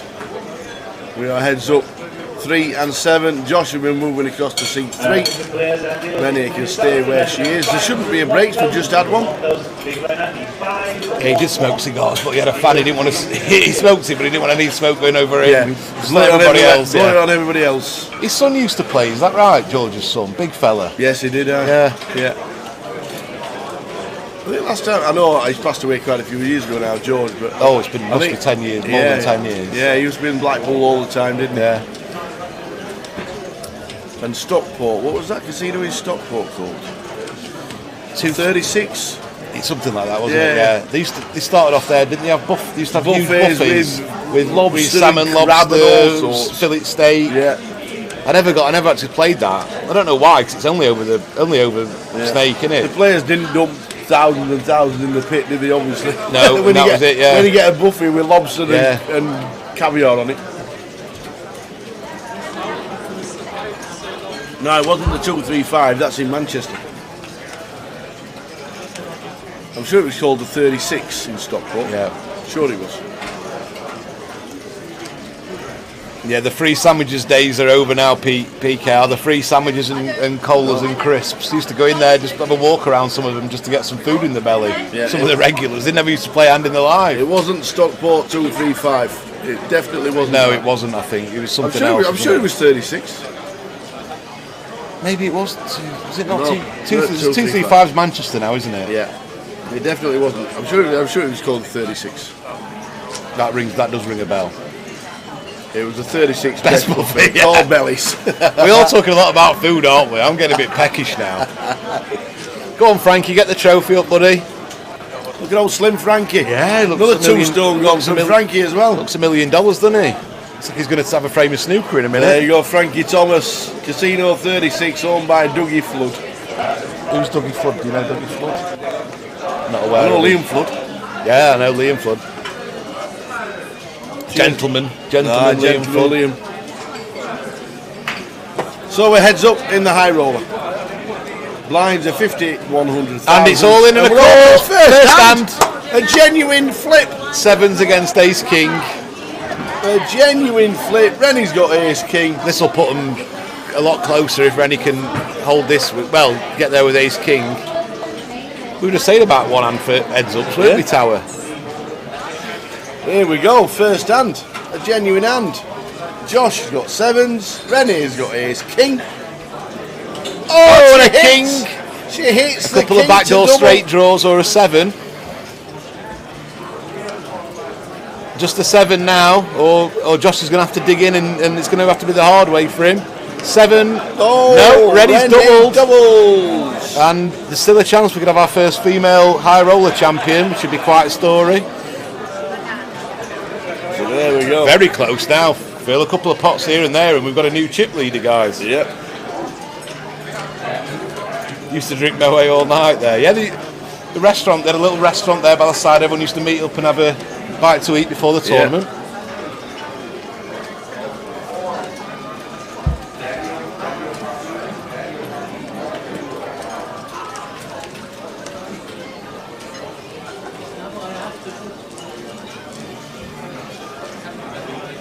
Close now.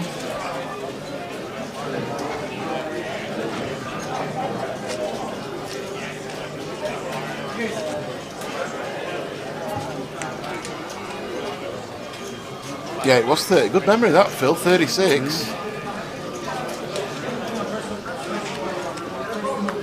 I do like lobster. I'm not a massive fan. It's the most overrated, overpriced thing there is. 90% of it's shell. Yeah, I'm not a massive fan, to be honest. Don't mind a little bit, but I wouldn't ever go to a restaurant and say I'll have a lobster, please. A bit of lamb would be my choice. That's the tastiest meat, in my opinion. I wonder what Josh's strategy is going to be now. I think he's going to want to go to a lot of flops, Tower. Yeah. Play a bit of small ball. He's definitely got the game to play small ball poker. Bit of scampi and chips, yeah. That's Billy Bright's choice in the football factory when he takes his missus out. They have scampi and chips covered in vinegar. I like a bit of scampi and chips. Nothing wrong with a bit of scampi and chips and fresh garden peas.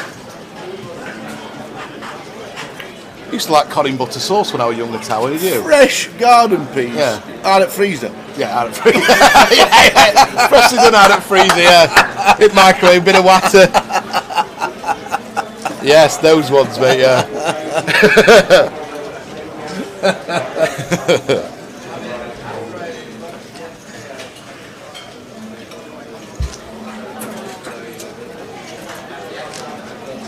I'll be looking at that menu when we get home now. See what the route. Order something now for us. No. What?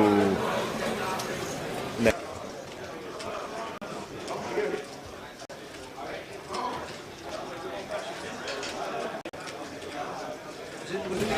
So it heads up. The blinds are 50, 100,000.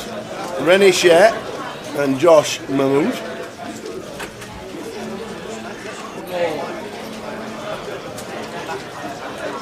Flop of 8-9, Queen, 2 spades.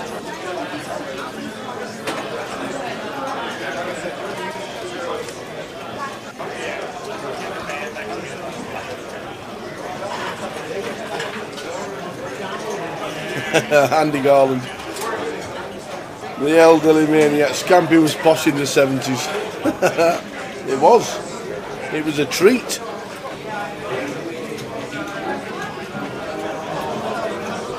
So we're playing the board. Both players are playing the board. Let's chop it up.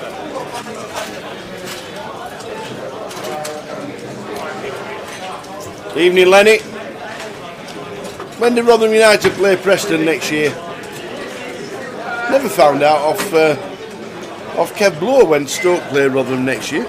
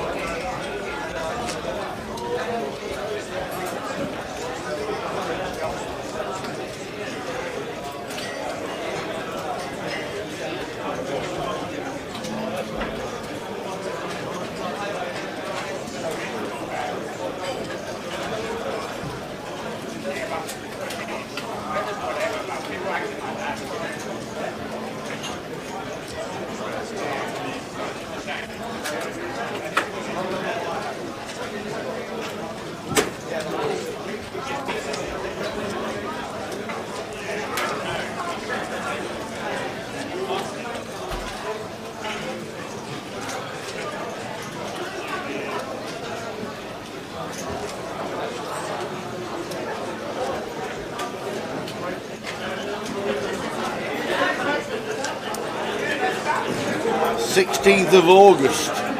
Is that home or away, Lenny? Is that the Preston leg? 16th of August. Oh, I can go. It's a Tuesday night.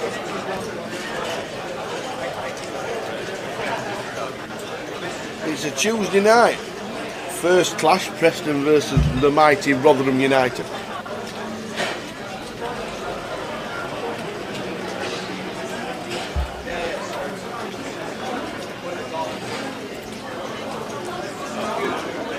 Oh, I might have to go. 16th of August relegation battle. Every match for Rotherham next year is a 6-pointer.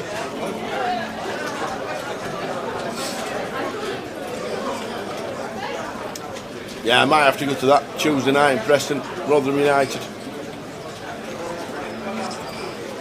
Up the Millers. Hiya, Pete Crow. You're not wrong, up the Millers.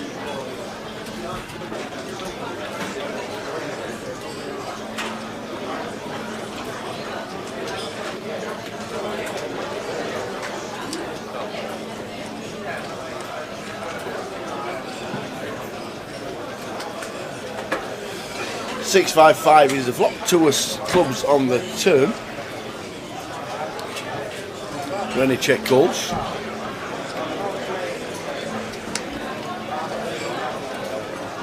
Eight of spades on the river. Josh gets there.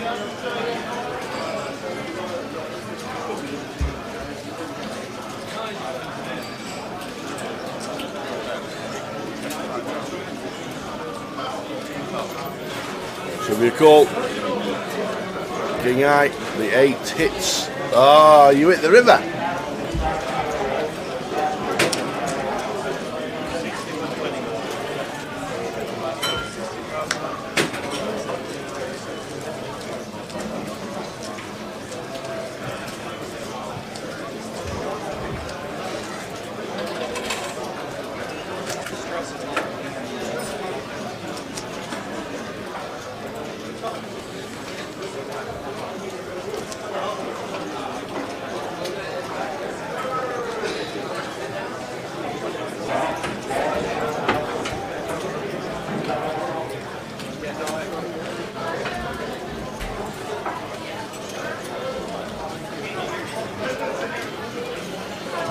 Oh, I found out as well today that while we're at Goliath, both Saturdays, Coventry City are away. So we don't get to have the 3,000 people in the casino before the play starts at Goliath. Coventry City for both weekends, they're away during Goliath. No pesky football fans getting in the way of our fun, eh? No. Normally, huh? They're at home on the Wednesday. Ooh. I've just seen Jan, the third place. Not against us, is it? Ooh. Jan, who finished third. I've seen oh, right, okay. It turns out we're online adversaries of many years. I didn't recognise him from his. Yeah, we played a long time back in the day. Very nice chap. Offered to buy me some food and drink if I wanted. Turned him down, but looked nice gesture. He's celebrating with a vodka Red Bull. Celebrate. He's playing the main tomorrow. Nice one. He was happy enough. He wasn't gutted or anything. He was happy with his run, and nice to see. Big smile on his face. Andrew Garland, my old mate Andy. Right. The craziest player. Elderly maniac. Yes. Andrew does love the game. Andrew used to play with Marcel Lusk, run one of Marcel's Spielers back in the day, long time ago. Andrew will tell you how long ago that was. Well, he remembers Scampy being posh in the 70s. Yeah.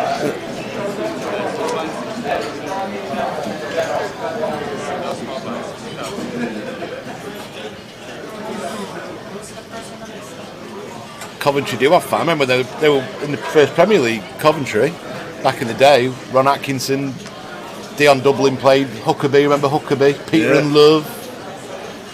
Peter and Love. Early 80s, long time ago. No, that was when he was playing the Marcel Lusk. Yeah, that's what I'm saying, early 80s. Crikey. Josh is in bad shape here pre-flop. Whoa, not anymore. He's flopped to flush, Tower. And Rennie's got a hand that she's not going to be in a rush to fold either with sixes in the heart. You've got a 6-3 draw as well. She must think it's in play. I think she'll probably check back though. I think she'd probably be a bit wary that she's going to get raised here if she bets, but she's going to come in with a bet. And I can imagine, I think Josh is definitely going to check raise this. His hand's a bit too vulnerable. Doesn't want another heart rolling off and slowing action down. But no, he's made a call, which is obviously fine. Trying to trap Rennie. Another deuce. This is bad news for Rennie, this. If she wants to have a bet here, or if Josh wants to lead out, then there could be big trouble. Yeah, Rennie's... And then she's going to have to call off a big river bet. Yep. Here comes the river bet, Tower, and it's going to be a big one. And Rennie's going to have to call, I think. Too many heart draws have missed for her not to call. So I reckon we're going to see a big million at least.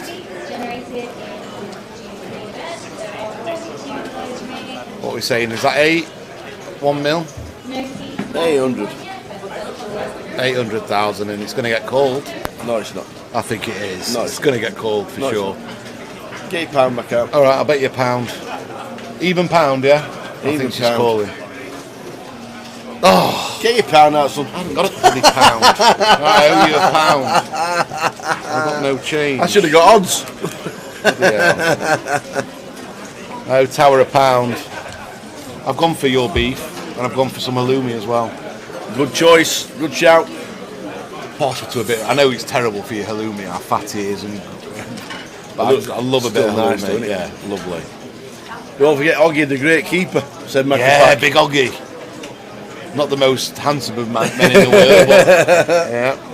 Stevie Grizovic. Who scored the winning goal in the FA Cup final for Coventry City? Was that somebody Bennett? I can't remember. Black fella. Yeah, the diving header. I'm sure that was Coventry. Well, they won 3-2, didn't they, against Tottenham? Was it? 87. Wasn't Ricky Villiers, was it? No, that was he Spurs? for Tottenham. That was 82. Okay. I went to Highfield Road a few times to watch Wednesday. They had 2 football managers at the same time, didn't they? John Sillett and somebody else. Not Pleat, was it? No, he was at Luton. He was. That was the one where he come running on like this, jumping around like a leprechaun, wasn't he? Josh is probably going to have a little bet here. This is a hand that's got a few things going for it for Rennie. Backdoor flush draw, backdoor straight draw, 2 overcards, but makes the fold. George Curtis and John Sillett. They were the 2 managers. Gary Mabbott was the winning goal. He got ruined by Fashanu, didn't he? Fashanu was a naughty player. Remember that elbow? Put him out of action for a long, long time, that did. He did. Did you ever see the Wimbledon documentary, the Crazy Gang one that was on BBC a while ago? That was like Fashanu was a very, very strange character. Do you watch that, PK? It's worth Googling that. Stack Attack says Keith Houchin was the winning goal. There you go. Before my time, that first FA Cup final I remember was I think 1989. I think was that the Palace and Arsenal one, maybe. Pass. No, not Palace and Arsenal. Was it? Oh, I can't remember. I vaguely remember the Wimbledon one, but maybe that's just because I've seen it so often since. Yeah. Keith Houchin got the winner. There you go. Remember the old Soccer M thing with the Coventry brown shirt, the Holy Grail shirt? Remember that? They went searching for this brown shirt. They call it the Holy Grail. That was when Soccer M was good, with Lovejoy and Chamberlain.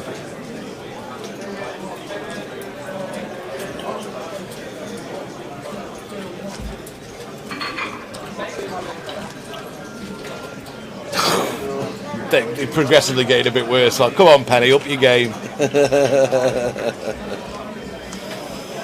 And there's save Chip as well. That was another campaign, wasn't it? Because Chip's missus had stopped him watching football. Oh, so there was Save Chip, and everyone around the football grounds had Save Chip banners and stuff. I tell you who has had a career out of that game, that Tubes. Yeah. He's had a right career out of that programme, hasn't he? Yeah. All in from Rennie, heads up in the high roller. Fantasy football was better, but Soccer M was a close second. Here's what we've got for the rest of the week. There we go. Tomorrow will be main event B and C, the turbo. 12 o'clock and 9 o'clock the turbo. And then Saturday we've got the main events, which we'll be concentrating on. Then the side events are the £200 turbo and the PLO high roller of £1,000 at 5 o'clock. And then Saturday, as we head towards crowning a champion, the seniors at 1 o'clock, which has to be over 50, and the 300 turbo at 2 o'clock. And if the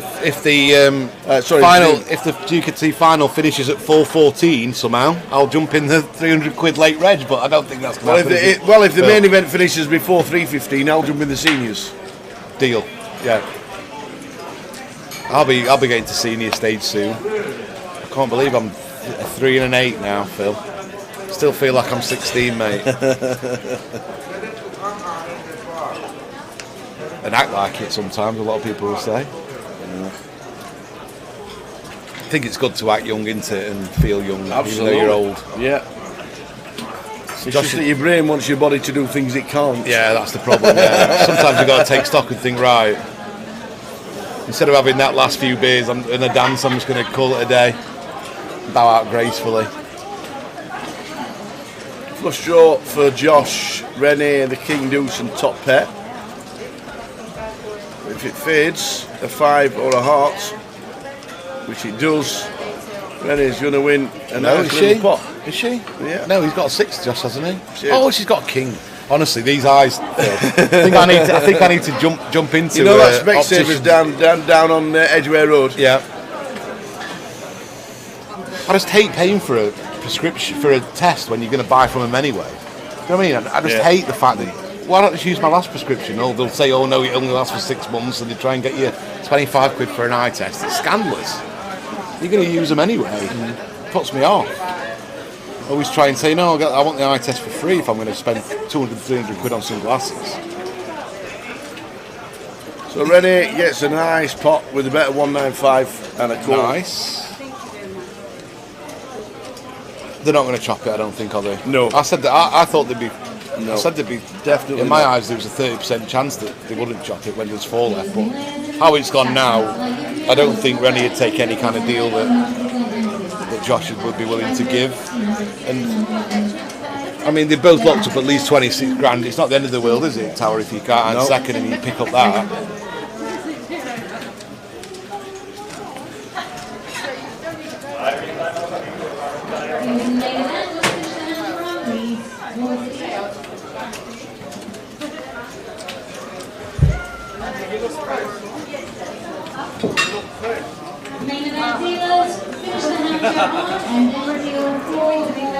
£8.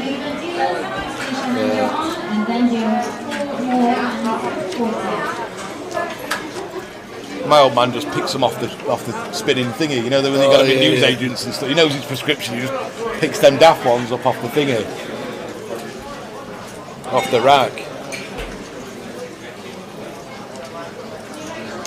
Favourite to win it, Josh Mahmood against Rennie Share, who's able to stack up to 2.5 mil. Heads up in the high roller. 2-1 advantage. Yeah. I'm that hungry. I thought that the waitress there was bringing my food over, even though that's half an hour ago. What's the equivalent of a mirage when you think you can see food when you're starving? An oasis.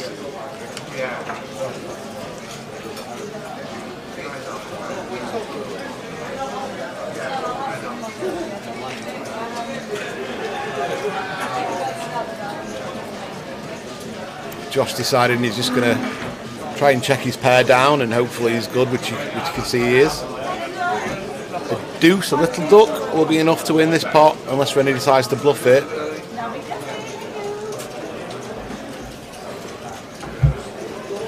Yeah, Rennie's coming in for the bluff now, and I think Josh will pay this off actually.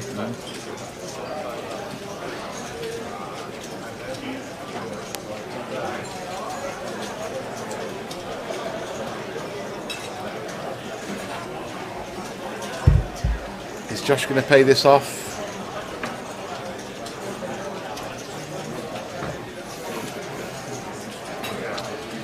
Time bank, time's on 10 seconds start before he's going to lose the time bank. I think he's calling this tower.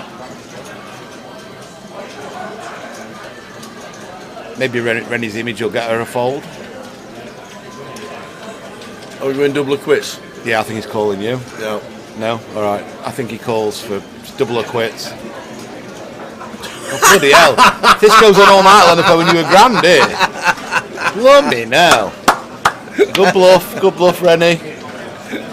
Oh.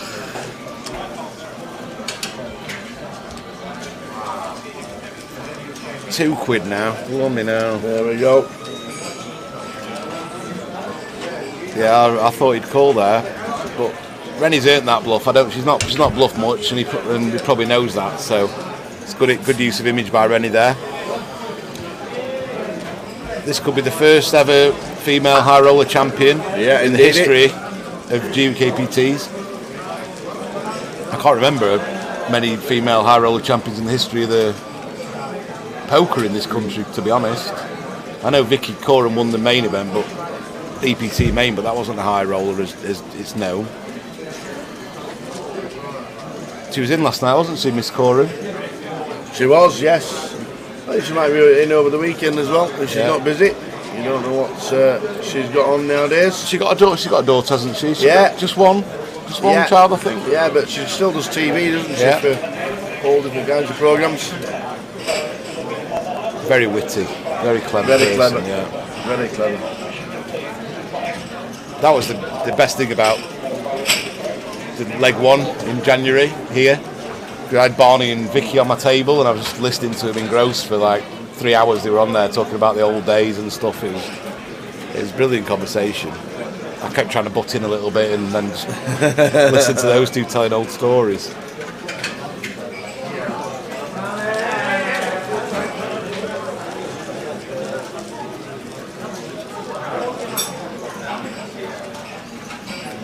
You've seen that recent clip going around with the guy who falls in the Christmas trees, or he's trying to take a big row of Christmas trees down, and he goes down the escalator, and he flies with them, and he takes someone's head off. Have you seen it? Oh, the one where he goes down the ramp, doesn't he? Yeah. The moving staircase. Yeah. Have you seen that? Oh, it's different class, that was. Surely if you're doing it, you go backwards for a start, going downhill. And amazingly, the door's open when he gets to the bottom. Yeah, he flies out. Some mates are like, what the hell? See you over the weekend, Gary. Look forward to seeing you in the PLO on Saturday. Should be a good field for the high roller PLO. Yep, come in and say hello, poke your head around the corner. I'm guessing Chuffy will be playing. Now he's started playing a bit of cash here. I'm surprised they didn't give up the 25-50 PLO a little bit of a spin. Maybe he's just come back in or what have you. Yeah, he was in Vegas last week. Sorry. In fact, you were one of the chip leaders in one of the side events, the Deuce to 7 and the. I think was it the Deuce to 7 big ante? Yes, that was it. Mixed game. That's was right. It mixed big bet game? Yeah, that's right. Yeah, he was chip leader, but I think he didn't do too well in the end. No. 6th and 7th from being chip leader. It happens, doesn't it? Interesting how Rennie's going to play these deuces now with 23 bigs. Just gonna limp. There's not much aggressive action pre. No. I think that'll suit them both. I think Josh will try and wear Rennie down, and Rennie will try and flop a big hand. This is a spot where it's good for the button limp in range, and less good for Josh. Yeah. So I can see Rennie coming in with a small bet or checking back. That's a young tower there. Who's that with Liv? Liv Barry, that's PK. Yeah, I know. how long ago do you think? Oh, that was 15 years ago. Yeah. Crikey Moses. We were on his way to the Philippines in 2008. That was for the APT. Is that the one Colchester Kev went to as well? Yeah. That's a name from the past. Well, Colchester Kev.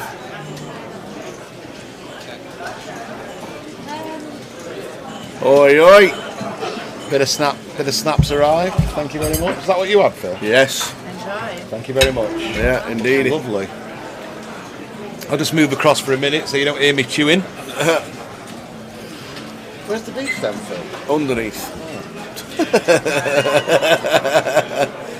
He's hiding. I thought it was a trick meal. So we are heads up. Josh Mahmood in seat number 3 and Rennie Share in seat number 7.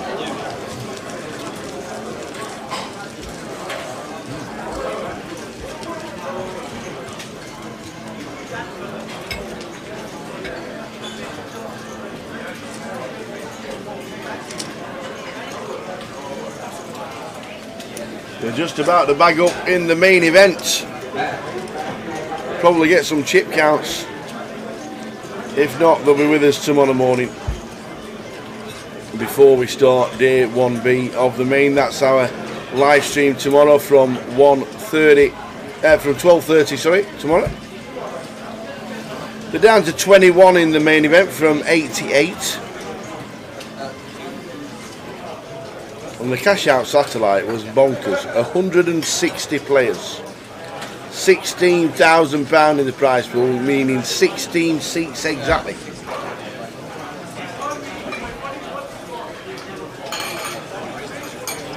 A lot of happy punters who've got in for 100. Absolutely, yeah. Yeah, you get yourself into a satellite and you turn it into chunks.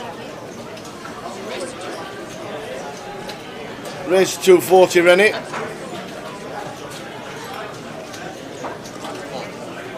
Makes a call.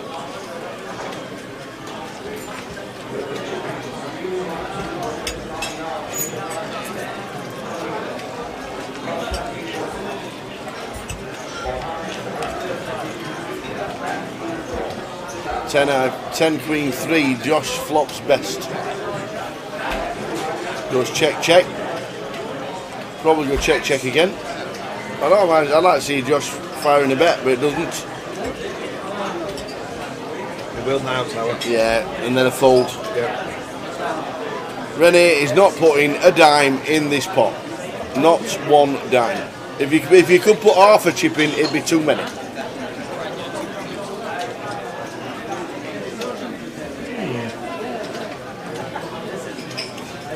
Never know, Tower, you never know. Do you want double of quits? Yeah. Go on then, double of quits again. Here we go.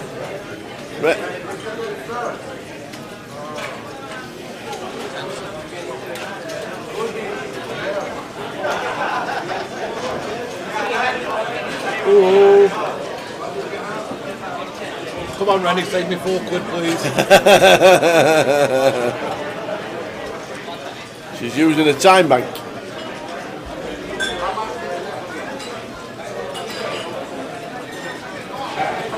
Go on, hero, call it.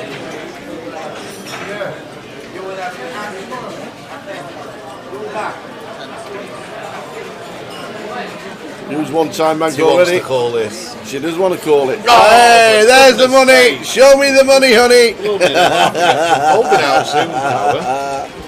Crikey Moses. And a time bank used.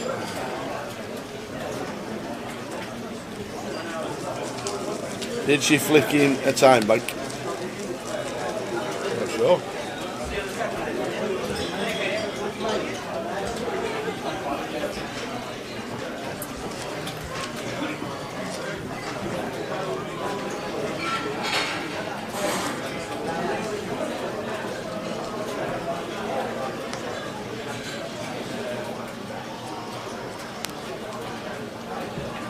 So Josh, 5.7 million.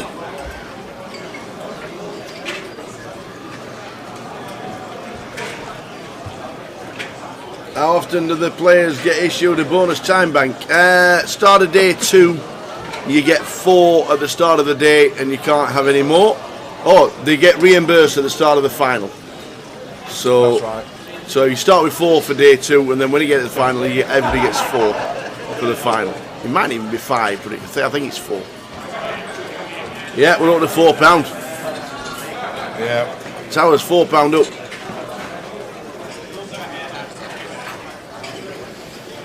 We had a bet, then we doubled it, and then we doubled it again. Didn't see the cards for any that time, but she's on 16 bigs, 2 million. Still pretty tight, to be fair. Hey, Chigs. Top 2 prizes going across the screen right now. 1,600 buying. 78 runners.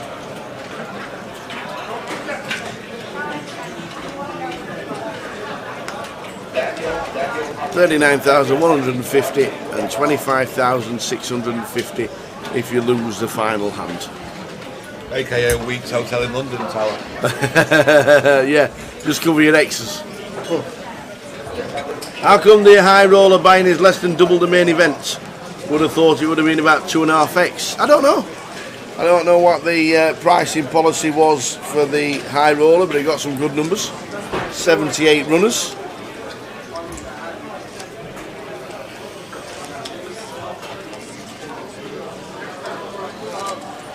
That's up to Jim, isn't it? Mr. Jim McShay. Yeah, I think it's priced bang on. 78 runners say it's been priced pretty well.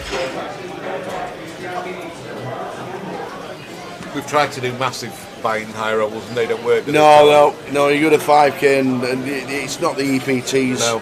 You don't get people travelling from all over Europe to play these events like you do the EPTs. Yeah, we've got to cater to our a lot of prestige going to an EPT.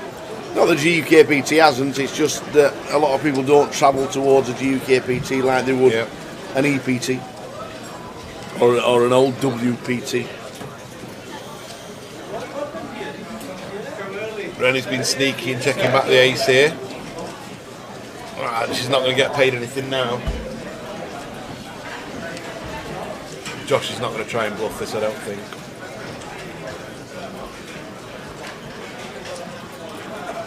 $100 runners for the 1k. My heart, maybe slightly under I'd go for, but it'd be nice to get 100, wouldn't it? Yeah, 100 runners, yeah.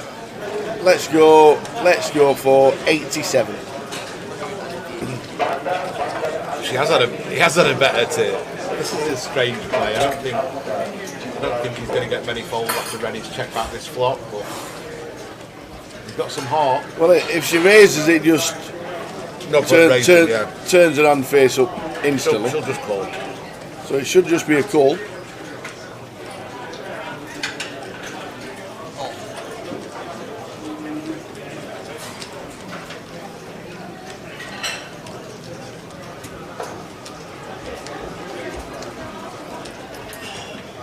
Well, the ace makes it even better.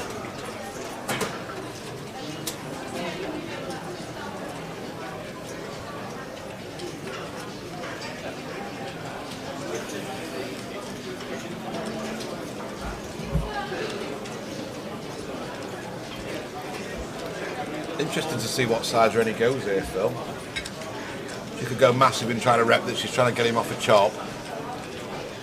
Or trying to go really small, trying to get him to call for it, thinking he's got a chop. About half pot, I think, at 350.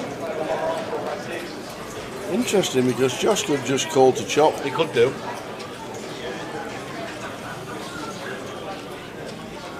As long as Josh doesn't lose his mind and try and get Rennie off a chop, that'd be wow. Made a good fold. Good fold.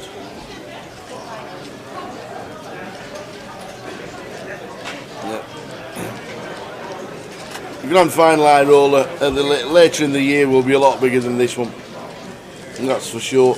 But when you consider how many players are in Vegas, it makes sense to just drop it down a little. I do like it.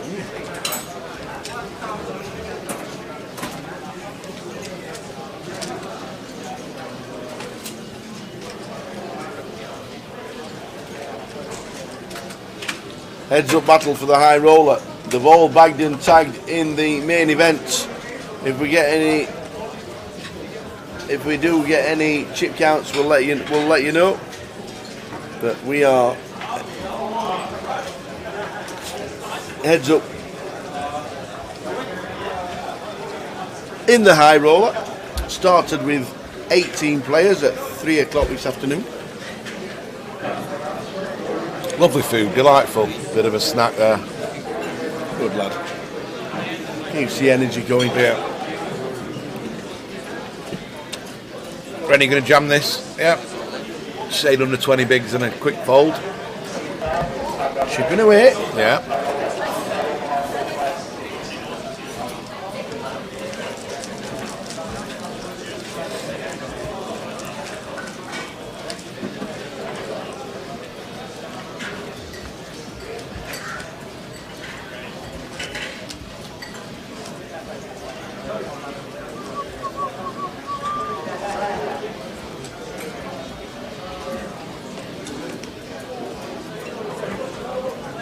So the heads up battle continues.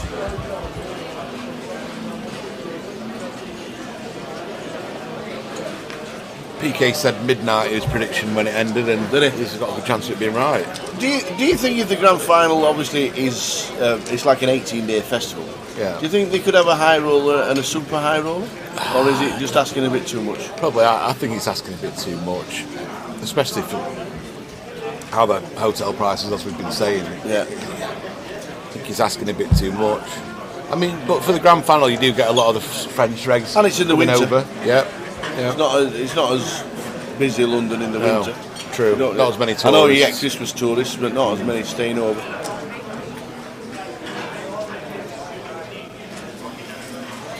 But I think if everything's priced correctly, you never know. You could easily get a field of 50 for a super high.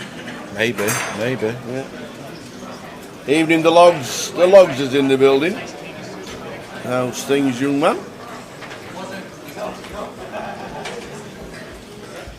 Josh's River Trips. With a nut low. Just with the nut low. Gets a fold.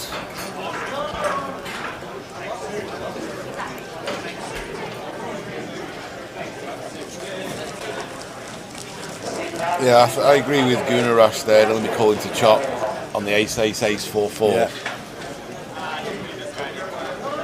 And I think Rennie's would have been happy just to check back a hand like King Eye there and just take a chop herself. Yeah. So it's more likely that she had an ace herself and she was trying to get him off a chop and he made the correct fold.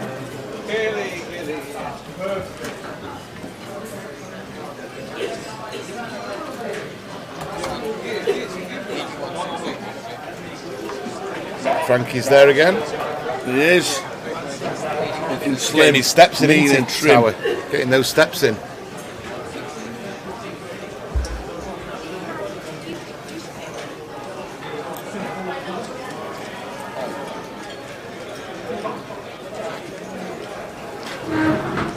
King 2 against Queen 10 now.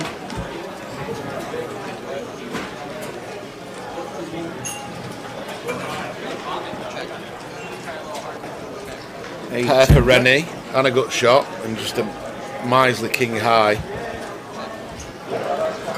for Josh.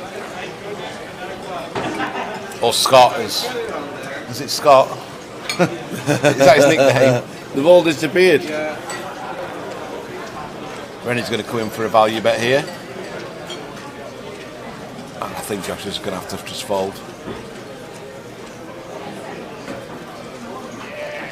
Wow, he's called. King High call. Rennie takes another $500,000 out of Josh. Pretty fast call as well.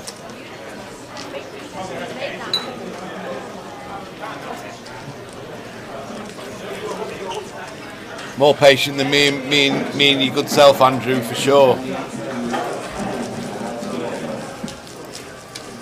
We'd have been in and out already, probably me and you, buddy. Out in 7th, going for the win.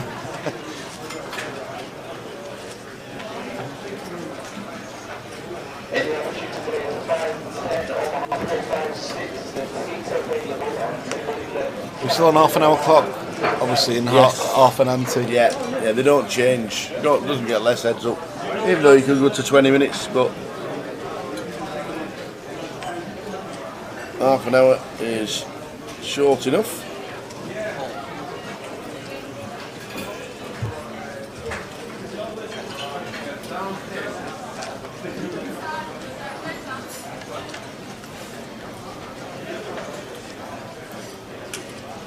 King high flop, king queen 6. I'd pay a lot for a patient pill. Well, if you bide your time, Andrew, you get on eventually, mate. Up and down draw for Jard. There you go. Turns it with a royal redraw. Yeah. Any royals about? 10 of spades for Ruffles. Unfortunately, I don't think he's getting any action. Rennie's drawing stone cold dead. Yep. Let's see the river.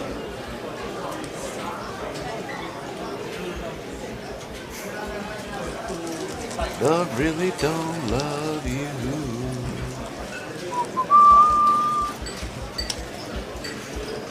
Candy. Yeah.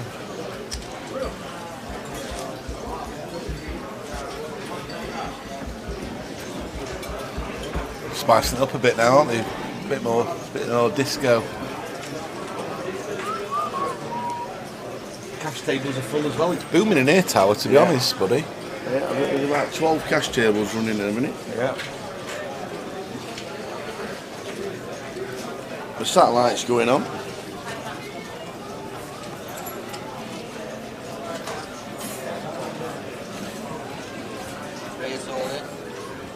All in from Rennie.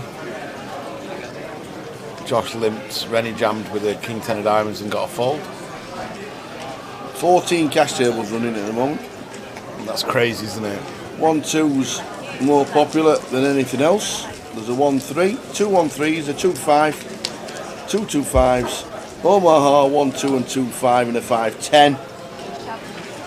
There's the big game running from the other night, Tower. No. No? Well, the biggest Omaha game is a 5-10, to be fair. There's 4 players playing that. I think that's this table here. Oh. 4 and 5 pot limit. Blinds 5-10.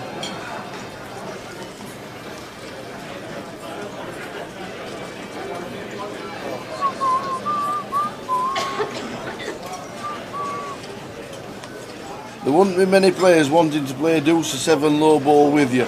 But if you want to, one of the best in the world sat about 10 yards away from us. Chuffy. Yep. Richard Ashby. He will gladly play deuce or 7 low ball with you.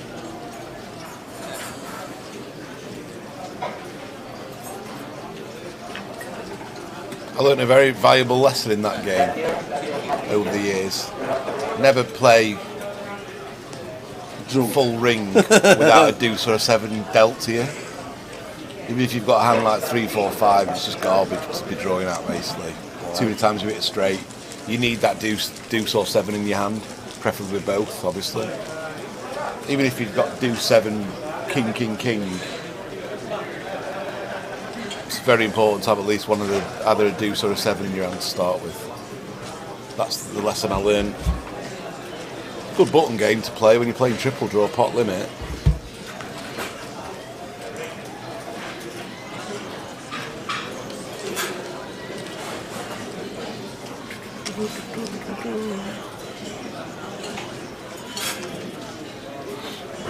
What are the stacks now? They're not a million miles. 4.7 again, it's 3.1, I think. One half pot, and Rennie's got the chip lead back. Well, not back, but for the first time.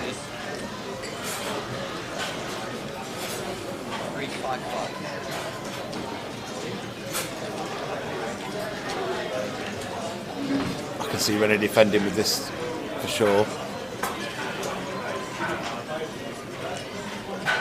Praz and Carl in the background tower. Praz Banzi and Mr. Marinholz, first and second in the first ever GUKPT main in Blackpool, was it? Bolton even. Yeah, 27.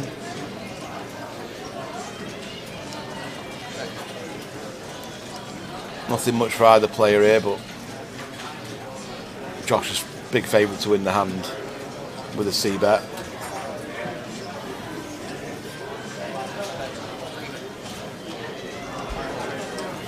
$81.60 now. That is a big jump from $61.20.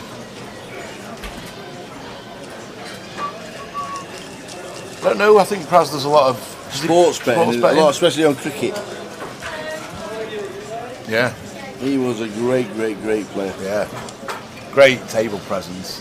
Another who used to scare me pooless when I used to first start playing on the tour.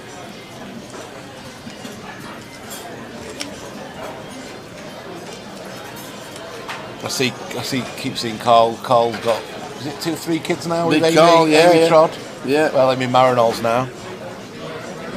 Had a little girl, I think, to go with the 2 boys. Nice guy, Carl, lovely bloke.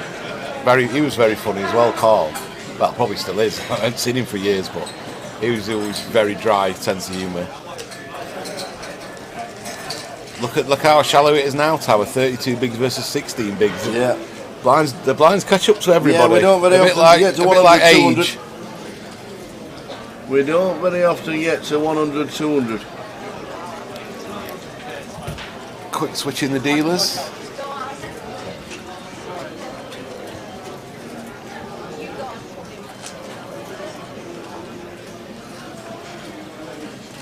Very shallow now, but to be fair, they've had a lot of time to get it in Tower and get it over with. They tried it, didn't they, the first stand, Ace King against 7s, and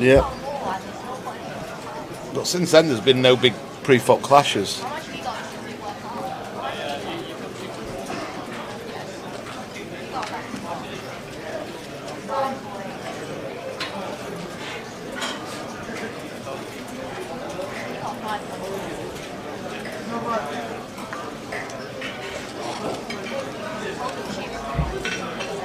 So if you're just tuning in, or you've been with us the last few minutes, this is heads up to the high roller champion.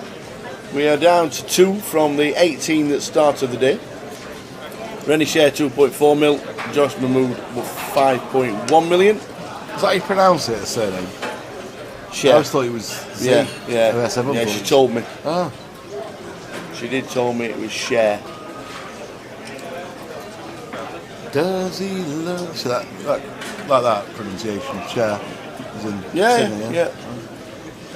I want to know. Oh, so we had to go to the Shoot Shoot song just to get a pronunciation of Rennie's surname. Is that what you're doing? I like it. The way? Oh no, it's not the way. He said something really funny on Twitter the other day, Share. I can't remember what it was, but it made me laugh.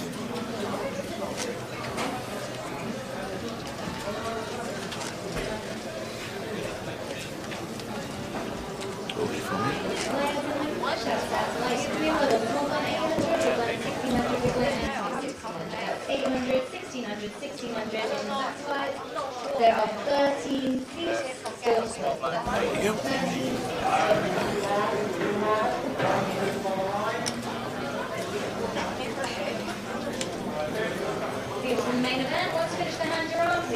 Can you give us a rundown of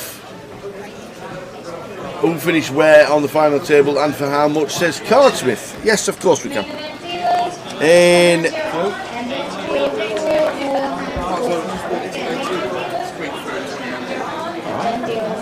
the final table bubble and the money bubble was David G. And then in 9th for 3,650 was Thomas Winston. In 8th was our very own Slash, Mr. Maurizio Pace, for 4,300. In 7th was Julian Schultes for 5,150. Max Sanders in 6th for 6,600. In 5th was Roddy McNeil on £8,800. Smith Trevidi 11,850 for 4th. A lot of people thought he was going to win it. And 3rd was Jan Nader Zadeh, 17,150. We are now heads up for the title. They both checked and just chopped it. Chopped 7 it. high against 6 high. And the board played. Anybody going to take the aggressive route? You can't blame them if they're both a bit exhausted. It's been a long day for them both. 9 hours into it, nearly 9 hours into it. Yeah.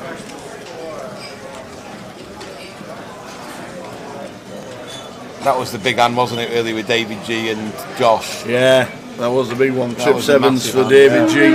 And Queen's full for Josh, and he's had the chip lead since that moment. Never relinquished it, I don't think. Maybe Smith had it for a little bit, our 4th place finisher. These two are just waiting to get it in. See who has the best of it. This will be all in. Rennie can't call. So Rennie's down to now about 15 bigs. 14 bigs for Rennie. 34 for Josh.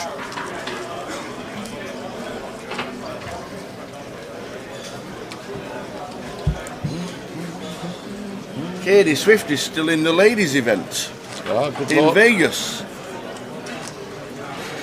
She actually just doubled up her short stack of 25,000. They're in the money now, apparently. Are they?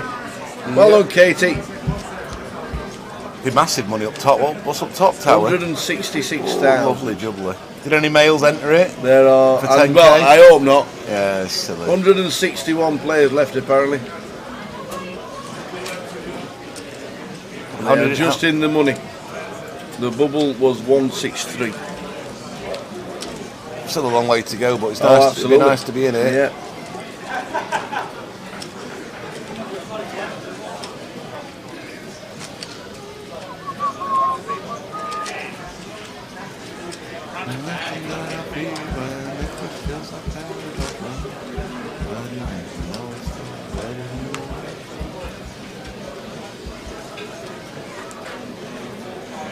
Be nice if Jamie, Katie or Andy could bink a bracelet. It'd be good news, wouldn't it? I'll get mine next year.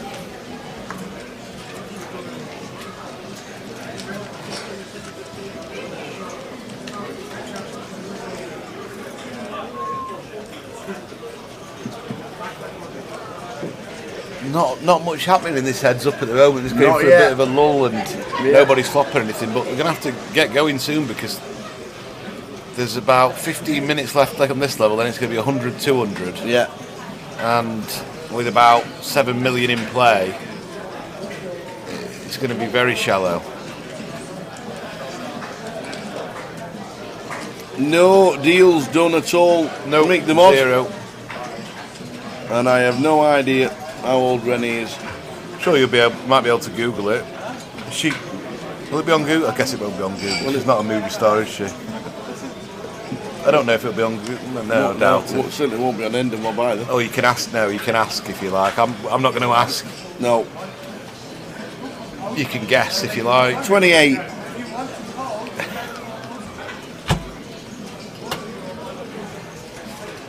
Yeah, well, she's a Luton reg, but she's also a tour reg as well. Here's Rennie.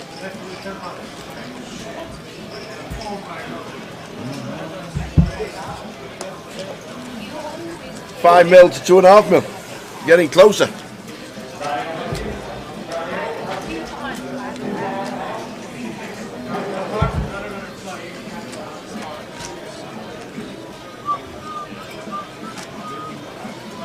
got a bit cooler now. All the players from the main have bagged and tagged. Yeah, they've gone. I'll give you updates on how many players are left. They bagged and tagged about 15-20 minutes ago. 88 played the main. Day off tomorrow for everyone who has, and fresh for Saturday. Yeah, 21 players bagged up.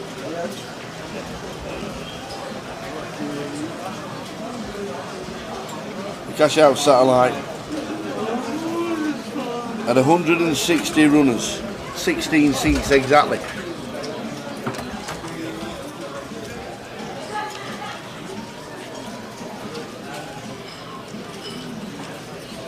Middle pair for Rennie, I think. 5-4. Josh not really had much success on hitting boards heads up, to be honest.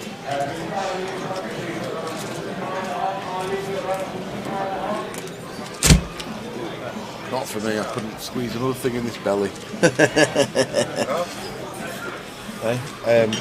Beef and halloumi and chicken earlier. The halloumi was nice, yeah. The beef was nice, yeah, too. Big greedy there.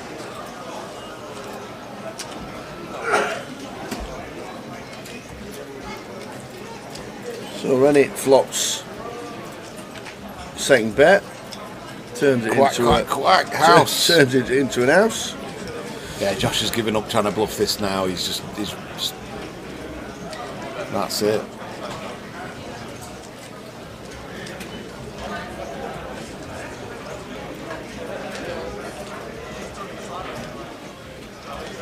Is he going to hero call again? No, he's learned his lesson, I think, from that other King High call.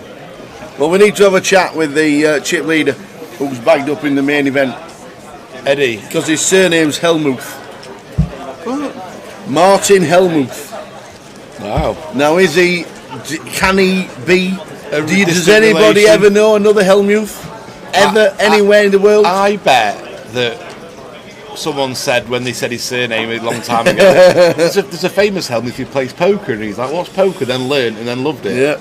That's what I'm guessing. 250,000 he's bagged up, Martin Hellmuth. Jason Batten, 218. Jared Thatcher, 187. They're big stacks. Pie Face, 135,000. Yes. Jack McDermott, Mr. Pieface, FIFA streamer extraordinaire. Matthew Skeedis, our American friend, has bagged up 98,000. Chuck's brother, Ian Berry, 65. What's that? What? Chuck Berry. Chuck's brother. Aksat Margie. I thought you said Chuckle brother there. 37,000. Big Sam came to speak to us. Sam Achiampong, 28.2. Great guy. Keith Wang, 18.1. Ben Warrington, 60,000. And they're most of the stacks who have bagged up for day 2 of the main. We'll be concentrating on that tomorrow from 12:30.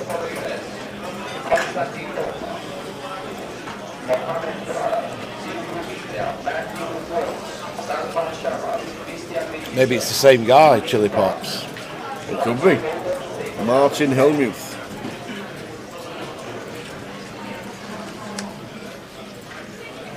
Hey, have you seen who's commentary playing the week of Goliath? Don't tell me it's Preston. On the Wednesday night. You've got to come down then, play day 1A, bust out and go and watch the match. Because you'll not bag up. So you might as well come down and watch the football. Or come down, watch the football, stay in the casino, have a couple of beers, and play the Thursday. That makes sense. I like that idea. First prize payout is £39,150. Second is £25,650. So it's a good payday, whatever. But yeah, we'll be wanting that trophy and the high roller title. There you go. It makes a lot of sense. A fun guy. Rich. Come and watch the match Wednesday. Stay over Wednesday night. Play it Thursday. And bag and tag.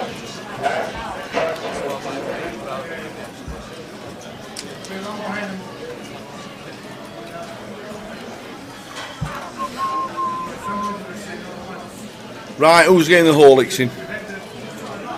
What's the Horlicks? We need a Horlicks. What's a Horlicks? Horlicks? I know what it is. It's a drink. Is it full of caffeine? Malt. Malt? Makes you sleep. Does it? Yeah. Oh. Don't need any else for that after those 2 starters I've just had, mate. They'll be sleeping like a babby. It's a malt drink. I remember the advert. Horlicks! Yeah, great. Original Horlicks back in the day when it was thick and creamy was a lot better than it. They thinned it out a lot. A bit like Lemsip. The Horlicks is awesome. Lovely drink. But we could be here a while is what I'm thinking. You think? I don't know. Well, eventually the next level will probably get down to 25 bigs, and it surely has to go in at some point. Yeah. But if it goes in and we get a double up, we can be here again and do it all again. There's not been, as I say, after the Jackson Ace King versus Sevens hand, there's not been any big hands that have collided or anything. Here we go. This has got potential, Tower. Middle pair against Jack High Flush Draw for Rennie. Wonder how she's going to proceed here. Just calls. 7 of diamonds. No, it can't be 7 of diamonds. 4 against. He's probably more confident that his 5's good now. So it's gone check, and Josh could have a little stab, or he could check back here. Yeah. Either one's conceivable. Well, if the 5 of diamonds hits the river, it's all over. True. Well, got a double pair of the board, maybe. Yeah. I wouldn't be folding a flush, I don't think. Look then. I wouldn't be heads up in a comp. You would, buddy. You've won a comp before. Have you won a comp before? I have.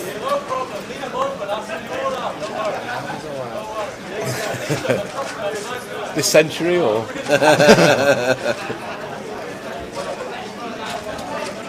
I wonder if Rennie's going to start, maybe try and. She's calling, yeah. I think she was thinking about toying with the idea of raising. It's awkward out of position if you miss. What can you do? Wow! 5 of diamonds hits the river, it's all over.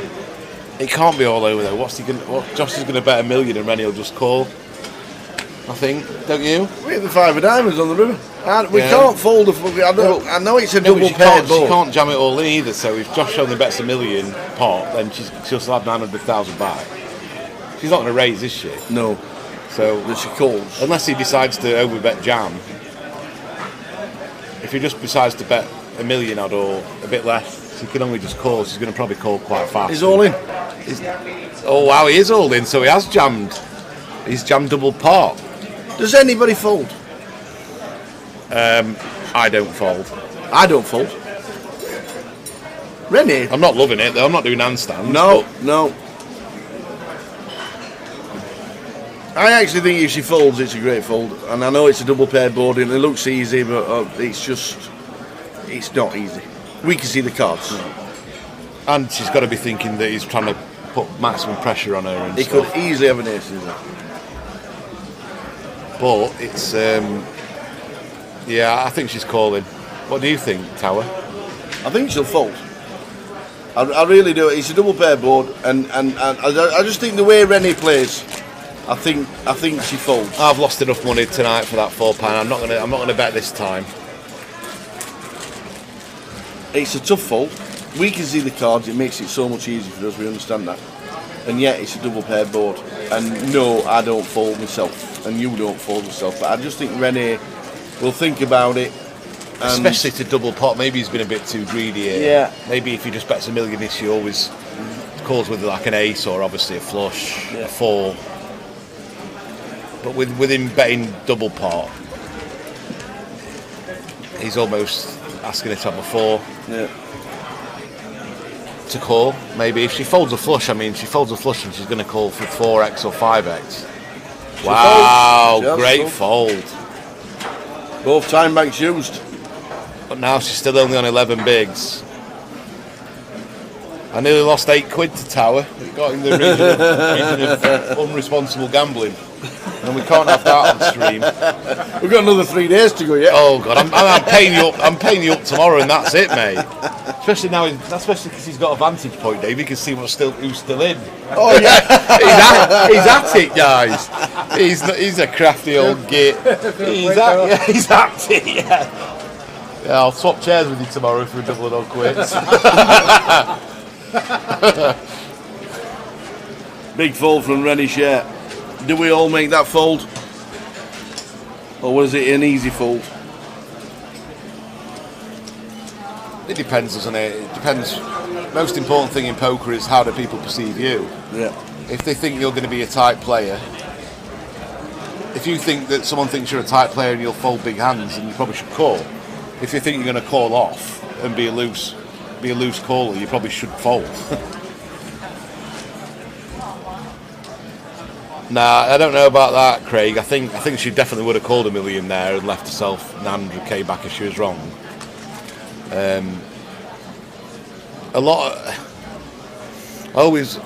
Sometimes I like to leave players some spin-up chips back, even if it means almost all in. Sometimes if you just leave them a few chips back, yeah, psychologically they're more likely to call you, thinking they've got a chance to spin up if not.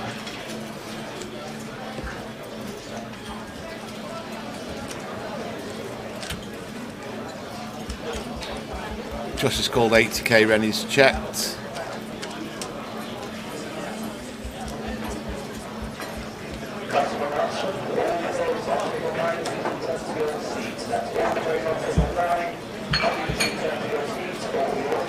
Both got poor flush draws. Rennie's just going to get out of the way here. Yep.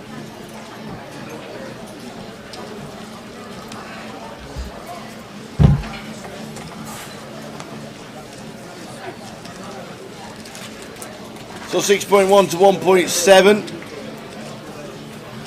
Blinds are going up to 200k soon, and they'll be down to 8 bigs for Rennie, so she'll need to move them in. Something's got to give. Yeah, absolutely. Something has got to give.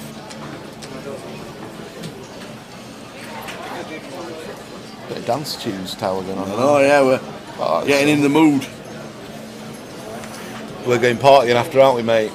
Partying back to the hotel in an Uber to sleep. Did you notice that there's no bar in the hotel? I didn't notice that, no. That's a good thing, mate. We don't want to be up drinking in there. No. Oh, God. Oh. So blinds up to 100, 200,000. This has to be the last level. Rennie's on 8 bigs. Hello. Yeah, we are still here. We're crowning a champion. Gary McGaffney asked us what time we were streaming till today. I said we'll get to heads up and we'll stop.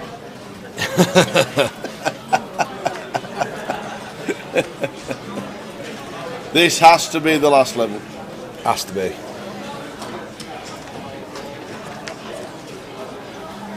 Doesn't have to be, but it has to be. I don't even know what the next level is. Is it 125, 250? Maybe it's the level like when the online leg's finish and it's 1 million, 2 million, and we just finish it off there and then.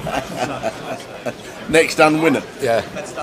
The old football. I don't actually know what the next level is because we've never got to it. I don't know. 100, 250. 100, 250. 6 bigs now. Why is it not 125, 250? I don't know. That'd make more sense.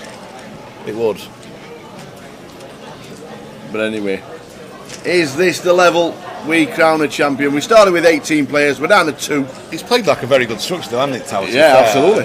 Jim will be happy with it. Yeah. And 78 runners as well. Yeah. It is a good turnout. Yeah, very good. Very, very good. Whether the Omaha's affected by the main running in the same day is another thing, but it starts at 5, so a lot of players will have busted from the main and jumped into that, so hopefully that gets 100, the PLO. Rennie's all in. Call. King Queen for Josh, King 2 for Rennie. This could be it, ladies and gentlemen. Rennie's going to need a deuce. This could be it. The final hand looks like it's on its way. Rennie, 25%. She needs a 2. She needs running hearts. Josh is all in and a chance to be champion. Yeah, where's the flop? She had to jam the 6 bigs. 2. She's hit the 2. She's hit the 2. She's hit the 2. King wins it. No, Rennie doubles. Hits Rennie. the deuce. Boom.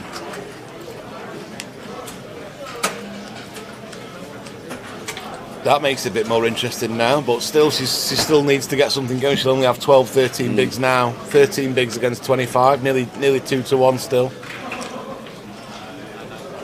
Josh will be getting a bit annoyed now when he'll be like, oh, come on. Yeah. There's the chips over to Rennie. It must take some energy out of Josh, how focused he is on everyone, and how alert he's been trying to pick up tells, and how much focus he's used. It must take its toll. He must be exhausted after a big session like this, because he puts so much into reading his players and stuff.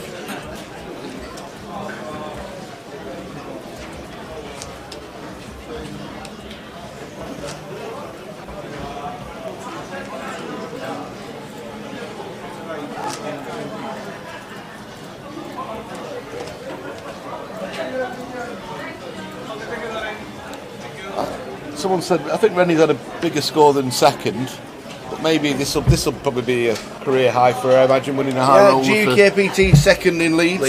Leeds. Marching on together. I'm going to Leeds. Up the Leeds. I'm going to Leeds. Leeds. Dirty Leeds.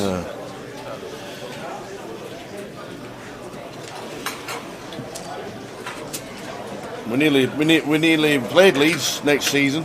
We managed to stay up on the last game of the season, didn't we? Yeah. They thought they were safe, didn't they? Yeah. At one point, they just had a terrible run. You've got a new manager in here, no?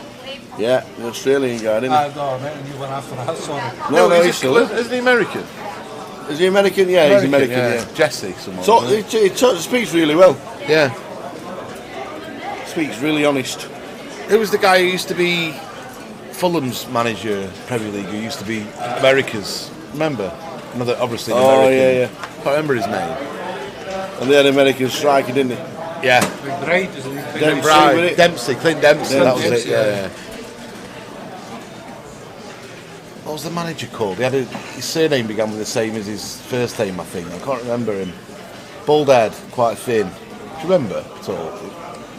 Someone on the chat will know. I think he was Fulham's boss for a while. See that stat today that Balotelli's the only Italian guy who's ever won the Premier League medal. Really? Yeah. Wow. Crazy thinking about that, isn't it? Really? Some have won it before, but not played enough games to win the medal. Balotelli's the only Italian player to ever win a Premier League medal. No, he's not. He is. Did Gianfranco Zola win it? He's not. No. Chelsea He was amazing. Yeah, but Chelsea never won it when he was there. I actually think Zola was Bob the Bradley. best. Bob Bradley, that was it. I actually think Zola was the best foreign import ever. No. I loved him. No. He had a lot of flair, but you can't say he's better than Bergkamp and Henry and those guys. Yeah, why? No. Oh, it was great. I like Zola. Yeah, Thierry Henry was good. Who for? Jorginho was Brazilian, wasn't he? Oh no, that's Juninho. Yeah, Cantona's French, not Italian. Le Cantona. Hey, Le Cantona. Apparently, there was a few players, 2 others.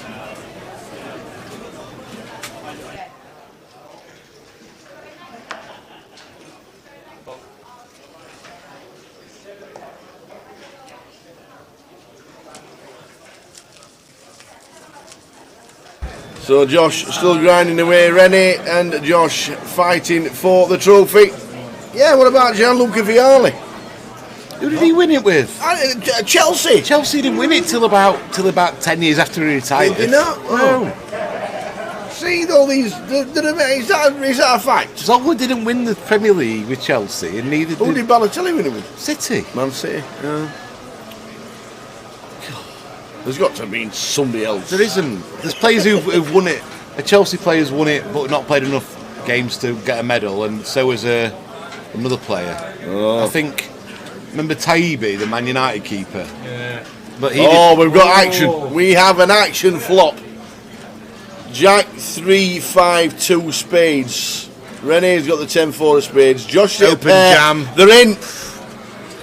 It has to be a call. We're on a flush draw, but we've got a pair. This should be it. Come on, Josh, get it in. What are you waiting for, man? You got a flush draw and a pair. Get it in. He knows she's jammed. A huge overbet. Well, this could be the final hand of the high roller. Maybe Josh has not realised he's got a pair with his hand. He's probably check it again. He probably don't want to gamble. He thinks he's got quite a big skill advantage. Yeah. But Rennie doesn't do that with top pair. No. It's always check call. It's always a draw. Here we go. They are in. He makes a call. He has a pair and a flush draw. He now doesn't want to see a spade. No. Oh my days. Rennie turns round. Josh probably thought it might be his hand like this, and he's only 60%, which is not completely ideal, but I don't think you can turn down that kind of edge. Yeah. Even though, I mean, it's getting so shallow now. Well, the ace of diamonds on the turn means if we don't have a spade or a 10 or a deuce, it's that's an ace it. That's all over. Ladies and gentlemen, we have a champion of the high roller. Hey, oh my days, as Rennie. if by magic. As if by Rennie, second for 25,000. Well played. And as if by magic, here he comes. He's just watched the winning hand himself. Congratulations, young man. Well played, buddy. How was that? Great. Well done. Yeah, that was tough. I mean, it was. Although it's like. Just go sit down. Have a sit down. Have a minute. Have a quick minute. That was tough. I mean, it was like kind of like it felt like kind of a marathon, and also, although it's kind of turbo-ish. Yeah. But I think I was just really unhappy with how I was playing in that three-handed, because I know that I'm supposed to like be jamming when the lady was so short and the other guy was like not that short, because like he has to be extremely tight and she was very tight. So, but then I realised like why am I going to give such? Like, it's so tough to have all the chips, but not lose it. You know, you don't want to double anybody up. You don't want to give them a chance of winning again. But getting over that line, I just didn't want to allow someone to like flip with me, like, so then that's why I started like, when I got to heads up, I started just limping a bunch of buttons and just like making sure that I know where I'm putting money in when I have a good hand. The biggest hand of the tournament was calling with fives. That was unbelievable. Like, what was the thought process going through that? That basically give you the chips to with the momentum and winning the trophy. That fives hand was insane, man. I guess I just got lucky. But, well, did you get a tell? Did you think you'd only got ace high? There's only two possible hands. We thought he got ace king, ace 10. Everything else, there were no more bluffs there, was there? So I think there are two reasons why I called, and although like on the river I thought that the only hand that he's going to jam on the river that made sense was king 10, because that's a hand that would definitely c-bet flop for small, and then overbet turn to like get max fold equity, and then when he makes a straight on the river, which it makes sense, then he would go all in, but yeah, I just thought because of the SPR, if he had like a bunch of other value hands, like he didn't have to bet over the pot on the turn in order to get the money in on the river. Like why would he want to bet such a big bet and then like have a 60% river jam. Like instead, like he can just easily just bet like under pot on the turn, and then bet under pot on the river, and that's like way more likely to get called. I mean, it's not like it was a call, and we were just sat there and we're like, how's he made that goal? It was amazing. Honestly, it was just. We thought he might call because it was a turn call, because usually it's just check fold. Sometimes like I know I read a few of the comments honestly, but I know I shouldn't, but it wasn't this, and I know some people are saying like, oh, once you call the turn, it's like, oh, now you've made up your mind on the turn. No, my mind still, it wasn't fully made up. Yeah. But I mean, I would say that that river is like an extremely good card for him to continue his bluff, and I guess just this time, like, I just got lucky. You've got 2 results in the database. Yeah. This by far obviously outweighs everything. Yeah. Are we going to see a lot more of you? I mean, we hope so. Hopefully, I mean, I'm thinking now I'm going to take a spontaneous trip to Vegas and play. Yes, the Vegas Sap. We said that. We said the Vegas Sap. We said that this could be the Vegas Sap because that's just the way. That's just the way you roll. You're better off going when you're in form. And Absolutely. Playing well. Absolutely. Yeah. Are you part of any stable? Do you have a lot of friends that you talk about poker with? Yeah. Well, I used to be. I've just got out of a sort of deal I was in. Yeah. I was getting coached by 2 guys. Mm-hmm. One guy's a 500 Zoom player called CD9K, and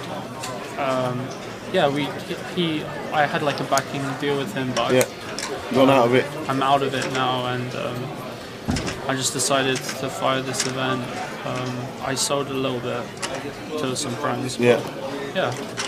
Well, forget the bankroll management. Yeah. Get yourself straight to Vegas. Yeah. And this could be the spin of spins. Yeah. That was absolutely fantastic, Josh. Thank you, Josh. Any last thoughts, Rick? I thought the best player won, and I thought the one that was trying to win won. Against a few players who were just trying to ladder. I think the person who wanted to win went for the win won, and the right winner won. Absolutely. Nice when that happens. A fitting end. Josh, come to watch the last hand. Absolutely fitting. Thanks to Rick Trigg. He's here all week. He is here all week. This man has just got himself a trophy and he's flying to Vegas to play the main event. We absolutely love it. We'll see Josh in a couple of minutes, I am sure. But thanks to everybody for tuning in. We are back tomorrow for the main event starting at 12:30 on the stream. We're back to day 1B.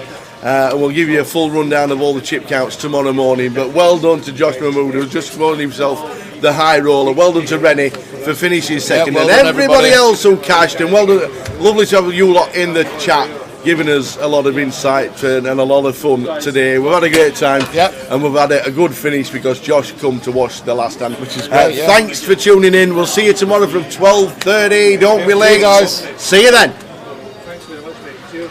Thanks for.